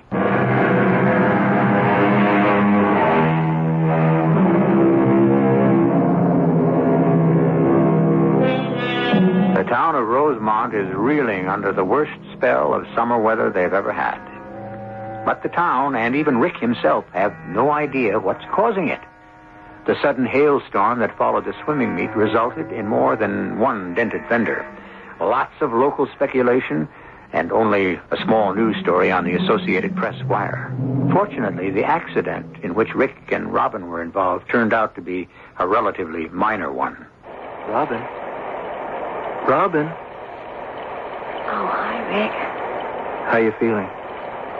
Not too bad. My arm hurts a little. Must be the rain. Gee, I feel terrible about it.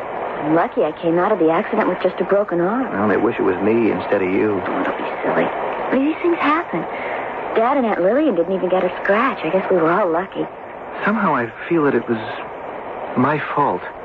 Rick, you weren't even driving, and it wasn't anybody's fault. It was an accident. Yeah, I know, but in the back of my mind, I have this feeling. I never told you about Dr. Bruno, the guy who was going to pay me $10,000? No. Well, when I was with him, he hypnotized me. I don't know what happened to me when I was under, but he said some pretty wild things to me later. That's why I ran away from him. But for the first time, somewhere in the back of my mind, I get the feeling this was my fault. Rick, stop it. Now, you didn't make the hail. You weren't driving the car, so stop talking like that. I'm wondering if that hypnosis has something to do with Rick, please, That frightens me. Oh. Hey, I'm sorry. Last thing I want to do is hurt or frighten you. You and your family have been nicer to me than anybody I ever met. I'm going to stay in Rosemont, Robin. Does that make you happy? Yes, it does, Rick. I'm glad. I feel at home here. I have a feeling I'm going to stay a long time. I think that I found him, Mrs. Borden. Where, sir? A town called Rosemont in Pennsylvania. Now, this story in the paper reports a sudden hailstorm there. Nothing unusual in itself, but let's see, it goes on to say that this was another in a string of strange weather patterns in that area over the past several weeks. I'll wager my degree that Rick Slander's in Rosemont. What are you going to do? Try to find out first. Hello? Oh, operator. I'd like to call the chief of police in a town called Rosemont, Pennsylvania. Could you help me with the call? Yes? All right, thank you. It's the closest I've come to so many erratic weather patterns.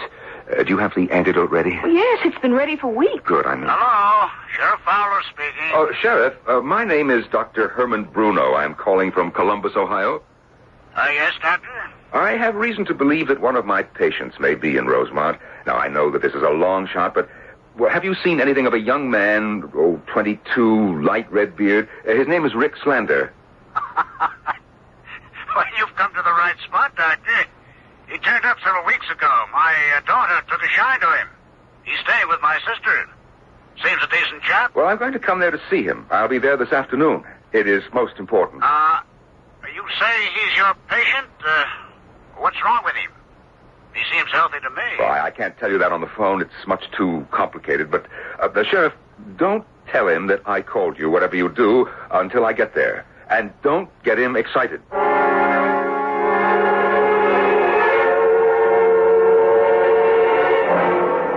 Oh, I can't believe he's dangerous, John. Moody, like I said, but not psychotic. All I know is that doctor said don't get him excited. That means if he does get excited, something might happen. Well, there's nothing going to happen to upset him. He and Robin have gone on a picnic. I'm wondering if I should lock him up till that doctor gets here. Oh, John, what a thing to say. Now, that would get him excited for sure. Oh, yes, at least he couldn't do anyone any harm. Well, he hasn't done any harm since he's been here. You're just letting your imagination blow up what the doctor said. Well, I hope he knows how to handle Rick. Sometimes these cases can just blow up for no reason at all. I'm going to keep a careful eye on him till that doctor takes him away. It's so beautiful here. Yeah, it's heaven. Look down there. I've always loved the way the river winds round like a snake through the hills. I've seen dozens of places like this. But you know, I've never seen him the way I do now. What do you mean? Robin, when you grow up without any love, beautiful things don't have any meaning for you. Christmas is just another day in the week. A field of corn that some people think is beautiful just means a day's work for me. Gee, are you old? But when I look down there and see what you see, the river, the green of the hills, the little White House, I'm seeing with eyes I never had. You really mean it, don't you? I do. In just a couple of weeks, you and your dad and your wonderful Aunt Lillian showed me something I guess I was turning my back on. We were just being friendly. Oh, people have tried that before. But I never realized it. I always said nobody gives a damn about me. I wonder how many times somebody did, and I never even noticed. Or didn't want to. Well, what did we do? I don't know. I don't want to know. I'm just happy it happened. So am I, Rick. I really am. I know you are. And that's what makes the difference.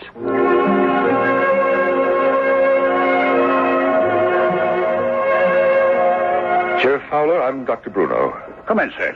Thank you. I wanted to talk with you before I meet Slender. Yes, of course. Sit down. I don't expect you to believe or understand his condition. Perhaps it's only necessary for you to know that his moods are unstable. Now, he himself is not physically violent, but his emotions can cause certain phenomena. I'm sorry you lost me back there, Doctor. Well, I don't want him to become angry or upset. What's ailing him? What do you mean by phenomena? Well, try to understand if you can. His emotions have an effect on the weather. You mean that the other way around, don't you? We've noticed he's been moody. Lots of people No, get moody. I meant it as I said it. You see, I worked with Slander for several months. He's a man whose emotions affect the weather around him. Now, that hailstorm, the other unusual weather you've been having here in Rosemont. Oh, now, come on. You don't mean the very reason I suspected Slander was here was because of your weather report. Look, I think you'd better get your patient and take him out of here right away. He's on a picnic with my daughter, and I'm not waiting anymore. I'm going up to Pine Hill and get him. No, wait. Now, come along if you want, Doctor. Otherwise, stay here and I'll bring him to you. I'll come with you. You've got to leave this to me.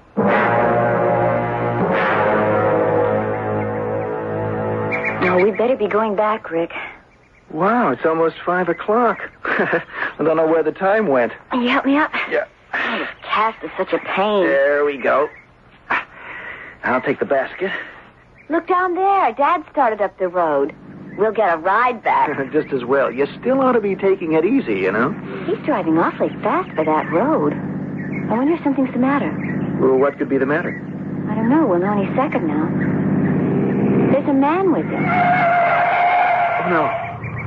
No, not him. Who is it? Rick, do you know him? Hi, Daddy. What's up? Rick, don't come near me. Rick, you've got to listen to me. I said don't come near me. Rick, the doctor wants to take you home. No, please, leave this to me. I don't want any more of you. Rick, what is it? What's the matter? Why'd you bring him up here, Sheriff? Rick, calm down. You will calm down. You will relax. That stuff doesn't go with me anymore, Doc. Rick, we're going to have to take you. What's happening? He won't come near me. I won't let him. You better do something, Doc. Rick. Now, Rick, you've got to listen to me. You've got to come with me for a final treatment. You must. Don't you see now what's happening? No. I won't go with you. You betrayed me, Sheriff. You brought him here. Rick, calm down. Just calm down. I am calm. And I'll be a lot calmer when you get out of here. You're getting out of control. All right? All right, if you won't go, then I will. Rick, please. Come back. Come back, Rick.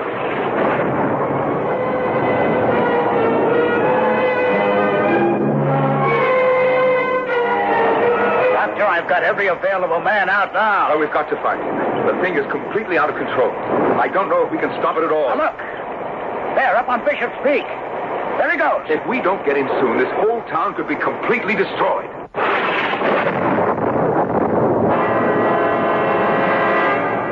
I don't understand it. My men surrounded Bishop's Peak, but he got through somehow. He may be hiding somewhere. I bet he'd listen to me. We don't know where he is. The trees are going down all over the place. Daddy, I have an idea. Drive by the swimming pool. The swimming pool? It's just a hunch, but that's where I first met Rick. Well, there's no harm in trying. He could be anywhere. I can't believe a kid like that could make a storm like this. Robin, perhaps he'll listen to you. He evidently likes you. Sure, we've been best friends. It's getting worse. If anything, property damage is getting to be out of sight.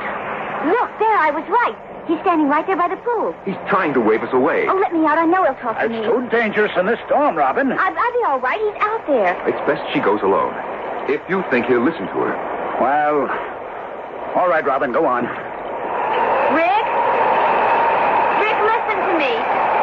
Please come home. I want you to. Get back to the car, Robin. You'll get hurt. Rick, please. It's not that bad. Your father brought him here. No, he didn't. Dr. Bruno came here looking for you. He wants to help you. I see it now.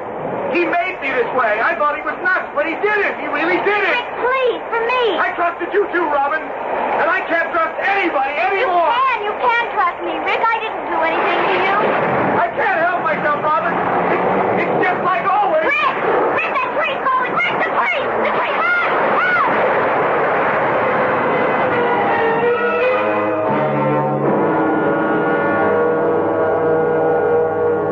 Well, the sun's coming out.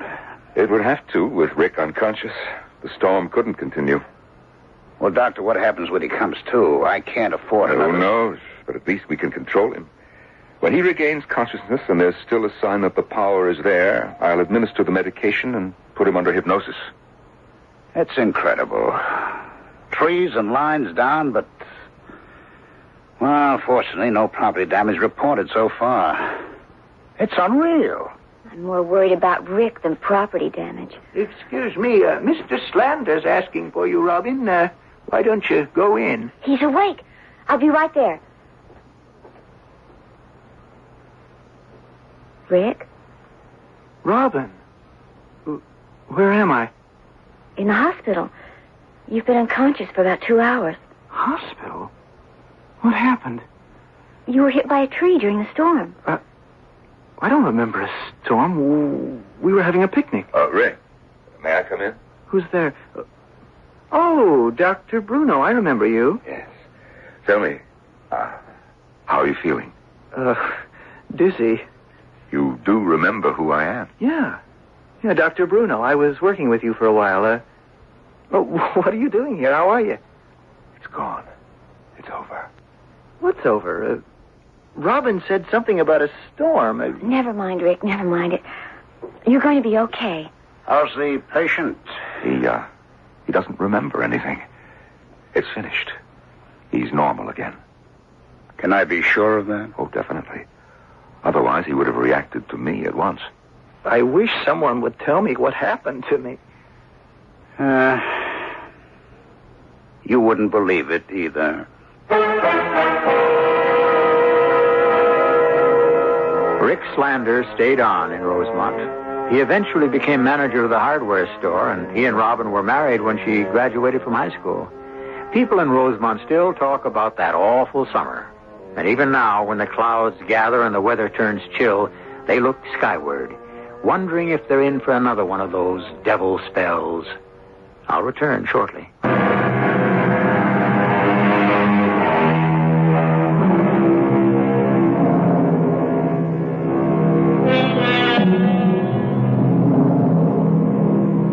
Well, it's time for you to return to the outside world, to the rain, sleet, cold, or heat, whatever it may be like.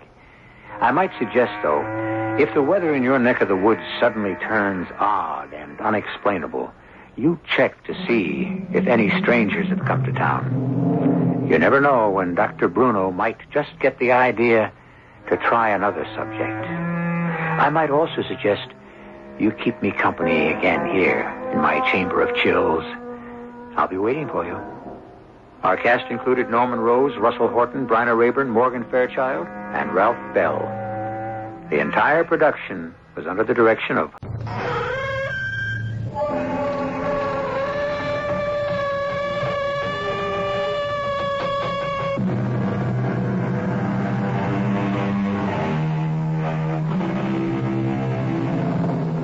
Come in.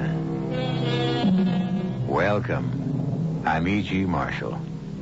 How many authors, scientists, philosophers, and just plain folk like us have toyed with the idea of time as a fourth dimension?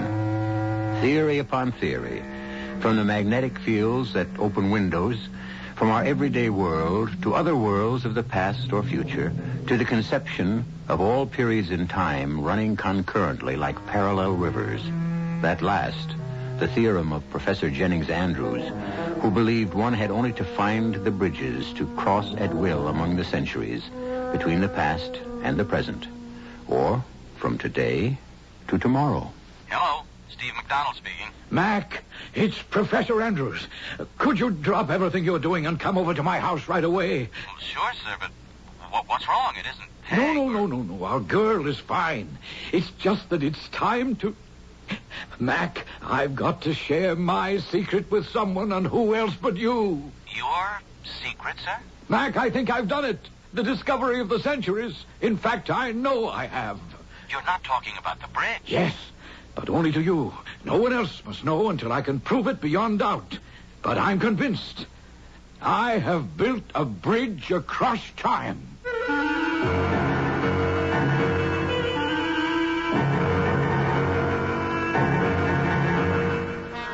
Our mystery drama, Assassination in Time, was written especially for the Mystery Theater by Ian Martin and stars William Redfield and Jennifer Harmon.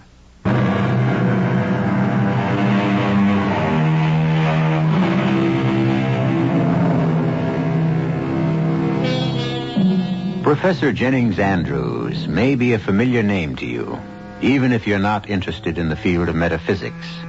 For some years now, he has been immersed in a secret project for which unlimited funds have been granted by a top foundation. He has become almost a recluse, Except for his daughter Margaret, who runs his house for him, and his prized graduate student Steve McDonald, he has been virtually inaccessible, even in the past weeks, to them. Both of them are worried now as Mac presses the doorbell at his house in answer to the professor's elated phone call. Mac! Peg, darling, how are you, sweetie? Worried to death, if you want to know, ever since you phoned me about Dad's phone call. Well, where is he? In his lab. Come on in. Into the living room for a minute. Well, honey, any other time, but my master's voice has Before called. you see Dad, I must talk to you, Mac. I'm worried. But, Peg, I won't keep you a moment. He doesn't know you're here yet. Well, he must have heard the doorbell. Back there in the lab? Not a chance. He's so tied up in what he's doing, I have to hammer on the door just to get him to come out and eat his meals. What is he working on? Sit down for a moment, Mac. And hold me. Oh, I don't generally have to be asked. Hey, your hands are like ice. You got the shakes. I have this churning gut feeling. Maybe he's going around the bend. What, the professor? Oh, come on, forget it. No, Mac. You've been away for a few months. You don't know what's been going on. Okay. Just clue me in. I don't know how to. Maybe I don't know what it is he's after, except in a general way. All right, so maybe the best thing to do is let me see him as fast as I can and find out. I know. Except, darling, the two of you are such dedicated nuts in this area. I'm scared when you get together, you both might flip out. Oh, what area? His old obsession. I don't know any of the scientific terms. Time travel, fourth, fifth, Lord knows how many dimensions. Science fiction dreams. Whatever he's got between his teeth, he's not letting go of this one. And I don't like to see what it's doing to him. All right. Now, look, let me go talk to Pops and find out just what the devil it is he's messing around with. Make me one promise. Don't get involved with any of his experiments without checking me out first. Oh, Peg. Promise me that. I promise. Okay. It's just an anchor. I just hope it'll hold after you and Pops have talked together. I'm just scared. As much as I've ever been in my life.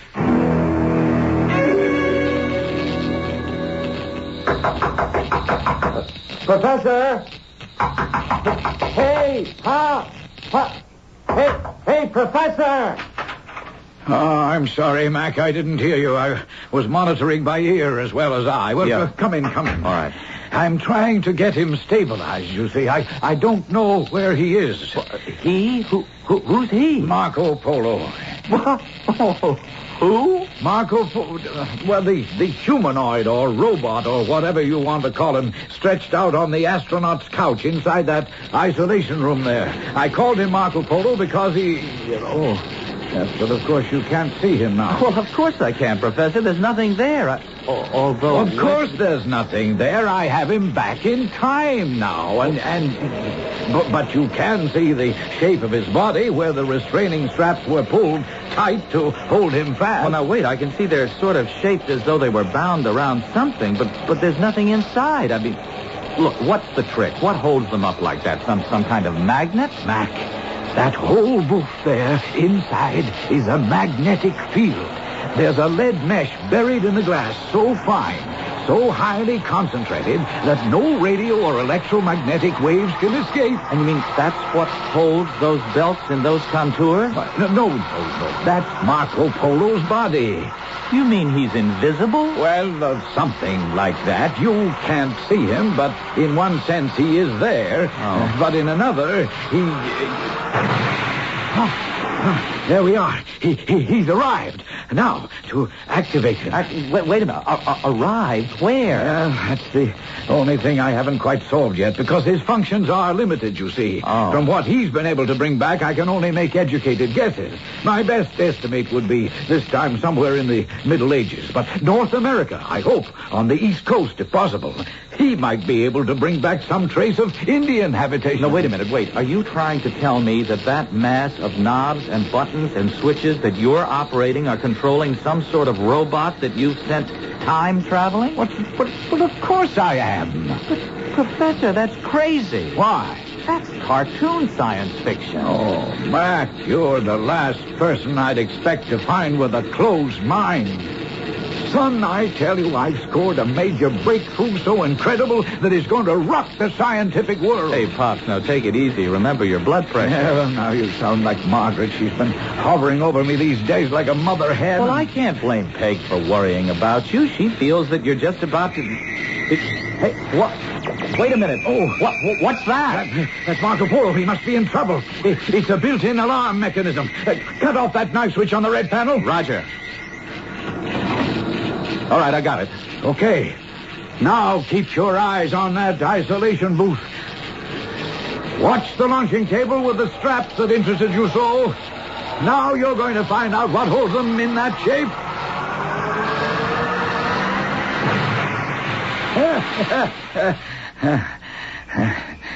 Well, by damn, he's there.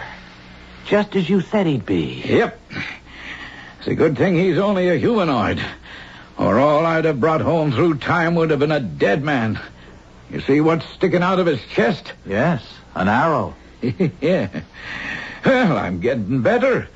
I may have missed by a century or two, but at least I got the place pretty near right. Dad? Mac, are you all right? It's fine, honey. There's nothing to worry about. No problems, honey. I don't want her in here yet. Yeah, but Pop, she's already... Dad, open this door and let me in. But I can't, honey. Now be reasonable. I'm in the midst of an experiment. Look, she's got to find out sometime. I don't want her to know until I've talked this through with you. But after this... You mean our friend with the arrow in him? Yeah. What I had in mind is too risky. Look, Professor, give me a moment with Peg to cool her down, and I'll be right back to talk it out.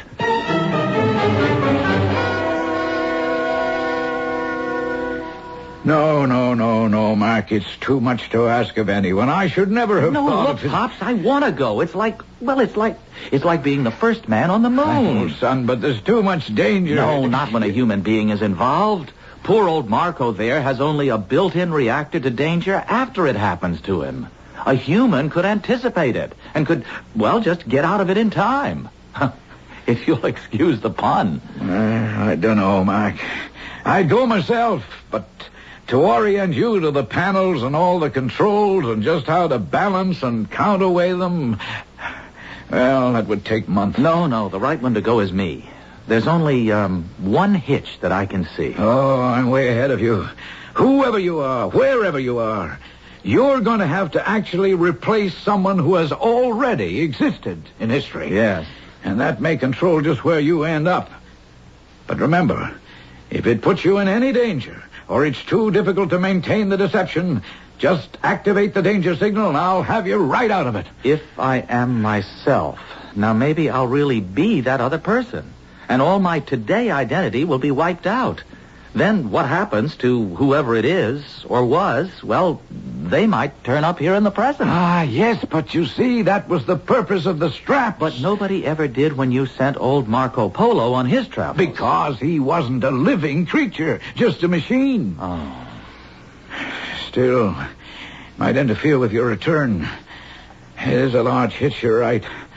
And I have no right to ask you to take the risk. You don't have to ask me, Pops. I'm ready and straining at the bit. The hitch is your daughter and my girl, Peg. I don't know how I'm going to talk her into letting me try it.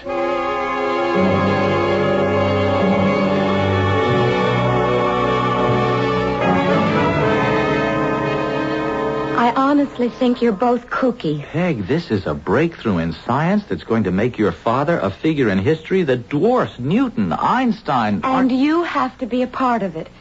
If I opposed you on this, if I stopped you, you'd never forgive me. Oh, now, no, don't put it that way, hon. I'm putting it the way it is. Our whole future depends on you taking a trip into the past from which you may never return. Oh, there's practically no chance of that. No, Mac, no hedging. Just like it is. Okay, you can have your trip, but on one condition.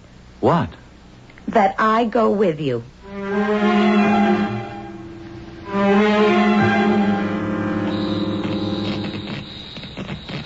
Well, guess we're all ready. The straps too tight? Mine are fine. Same here. Margaret, you all right, dear? I have butterflies, and no, I'm not all right. I took one peek in the mirror, and I look like Grandma Moses. Between this Mother Hubbard and my hair pulled back in a bun. Well, we can't look too modern. I mean, look at me with the tousled hair and the half-baked beard and the blue jeans. Well, I'm aiming for somewhere as soon after the American Revolution as possible. Why pick that period? Well, because it's easier, I think, honey. You could be farmers. Your accents are East Coast and not regional. There should be no language barrier. And you know enough American history to help blend in. And besides, it's our bicentennial year. What a way to celebrate and kick off a new miracle in science, huh? You have the gold nuggets. It's the best I could do for money. We're fine, Pop. What are we waiting for? Well, I don't know. Maybe I shouldn't risk you two kids. Look, Dad, that's all buttoned up now. All right, then. Good luck, kids. Thumbs up.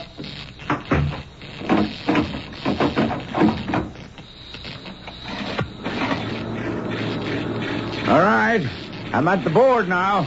I'm about to activate the field inside your room. Check me if there's any discomfort. Roger, Pops. You all okay? No reaction here.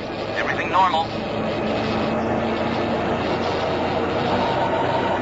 How is it now? Fine, Dad, fine. For Pete's sake, let's get this show on the road. All right. Here goes. And God help me to be in the right and to bring them to no harm.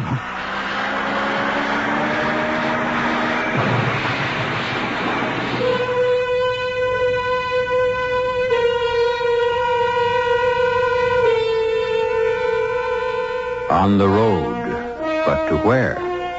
Inside the isolation booth, the magnetic field builds, warping time and forcing an opening through it, a window or a door that leads to another world.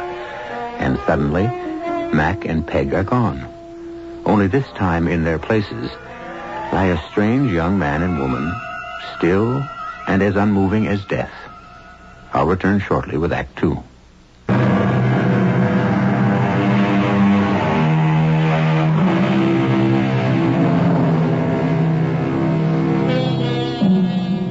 Through the lead-shielded glass, the professor peers at the two unmoving strangers bound by the straps to the couches. Reflexively, he takes a quick series of pictures with a special camera built into the booth.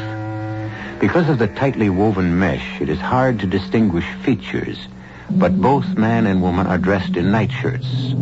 Or are they shrouds? But other questions crowd the professor's head. Have Mac and his daughter replaced these two? If so, in what century? What year? What place? And alive or dead? Mac!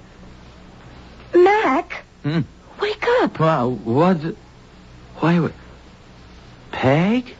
Well, that's just great. You make a dishonest woman of me, and you don't even know who I am. What do you mean? Just in case you haven't noticed, we seem to be in bed together. What? You're right. But where? Where are we? Well, I don't know.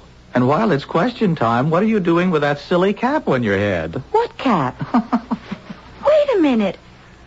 Good Lord, I look like the old woman who lived in the shoe. And in that long flannel nightie, you look like you're well on the way to adding to that family. I'm coming back to bed. You shameless hussy. Ooh, I'm freezing. Ooh, you don't know how cold it is outside the blanket. Hold me. There. Is that better? Ooh, I guess. Yes. Well, now let's see. We seem to have replaced two other people in the year of our Lord, whatever it is. Say, look. What? There's a fireplace and some logs. I'm going to light us a fire and get the chill off this place. Well, how about that? Carpet slippers. There's a robe at the bottom of the bed. Yeah, I see it. Any way to light the fire? Yes, but hold your breath. Why? Old phosphorus matches. Lethal as all hell to breathe and probably stink to high heaven. Anyway, here goes. Ah, they work, though. Ooh. Wow. Phew. I'll open the window a little. Here. Are we in the country? Nope. City of some sort. Is it very early in the morning? No, the sun's up. I wonder where we are. Well, at least we know it's somewhere past the early 19th century. How? Well, matches weren't invented. At least the phosphorus match wasn't till like the 1830s. Hey, I think I can tell you where we are. Where? Come over to the window and look for yourself. It's marvelous. It's like Philadelphia, No, wait a minute. Look out over there. Almost due south. Oh, why, sure. Even with that scaffolding around it, I can see what it is. It's the dome of the Capitol. So we're in Washington. Yeah, that's what it looks like. Let me think. The old dome was, the original one was copper over wood. Not this baby. That's cast iron. It must be the same one we have today. Only today isn't today. It's what, Peg? When did they replace the dome? Oh, brother. It's a good thing I've been teaching history in school this year. Let's see. They started it in 1856, I think. And it took nearly 10 years to complete, or 9, I guess. And it's darn near finished, so that would make it about, say, 1864, around there? Well, it wasn't finished till 65. I don't know exactly when. Oh, Mac, look. That must be the monument. What, the Washington Monument? Oh, no, it's less than a third the size. Well, they stopped work on it for about 25 years. Well before the Civil War. Look at that, Mac. Union soldiers. Civil War, all right. We're right back in the middle of history in the making. Oh, honey, we can't pass this up. Yes, but, Mac, darling, it's all out of whack now. Don't you see? We aren't us anymore. I mean, we're someone else, and we don't even know who. We haven't even got clothes. I'll bet we do. Now, let's have a look in that closet. And there's a carpet bag on the chair. And there's a jacket there, too. So there must be a wallet or some kind of identification. But what good would that do? I mean, even if they fitted us, how could we pretend to be someone else to people who must know us and would recognize us right away? Mr. and Mrs. Downing? Well, at least now we know our names. Yes? It's your landlady. May I come in? Well, I'm afraid I'm just dressing at the moment. Oh, I am sorry. It was just that I didn't have a chance to meet you when you arrived last night. I hope my daughter saw you comfortably settled. Why, yes. Everything is most comfortable. I didn't mean to bother you, but Anne said she had such a brief acquaintance with you that she had little chance to inform you about the habits of our little boarding house. Boarding house? I just wanted to let you know that we serve breakfast in the dining room on the main floor between 8 and 9. Oh, what time is it now? Just 7:45. I and the other guests will look forward to meeting you formally then. And forgive me if I've disturbed you. Not at all. You've been most helpful. Ask her name. Not at all. See you later. Mrs. No, it's too late, Peg. She's gone. Okay. This is our chance. Our chance for what? To see what we can do about establishing our new identities. To find out if we can risk going down to breakfast and get away with being who we're supposed to be over 50 years before either of us were born. Let's, with apologies to the real Mr. and Mrs. Downing, pour through their possessions and find out just who we're supposed to be.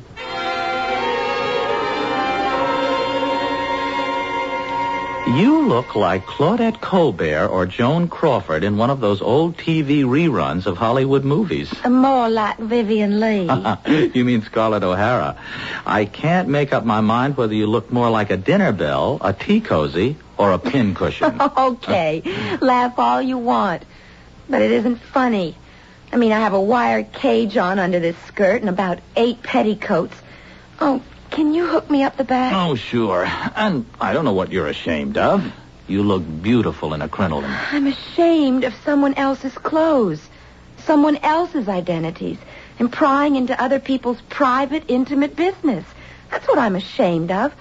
These two tragic people, guilty of nothing but loving each other and trying to expiate their sin with a suicide pact. It's another era, Peg. That was their solution. Was?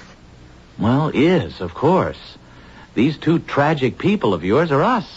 I mean, we're living their lives. Maybe we better cut and run. Are you afraid? I'm afraid of everything about this whole mysterious, out-of-this-world adventure.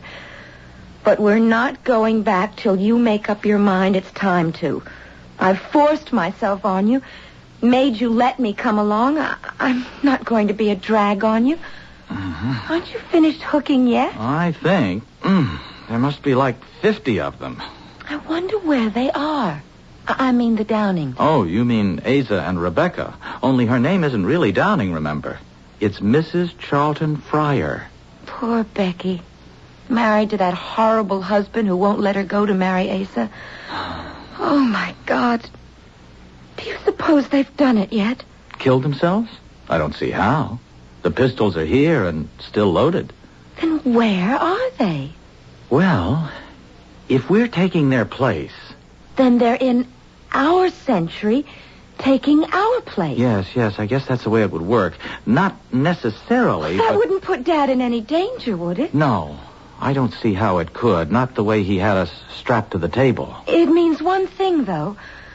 We can't stay here too long. What do you mean? Until we go back, Dad can't go into the isolation booth, and the two of them would starve to death, unless, as I said, they're already dead. I don't see how they can be. Or we would be, too. Are we going to risk it?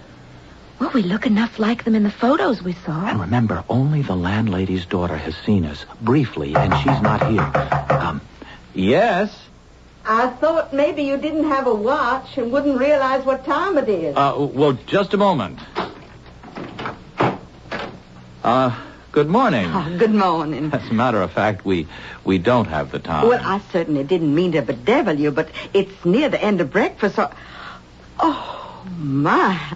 Aren't you the pretty little thing? Just as my daughter said you were. And such a handsome husband. Newlywed, I'd reckon. Well, Oh, don't mind me. Come on along. I'll take you downstairs. Will you be stopping with us long? Why, We really can't tell. Just long enough to find our own place. Of course, I understand. You're not with the Army, Mr. Downing? Not now. Well, I can assure you, ma'am, these clothes feel very strange to me. Oh, so you must have been. Oh, well, we should let that be. It's no fit subject for discussion now. General Lee has surrendered and the war is over. Mm-hmm. Here's the dining room. Make yourselves comfortable. These seats be all right? Oh, just fine, thanks. What line of work are you in, Mr. Downing? My husband is a builder. Oh, that's right, fine. We'll be needing a lot of you in the days and years to come, especially in the South. Or perhaps your sympathies don't lie in that direction. My sympathies are for the Union, madam, and by that I mean the whole country, North and South. Well, I'm sorry you won't be meeting any other boarders since it's late, but you'll meet the whole little family at dinner. Save for my son, John, who's away on business. Well, dinner's at noon. Now, anything else I can get you while breakfast's on the way? Oh, why, yes. Do you have a newspaper by any chance? Oh, there's a copy of the National Intelligencer right there on the sideboard. Oh, thank you, Mrs. I'm embarrassed, but not having met you in person last night, your name has escaped me. Well, Lord knows it's not that special anyone should remember it. I'm a widow lady named Mary Surratt. Now, if you'll excuse me, I'll get your food. Surratt? Mac, get the paper. Sure. What date is it? Let me see. April 13th, 1865. That makes today the 14th. But what? Oh, my God. April 14th. The day John Wilkes Booth assassinated President Lincoln at Ford's Theater. And we're in Mary Surratt's boarding house, the spot where the whole plot was hatched.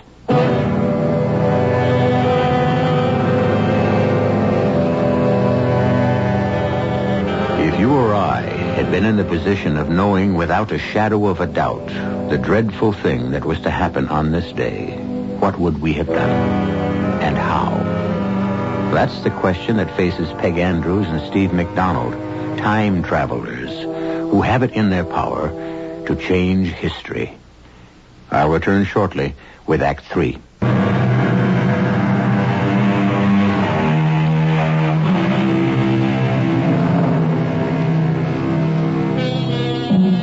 It was an uneasy, uncomfortable, and seemingly endless breakfast.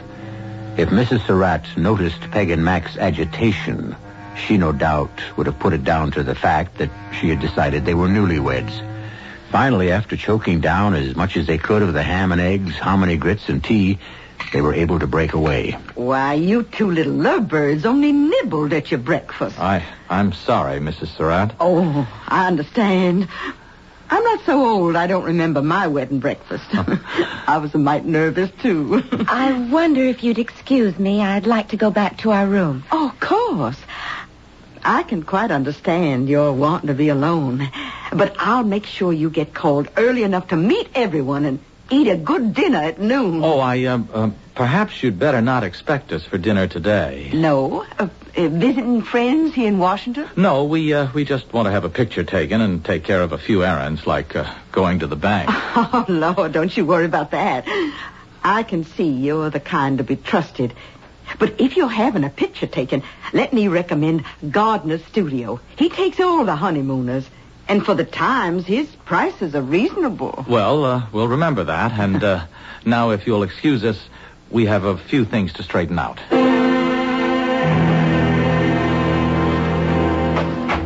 What are we going to do, Mac? What can we do? We've got to try and stop it. How? Well, that's where you can help. Now, how much can you remember of the day of the assassination and the plot? Where people were, who was involved, you know, all of that. Let's forget that for the moment. We've something a lot more immediate to talk about. What? You remember what Dad told us before he sent us back in time? We can't interfere with anything or change anything because everything that had happened back where we were in 1975 depended on everything that had gone before it. So if we stop something major happening in 1865... No, major or minor, it would have to affect the time stream. That's what you mean? Yes. If President Lincoln hadn't been shot, our whole history would have been different. Which maybe wouldn't have been a bad idea. I can think of a lot of things we could have done without. Wars, depressions. Well, there are a lot of things that were good, too. Like us, for example. You and me. If we try to change your time stream or whatever, we could never have met or even existed. But, Peg, we're together now. And there are other theories. Only if we could somehow stop Mr. Lincoln's death. We'd be signing our own death warrants. How? Well, you know what Rebecca wrote in her diary? The farewell note she left to her husband telling him of what she and Asa planned to do. Have her shoot him and then die by his hand. If we lock ourselves back here in time, we're signing our own death warrants. We don't know that for sure. It's a chance we're taking. To save Abraham Lincoln? Would you be willing to take it? Yes. As long as we're together. Okay. Then we're agreed. Now let's figure out how to do this. It isn't only Mr. Lincoln. It's Mr. Seward, too. Yes, the Secretary of State. But he didn't die, did he? No, he recovered. When Payne stabbed at him, although he was badly cut up, an iron brace around his neck and his jaw saved his life. Yes. Now who, what else? Well, a man named Asterod. I don't know. It was a German. I don't remember. He was supposed to kill the war secretary, Stanton. But he didn't have the nerve. Mm-hmm. There was another man named Gerald or Harold or something, but he got cold feet, too. He doesn't count. And, of course, Mrs. Surratt. But she really didn't have much to do with it, did she? They never really proved anything against her. Just that the conspirators had met at her house several times. Okay. There's only one thing to do. What? We're going to the White House and warn the president.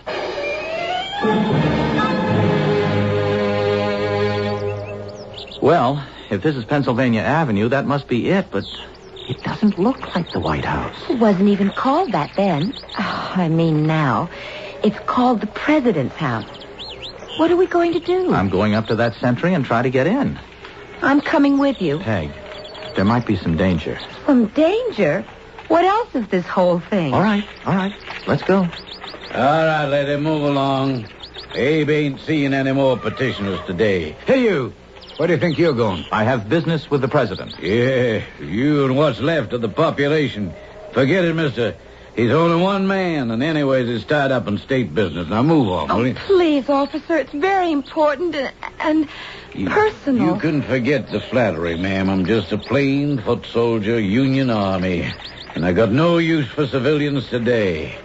Abe needs a rest from him. But this has to do with the president's well-being. Ain't no use of me letting you by anyways. You'd only be stopped inside. Now, listen to me. Supposing we were to tell you that we know there's a plot to assassinate the president. Sure, you'd be one of 100,000 nuts, soreheads, Johnny Rebs in disguise. So move on out before you tempt me to put a musket ball in you just in case you got any notions. Come on, Mac. Well, okay, but just one more question. One is all, brother. Which way is Ford's Theater? Now, there's a good notion. Save your imagination for there, huh? You take Pennsylvania here to 10th, and then a couple of blocks north. What did you come here for? Just to locate the theater and... Wait a minute. You see that guy there? Which? The dark-haired, shortish guy on the other side of the street in the cavalry boots and spurs, walking towards the theater. Isn't that Booth? Morning, Mr. Ford. Mr. Booth? Give you a hand unloading your buggy? Why, no thanks. One of my actors will be right out to help. Do you really think you can drum up any business for that turkey, our American cousin, you were foolish enough to produce? I'll wager, sir, I'll outdo Gray's Theater tonight. Mr. Lincoln and General Grant are attending the performance. So, if it were my theater, I wouldn't give him standing room. But I promise you, it will be a night to remember. Oh, I'd give anything to know what they're talking about. I'd have given a lot more to have brought the Downing's pistols with me and put a couple of shots into Mr. Booth. You couldn't be a murderer, Mac. Oh, I know. Anyway, it's too late now. Now what? We'll try Mr. Seward's house and Mr. Stanton's. Anyone, anywhere who'll maybe stop long enough to listen to us.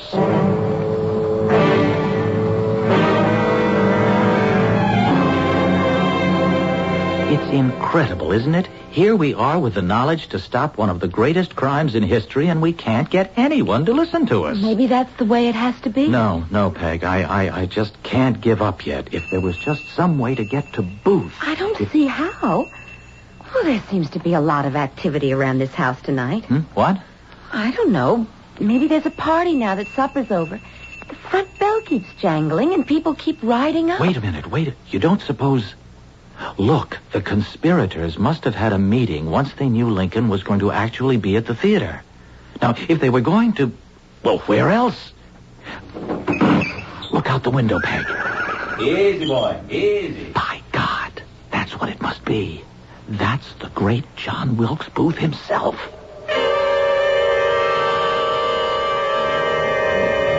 Can you hear what they're saying? No, not really. Just enough to know they're planning something. I heard the name Payne, though. Well, then it's the plot, all right. He's the one who... I want you, baby, to hold the horses.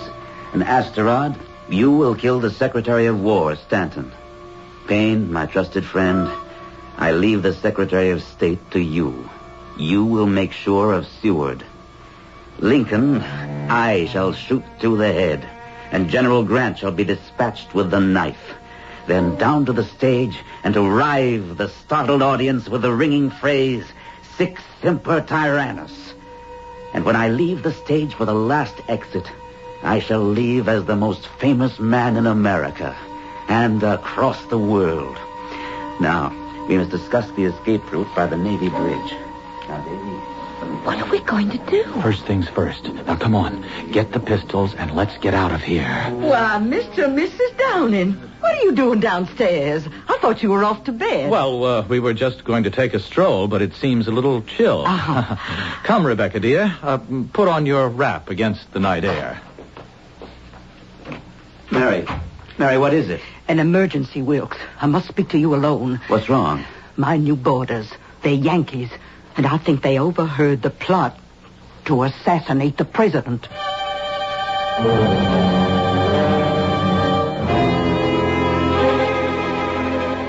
Where are we going, Mac? I noticed a little park on the way to the theater. Now, Booth will have to pass through there on the way. The others will have split by then. I'm going to ambush him. And? And nothing. Just keep him from getting to Ford's Theater tonight. At least it'll save the president. Here's the park now. What, Peg, what is it? Lover's Rest. That's where the Downings were going to commit suicide. Mac, look out! What is it? John Wilkes Booth! Get the alarm for Dad, quick! Are you the Downings? Yes. Are you John Wilkes Booth? Forget that. I will not let you stop the march of history. Nor I you.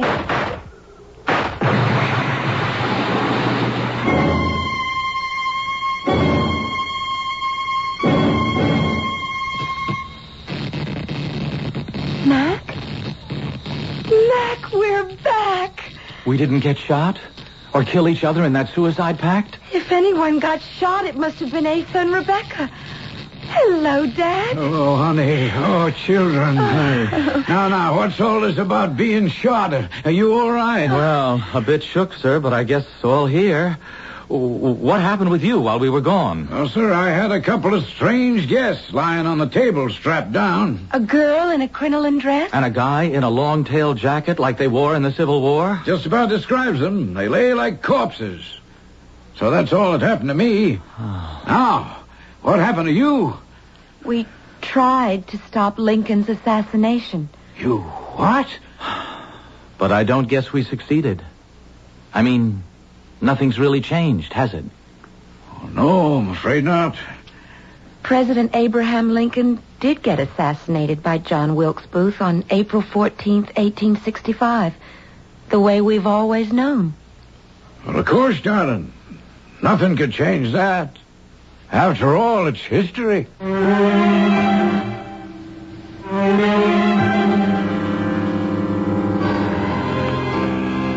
It's history, all right. But might it not have been? And if the tragic occurrence had never happened, how much better or worse might our country or the world have been? We'll never know, of course. And there's the fascination of life, leaving just a few loose ends in our story, which I'll be back to gather up very shortly.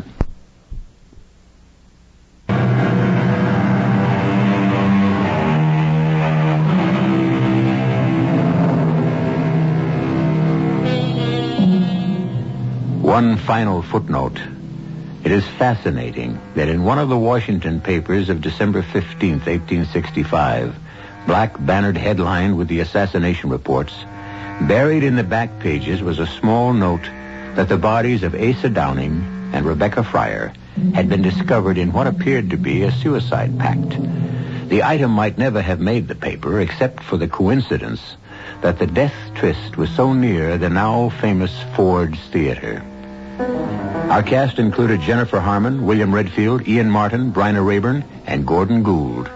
The entire production was under the direction of Hyman Brown. Radio Mystery Theater was sponsored in part by Buick Motor Division. This is E.G. Marshall inviting you to return to our Mystery Theater for another adventure in the macabre. Until next time, pleasant dreams.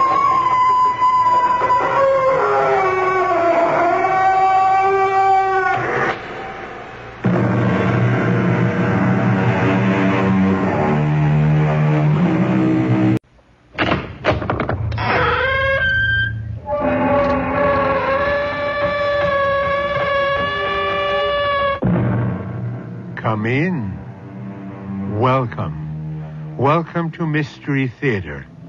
I am Hyman Brown. The poet tells us, at the door of life, at the gate of birth, there are worse things waiting for man than death. And well may we ask the poet, what are those worse things? After all, what could be more tragic than to die?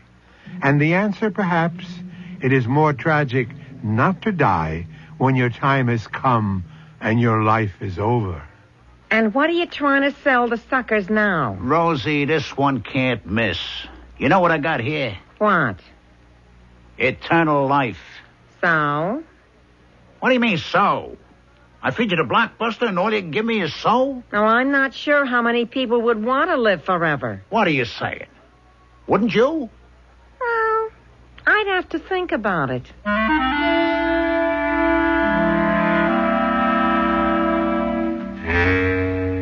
Our mystery drama, All the Time in the World, was written especially for the Mystery Theater by Sam Dan and stars Ralph Bell.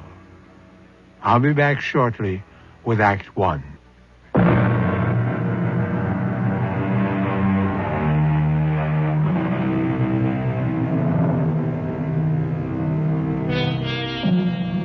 In everything we are told, there is a season. There's a time to be born and a time to die. And most of us follow that timetable. We arrive and we depart pretty much on schedule. Now and again, accidents or ailments or upheavals beyond our control may curtail our visit. But most of us have a pretty good shot at the allotted 70. And many of us do even better. However, sooner or later, the hour must strike for everyone. Well, doesn't it? They are moving at a brisk pace through the lovely countryside, and it's a beautiful morning. All right, Harry. Where are we headed for? Rosie, baby, we are headed for $1 million. Sure. But this time it's money in the bank. When can I write a check against it? Hey, Rosie, this can't miss. Hold it. That sign. It says Morristown. Right. That's exactly what it says. Morristown. Is that where we're going? We'll be there in exactly 15 minutes. What for? Because that's where the money is. And that's where the state penitentiary is. Who would know that better than me? We're going to the state pen. Yes, baby. Why? Because he's being sprung today. Who is? $1 million. We're going to pick him up.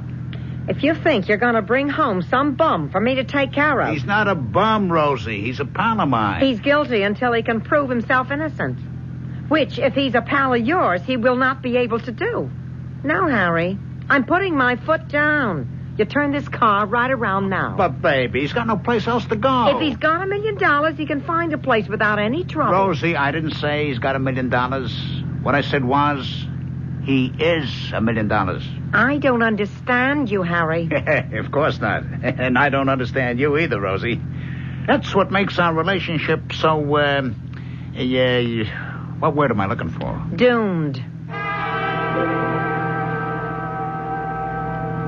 There it is, just up ahead. Yeah, I see it. And there he is, standing by the gate. Who? My old buddy, Lucas. That's his name, Lucas? Lucas what? Well, I don't know if it's his first name or it's his last name. Yeah?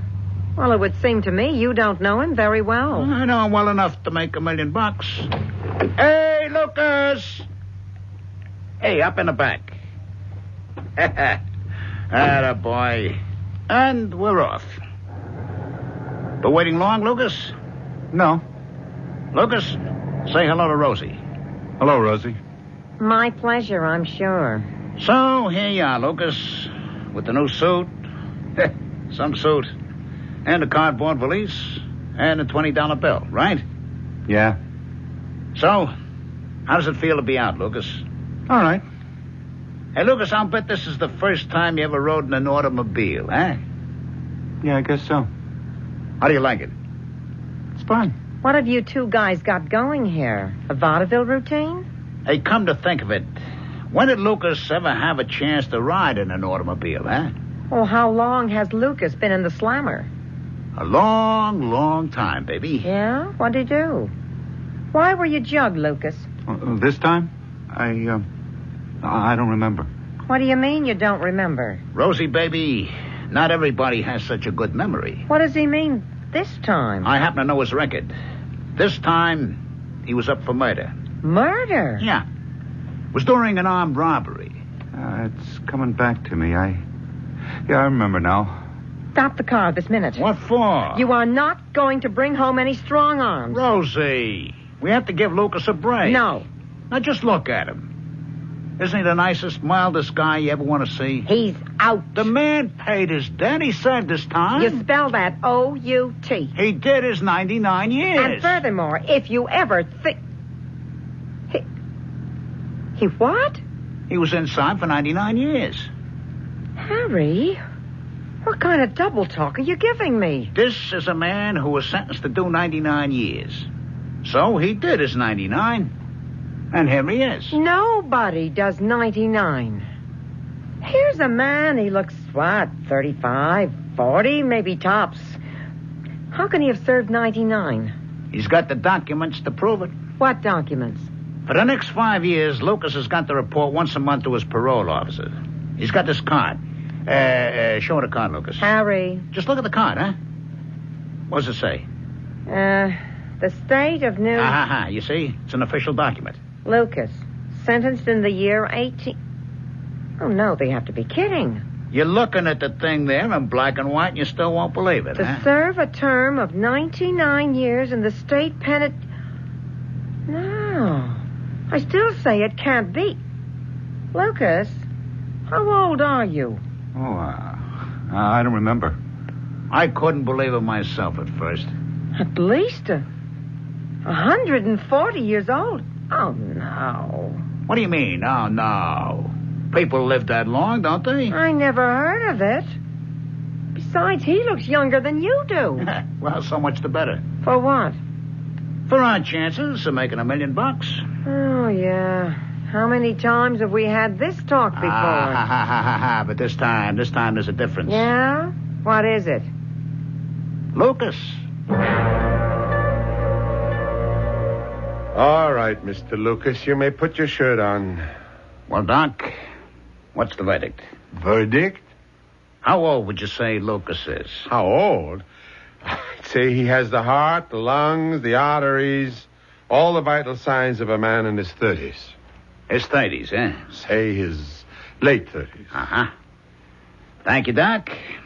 Would you make a statement to that effect? I have subjected Mr. Lucas to a complete physical examination and find him to be in excellent condition.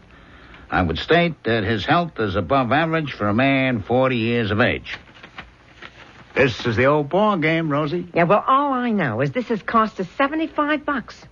And there has also been a substantial increase in the grocery bill since Lucas showed up. Rosie, you got to spend money to make money. Okay, we're spending it. When do we start making it? Tonight. What happens tonight? We go on TV. Who goes on TV? Me and Lucas. What for? Honey, how do you make money? It beats me. And if you want the truth, it also beats you. You advertise. That's right, Rosie. You got to advertise. You know why? Oh, what am I getting into here? This little poem I picked up. The codfish lays 1,000 eggs. The homely hen lays 1. But the codfish never cackles to tell you what she's done. And so we scorn the codfish, while the homely hen we prize, which only goes to show you that it pays to advertise. Oh. And what are you going to advertise? And where are you going to get the money to do it? I'll answer the second question first. It's free. What's free? Tonight, you're going to see Lucas on the tube doing a guest shot. Who'd want Lucas for a guest shot? Bonnie Quackenbush, that's who. Oh, it figures. With all the other fruits and nuts. And what is Lucas going to advertise? Lucas is going to advertise that one commodity for which every single person in the world would give everything he owns. And what is that? Eternal life. Eternal life. Oh. What's with the O? Here I feed you the blockbuster and all you can give me is, Eternal life. I'm not sure how many people would really want to live forever. What are you saying? There's enough suckers out there to add up to $1 million.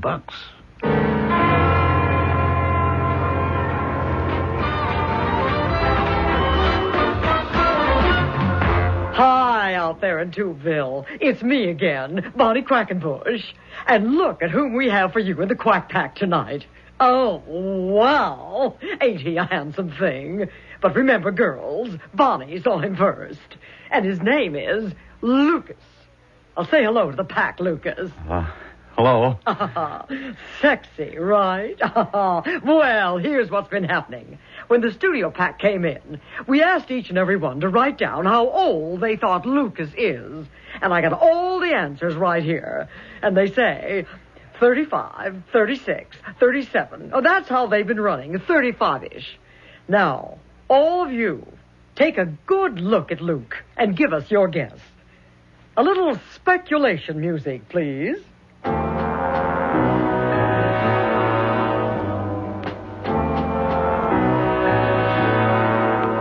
Now, are you ready? Have you guessed? What did you come up with?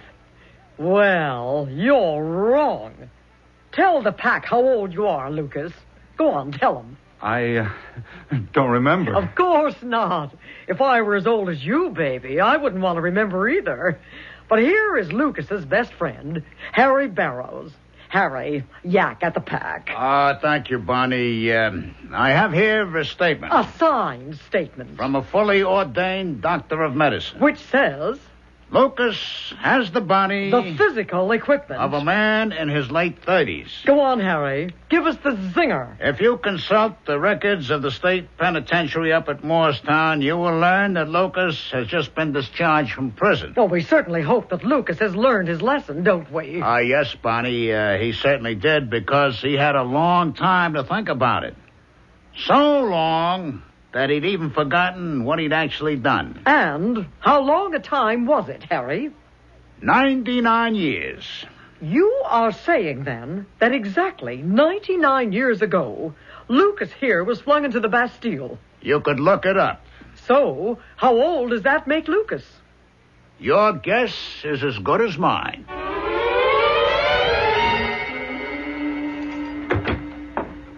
Hey, Rosie. Oh, where have you two clowns been? Did you see the show? You know it's 3 o'clock in the morning. We were hiding out. What for? You saw the show. You saw how everybody went crazy. Harry, what is it I told you. Suddenly the place was invaded by reporters from the paper, the radio, TV, the whole media. All right, start the pack. What for? We have to leave. Why? Sooner or later, they have to find out where I live. Well, isn't that what you wanted? Nah. We have to get away. Harry, did you do something wrong? All we did tonight was hook the fish. Now we have to be very careful how we reel them in. Oh, no. I've heard this one before. Rosie, honey, you have to have faith in me. I know what I'm doing. What are you doing? What are all these moves, this strategy? Honey, we have to go away so that you can mix up a batch of the elixir. The elixir? What elixir? The elixir of eternal life. What do I know about mixing up an elixir of eternal life? Rosie, for a girl as smart as you are, there's nothing to it. Nothing to it at all. The elixir of eternal life. Slowly but surely, the outlines of Harry's master plan seems to emerge from the mist. The elixir of eternal life. How would you like to be able to walk into the corner drugstore, point to the shelf and say, "I'll have a bottle of that"? The time may be nearer than you think, and then again, it may not. It depends on what happens shortly in Act 2.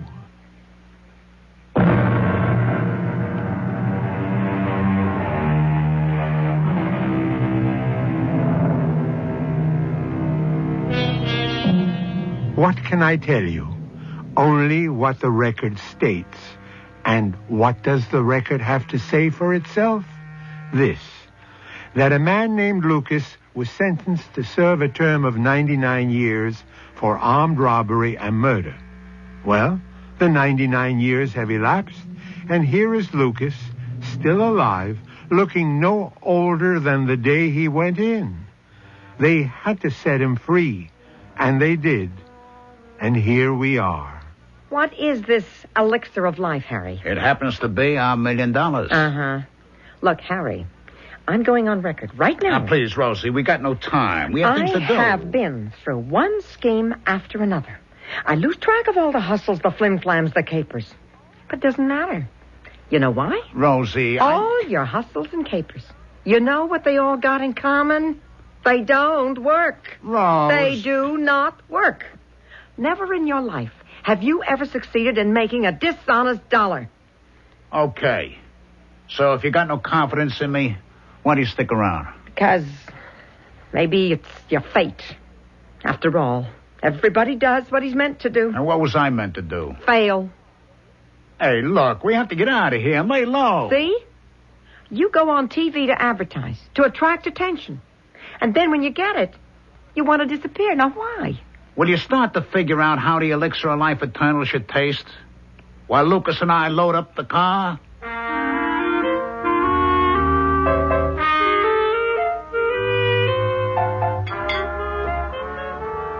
So, what do you think? Maybe it's too sweet. Oh. I'll put in half as much sugar. You know what it needs? Maybe it should taste more mysterious. Mysterious. So I'll put in some pepper. All right, but come on, we gotta hurry. Why? Because you have to strike while the iron is hot. That's also a very good time to get burned. The elixir of eternal life or of life eternal? Which sounds better? Taste it now.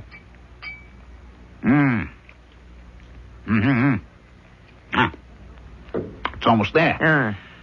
I tell you, Lucas, she's 1 in a million. You see, to how many dames could you say mix up a batch of eternal life elixir, and in no time at all, there it is? Hey, where do you think you're going? You keep working on the elixir, Rosie. I got a little missionary work to do. Lucas can keep you company.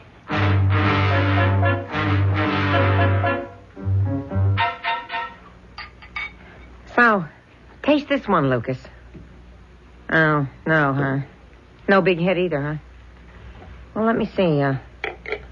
I think I'll put in some honey, some garlic. What else have I got in here? How about some vinegar? Yeah, I'll just put in a little bit of everything. Why don't we just run this through the blender? Froth it up a little bit, huh? Yeah, so. Well, now, how do we see how our little witch's brew is doing here? What do you say, Lucas? How about a little taste? What do you think, huh? Ugh. Pasca. I beg your pardon? You don't have to make such a horrible face. Pasca. Pasca, huh? What's that supposed to mean? Hey, wait a second. If it tastes so awful, how come you're drinking the rest of it? Some more? More? Did you see your face while you were pouring it down? Oh, it's good for you. Good for you? Yeah. I remember. The master would make us drink it whenever we were sick. Uh-oh. What is commencing to start here, Lucas? What's with the master bit? Taste. Oh, I remember. The taste. Yeah, it brings everything back. Yesterday, everything was so dark. I couldn't see back into it. It was so long ago, but now, the taste, it's like a knife. It cuts through. You know what I'm saying? No, Lucas, I don't. Pasca. It was brought into the house of the master by a Greek slave. He called it a posset. Sure, yeah. Hey, Lucas, why don't you lie down and take a little nap, huh? Lucas. My name was Lucius. I never had another name. I was the illegitimate son of the master and a Lydian slave woman. I remember now. Lucius. And then, many years later, it was Ludwig. And then Louis. And Lucas. Are you trying to tell me what I think you're trying to tell me? Oh, I've lived so long. At times when I'm so tired and I can't remember, but the taste, it brought me back. I'm Lucius. Yeah, sure. I was born in Rome. Italy. No, Rome. It was all Rome. Uh-huh. Lucius, when was this? I don't know. What year? I don't remember. Maybe I never knew. How could you not know? Well, people like me, we didn't know anything. We're just lucky to be alive. Although I'm not so sure that was lucky either. Well, what did you do?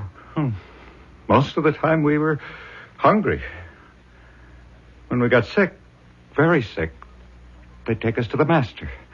And he'd give us a posca to drink so we could go back to work. What kind of work? On the farm. Oh, it was very hard work. And you don't know when it was? What was going on? No. Every day was the same. Lucas, going along with this, how come you're still alive? Oh, well, you see, I was a thief. Yeah? You had to steal to keep alive back then. Well, most people stole a little food from the kitchen, maybe fruit from the trees and so on, but the master knew about it. He wouldn't let on because he knew you had to. Me, I was different. Different? Yeah. I didn't steal just because I was hungry. No? I stole because I'm a thief. Like I can't help myself. Come on, Lucas. You don't expect me to believe that. No, it's true. It's in the blood. Like, one man can play music, one man can paint pictures, and I have to steal. All right. But that still doesn't answer the question. How come you're alive after all this time? Because Apollo said so. Apollo? He was one of the gods. Oh, I'm afraid you're only getting yourself in deeper. No, there was a temple of Apollo on the master's estate. And there was this gold mask of Apollo on the altar. So I thought I'd steal it. I'd be able to raise enough money to go somewhere else, start a new life. You sound like a dear friend of mine. But I got caught. How did I know? I'd always get caught. It figures. The penalty for stealing from the temple of a god was usually death by torture. Please, Lucas, no horrible details. But the master said he has offended the god. Let the god decide his punishment. So they loaded me down with chains. I could hardly move. Set me in front of the altar of Apollo. Yeah, it was midnight. Oh, and there was a terrible storm. I can hear the thunder. Listen. To what? The thunder. Terrible thunder. And the lightning. Oh, it was flashing all around me. Lucas, are you okay? And the voice. The voice of the god. Listen. You hear it? You hear it? The voice of Apollo. Lucius, thief and slave. Don't you hear it? No, I don't hear nothing. It's a voice that seems to enter inside your head. It flows throughout your whole entire body. Lucius, thief and slave, you have defiled my temple. Voice kept speaking inside me. Now just take it easy, Lucas. Lucius, villain and slave, scoundrel and thief. Please. It's all right, Lucas. You expect the god Apollo to sentence you to a horrible death. But any death would be a release and a reward. I sentence you instead to a horrible life. The life of a thief. The life you have always lived. The only life you know. You shall live such a life forever. You shall be a thief under the rule of all the nations to come. You will live many lives in countries yet to be discovered. But all you shall know of them is the insides of the prisons.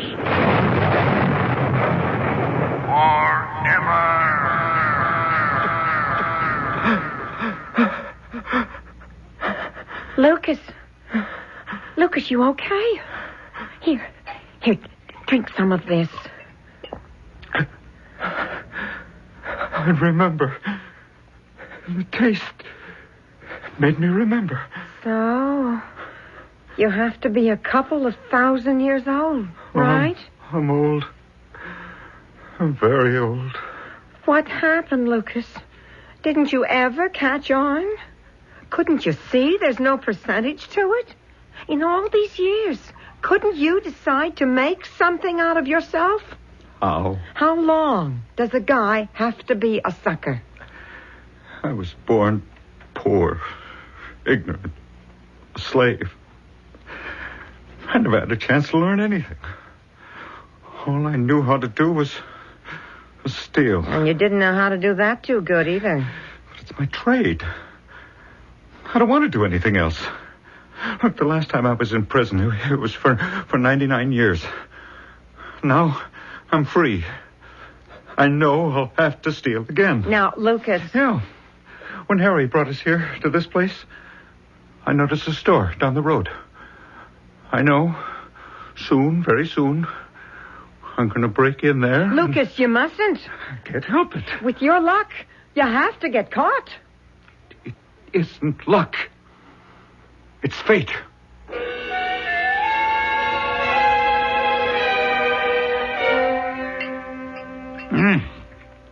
Now, this is exactly the way it should taste.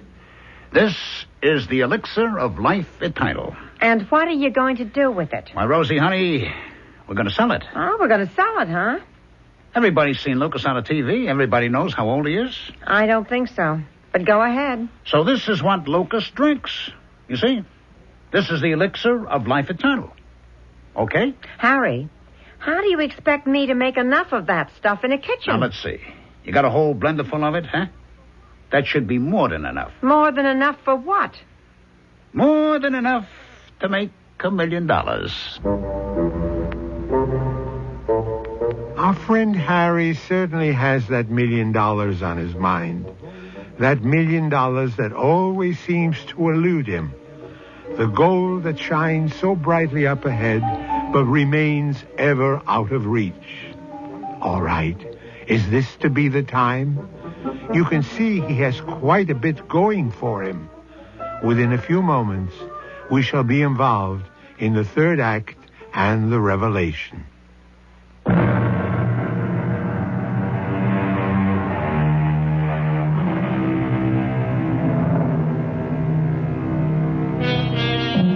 Gentlemen rankers out on a spree, damned from here to eternity.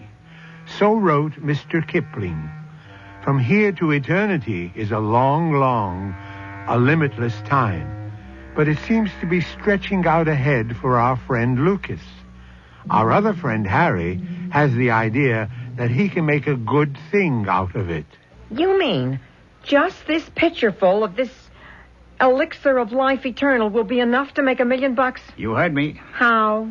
Tell me, Rosie, how would you promote this? I would do it the common sense way. Which is?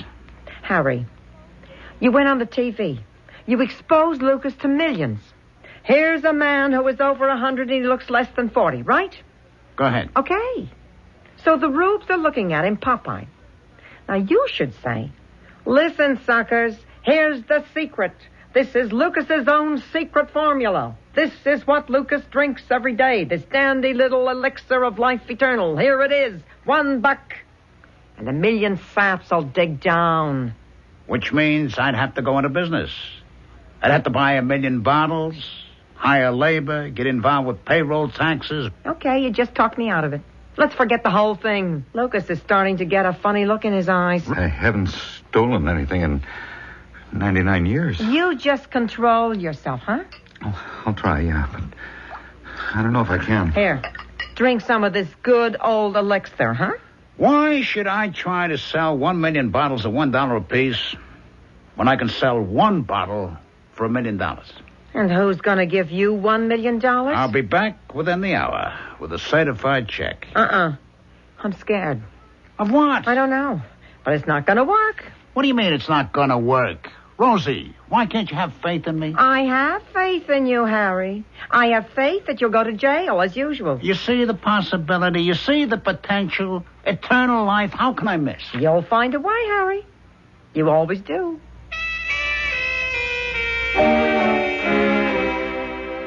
Well, Mr. Bowles, what is this offer of a lifetime? Mr. Mammon, you've heard of Lucas? He was featured on the Bonnie Quackenbush program? The convict? Yes.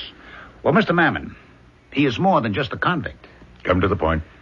I met Mr. Lucas 5 years ago in the state penitentiary. Yes, you were serving a term for some hapless confidence scheme that went awry. May I ask how you know about that? I know everything about you, Mr. Bowles. When a man expresses a desire to see me on business, I have him investigated minutely. I have a computer operation that can turn your whole life inside out. For instance, I am aware of the fact that when you were in the 3rd grade, you were caught cheating on a spelling test. Wrong. It was arithmetic. Now, you were saying, Mr. Bowles? My cellmate was Lucas. Cell 87, Block C, North Wing. Yeah, well, that's when I got to know him. And about his incredible age. We became very friendly. And after a while, he revealed a secret to me. His secret? Yes. It consists of a beverage. Continue. He drinks it every day. And you wish to sell me this beverage? Yes. For $1 million? How did you know? Because that is exactly what I should do if I were in your place. Well, do you want to live forever? Or let us say, indefinitely? I would have to take that question under advisement. I have here a sample, Mr. Mammon. Which could prove what? I'll let you have a free taste. Now, sir, drink that down. And tell me, doesn't that convince you? The distinctive flavor of it, that is truly the elixir of life. You're very clever, Mr. Burroughs. I am offering you more than you could buy anywhere else for your money. Eternal life. It's the best confidence operation I've ever encountered. I assure you it's not... It's foolproof, Who could ever prove it's a swindle? This is not a swindle. Oh, it is. But how could the victim ever prove it? The victim? As long as he's alive, you're in the clear. He would have to die. Sir, I'm afraid you don't understand. But the only thing wrong with it is nobody would want to buy the product. Oh, yeah? What's wrong with the product? Eternal life. Who really wants it? Why, everybody. Do you? Absolutely. I don't. And I don't know anybody else who does. Oh, a lot of people would like to live forever. Oh, they think they do. Until 10 minutes ago, I thought I did too. But then, when I was confronted with it, I really began to think about it. No, thank you. Well, sir, I'm sure I can do business elsewhere. Are you? Nickels and dimes, maybe? But $1 million? Oh, by the way, that little elixir of yours tastes pretty good. Mind if I have another sip?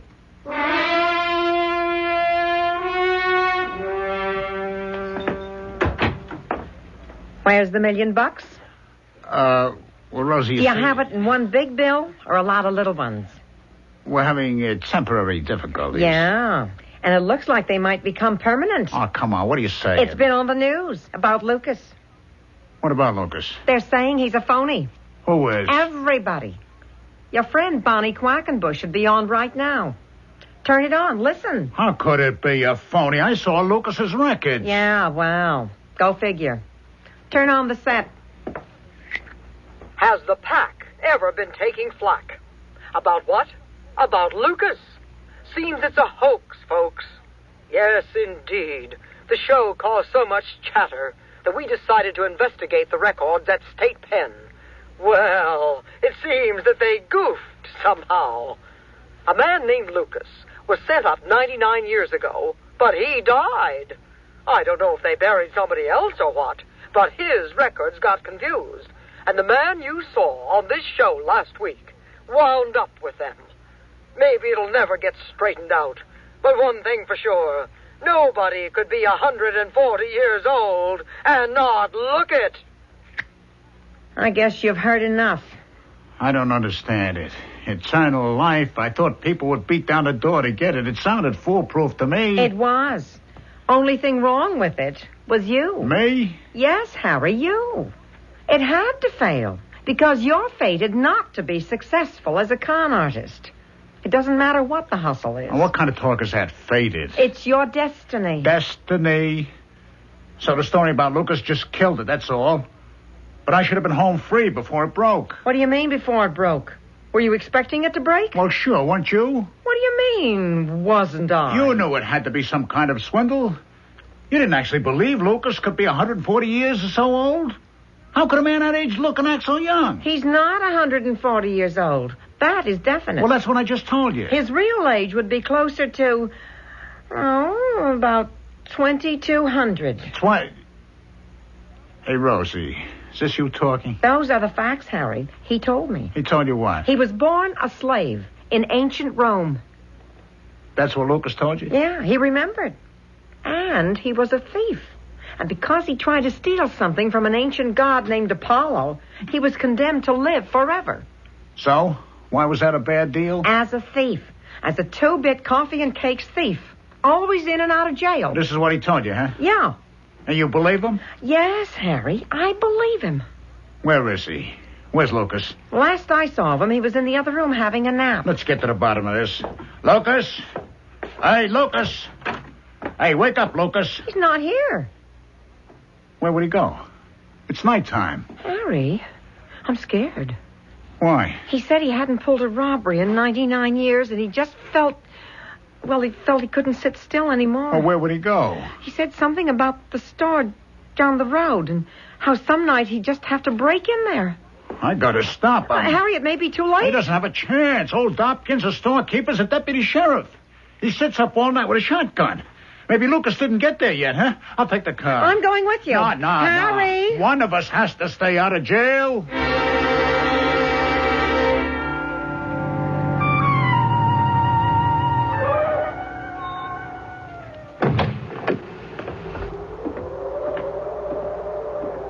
Lucas? Hey, Lucas? It's open. And the door's open. Lucas? Is that you, Harry? Hey, Lucas. What are you doing in here? What do you think I'm doing? Are you crazy? Let's get out of here. Let me see if I can find the cash. Hey, Lucas, you're crazy. This is break and entry. And what's the steal here? You can do 5 to 10 for it. What's 10 years? Let's get out of here, will you? Yeah, just a second. Stay where you are in the name of the law. Let's beat it. Halt! Into the car, Lucas. Into the car. Hurry up. Halt in the name of the law.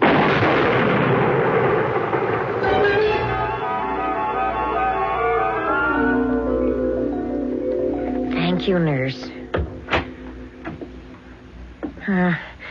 Hello, Harry.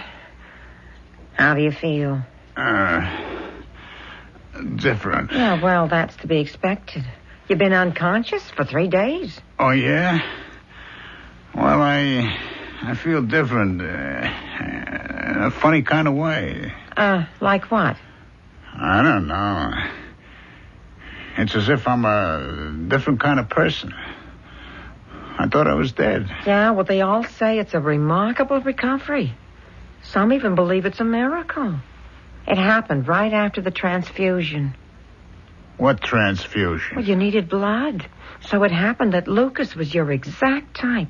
I tried to stop the transfusion. You did? Why? Well, you know why, Harry.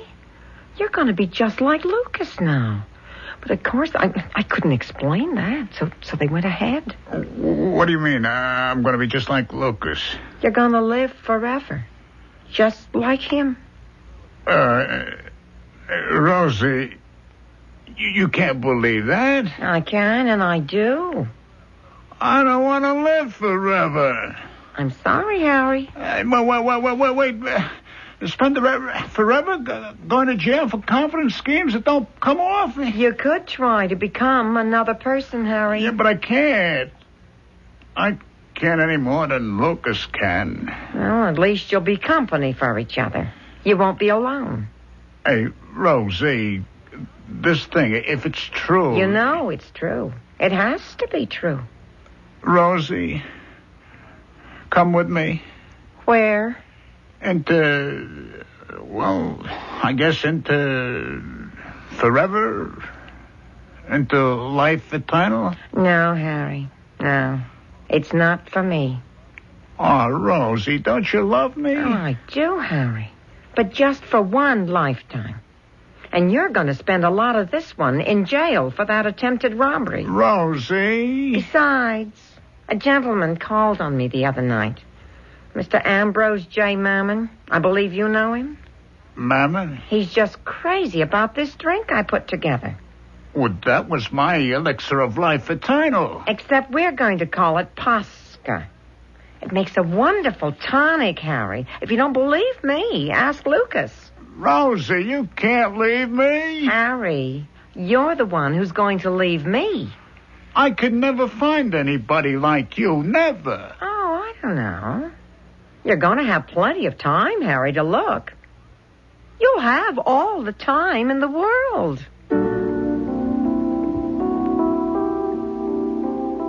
I'll be back shortly with a final thought. If only I had it to do over again. So many of us say that with such heartfelt sincerity, and the implication is that we would do it better and that we would be wiser. But the truth is, we would make the same mistakes. Doesn't history keep repeating itself? Our cast included Ralph Bell, Joan Shea, and Ray Owens. Associate Director, Marlon Swing. This is Hyman Brown, Producer-Director, inviting you to return to our Mystery Theater for another adventure in the macabre. Until next time, then, pleasant dreams.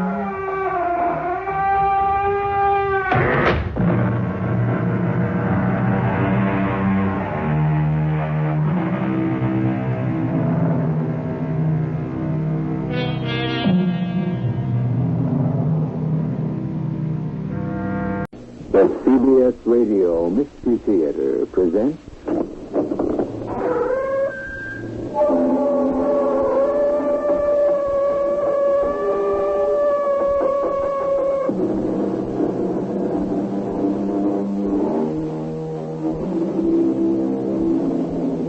Come in. Welcome. I'm E.G. Marshall. Since time immemorial, stories have begun with the classic phrase, once upon a time. Then, to the avid and eager listener would come a history of love, hate, adventure, mystery, horror, or whatever emotion the teller wanted to convey.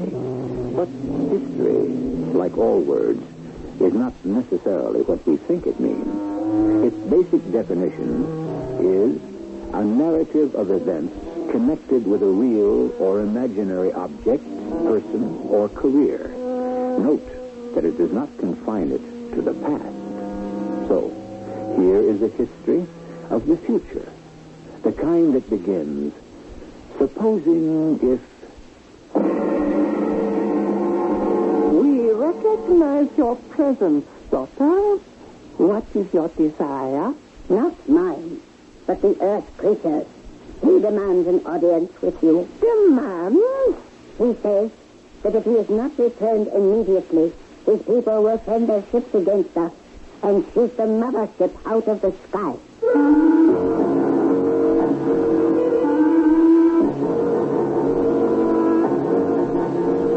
Our mystery drama, Enemy from Space, was written especially for the Mystery Theater by Ian Martin and stars Mandel Kramer.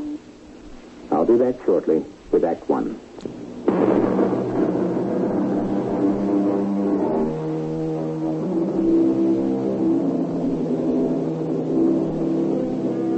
is the year 2029. President Winston Alexander is midway through his second term in office, a commanding figure on the world stage, who has brought a revitalized America to a new surge of leadership.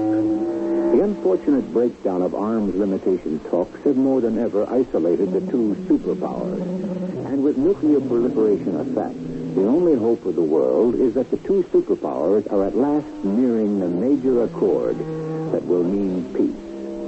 This is where we stand on this fateful night at exactly 3 a.m., February 25th, 2029. This is Central Command. Triple red alert. Repeat. This is CENTCOM. Triple red alert. Attention all units. Highest priority. This is alert AAA. This is a triple red alert. An unidentified flying object has pierced the DMZ and has now landed on the front lawn of the White House. Mr. President! Mr. President! What's the matter, Andy? Why are you knocking so frantically at Father's door? I don't know, Ginny. We may be under attack. Now, stick with me until I check on your father. I'd better try the door. Mr. President, Good Lord, no. His mother is dead. Oh, where is he, Andy? Where is Daddy? Daddy! Daddy! The window is wide open. That thing is still there. Ginny, come back. They must have taken it. Ginny, don't show yourself to the enemy. Get down. Get down. What for?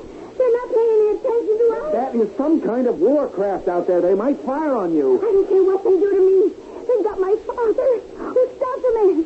Stop them somehow. Ginny, by now, every piece of equipment in the U.S. has been alerted to stop whatever the heck that thing is.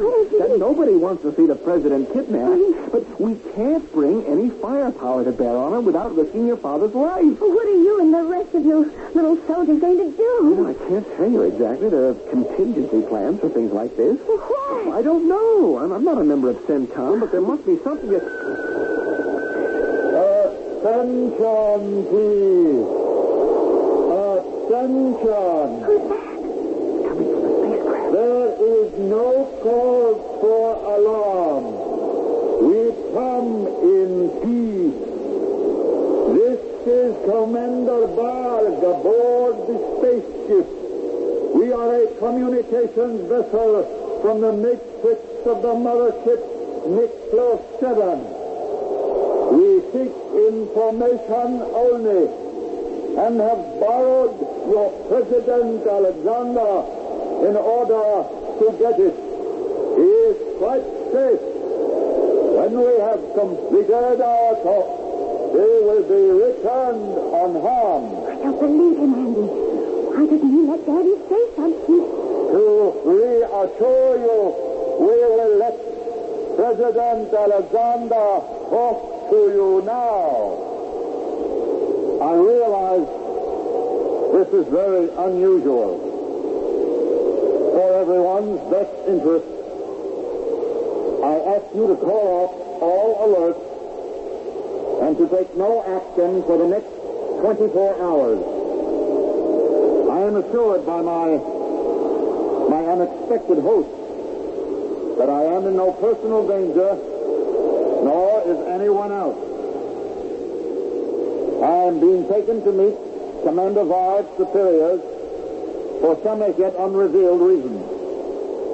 I have agreed to a truce for 24 hours. If I am not returned by then, I ask Congress to put the nation on full war footing for its defense.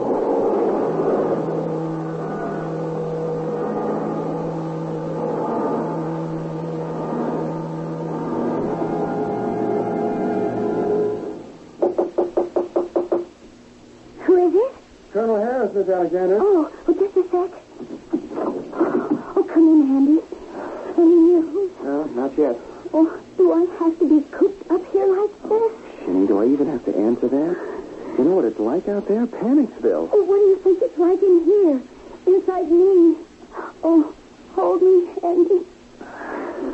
Yeah, I got you, Slugger. Oh. Now, hang in. What's happening to us, Andy? To the whole world? Who are they? I don't know, Ginny. Nobody knows yet. Where are they taking Dad and why? Don't you think I'd give my eye teeth to be able to answer those questions? Oh, never mind you. What about all those fancy tracking systems, a big sophisticated strategic command, or whatever you call them? Didn't they follow that saucer thing or whatever it was? Yeah, from the second after it lifted off, the darn thing just disappeared. Where? How? Darling, I'm a lucky little boy in the Air Force who ended up a president's aide-de-camp and I hope pretty soon his son-in-law, but I am not a scientist. Oh, don't try to waffle, Andy. You must have some idea. How could this spacecraft slip all our defenses? Well, first off, it has some kind of radar negator. Otherwise, it never could have gotten here. And second, who knows what this craft is vectored on? It could be traveling on a Mobius curve that took it upside down into some other space continuum or through a galactic time window. All I know is we can't pick it up electronically, by laser, satellite spectroscope, nothing. It's just gone. Oh, and Dad with it? Gone. No, Jim, he's all right. What makes you so sure? You heard the man. What man? Well, whatever he was, Varg, the spaceship's commander. He promised he'd return your father after they talked to him. What do they... Whoever they are, what did they talk to him about? Search me. Oh, don't give the big stone face to me, Andy Harris. You've got to have some idea of what's going on. I swear to you, Ginny, I do not have one clue. And if they don't return Dad within 24 hours, then what? All right. I guess we go on full wartime footing. Against what? Well, that's the big question, Ginny. Bad enough that we have to take a step into the last unthinkable war, but to have to make that step without knowing the enemy is kind of mind-boggling. Did you even know that they are the enemy? Yeah, I think President Alexander answered that one for us in the speech we heard. He was the one that set up the time limit. And the way I read it, he wasn't running all that scared. I think he was laying it on the other guys that they weren't dealing for much strength. You really honestly believe that, Andy? I don't know what I believe. And neither does anyone else. This is the one contingency nobody ever figured to make plans for.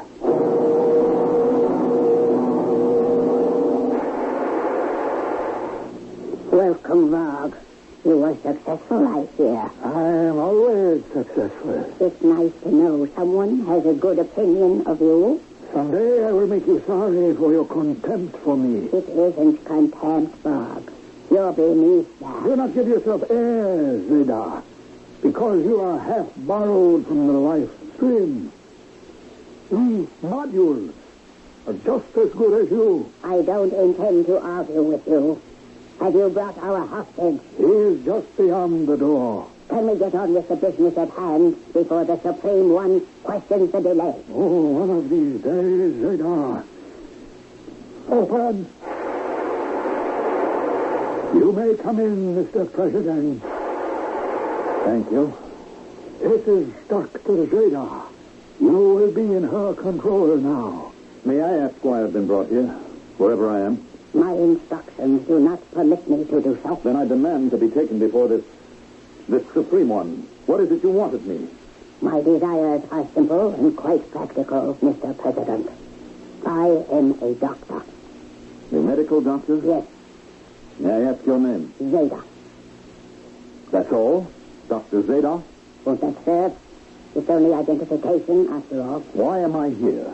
As far as it concerns me, for a basic series of tests. Medical. I'm not applying to be a citizen of whatever state you represent. You have joined Mr. Seven as a passenger. It is routine for you to be quarantined until we can determine that you are properly immunized. There isn't time for that. I thought I had made it quite clear to your Commander Varg that if I am not returned to Earth, or am not in contact with it within 24 hours, a state of war will exist between us and your country, whatever it's called. We have no country. I beg your pardon? We are survivors, limited to the travelers on this spaceship. Oh, this is a large cosmos in itself. We are not inconsequential, but we are a culture in search of a home. I don't understand exactly why I have been... Well, why mince words? Why I have been kidnapped. What function can I serve for you? I am not quite sure of that myself. It is something you will have to discuss with the Supreme One after I have finished my test. Give me your arm, please. What for? I wish to take a blood sample. If you don't get me in to see your precious Supreme One, Dr. Zeta, You will have a bath of blood. My country, for its own protection, will throw all our might against you and blow you and your mother ship out of the sky. Not while you are hostage. Oh, yes. I would disappear with you. I am, after all, not indispensable. You mean you would permit your people to destroy you? I would expect them to if you were the enemy. Are you? First of all, I must carry out my test. And then I will seek an audience with the Supreme One and tell him you wish to appear before him.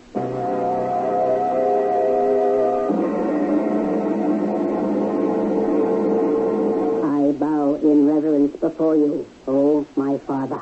We recognize your presence, daughter. What is your desire? Not mine, but the earth's creatures. He demands an audience with you. Demands? He says that if he is not returned immediately, his people will send their ships against us and shoot the mothership out of the sky. Fortunately, since we are in another time continuum, they cannot find us unless we choose to show ourselves. His threat and his demands are useless. He wants also to know why we have taken him and what it is you want of him. I want you to adapt him. Wash his brain clean so that we can send him back to fulfill our purpose. I don't think I can do that, Father. He is too strong. Then you must change him. Make him completely one of us. I don't know if that is possible. All things are possible. Did you not become completely one of us? Yes. So then shall he. But I can't do that without killing his...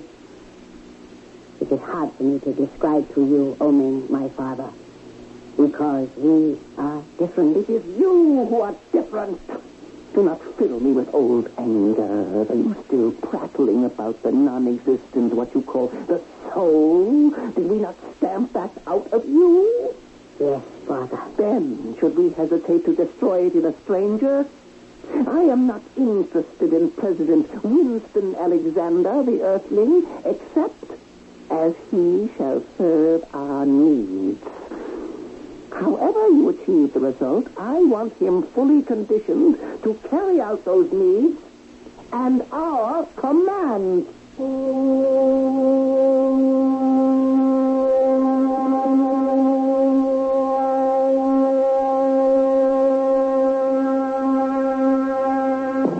Now remember, this is a story of supposing if.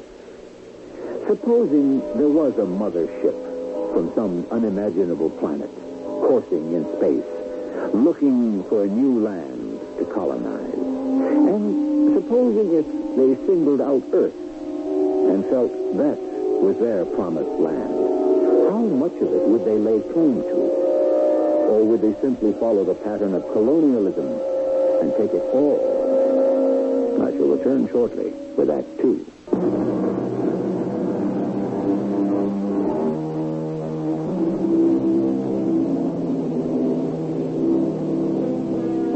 The United States of America, since its birth, has traditionally been a haven for all displaced persons who seek a new chance at life. By and large, with few exceptions, no country has welcomed the alien more generously. But alien in a science-oriented society is no longer a simple description of someone who may differ in minor ways, such as color, creed, or politics. Tomorrow's alien may come from a background so foreign that there is no hope a world can be shared. You have been long, Dr. Zeta. What news do you bring? I am afraid not what you want to hear, President Alexander. You mean I am not to see your Supreme One? He has commissioned me to be his ambassador. Well, under other circumstances, I couldn't be more charmed. Perhaps even under these. What do we have to discuss? Mr. Alexander, if that is the correct term to apply to you. It is perfectly correct. Except somehow between us, Yes? Well, I don't know what made me say that. Some strange tug underneath everything makes me want to deny any formality between us. I must tell you, Mr. Alexander, you are your time. I am not a woman as you conceive of women. Are you so sure? Yes. You must understand about us aboard this ship. We are only humanoids. You cannot judge us by your standards. Humanoids? Robots, if you prefer the word. Although it is not exact. Let me explain. The mother ship on which we are now traveling was named after the planet that was our home, Miklos 7, in the Adumbrian galaxy. Some generations ago, a supernova in our galaxy exploded, and in the Holocaust that swept across our planet, almost all of my ancestors were destroyed. Those that were left found in that environment that was left, the human body, as you would call it, could not be sustained. You mean there was no atmosphere? No air to breathe? What? Oh, there was atmosphere. Poisoned by radiation. And that forced us to adapt. To adapt in what way? Since the human body was eroded, we had to provide an envelope in which to sustain life. We developed what was essentially a machine, an engine wrapped in the simulacrum, the semblance of the human. And we powered it with the mind, the individual souls of those left alive. Well, if you were so successful, why didn't you develop and recolonize your planet? Because, unfortunately, our atmosphere was not stable. And in the time following the Holocaust, we were left with no air to breathe and no way to adapt our robots to some other form of energy. The strongest of us set out on this ship to seek a home in another planet. And you have brought me here to discuss introducing you and your shipmates into our culture? Oh, no, Mr. President. There is nothing to discuss. It is my function to prepare you so that you will make it possible for us to take over your planet. How? It would be hard for me to explain. In storage, against the necessity for constant replacement, we have robots ready to be activated. You see this machine here. Machine? Perhaps you did not recognize it as such. 2 rooms behind glass doors. In one, they are already placing your robot. My robot? He does not look much like you yet. But the electrodes they are attaching to him will be synchronized with the electrodes we attach to you. And when we are finished, he will be, in every physical sense, a simulacrum of you, a duplicate of you. And what happens to me? You become a husk to be discarded. What? An outmoded model, unable to function in the atmosphere of our new world. What new world? The one that will exist in the dust of radiation and the end of Earth. The world that all of us from Miklos 7 are going to build with your help. I will not be party to anything like this. You have no choice. Varg, see him. Oh. All right, Varg. Put him in the transformer. Afternoon, Jenny. Afternoon, Andy. I've been dying till you got here. What's new? Not a thing. No news of Dad? None. Oh, no. Well, what else is happening? What isn't? We've tried to keep it as secret as possible, but there are always leaks. What is it? Thank heavens the country doesn't know about it yet, and the press is capped, but the diplomatic wires are burning. What do they say? Well, they don't say anything, baby. They just ask. Naveed has been on the hotline off and on all day with President Brusco. What's his reaction? What's in it for them, first off? Then diplomatic regrets. They probably figure if we're going to be under attack from outside in space, it might be time for a little more cooperation. But we don't know yet that they are under attack. Baby, a pirate ship turns up on the White House lawn, and in spite of the greatest security setup in this old globe, they just take our president away like he was off for Disneyland? Hey, everybody's running scared because they don't know what's next. What is next, Andy? I wish I knew. Or, come to think of it, maybe I don't. It's too scary even to estimate. Baby, we don't know what we're up against.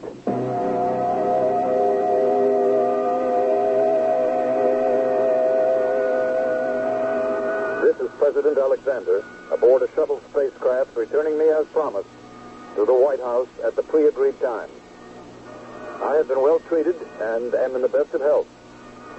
No one need have any concern about me. I have just completed preliminary discussions with a friendly power from outer space, which will have dramatic and earth-shaking consequences for the safety of America and the whole world. I am aware that all our armed forces have been alerted. I ask them as President and Commander-in-Chief to extend safe conduct to the spaceship and allow it to land me and then depart in full safety.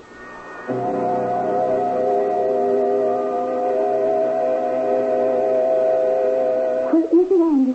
I can hear it, but I can't see it. You, me, and everybody else, Jenny. I'll lay odds even radar and Transcom haven't got a fix on it. But it can't be just invisible? Well, it could be. Probably sets up some sort of magnetic field which locks it out of all our senses, including just plain old eyesight. But it sounds louder and louder. You can tell it's approaching. 10 to 1, it doesn't have to. They just want to warn us they're on the way. You better keep to one side of the window, Jenny. There it is. See it, Andy? Where? Oh, by the monument. It's spinning in like a frisbee. At least that's all it was. Oh, you don't think anything's going to go wrong, don't you? Sure had better not.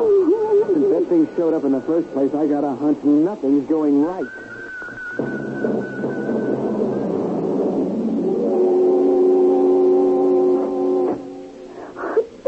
Virginia. It's all right. It's all right. It's all right. Oh, it's been such a nightmare. It was quite an adventure. What are you doing? Shut up. Is there anyone who's been aware of what's going on in the last 24 hours? It's sleep's been out of the question. Well, I hope the knowledge hasn't been too general. Oh, I wouldn't know. But Andy says not. He thinks you've been able to keep the lid on. I hope so. Oh, you're okay, aren't you, Daddy? As you can see. Oh, but what went on? Why did they chase you? Who are they? No. One question at a time. Incidentally, let me close this door. Tell me, who are they? What happened? First of all, they are friends. Friends?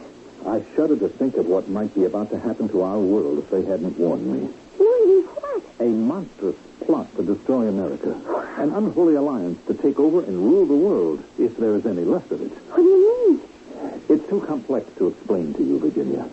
There is a secret alliance between a group of mineral-rich nations and our main enemy, which is called the Consortium. The Consortium? They are poised to unleash a massive strike against us, which would wipe us out before we had a chance to reply. Now that plot has been uncovered. We have an opportunity to treat with them, or at least with our knowledge, to instigate a preventive strike. Thanks to our friends from outer space, we have a chance to buy some time, or force enough, to hammer out a new agreement. If not, we must move first. That's the decision that I have to make. And unfortunately, it must be made alone. Oh, poor Dad. Like you always say, if he only could have shared it with Boots. Boots? Mom, what you used to call her. Oh, yes. But what does that have to do with anything? This is a decision of fate.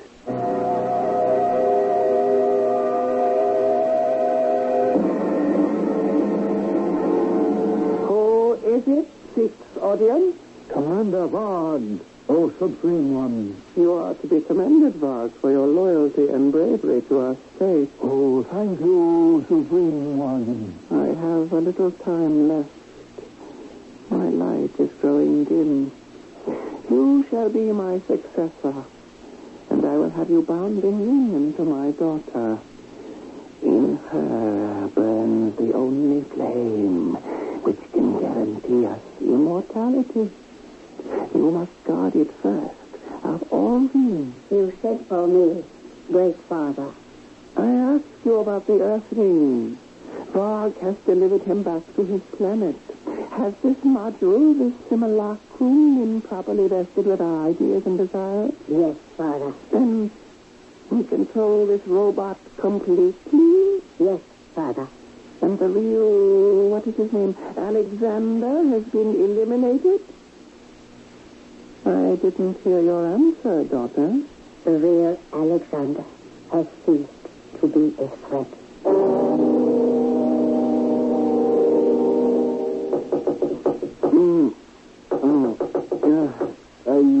Who is it? Andy, it's me, Tim. Hold it. I'll be right there.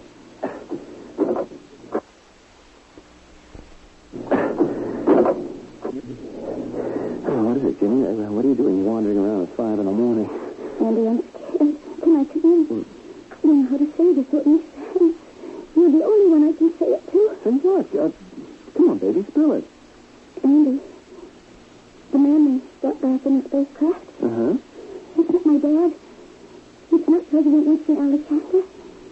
There's just no way that is my father. As President of the United States, Winston Alexander holds the fate of the world in less than one hand. In cold facts, in the finger that may press the button to unleash atomic warfare to end the world. But has Winston Alexander been replaced by a robot activated by a power in space who has everything to gain from the end of Earth and nothing to lose? I shall return shortly with Act 3.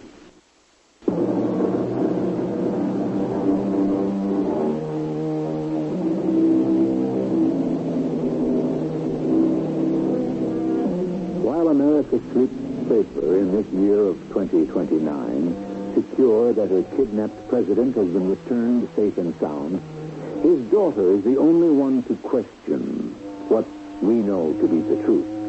That the man who sits at one end of the hotline is a robot from outer space, controlled and operated at the whim of the leader of a spacecraft desperate to find a home for his cargo of automatons. Only President Alexander's daughter faintly glimpses the truth. Can her instinct be enough to stop disaster? What are you talking about, Jimmy? I tell you, he is not my father. You mean they brainwashed him or something? I don't know what I mean, Andy. It's just I don't know little things. He is not my father. What little things? Oh, I don't know. Like, he called me Virginia. That's funny. That's strange.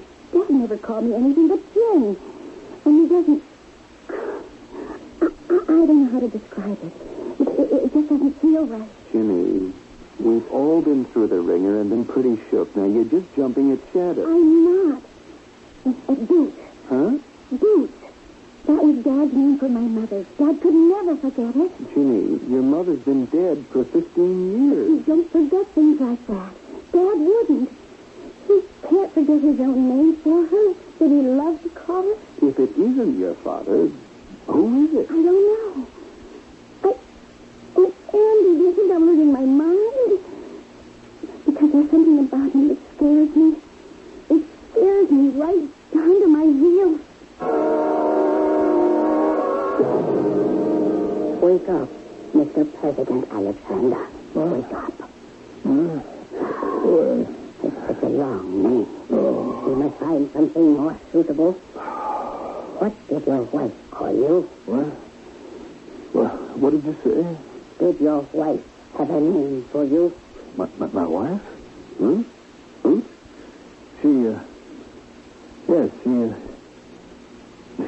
She called me Wink. Wink? Yes, short for Winston. Well, it's a silly name, but I liked it. Wink. I like it too. Wink. Well, where am I? Where I brought you. To my bed. To your bed? I can't stay here. You must. Where else can I hide you? Hide me? Why must I be hidden? Because I should have destroyed you once I made your other self. What other self? The one we sent back to Earth. The one we programmed to destroy all the people on Earth. So we mixed may have a home again. To destroy all the people on Earth? How? What? You ask me. You were the one who made the seed of your own destruction. But the bombs do not obliterate. The radiation will disintegrate. When there are no living left, we robots can make it home. Nuclear war? That's unthinkable. Look, I know President Bruskov. He's a man of sanity. He could not start such a war. It is not he who will stop it. Who then? Yourself. What? Me? In the image I have created of you and sent back to take your place. Wait a minute. Now I'm beginning to remember that machine, that scanner, and a robot that you were molding so that it would look like me. But you couldn't have. I already have. He is sleeping at this moment in your bed on Earth. When he rises tomorrow, he will still believe what he has been programmed to believe. That his friend, President Ruskov, and a number of leaders from the Third World have betrayed him and are prepared to start an atomic war against America. Convinced he has no other option, he will initiate the war instead. In the resulting Holocaust, what survivors are left, we will exterminate, so that your Earth will be fit for us to occupy. Well, then what purpose am I being saved for? When you met, you felt the same urge I did. A long-forgotten urge for me. I am not like most Midlothians. My mother was alive, the last of the humans on our planet. You are the first living man I have ever known. What? I want you. You want me? You want me for what? As a luck charm? As a house pet? Look, I have got to stop what you say is going to happen. There is no way. There has to be. Radar, listen to me. Now, you say that your mother was human, and you are her child. So you must have some feelings. If you have any love for me. Love? Well, what made you keep me alive? I don't know. I wanted to know, to feel, to understand why I felt these things in you I never think. It's what I feel for you, love. I doubt that. Love doesn't ask or demand. Love gives. You want me to give you something? Yes. Give me my freedom to go back and to save my world. Dog, what are you doing here? I've been listening to you plan treason against domain in our ship. But I ran a screen so no one could listen. As commander of the ship, I have my own communications. No one can shut them down. What is it you want? Him. Why? To eliminate him, as you should have done. Leave him alone. Give me the Earthman to destroy. Give yourself to me, and I will keep your treachery my secret. No. I'm in no mood to argue. I will destroy him now. Don't. I warn you. How can you stop me? Like this. No. How can you want me to be armed with me? You fool. I am a doctor. If I can create the simulacrum of life, do you think I would not have the power to destroy it? But we are deathless. Only the human spirit is that. A robot dies forever with the body. But you can get another body to... Never. It's time that all of us went down to destruction. Good Lord, he's just disintegrating. It's not a body at all. It's just a mass of wires and circuits and transistors. Is that what's sitting in place of me at this very minute? And programmed to blow up your world as you know it. I've got to get back and stop it. You can't stop it. Only I can do that. Then you have got to. I don't have to do anything. But this I can do out of free will. You said that loving was giving. I only hope we are in time.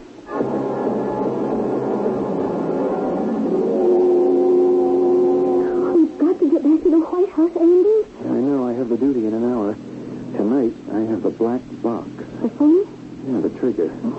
Once the code words are spoken into it, that's the end of it all. Oh, no. No, Andy. He's not planning to do that. I don't know, honey. This has been a day to remember. Or forget. Ever since he came back from wherever the Space Mix took him, he's been obsessed by this plot, he says. They proved to him that the other side is set to push the button. I want to tell you, the cabinet meeting was a shambles. He is not my father. But whatever he is not the president. Yeah, that's why I had to get you away from there to talk to you for a moment. Crazy as it is, somewhere along in this afternoon, watching him, I knew you were right. The guy in the White House is not our president. Could you convince any of the cabinet members or the VP of that? Nah, just a lowly lieutenant colonel and the president's special aide. I'm still on the outside looking in. So what can we do? Try to keep cool. Nothing's happened yet.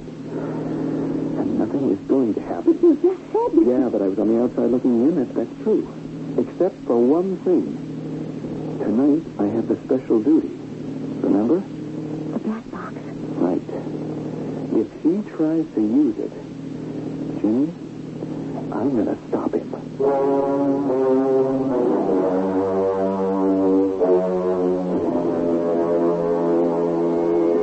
Are we going to announce this arrival? There is no need. I have the radar negator on. We can penetrate your DMZ and have landed before they can activate a screen. Still, to avoid the risk of upsetting an already uneasy situation. Wait. How much more would it upset if you were to announce yourself as President Alexander returning when your whole world believes you are already there? Yes, I suppose you're right.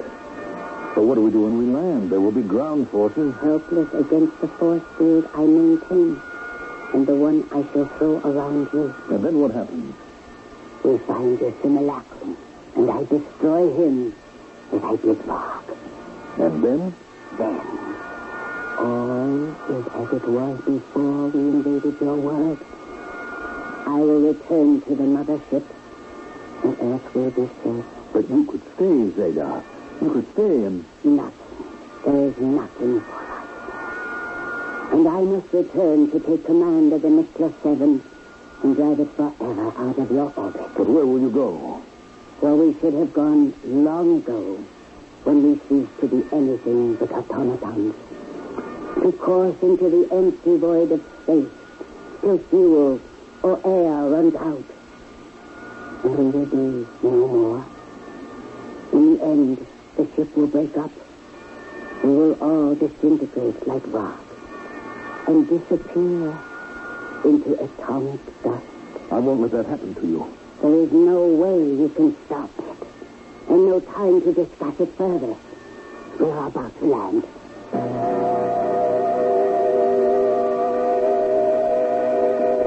Close the door, Colonel. Yes, sir, Mr. President. Only what? Ginny wanted to talk to you for a moment. Well, Ginny will have to wait. I have no time to talk to her now. Close the door. Yes, sir. Bring the box over to the desk and open it. Yes, sir. Why did you, want me to open it, sir? Because I'm going to have to use it. Use it, Mr. President? The forces of evil have bound themselves together in an unholy alliance to wipe the America we know from the face of the earth. We have no choice but to take preemptive action. Open the box and give me the phone. No, sir. What? If you disobey my orders, I'll have you shot. Yes, sir, but not much chance of that, since I'm the only one that's armed at the moment. You think for one moment that outmoded weapon that you're pointing at me could... What's that? I'll open the window and... It's the spaceship. What's it doing here? Let me see. The door is opening. Radar! What are you doing here? Eliminating you. No. That is the end of it. And us will... No. Don't go. I must. But I gave you something to... I gave you back your world. What can I say? And perhaps me and mine. We're a disease which had to be stamped out. And will be. You will never see or hear of us again. But at least once I did. I found out what love is all about. I would rather have lived it, but it is also worth dying for.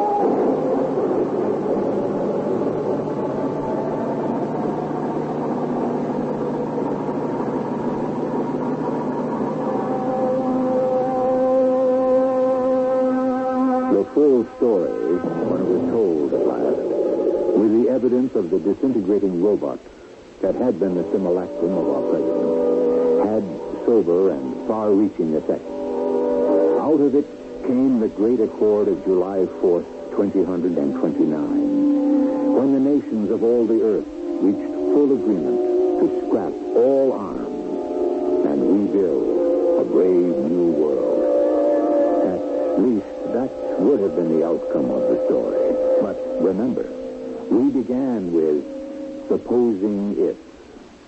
I'll be back shortly. The nights are lonelier than ever now for President Winston Alexander since his daughter Ginny married full Colonel Andrew Harris. They live in Georgetown, not too far away. But far away are his thoughts. Far away beyond the stars, with a woman named Zeta, who learned about the miracle of love just in time, but still too late. Our cast included Mandel Kramer, Evie Juster, and Russell Horton. The entire production was under the direction of Hyman. The CBS Radio Mystery Theater presents...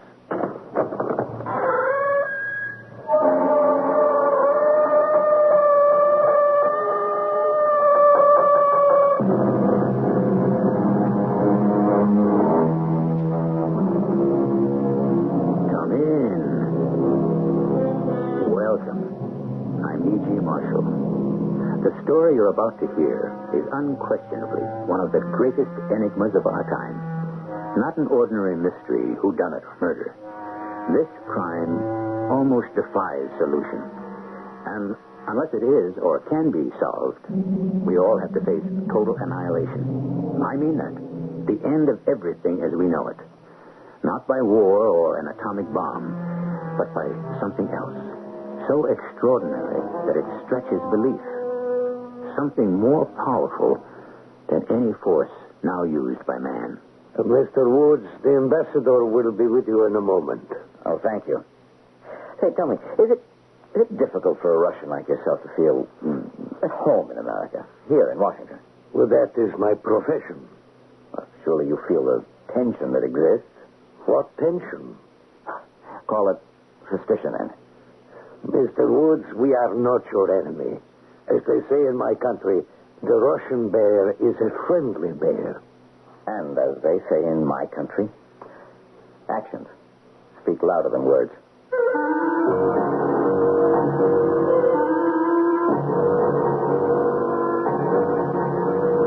Our mystery drama, The Teddy Bear, was written especially for the Mystery Theater by James Agate, Jr. and stars Michael Wager. It is sponsored in part by True Value Hardware Stores and Buick Motor Division. I'll be back shortly with Act One. Science is an extraordinary way of surprising you when you least expect it, of revealing secrets about your world you hadn't known, or, on the other hand, of shrugging its shoulders when it cannot find a scientific explanation. Speak to most scientists about psychic phenomena, and they'll look at you as though you just handed them a cup from a flying saucer.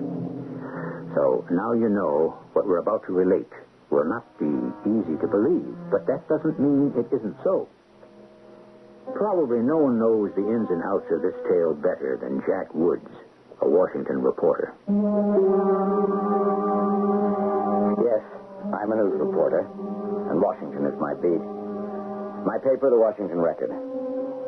I've come full circle with this story, right smack dab up against a dead end. Bob Buckley, my editor, knows it's true, but nobody, anywhere, will print it. So I'm telling it out loud, hoping someone will hear it and do something before it's too late. The dateline to this story, and this is the truth, is the world tomorrow. It began when Buckley called me into his office. Pull up a chair, Woody. I want you to look at something. Did you catch this headline in the Times? Mysterious Soviet vehicle in orbit puzzles space observers. Yeah, I saw the story, Bob. Well, what do you make of it? Not much. Probably some test flight for a future space station. That's what I thought until I got past the first paragraph. Read it, Woody. The space vehicle has been observed by several members of the Air Security Group, an international group of non-government space watchers. They have confirmed the vehicle's puzzling characteristics. It is as big as Salyut and very bright and sending out strong radio signal. So, the Russians aren't the only ones. We're orbiting hardware, too. Read on, Woody. Read on. This Soviet space vehicle appears completely unrelated to any previous satellites put into orbit. So. What happened last week in the sky, Woody? In our sky? Well, you wrote it. You must know. Oh, just a report from Pasadena that the Traveler space probe was ignited briefly so instruments could get a fix on the star Canopus, which is guiding it to Jupiter, then the usual takeoff. Read this. Oh, no, it can't be. Oh, yes, it is. Our vehicle exploded. Just coming across the wires now. Terrible. Where's the rest of the bulletin? Well, let's go over to the teletype and see. Agency report. Death to all aboard the manned space vehicle. Man, this is one giant step back in our space program. Woody, I'm putting these two stories together. You telling me there's a connection between the flight of a mysterious Soviet vehicle and the explosion of ours? I'm not telling you that, Woody, but asking you to find out. That's the assignment. Get going. Where to? Well, you're the reporter. You plot the course. Oh, okay. I'm still not sure why you think there's a link between these two happenings. I dug up every word in the morgue envelope. I called the Soviet embassy, gave my name, and said I was doing a feature on space and would like to come talk to one of their officials. While they decided on a date, I moved to the Cape, and my old friend Captain Tom, press and information chief of NASA. We don't understand it, Woody. We haven't had an accident like this since the flash fire in '67. But you finally found out what happened on the launching pad. This accident wasn't a takeoff. This was re-entry. Re-entry? None of the wire services carry that. And neither will you. This is off the record. I had no idea Traveler was coming back. Yep. The day before yesterday, 5 of our men disappeared. Wire services said there was an explosion. We really don't know what happened. Not a trace of the spacecraft or the men has been found. But you know they re-entered. Would you like to hear the tape? Off the record? You bet your life. I've never heard one of these things before. Now, there are 2 reels. The end of the first is racked up, and it's pretty much the last communication we had with them. Now, I'll switch it on. Hello, Traveler. Mission Control here. I have your entry pad. Over. Okay, I'm ready to copy. Roger. Entry pad area is the Mid-Pacific. Roll 000-152-001. GET 1904-4606. Section John. Hold it, Captain. Could you switch that tape off a second? Well, there's a little more from Traveler. No, I just want to get it clear. Has re-entry always been a problem? Oh, a problem and a danger, yeah. Well, when Neil and Ed and Mike came back on Apollo, it was essential they re-enter the Earth's atmosphere at absolutely the correct angle. What was that? 6.5 degrees, and no error tolerance of more than 1 degree. 1. Or else? Well, at that point, they're getting sucked into the Earth by gravity and picking up speed. What speed? How would you like 25,000 miles an hour? Oh, I've got the picture. Yeah. And the danger is if the craft hits the atmosphere too flat. It would act like a flat pebble skipping across water. The spacecraft would skip right back into orbit with not enough fuel or oxygen to get home. Well, could that be what happened? I mean, they're going round and round up there, 5 dead men in a capsule? No, because they made it into the atmosphere. I'll switch on the tape again and listen. Hello, Traveler. Did you do the P-52? Over. Affirmative. We don't want to jettison the hydrogen tank that is stratified. So could you cycle the fans in tank 2, please? Will do. Happy. Is that all? Well, we got a couple more seconds transmission on the other reel. I'll put it on. Now, here are the last words we've got. Sorry to see the old service module go. She's taking good care of us. You bet it has. Hello, Traveler. This is Mission Control. Hello, Traveler. And that was it, Jack. Tom, could Traveler have burned up on re-entry? Well, it could, I suppose, if the angle of re-entry was too sharp. But the big question is, these were experienced men, our best. Now, how could they make such a mistake? And In the Pacific, nothing's been sighted or recovered. Oh, we've had 10 ships out there. Well, I should say the Navy's had, covering as much of the area they were heading for as possible. And they picked up nothing. Well, one thing, of course, it's got nothing to do with travel. They fished something out of the Pacific. A teddy bear. What? Yep, there it was, floating. A teddy bear? Yes, sir. What do you make of that?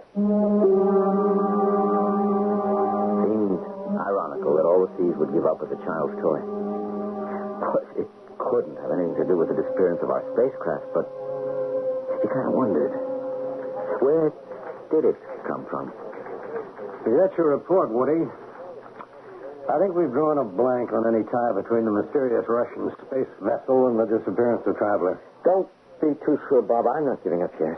Oh, did you get that call back from the Russian embassy? Yeah, I've got a confirmed date in the morning. Good. By the way, here's that list of all the items aboard the Traveler.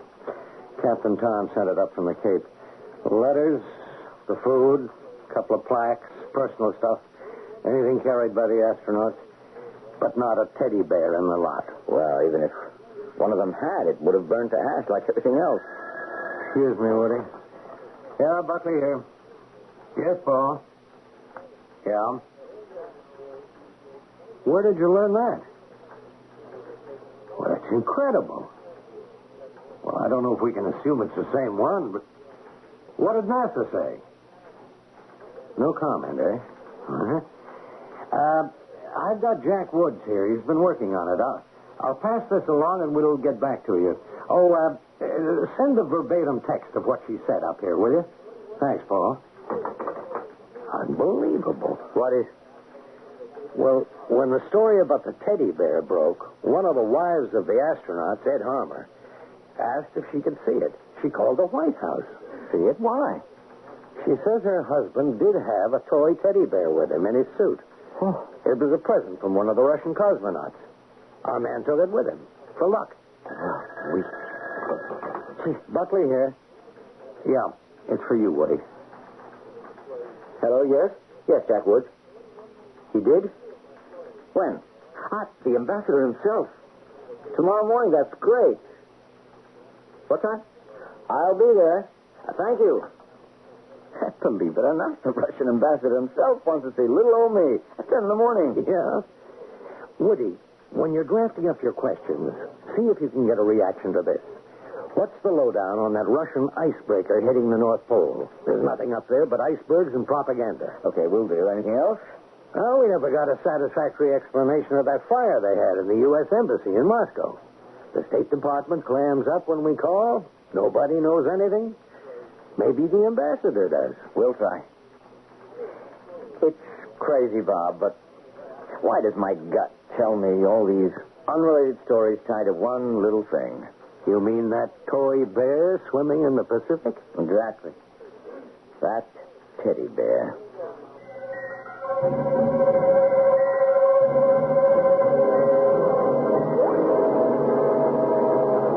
Of course, there could be two teddy bears.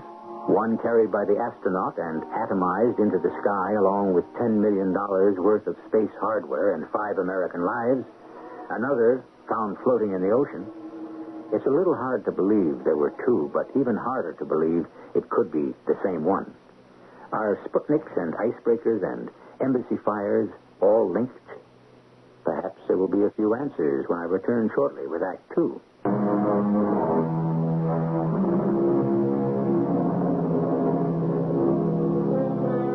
The man with a newspaper nose lives on his feet, rings doorbells, plays hunches, and never makes up for lost sleep. He's a kind of public detective, generally unknown and unsung, seeking truth and, as the saying goes, rushes in like a fool where angels fear to tread. So, good luck, Jack Woods, wherever you are. At 10 a.m., I was sitting outside the Soviet ambassador's office on 16th Street, waiting. Leafing through the latest copy of Soviet Life, their slick monthly magazine written in a few languages for distribution all over the world. One story caught my eye. It was called Experiments in Psychic Research. I was reading it when the embassy attaché came over. Mr. Woods, I'm sorry the ambassador has been delayed. Please make yourself comfortable. Do you mind if I ask you a personal question? What is it? I've always wondered, is it difficult for a Russian like yourself to feel at home in America, here in Washington? That is my profession. An attaché must be at home wherever he's sent. The ambassador will see you now.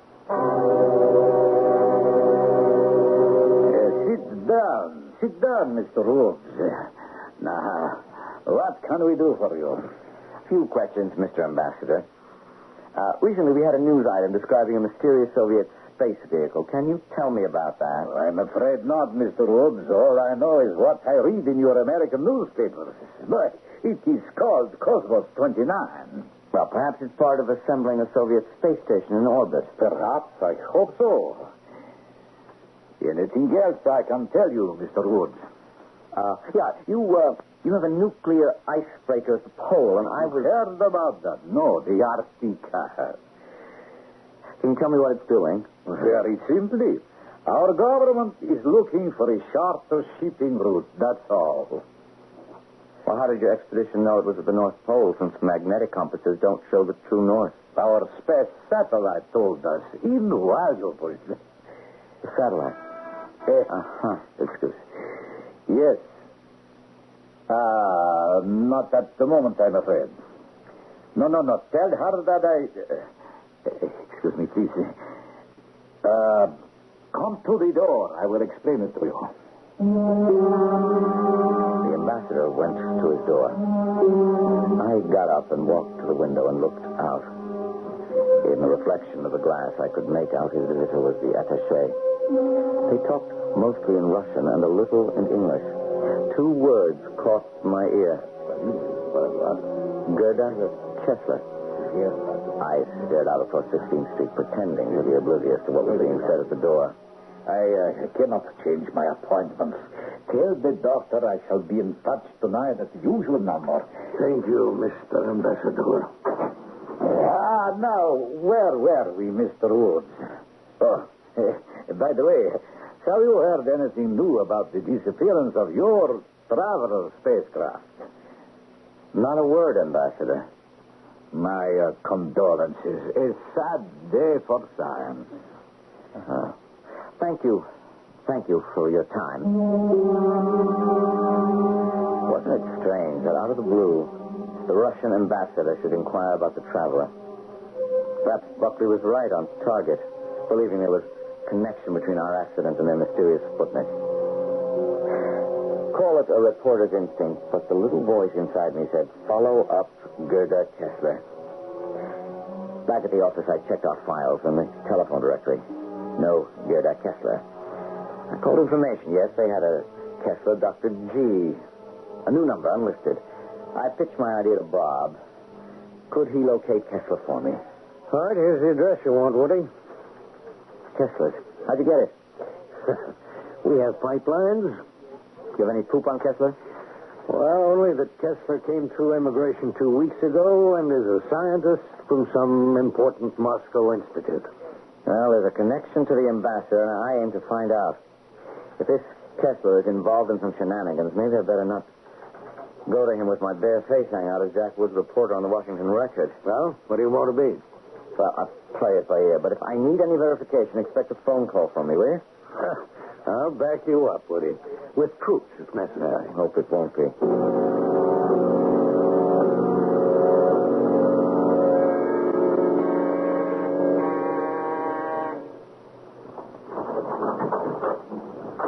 Yes? I'm looking for Dr. Kessler. It said G. Kessler on the mailbox downstairs. How did you get inside? I pressed the button marked superintendent, and I walked out. Who are you? My name is Jack Woods. I represent, shall we say, interested people. Interested? In Dr. Kessler. How did you know where the doctor lives? The ambassador told me, the Russian ambassador. I see. Please to come in.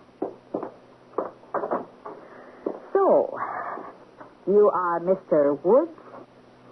What can I do for you?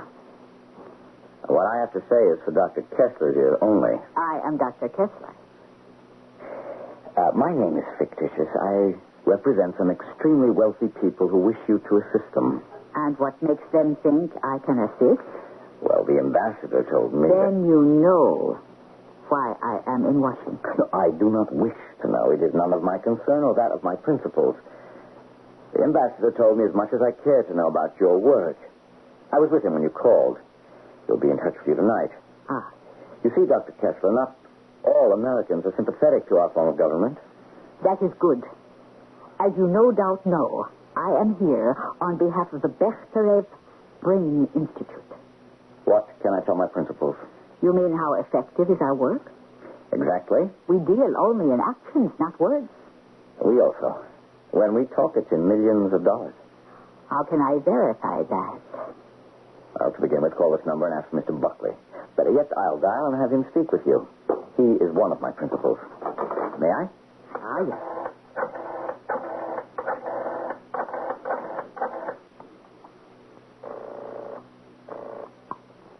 Buckley here.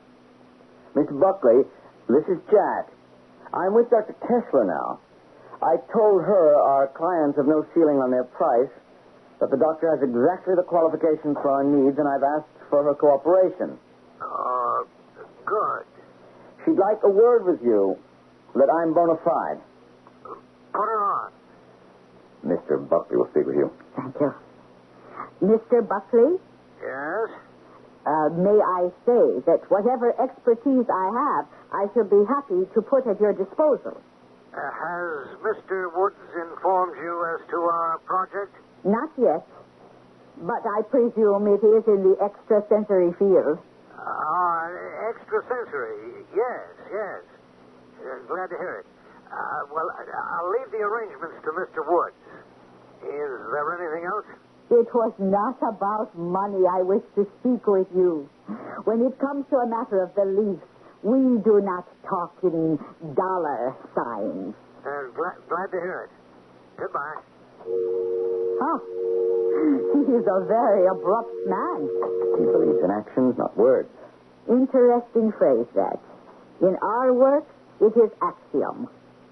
To keep it to the point, Doctor, can you briefly fill me in on your work? I cannot take all the credit. There are many scientists in Soviet Union. So the ambassador told me. And we me. are all working on extrasensory perception, control of mind from distance. Even perhaps from an icebreaker or a Sputnik? Ah, so you are informed. Please, proceed. Suggestion from a distance has been for many years the project of Professor Leonid Vasilyev of the Soviet Academy of Medical Sciences. Thought suggestion of unconscious to cause subject to make unconscious automatic movements, a change in brain activity, circulation, etc. Have you participated in these tests, Dr. Kessler? Oh, I have.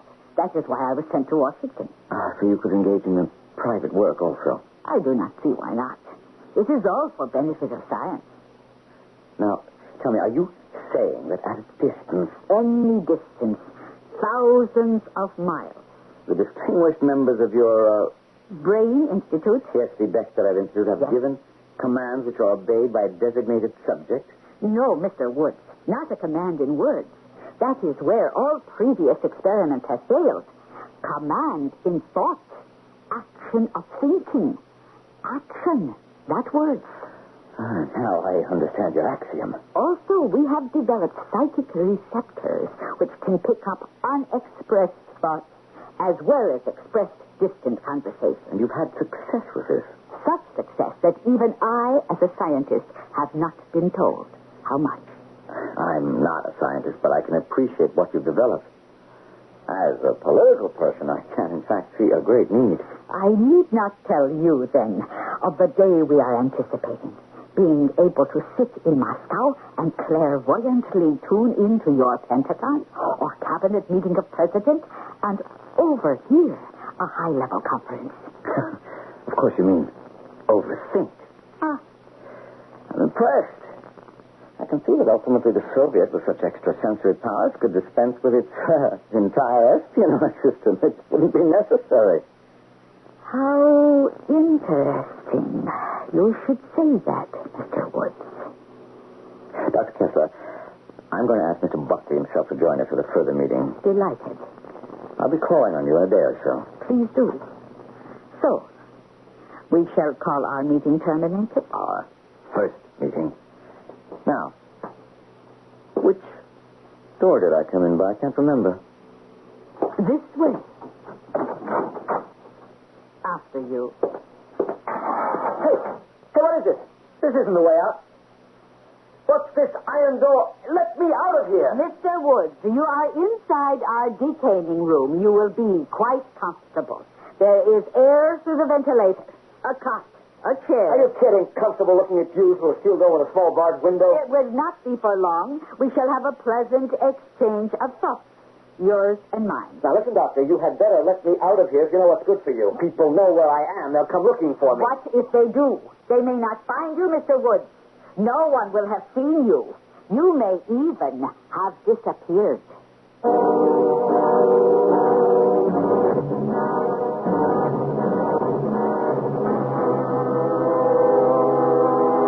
Trouble. Big trouble. Quite obviously, Jack Woods has stumbled upon something important. He has unearthed the top of a Russian top secret, and they mean to find out just how much he knows. Were this a fantasy, we could tell you all to breathe easier. But the fact is that psychic warfare is a reality. We learn more and hope for the best when I return shortly with Act 3.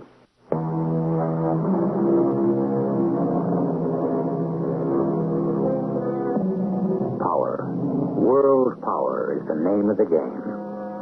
To that end, nations place the highest priority on methods of killing. Thousands of years of so-called civilization, and yet today, we're no better off than when we were cavemen, attacking and defending with clubs, sticks, stones. One asks oneself, will it ever end? Will greed and suspicion and death-dealing weapons ever disappear into history? Will civilization ever become more than a word? I must admit you are a very good bluffer, Mr. Woods. For a few minutes, you did fool Gerda Kessler with your story of your clients and their millions. It's no story, it's true. It is false, Mr. Woods. You gave yourself away when you spoke about espionage.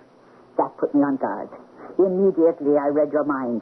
You are not emissary of wealthy Americans. You are news gatherer for Washington Record paper. Of course I am, but that's only a cover. Interesting. Look, you cannot keep me a prisoner. Too many people know I'm here. We shall see. I have to get instructions. All right. I admit I'm a reporter. All I was after was a story. That may be true. It was not wise of you to come here under false pretenses. Doctor, if you can really read my mind, then you know I'm on the up and up. Up and up. Bona fide. I've been on the record staff for years. Your thoughts did not communicate that. But they did tell me your Mr. Buckley has a red beard. Then you have other thoughts, lighter, more vague about our Sputnik, Cosmos 29, and Arctica, our icebreaker. Not very formed thoughts. Good Lord. You are a mind reader. Ah, in the same room, that is nothing. I warn you, Mr. Woods, your real motives, or those of your so-called editor, Mr. Buckley, will not remain secret very long. We have our ways. You have been playing with fire and have burned your hands. Believe me, I am not your enemy. In my country, an intruder in my house is an enemy. My advice to you, Mr. Woods, is to make yourself calm and quiet. Be silent and cooperative.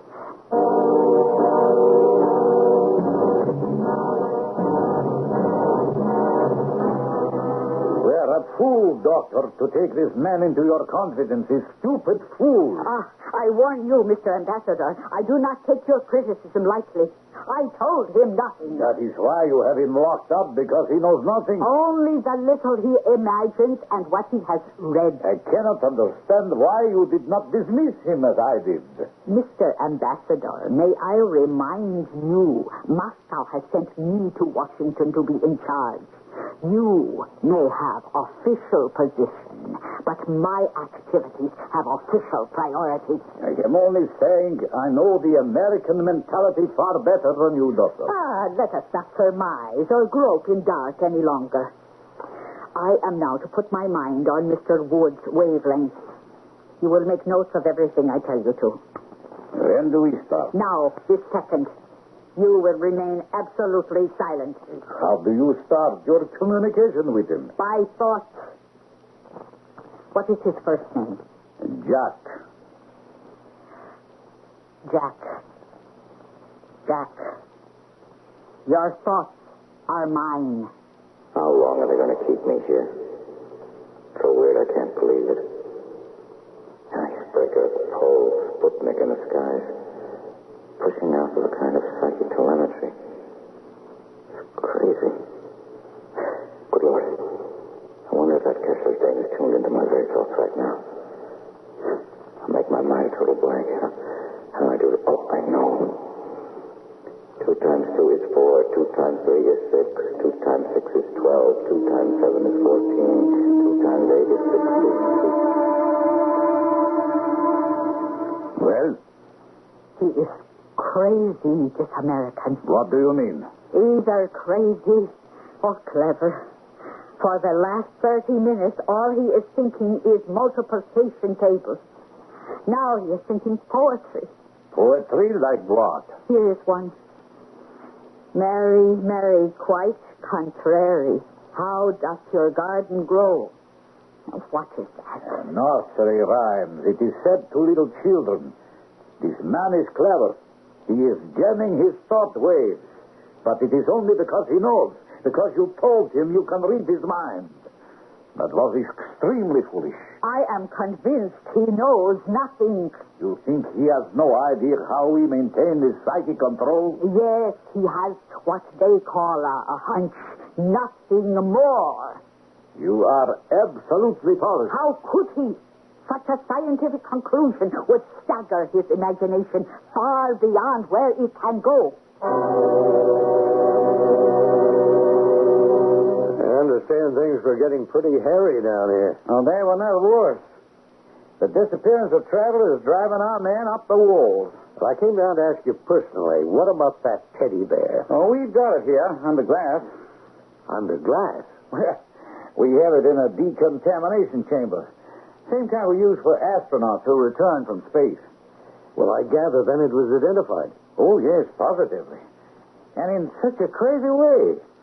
See, Ed's wife, widow, I guess I should say, saw it and said it had to be the same one Ed took with him. She was positive. How could she be? Well, the way she tells us, one of the Russian cosmonauts sent it to Ed as a memento of friendship with a note saying, take this little Russian bear into the sky with you. Yeah? When Ed Harmer opened the package, somehow, in the mailing, the ear had come off. Ed's wife showed us just where she'd sewn it on. Well, it was the same one. Well, can you fellas explain it? All we can do is accept it. The toy survived, and I guess nothing else did. Is anybody asking themselves why? You have a theory? I brought this Soviet magazine with me. Jack Woods picked it up at the Russian embassy. Have you seen this?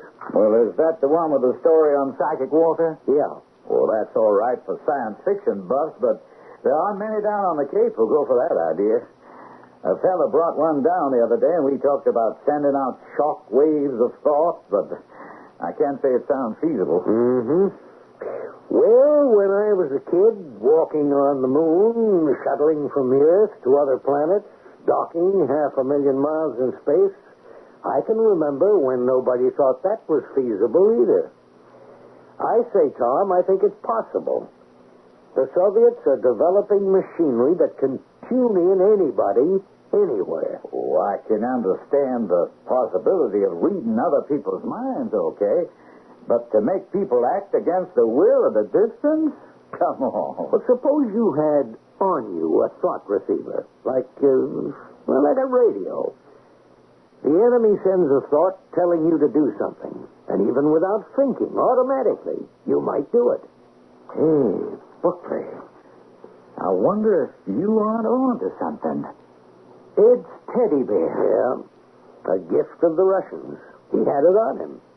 It could be that he instinctively, or someone else, or even all five of the men in the craft, followed some outside command and caused the traveler to malfunction. Hey, Bob, I'd better take this up with the general. I'm glad you came down. Or, I don't know, maybe I'm sorry. I can't believe it, but it's true. They're letting me go. Sometime early in the morning, I woke up, and behind the bar door, I could see Dr. Kessler standing looking at me. Dr. Kessler. I looked at my watch, but it had stopped.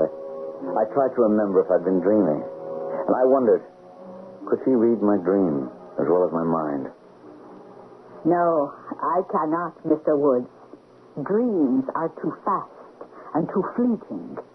Besides, I, too, was asleep during some of the night. Well, at least you didn't keep me awake with an interrogation. I appreciate that, Doctor. Oh, you were questioned, but you didn't know it. Did I give you the correct answers? Sufficient. I confess to you, Mr. Woods, I kept you here as a guinea pig. I want to find out whether my training would work on an American. And did it? Some thoughts were understandable, others difficult, and some even incomprehensible.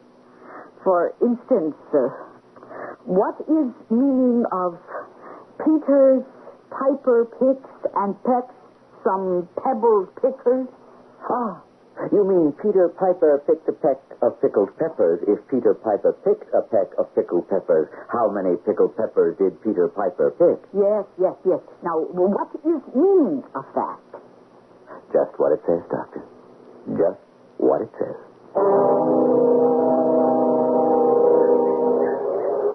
I ask you to meet me here at the Arlington Cemetery, Doctor, because here we will not be disturbed or overheard. Yes, Chief.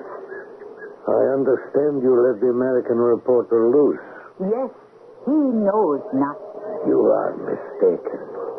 Not only he, but his editor. They know a great deal. That is not possible. You have let your scientific enthusiasm run away with you, Doctor. You have failed to take elementary precautions to guard the Soviet secret. But the ambassador... The ambassador was not so foolish. I knew it the moment he mentioned your name in Mr. Wood's presence, but it was too late. Why do you think, Doctor, we take the precautions we do? The chief of our bureau, myself, I am disguised as a nothing attaché to the embassy. Would you be specific, Chief? What do they know? They know that the little Russian bear, which they call Teddy Bear, was our battery of power, and from it came the psychic signal, causing ultimately the destruction of their craft. I had nothing to do with that. It was directed from Moscow. You supplied more pieces of the picture for them, which they have fitted together. Doctor, you are, I am afraid, no longer useful. Oh, you don't mean that. I have asked Moscow to recall you. This Jack Woods and this other man, his editor, they know nothing, believe me, nothing of our success hypnotizing telepathically at a great distance. They know nothing of our experiments in driving men to erratic behavior from 4,000 miles away. They think their multiple murders are a psychopathic accident, not the result of our experiments. They know nothing of how we can induce brain hemorrhages or heart attacks. nothing. Believe me, Chief. If you can still read minds, you know that I would like to believe you. Oh. But one American reporter loose could be the beginning of an avalanche. I have him under control, Chief. He is wearing a battery of power. I charged it myself. He does not know it, but he would be unable to betray us. Be that as it may, we shall have to wait now for what Moscow decides. I sat with Bob Buckley, and we compared notes over the weekend. I found it hard to concentrate. I even wondered if my hunches were my own, or was I accidentally tuned in on the same wavelength as the Brain Institute in Moscow. Bob and I were afraid it was too much guesswork and not enough hard fact. I went back to go to Kessler's. The place was empty. The Russian ambassador had been recalled to Moscow. Then a funny thing happened. All of a sudden, I just didn't care anymore about the story. And about that time, my wristwatch suddenly started to go again. And has been keeping perfect time ever since.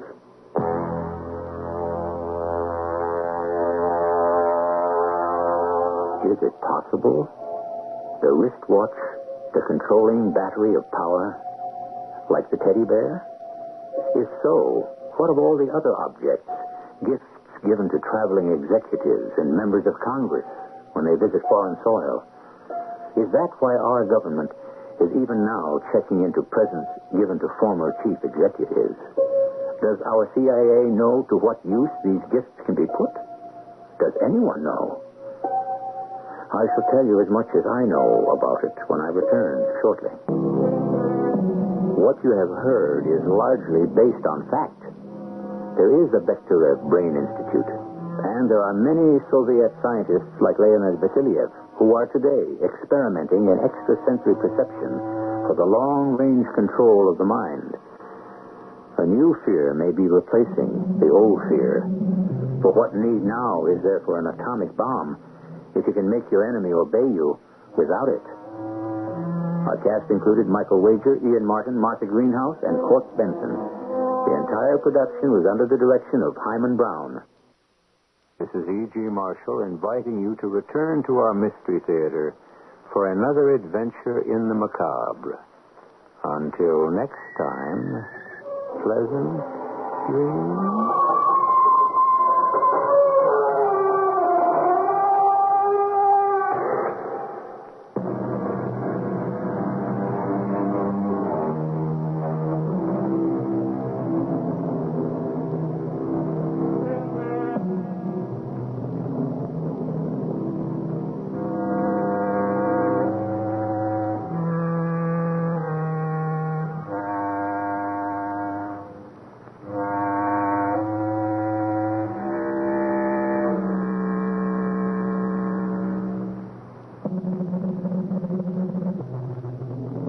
CBS Radio Mystery Theater presents...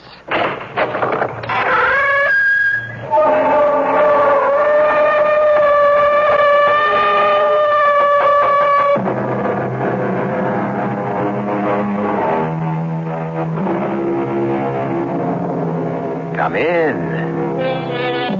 Welcome. I'm E.G. Marshall, harbinger of your hour of mystery, suspense, and the macabre. What do we think of when we think of the future? Actually, we think of our own future. And we think of it as tomorrow, or next month, perhaps a few years from now. Some of us can even envision the next decade. But this is as far as we can go for all practical, self-centered purposes. In a vague and even regretful way, we are aware that the world will go on after we're gone. And it will. It will. And what kind of world will it be? Hundreds, thousands, millions of years from now?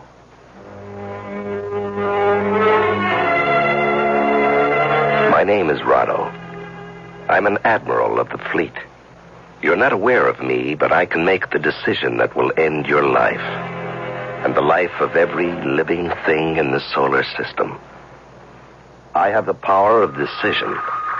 When we patrol space and I hear my observers say, unknown ship. Range? 34 million miles. Clear for action? Clear for action. Aimer ready? Ready. Firing switch on? Firing switch on. Right now is when I decide. Do I or do I not press the button that will destroy the world? It's my decision. Mine and mine alone.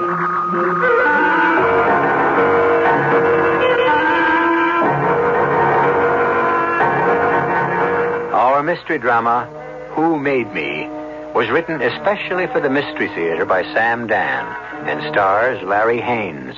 It is sponsored in part by Buick Motor Division and True Value Hardware Stores. I'll be back shortly with Act One.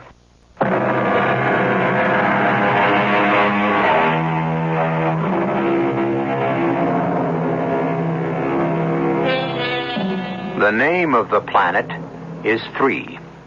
In our day, we called it Earth. But so much has happened since we lived here. So much time has gone by. They call the planet 3 because it's the third planet from the sun. That much, at least, has remained the same.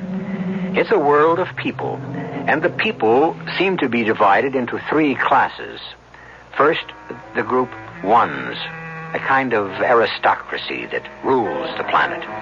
Secondly, the group twos, who perform the incredibly complex, skilled labor. And third, those who can't seem to make it. They're all group 3. As long as they behave themselves, nobody bothers them. This is the story of a group 1 aristocrat named Rado, a very important man, also a very troubled man. Troubled because he's talking to a boy of 18, 19, and the boy is asking questions. Who made me, Rado? Again? I thought we settled that last time, Corral. No, we didn't settle anything. Who made you? Corral, you know who made you. Leela and I. We made you. I know about you and Leela. What I'm trying to find out is, who made all of us? Who made all of us? Why? Because it bothers me. Well, now, when something bothers you, you must report to repair. Leela took me to repair yesterday. You saw Leela yesterday? Mm-hmm. It was her duty visit, and she took me to repair. And what did repair say? I'm in perfect balance. Well, then how can anything possibly bother you? Well, you see... Yes? Well, maybe I'm just one of those. No, Corral, you are not one of those, and you must never say that, even in a joke. Truthfully, the only reason I hope I'm not is for your sake and Leela's. For our sakes? Well, wouldn't you and Leela lose your franchise if you couldn't reproduce your own birth group? Reproduce is inaccurate and archaic. Say make. Well, don't you and Leela like being franchised? Leela and I can only like what is legal and balanced. Now, you stop wasting time with Group 3 type questions like who made me and concentrate on your studies. Lord knows you have enough to keep you busy. Who's Lord? Lord? Well, every now and then people say, Lord knows. Oh. Well, obviously, there was once a sage named Lord who knew everything. Well, that's what I thought. But I can't find her in any history book. Well, that would indicate she was in prehistory. And that means I'll never find out. And that's Corral. So far, he's the only one Leela and I made during our franchise partnership. I must admit that my attitude toward him has never been balanced. Legally, all we owe the ones we make is basic training. Yet, I have made, today included, countless free visits. A free visit is not exactly illegal, but it is unusual. Balanced people do not perform unusual actions. And, of course, the chief of repair, the commanding officer of repair's fantastic complex of diagnostics, treatment, and therapy, happens to be my own franchise partner, the Lady Leela. But I know I am nurturing a secret imbalance. Because each visit with Corral gives me a feeling of exhilaration. It's wrong, this fear I have for his future, this pride I have in him, this hope I cherish for him. It's wrong. Now, Corral, Remember, obey your supervisor. Yes, Rado. Keep your eye on the ball. What does it mean? Keep your eye on the ball? Well, it's quite possible the ancients may have inscribed the rules of conduct on a device shaped like a ball. Oh. And therefore people would do well to keep looking at it. You know, you do ask a lot of questions, and after all, I am not a woman. Well, even though you're not a woman, people say you know just about everything, Rado.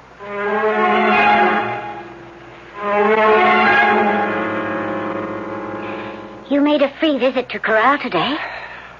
I see, Leela, after all these years, one of your inspectors found a way to let you know. She may think so, but I intend to ruin her career for it. Now what, my lady? Do you suggest I report for repair? Will you assure me that any Group 1 can ask for it without prejudice? I suggest you go inside and tell Turn we shall dine shortly. Certainly. Turn had punched out the food request. Characteristically, she had asked the wrong menu, but I said nothing. You know how they are. The tiniest criticism and they collapse into a severe depression or explode into a manic tantrum. When Turn saw me, she smiled. A typical Group 3 smile. You know those people. They seem to smile with their entire body. I can release dinner any time, Admiral. The lady will tell you. Say the word, sir. Speak one little word, or point your finger, or blink your eye. I said the lady will tell you. May I leave the villa tonight and visit my partner? You must ask the lady. If the lady says no, I will kill myself. You are free to leave now, Turn. We shall release dinner ourselves. Oh, thank you, lady. Darling lady, sweetest lady ever made. Why did you allow her to leave so early? You and I have to talk. Well, whatever we say would be beyond her. Yes, if she's Group 3. Turn? How could Turn be an inspector? I suspect Turn because she's too perfect. Too absolutely Group 3. Well, suppose she is an inspector. What have you and I ever said to each other that's reportable? I am head of repair. You are Admiral of the Fleet. And we are about to be disenfranchised. Why? Corral cannot qualify for Group 1. He will fail the examination. But you took him to repair yourself. He was judged in perfect balance. Oh, yes. Because he was examined by a single practitioner, and I was present. Do you think he's out of balance? Oh, I know it. He's one of those. I refuse to believe that. You refuse to accept it. Yesterday he asked me, do you love me, Leela? Love? I see. Love. Well, the best I could get out of him is that love is an intense form of like. Well, couldn't you explain that any emotional intensity is a form of imbalance? Well, love is an intense like. It can only be bestowed on one person. It restricts and excludes. And what type of Group 3 questions has he been asking of you? I was afraid to tell her. And yet see how calm she is. It's because she's a woman. We men, we take things so much harder than they do. When Corral is classified down to Group 3, he'll disappear from her life forever. But I know this. He will never be gone from mine. He'll never be cold or sick or hungry, and he shall not die young. Secretly, somehow, I'll arrange to protect him. He's my Corral. What are you thinking about, Rado? I'm becoming reconciled to the fact that Corral will not be admitted to Group 1. Who said he will not be admitted? You did. Well, I said he couldn't qualify. Well, isn't that the same thing? No. Because, qualified or not, he will pass the examination. He will? How? You and I will prepare him for it. Leela, that's illegal. Of course. I shall pay my duty visit the day before the exam. I will inject him for stability in physical function. Well, if that's discovered, we'll be degraded. I know. I wrote that law myself. But why, Leela? Why? Because I don't want to be disenfranchised. Leela, you're talking like a man. Oh, shut up. My lady, you're obviously out of balance. So report me to an inspector. Oh, let me take you to repair. No. Please. Please. Please what? Find a way to keep us franchised. Please. But how can I? I want to stay franchised. I find it pleasurable to be franchised with you. I never expected pleasure. I never even knew it existed. I submitted to the order. I mean, I accepted. I complied with the directive of the franchise committee. After they balanced us together, I agreed. I obeyed the law. And the pleasure came later. Oh, I want us to stay franchised, Rado. Don't you? I want us to stay balanced, Leela. Having our franchise is what keeps me balanced overall. Do you understand? I understand you're unbalanced. So are you. So are you. All right. You realize all imbalance must be reported. Yes. And I'll report mine if you'll report yours. It'll take time, but eventually I can be balanced out of my need for this franchise. Are you willing to be balanced out of your need for Corral? You see, I know about that. What's to be done? Yes, we could probably cheat him past the classification board somehow, but then what? If he's really Group 3, those characteristics will become noticeable eventually. He'll be officially declassified, and our franchise will be dissolved in any event. You won't let that happen, Rado. How can I prevent that? You'll convince him he's Group 1. There's no way I can convince him. No way I can make him believe he's Group 1 if he really... Find a way. Leela, you don't understand. In his heart, he wants to be Group 3. Find a way to preserve our franchise. Assume the worst. He'll be declassified and we'll be disenfranchised. Even if our partnership is dissolved, we can still give each other pleasure, unofficially. No. I am not a Group 2 machine or a Group 3 animal. My pleasure needs this franchise. If I lose this franchise, I will undergo permanent imbalance. I will confess. I will proclaim our treason. Oh, I will be degraded, but I will drag you down with me. Down all the way to Group 3. Do you believe me? Yes, I believe you. No one cares who partners whom among those in Group 3. And I have decided. We will be partners till death do us part. You will never escape me. Be reasonable, Leela. I could live in Group 3, but you would die. Now, place your arms around me. Oh, yes. Yes.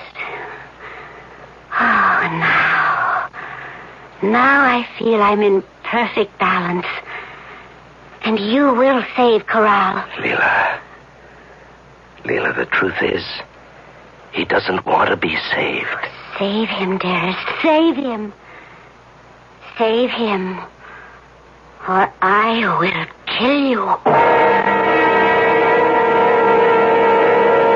You must remember we're telling you a story that takes place in the distant future. But in many respects, much of what you've learned so far could very well have taken place in our own time. As we evolve, it's only the outward trappings that change. People remain the same, basically. Or do they? Well, there'll be some differences when I return in just a few moments with Act 2.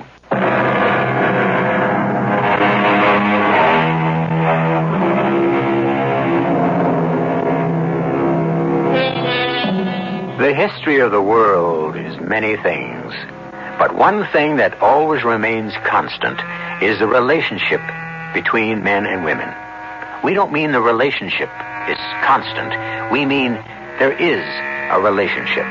Because men and women must live together somehow. And raise the children somehow. And doesn't the success of any society depend on how well they do it? Leela, you're not listening to me. I said Corral wants to be in Group 3. No one in his right mind wants to be in Group 3. We have created one who is one of those. Balance. Oh, Lord, whoever you were, tell me how I can achieve balance. I need balance. Every time I take the ship up there with my 22 technicians, I'm the one who needs balance. Without Corral, how can I hope for balance? The next time I hear my observer technician warn. Unknown ship. Range. 32 million miles. Clear for action. Clear for action. This is how it is on patrol. The unknown ship circles in the viewing field. Is she hostile? Is she curious? Would she just as soon not have spotted us either? Is she stronger than we are? Weaker? This is where I must maintain balance. How easy it would be to signal my aimer and fill the universe with death and destruction. How often have admirals before me done this? Unbalanced admirals. What a price the universe has paid for that. And how many times? No, balance. Balance. And I am balanced. My vanity, my ego, my pride is not in need of constant nourishment. I do not require all life in the universe to bow down before me. Perhaps the admiral in command of the unknown ship does. I watch the screen. I'm headed for him. He is headed for me. Very well, Admiral. I am not willing. My vanity does not require me to destroy the world. You may claim the victory, and I give the order. Awaiting orders. Execute. 180-degree turn. Acknowledge. 180. Head for home. Heading home. And once again, I have saved the world. Because I am balanced, I have saved the world. I must never lose this balance, but without Corral and without Laura. Laura, how I need you now, right now. Are you tired, dearest? She kills me, Laura. You don't have to talk about her, Rado. They drain you and destroy you, these Group 1 women. Laura, tell me you love me. Tell me you love me. I love you, Rado. I love you. Listen to me. I'm fantastically unbalanced. But I don't report to repair. I come here to this Group 3 woman, to this illiterate but beautiful, soft, and lovely woman. I have the power to destroy the universe, but I am helpless in her hands. I come to her so that she can save me from myself. Don't kiss me now, Rado. Why not? I love you. You don't want to kiss me. Not now. Not while there's something inside you that's angry, that's frightened. I can feel it. What is it, Rado? Yes, I am frightened. You? Afraid? Oh, no, not my Rado. Corral. I'm frightened for Corral. Why? Corral will be declassified. Oh, no, not Corral. Yes, it's true. Rado, no Group 1 boy is ever declassified. Oh, but he asks questions. Your kind of questions. Group 3 type questions. Don't they all? Didn't you? Why, I don't remember. You don't want to remember. How do you know? Oh, sometimes you talk in your sleep and you ask questions. What kind of questions? It's one question. And you've been asking it for years and years. What question? Who made me? Who made me? Of course. That's a normal and natural question. And suddenly 20 years fall away, and I see myself talking to my own Group 1 senior, and I hear myself ask that same question. I remember how important it was for me to find the answer. How I must know that answer at all costs. And I remember how wise and how patient my own senior was, and how he handled the situation. And that's how I must handle Corral. Corral, you haven't asked me the usual question. Oh, I decided not to ask anymore. Why? It seems to displease you. Oh. And here I thought you hadn't asked because you had found the answer. The answer? No, not yet. Oh. Corral, your classification comes up soon. Will you discuss the question with your examiners? Absolutely. You realize 2 things will happen. First, you won't get an answer. Second, you'll be assigned to Group 3. I know. You have no objection to being in Group 3? I prefer it. I'm not impressed by Group 1. I'm bored by Group 2. The only ones who really live are Group 3s. Live? Oh, they don't have the food and the clothes and the houses. But they're the only ones who laugh and sing. Yes, they do make a certain amount of noise. But you won't find your answer in Group 3. You're Group 1. You can't give me the answer either. Yes, but I can help you find it. Can you? Try me. Ask the question. Who made me? Nobody. Well, then how did everything begin? It always was. No, that's not possible. At one time, there must have been nothing. And somebody deliberately said, today I will create something. And she did. And she created something that became you and me and every living creature. And she created a place where we could live, food we could eat, metals we could shape, fiber we could wear. And all I want to know is, who is that somebody? Corral, I don't think the answer lies on this planet or any planet in our solar system. I patrol all of them. I meet men and women in all groups of life. I never heard anyone discuss it. Where is the answer? There are other solar systems, other galaxies. Perhaps on one of them, on a planet we never heard of, you'll find your answer. Well, how could I ever get there? If I had your problem, Corral, I'd seek to solve it in a balanced way. I would register for naval training. Oh, Rado, who wants to join the fleet? I would qualify you as a reconnaissance scout. Rado, I don't mean this personally, but I don't need a uniform and gold braid to bolster my ego. As a scout in your one-man cruiser, you would have to explore every sector of space. And while on scout, you'd be on search. A lone scout might find the answer. Could you really qualify me to become such a scout? Well, only Group 1s are eligible for officer status. That's unfair. Unfair is a Group 3 word. Is it fair for Group 1 to monopolize No, all... but it's right. The basic difference between the groups. Group 3s are concerned with what's fair. Group 1s are concerned with what's right. A machine is always right, too. It always makes the right decision, performs the right action, gives the right answer. No, not always. After a while, there's a bit of wear of malfunction. So it's taken to repair, to be corrected, adjusted, and balanced. How do you differ from machines, you righteous members of Group 1? Another typical Group 3 tactic, Corral. Always create an involved argument on another subject. The mechanistic personality of Group 1 is very much the subject of this discussion. Since when? I thought the subject was how to find a certain answer to a certain question. Interested? Yes, Rado. Bear it in mind. And you'll breeze through your exams. And don't ask embarrassing or unbalanced questions. But suppose that's how I feel. You must hide that fact from your examiners. But that defeats the purpose of the examination. Whose purpose?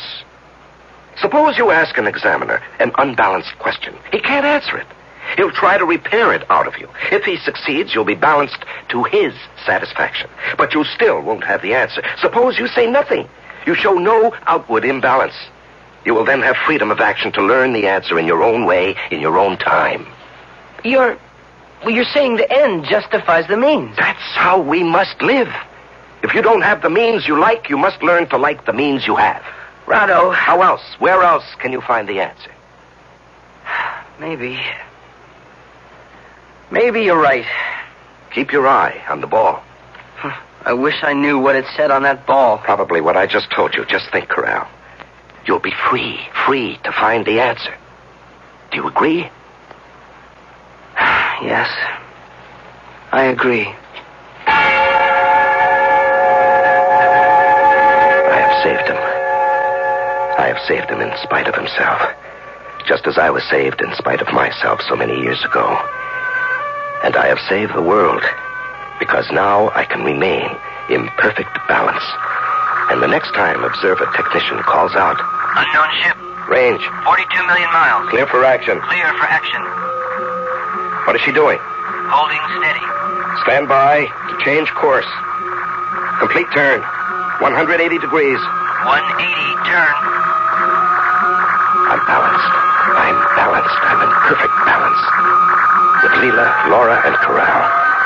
And this balance must always remain exactly the way it is now. And I beg, I implore, whoever, whatever made me, keep me in this balance. Don't let me destroy the world.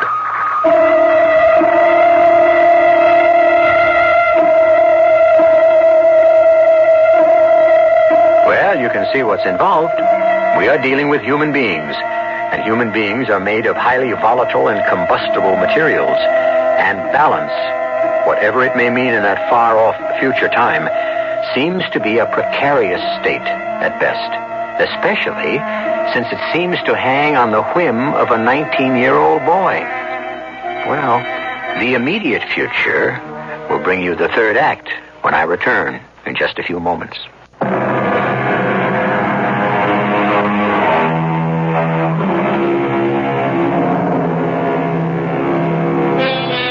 From time to time, we speculate about the future. Will it be paradise? Will it be utopia? Some say yes. Some say no. Some say, why should we expect people to be smarter or better than our ancestors? Oh, we have more knowledge. But do we have more wisdom? Rado, you saw Corral today. Yes, Leela. And what did you say to him? Corral will pass his exam. Oh, are you sure? What did you do? Nothing. I simply remembered what it was like to be a boy. To be filled with fears by the size of the world around me. The confusion of sights and sounds. Permissions. Prohibitions. To look at the stars and wonder, where does it begin? And where does it end? Who made it? And I remember how I asked my own senior. Did he give you the answer? No. But he gave me the courage to go out and look for it. And did you, Rado? Oh, yes. Did you find it? No. Perhaps it doesn't exist. I looked for it a long time. Then one day, I stopped. Why? The answer didn't seem important anymore, or maybe the question no longer bothered me.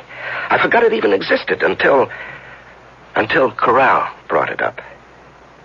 Well, it will bother him the way it bothered me. And then one day, he will forget it, just as I have forgotten it. Actually, I never forgot it. It just really doesn't seem all that vital anymore. And so, as the time for his exam approached, I could see that Corral had made his decision. He wasn't happy, but he was making the best of it. It's more important to be balanced. Yes, Corral. The world must be run, and the world must be saved by balanced people. The people of Group 1. Yes, say the rest of it, Corral. Our system requires balance. It ordains who is Group 1, who is Group 2, who is Group 3. This is our holy mission. Yes, Corral. You are ready for your exam. Rado? What does holy mean? It means, complete and entire. It comes from the word whole. But why is it spelled without the W? Oh, some lazy Group 3 printer must have left it off by mistake and custom. I can't wait to qualify for reconnaissance scouts and leave. I can't wait. It was me all over again 20 years later. I have succeeded. I have saved him for Group 1 because he thinks, as I did, it's the only way to find the answer. Of course, later on, he'll realize the answer exists here at home. He'll find a Group 3 woman like Laura, and she'll explain it to him the way Laura explained it to me. And like me, he won't be able to accept it. I remember when I learned the answer. Laura, do you ever ask yourself, who made me? I know. I don't mean your senior partners. No, nor do I. I mean, I know who made all of us. You do? Yes. Love. Love. There is a spirit. It's called love. And it has created this beautiful world we live in. How do you know? Have you ever seen the spirit? Well, of course. You see it in the trees and the flowers and laughter and everything that's good. Can you prove it? You don't have to prove it.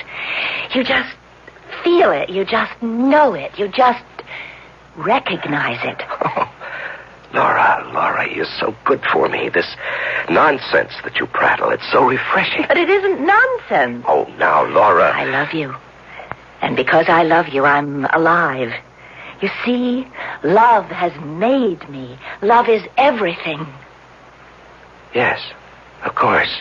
Well, one day, perhaps, you'll believe it. And on that day, I will be so unbalanced. Repair will have me reclassified out of Group 1. Love. It's true. True or not, only a member of Group 3 can afford to believe it.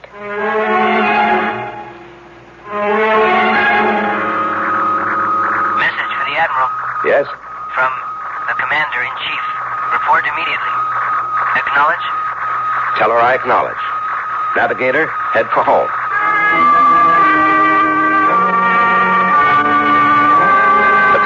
Chief. The oldest, the wisest, the most powerful member of Group 1. And when she calls you in, it's for no trivial reason. It usually means war or revolution or something that could determine the very life of the people. I had never been summoned before. What could this mean? Be seated, Admiral. Yes, my lady. Do you know why I sent for you? No, my lady.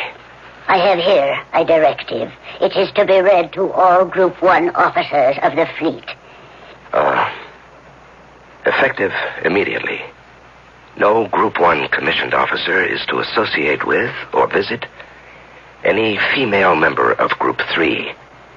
Signed, the Commander-in-Chief. Do you know the problem? No, my lady. Well, you should. You're part of it. In 18 years, how many offers have you made in your franchise? Well... You have made only one. Daily, our numbers dwindle. The Group 3s multiply like animals. Now, isn't that true? Yes, my lady. Now, you understand part of the reason for this directive. The other part is even more important, more sinister. The Group 3s are planning a revolution. A revolution? I can't believe that. You can't? Why not? Are we outnumbered heavily by Group 3? Of course. Since they form the majority, shouldn't it logically occur to them that they should rule the society? But, my lady... And isn't it a part of their strategy to seduce and debilitate the males of Group 1? And aren't they actually doing it? Do you agree? Yes, my lady, I agree. I thought so. That's the only balanced answer. No one in your command is to associate with Group 3 women. Understood? Yes. Intelligence has prepared a list of all known women in Group 3 who are visited regularly by Group 1 officers. Here's your copy. Thank you, my lady. They are all to be rounded up by fleet police and placed in special detention camps. For how long? For the rest of their lives. Oh, but my lady... It will lady... discourage other women of that group from associating with Group 1 males. Yes, my lady. Well, is anything wrong, Admiral Rotto? No, ma'am. Perform your mission. You are dismissed. There was no way I could look at that list in her presence. I couldn't wait to get out of there. I couldn't wait to get to the bridge of my own ship where I could be alone and undisturbed. And I opened the envelope and took out the list, and my eyes shut down to the L's. And there she was. Laura. What was I going to do? And then the voice of my tech. Message to the Admiral. Acknowledge. Have passed examination. M Group 1. Leave immediately as a recon scout.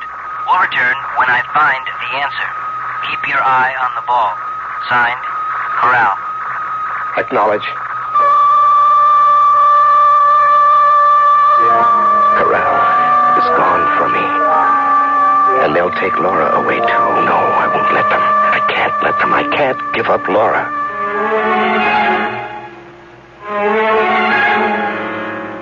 I can hide you, Laura. No, Rado, no. Why not? I couldn't live that way. But you'll die in that camp. I'll die anyway. I need people, music, happiness. I need life. Laura, listen. This is just a temporary scare. I believe it. What do you believe? I believe there'll be a revolt. Group 3 will revolt? Group 3 will try to overthrow the government. How? With what? Just by being, just by existing. For your own good, Rado. I will leave you. For my good? You're living a lie, and I'm helping. Laura, I can't give you up. You don't have to. But the law says... The law says no Group 1 commissioned officer is to associate with women of Group 3. You are commanded to round up the women of Group 3. I know all this. Rado, become a member of Group 3 yourself. Then there's no problem, no violation of the law. There's your answer, Rado. You can't do it. I love you, Laura. But not enough. Laura, please. Poor Rado. Don't leave me. Don't leave me. You sent for me, Commander-in-Chief? Yes, Admiral. I have sent for you to give you a commendation. Read it. To Admiral of the Fleet, Rado. Well done. You have accomplished your mission in less than 1 month.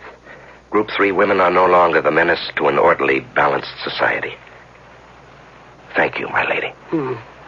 I shall overlook one tiny matter of imbalance. Madam? Yes, Rado. After all, I couldn't very well expect you to arrest your own Group 3 woman. My own? I couldn't expect any officer to arrest his own woman. And I know for a fact that every one of you took his own woman off the list. But, my lady... You see, Rado, this proves I'm right. It's how an association with a Group 3 woman can undermine a man. My lady, A special squad corrected all these missions. Your woman was arrested this morning. Later, she killed herself. Yes, my lady. Now, you are in balance. Go back to your duty.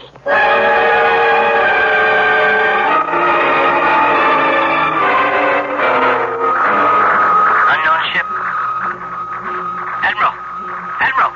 Unknown ship. Yes, what is it? Unknown ship. Range. 32 million miles. Await orders, sir. I should stand up to them. But I must back down. I must back down for the Commander-in-Chief. I must back down for Leela. And now look at this strange ship in the viewing field. Does her admiral think I'm going to back down for him, too? I'll blow this whole universe apart. I'll show everybody. Look at him coming at me. Range, 29 million. 29 million. Full speed ahead. Full? Ahead? Aimer, ready. Ready. I won't back down for you, my friend. Firing switch on. Firing switch on. Range? 24 million. I'll show everybody. I'll teach them to take Laura away from me. Laura, I will... No, Laura, not for you. Not for what I learned from you. Love made me. And not for Corral, not for my son. Yes, I know that word. It's the same word as the sun in the sky. That's what the one you make becomes, the sun in your sky.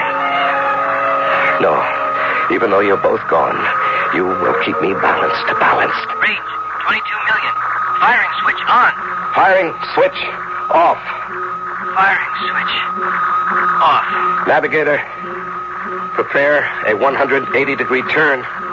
We're headed home. Acknowledge. What's the unknown ship doing? She is turning, too.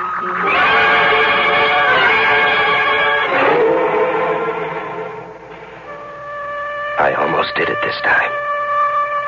I almost did it. Oh, love.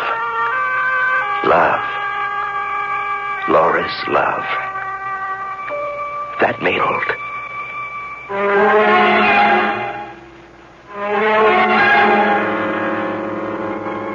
More and more, we develop machines that can annihilate the universe.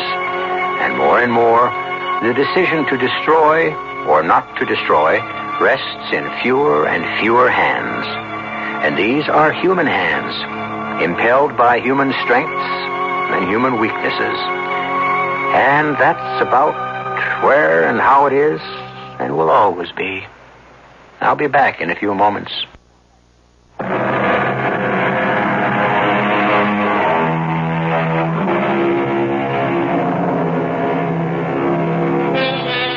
How many times has the world been destroyed? Are we the first civilization of our kind? How many have there been before us? Can anyone say? But the world will always be destroyed until we can all give Corral's question, who made me? Laura's answer, love. Our cast included Larry Haynes, Marion Seldes, Don Scardino, and E.V. Juster. The entire production was under the direction of Hyman Brown. And now, a preview of our next tale. He ordered her to. No one refuses him. And besides, look at her. She does not seem unwilling. Her eyes are looking straight into his. There's a smile on her face. No one resists the Saltmaster's son. See how closely he holds her. Stop them, Brother Ambrosius, stop them. He shall not have her. I shall see her pretty face mocked with blood before he takes her. Musicians, stop playing. Stop the playing in the name of God. Stop. Benedicta. Where is everyone? Where have they gone? Why is it so silent? Why am I so alone? Amula. Amula, where are you? Radio Mystery Theater was sponsored in part by all state insurance companies. This is E.G. Marshall inviting you to return to our Mystery Theater for another adventure in the macabre. Until next time, pleasant dreams.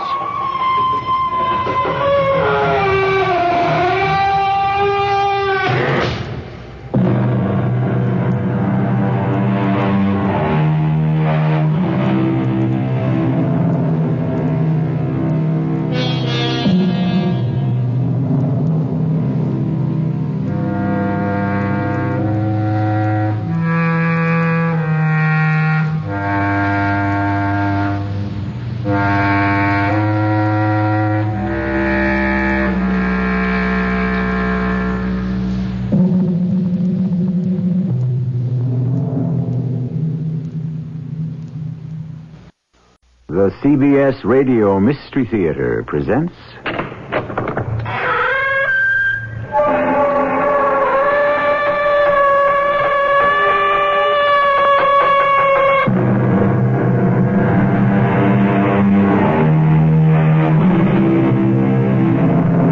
Come in.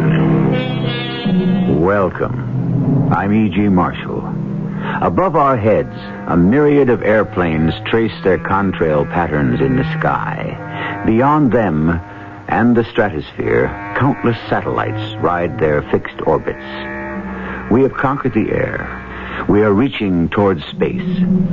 But on a globe, 4/5 of which is covered by water, beneath the surface of the restless sea lies the real unknown. This story will take us there. I've made up my mind, Steve. It's up to you to decide. What's to decide? Count me in, Mr. Hunter. That's what I need to hear. Oh, one more thing. The name is J.C. Partners. Can't be strangers. We live through this one, we won't be. Anything this big, one way or another, none of us will ever be quite the same.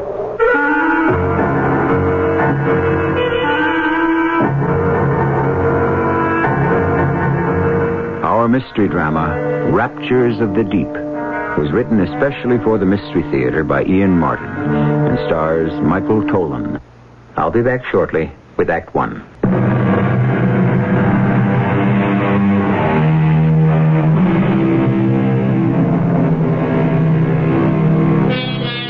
There is a vast difference between the mysteries of the sea and those of the infinite space beyond the envelope of air that surrounds us.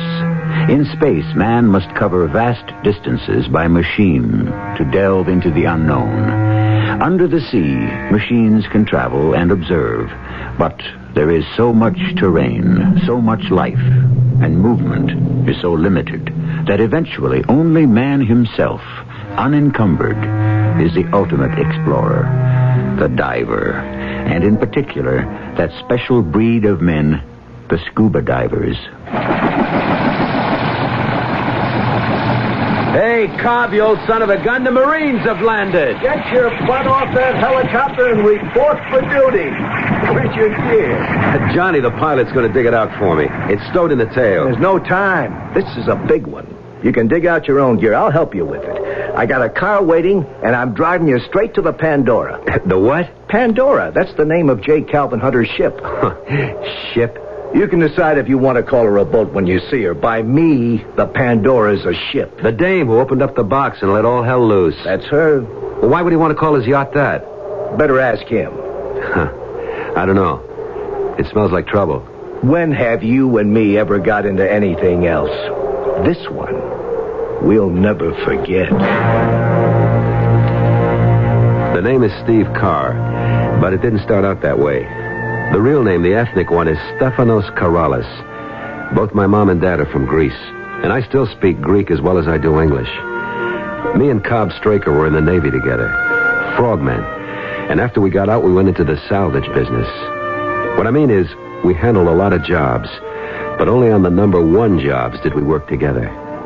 Matter of fact, we hadn't seen each other in 6 months. I'd been working on some offshore oil rigs around Galveston, while Cobb had been keeping a finger on the pulse of what we really care about. Buried treasure. He stayed with the firm's base in Freeport, Bahamas. We had a lot to catch up on in the car. So Galveston worked out? Yeah, finally.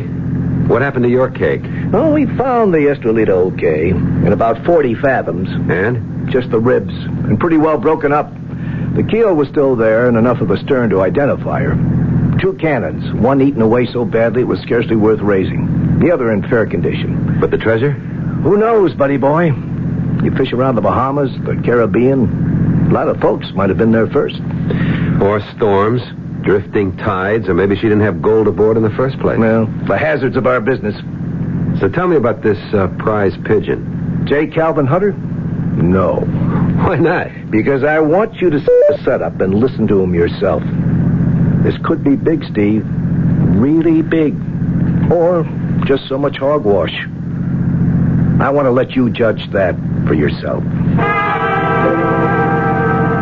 We hadn't far to go to the wharf where the Pandora was moored. Cobb was right. This was a ship in every sense of the word. She was almost 200 feet overall, beamy, and for sure well over 2,000 tons. One glance at her silhouette told me she had every kind of device to handle deep diving, and the equipment to go with it. I felt a tingling anticipation. I could sniff an explosive future. We parked the wagon and unloaded my gear. Mr. Hunter was waiting for us on the fantail. He was taller even than Cobb, but thin, all whipcord and steel. He had eyes like bullets that shot out from under heavy, dark eyebrows. You made good time. This is Steve Carr, Mr. Hunter. He's almost as big as you are, Cobb. Not quite, sir. How do you do? Welcome aboard the Pandora, sir. Sit down. Well, now, did Cobb brief you on what all this is about? No, sir. He wanted to let you tell me yourself. So you could make up your mind whether or not I was a nut or not, I didn't say that, sir. No, I did. And I'll lay you 100 to 1. Cobb did also. It's a beautiful ship, Mr. Hunter. Well, it ought to be. Cost enough. But it's going to pay for itself one of these days. Why do you call it the Pandora? Because once I decided to have her rebuilt, I really opened up a can of worms. Cost me 10 times the original estimate before it was finished. A regular Pandora's box of troubles let loose. I was beginning to think she was jinxed. Then why saddle her with the name? It suited my whim. Besides, after Pandora opened the box, all the evils and bad luck were let loose on the world. Do you know the one thing that was left? No, sir. Hope, according to some versions of the legend. So, that's good enough for me. We're going to need a lot of it where we're going. Just where is that, sir? I'll make it short and sweet. In 1663, April of that year, the Spanish sent out a convoy guarded by their heavier ships of war bound for Spain. While it was carrying some valuable cargo, it was merely a decoy, as all the supposed merchant ships were heavily... Listen to attacking? Right. A decoy for what, sir? First off, to try to lure enough British and French privateers into destruction and clear the seas. And second, to draw away attention from a real prize. Right, Steve. The Alhambra. A colossus of a merchant ship that they had built, which was loaded to the waterline with gold, silver, and precious jewels. The value, even then, was in the millions. Today, it could at least run to $500 million, perhaps more. They sent her out alone? No. She was convoyed by 2 smaller men of war, and she took a different route. But either the British and French weren't fooled, or enough of them were smart enough to smell a rat. No, they were fooled. Most of them, but not 3 heavily gunned British privateers who were lying in wait for them. The weather was lucky for the British. They came out of a fog bank and sank the first man-of-war without taking a broadside in return. Then they turned their attention to the second, and with a bit more trouble, sank her. But when they turned to take their prize, they had a blow. She'd slipped away in the fog? No. She was too big and lumbering to elude them. So instead, the captain, following his sealed orders, commanded everyone into the boats and lit a fuse to gunpowder charges that had been set for just such an eventuality. He blew his ship out of the water? Not quite. He blew the keel and half the bottom out of her, and she foundered and sank like a stone. Huh. Right off the coast here somewhere. That's my secret. I have a lot of them, because I have to be careful, gentlemen. My captain, for example, has his coordinates. He knows where to sail, but not why. You boys know why, but not where. And nobody but us 3 knows what I'm after. How do you know all this, Mr. Hunter? Money. Beg pardon? It buys a lot of information. A little here, a little there, till finally I could put it all together. But how can you be sure the information is legit? The captain of one of the British ships was one of my more colorful ancestors. He kept a very full and detailed log, which has been preserved as a family curiosity for the 10 generations since it was written. You know where the ship went down? Exactly. 300 years ago. And at what depth? That I don't know. With luck, it could be one side or the other of the trough. Which trough? That would be the start of telling, wouldn't it? Until I know you're committed. Well, what do you say, buddy? Heard enough? No. How do we split? That's simple. Since I'm paying you your regular salvage rates, I carry all the financial risks. But I'm not greedy. 60% for me. You split the other 40 as you will. If there's anything to split. That's very generous, Mr. Hunter. Well, it's worth it for the very best. The tide is turning. We should sail with it, if we can. Have you heard enough to decide? Well, I've made up my mind. Up to you, Steve. What's to decide? Count me in, Mr. Hunter. That's all I need to hear. Oh, one more thing. The name is J.C. Partners can't be strangers.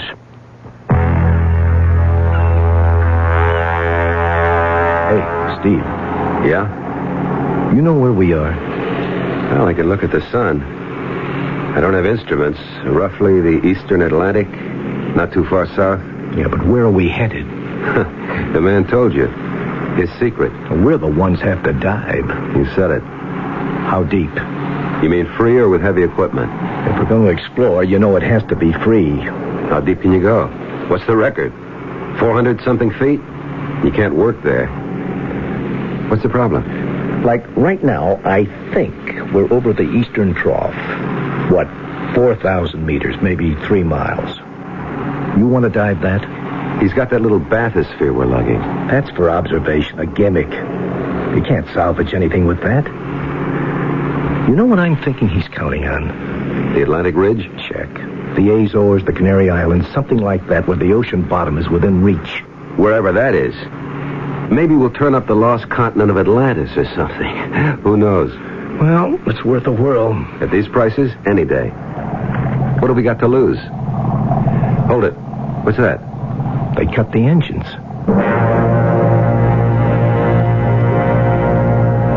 We had dropped anchor in 25 fathoms. That's a long way down. 6 feet to a fathom, 150 feet. Everyone was out on deck when we got there. It was just at sunrise, maybe 4:20 in the morning. J.C. signaled us. He wanted us down in his quarters. There was coffee there, and a large chart on a table marked out in a grid. He pointed to a dot in the middle. This is our position right here. You and Cobb will take sectors and scout them. We'll use marker buoys to indicate what has been searched. Blue. With the red one, in case we turn up what we're looking for. Now, when do we start? How about this morning? Just what I wanted to hear. Suit up. Let's get going. You going over with us, JC? No. I'm a little old for these depths. Well, maybe we all are. Now, look. We have a decompression chamber. I want you to take the least amount of time on the bottom that's safe. If it's too deep, we'll helmet you and put you on the air compressors. It's deep, all right. How long will you be down? Oh, something like an hour and a half, figuring we spend 30 minutes maximum at 160 feet odd. Well, it'll take 45 minutes staging out on the way up to beat the bends. Okay, don't push anything. We've got all the time and most of the money in the world. I have a syndicate backing me. Now, be careful. Our middle names. Ready to go, Cobb?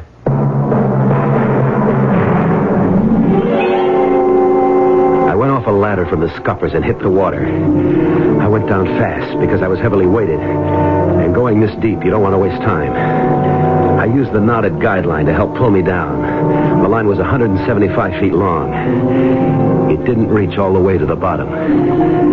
I stopped to consider what to do now. And then I saw her for the first time. The damnedest sight I ever saw. The sight that was to change my whole life.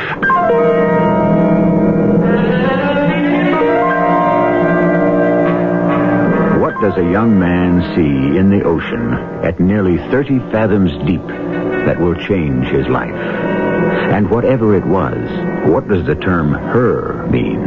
A female of some species? Or a female of the species? A woman? And if so, what kind of woman in the depths of the ocean? I'll return shortly with Act 2.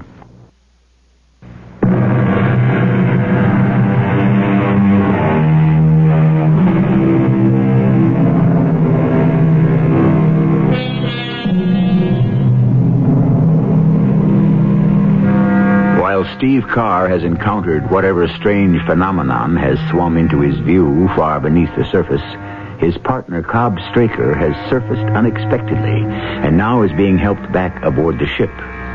His relatively sudden reappearance has been a surprise to everyone aboard, and J.C. Hunter is the first to lend him a helping hand, reaching to take his fins as he shucks them in order to climb the ladder back aboard. You all right? Sure. I came up because there's no point to the dive. What do you mean? Adams, take Mr. Straker's equipment. Help him out of the tanks. I don't know what your anchor hook snagged, but it must be some kind of a hill or mountain. What do you mean? Well, we've got 175 feet out of weighted guidelines, but mine at least still don't reach bottom. Once I got to the end of the line, I chickened out. I wasn't going any deeper on my own. And what about Steve? He's still down there. Well, maybe he's lucky. He hit a slope or something. I'll catch my second wind till he comes up. Maybe we can replot this whole dive better. How long will he be? Well, any minute now, unless he narked out. He what? Nitrogen narcosis. Raptures of the deep. A sort of deep-sea drunk. Complete euphoria, and you lose all track of time.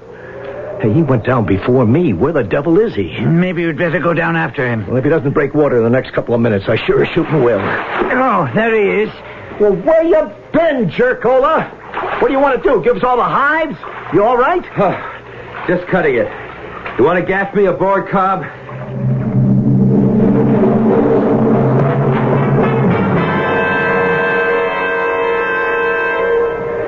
Cobb, did you go all the way down? Right to the end of the line. See anything? No. I just knew that any further and I was out of my depth. You didn't see her? Who? The girl.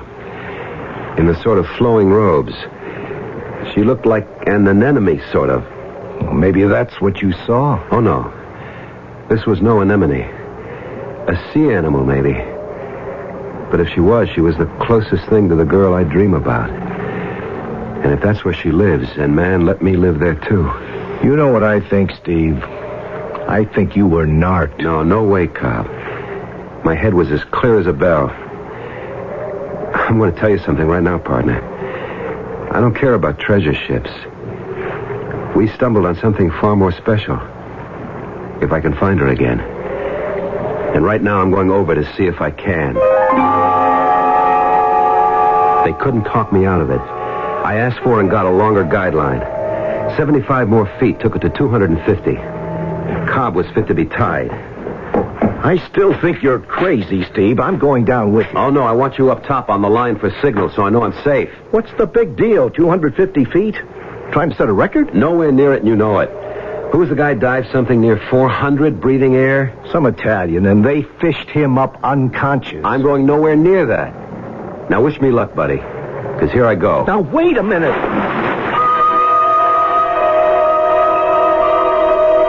I went down the guideline, hand over hand, like a circus flyer climbs to the trapeze platform. I wanted every minute I could have on the bottom, if I ever got there, or wherever I ran into her again, if I ever did.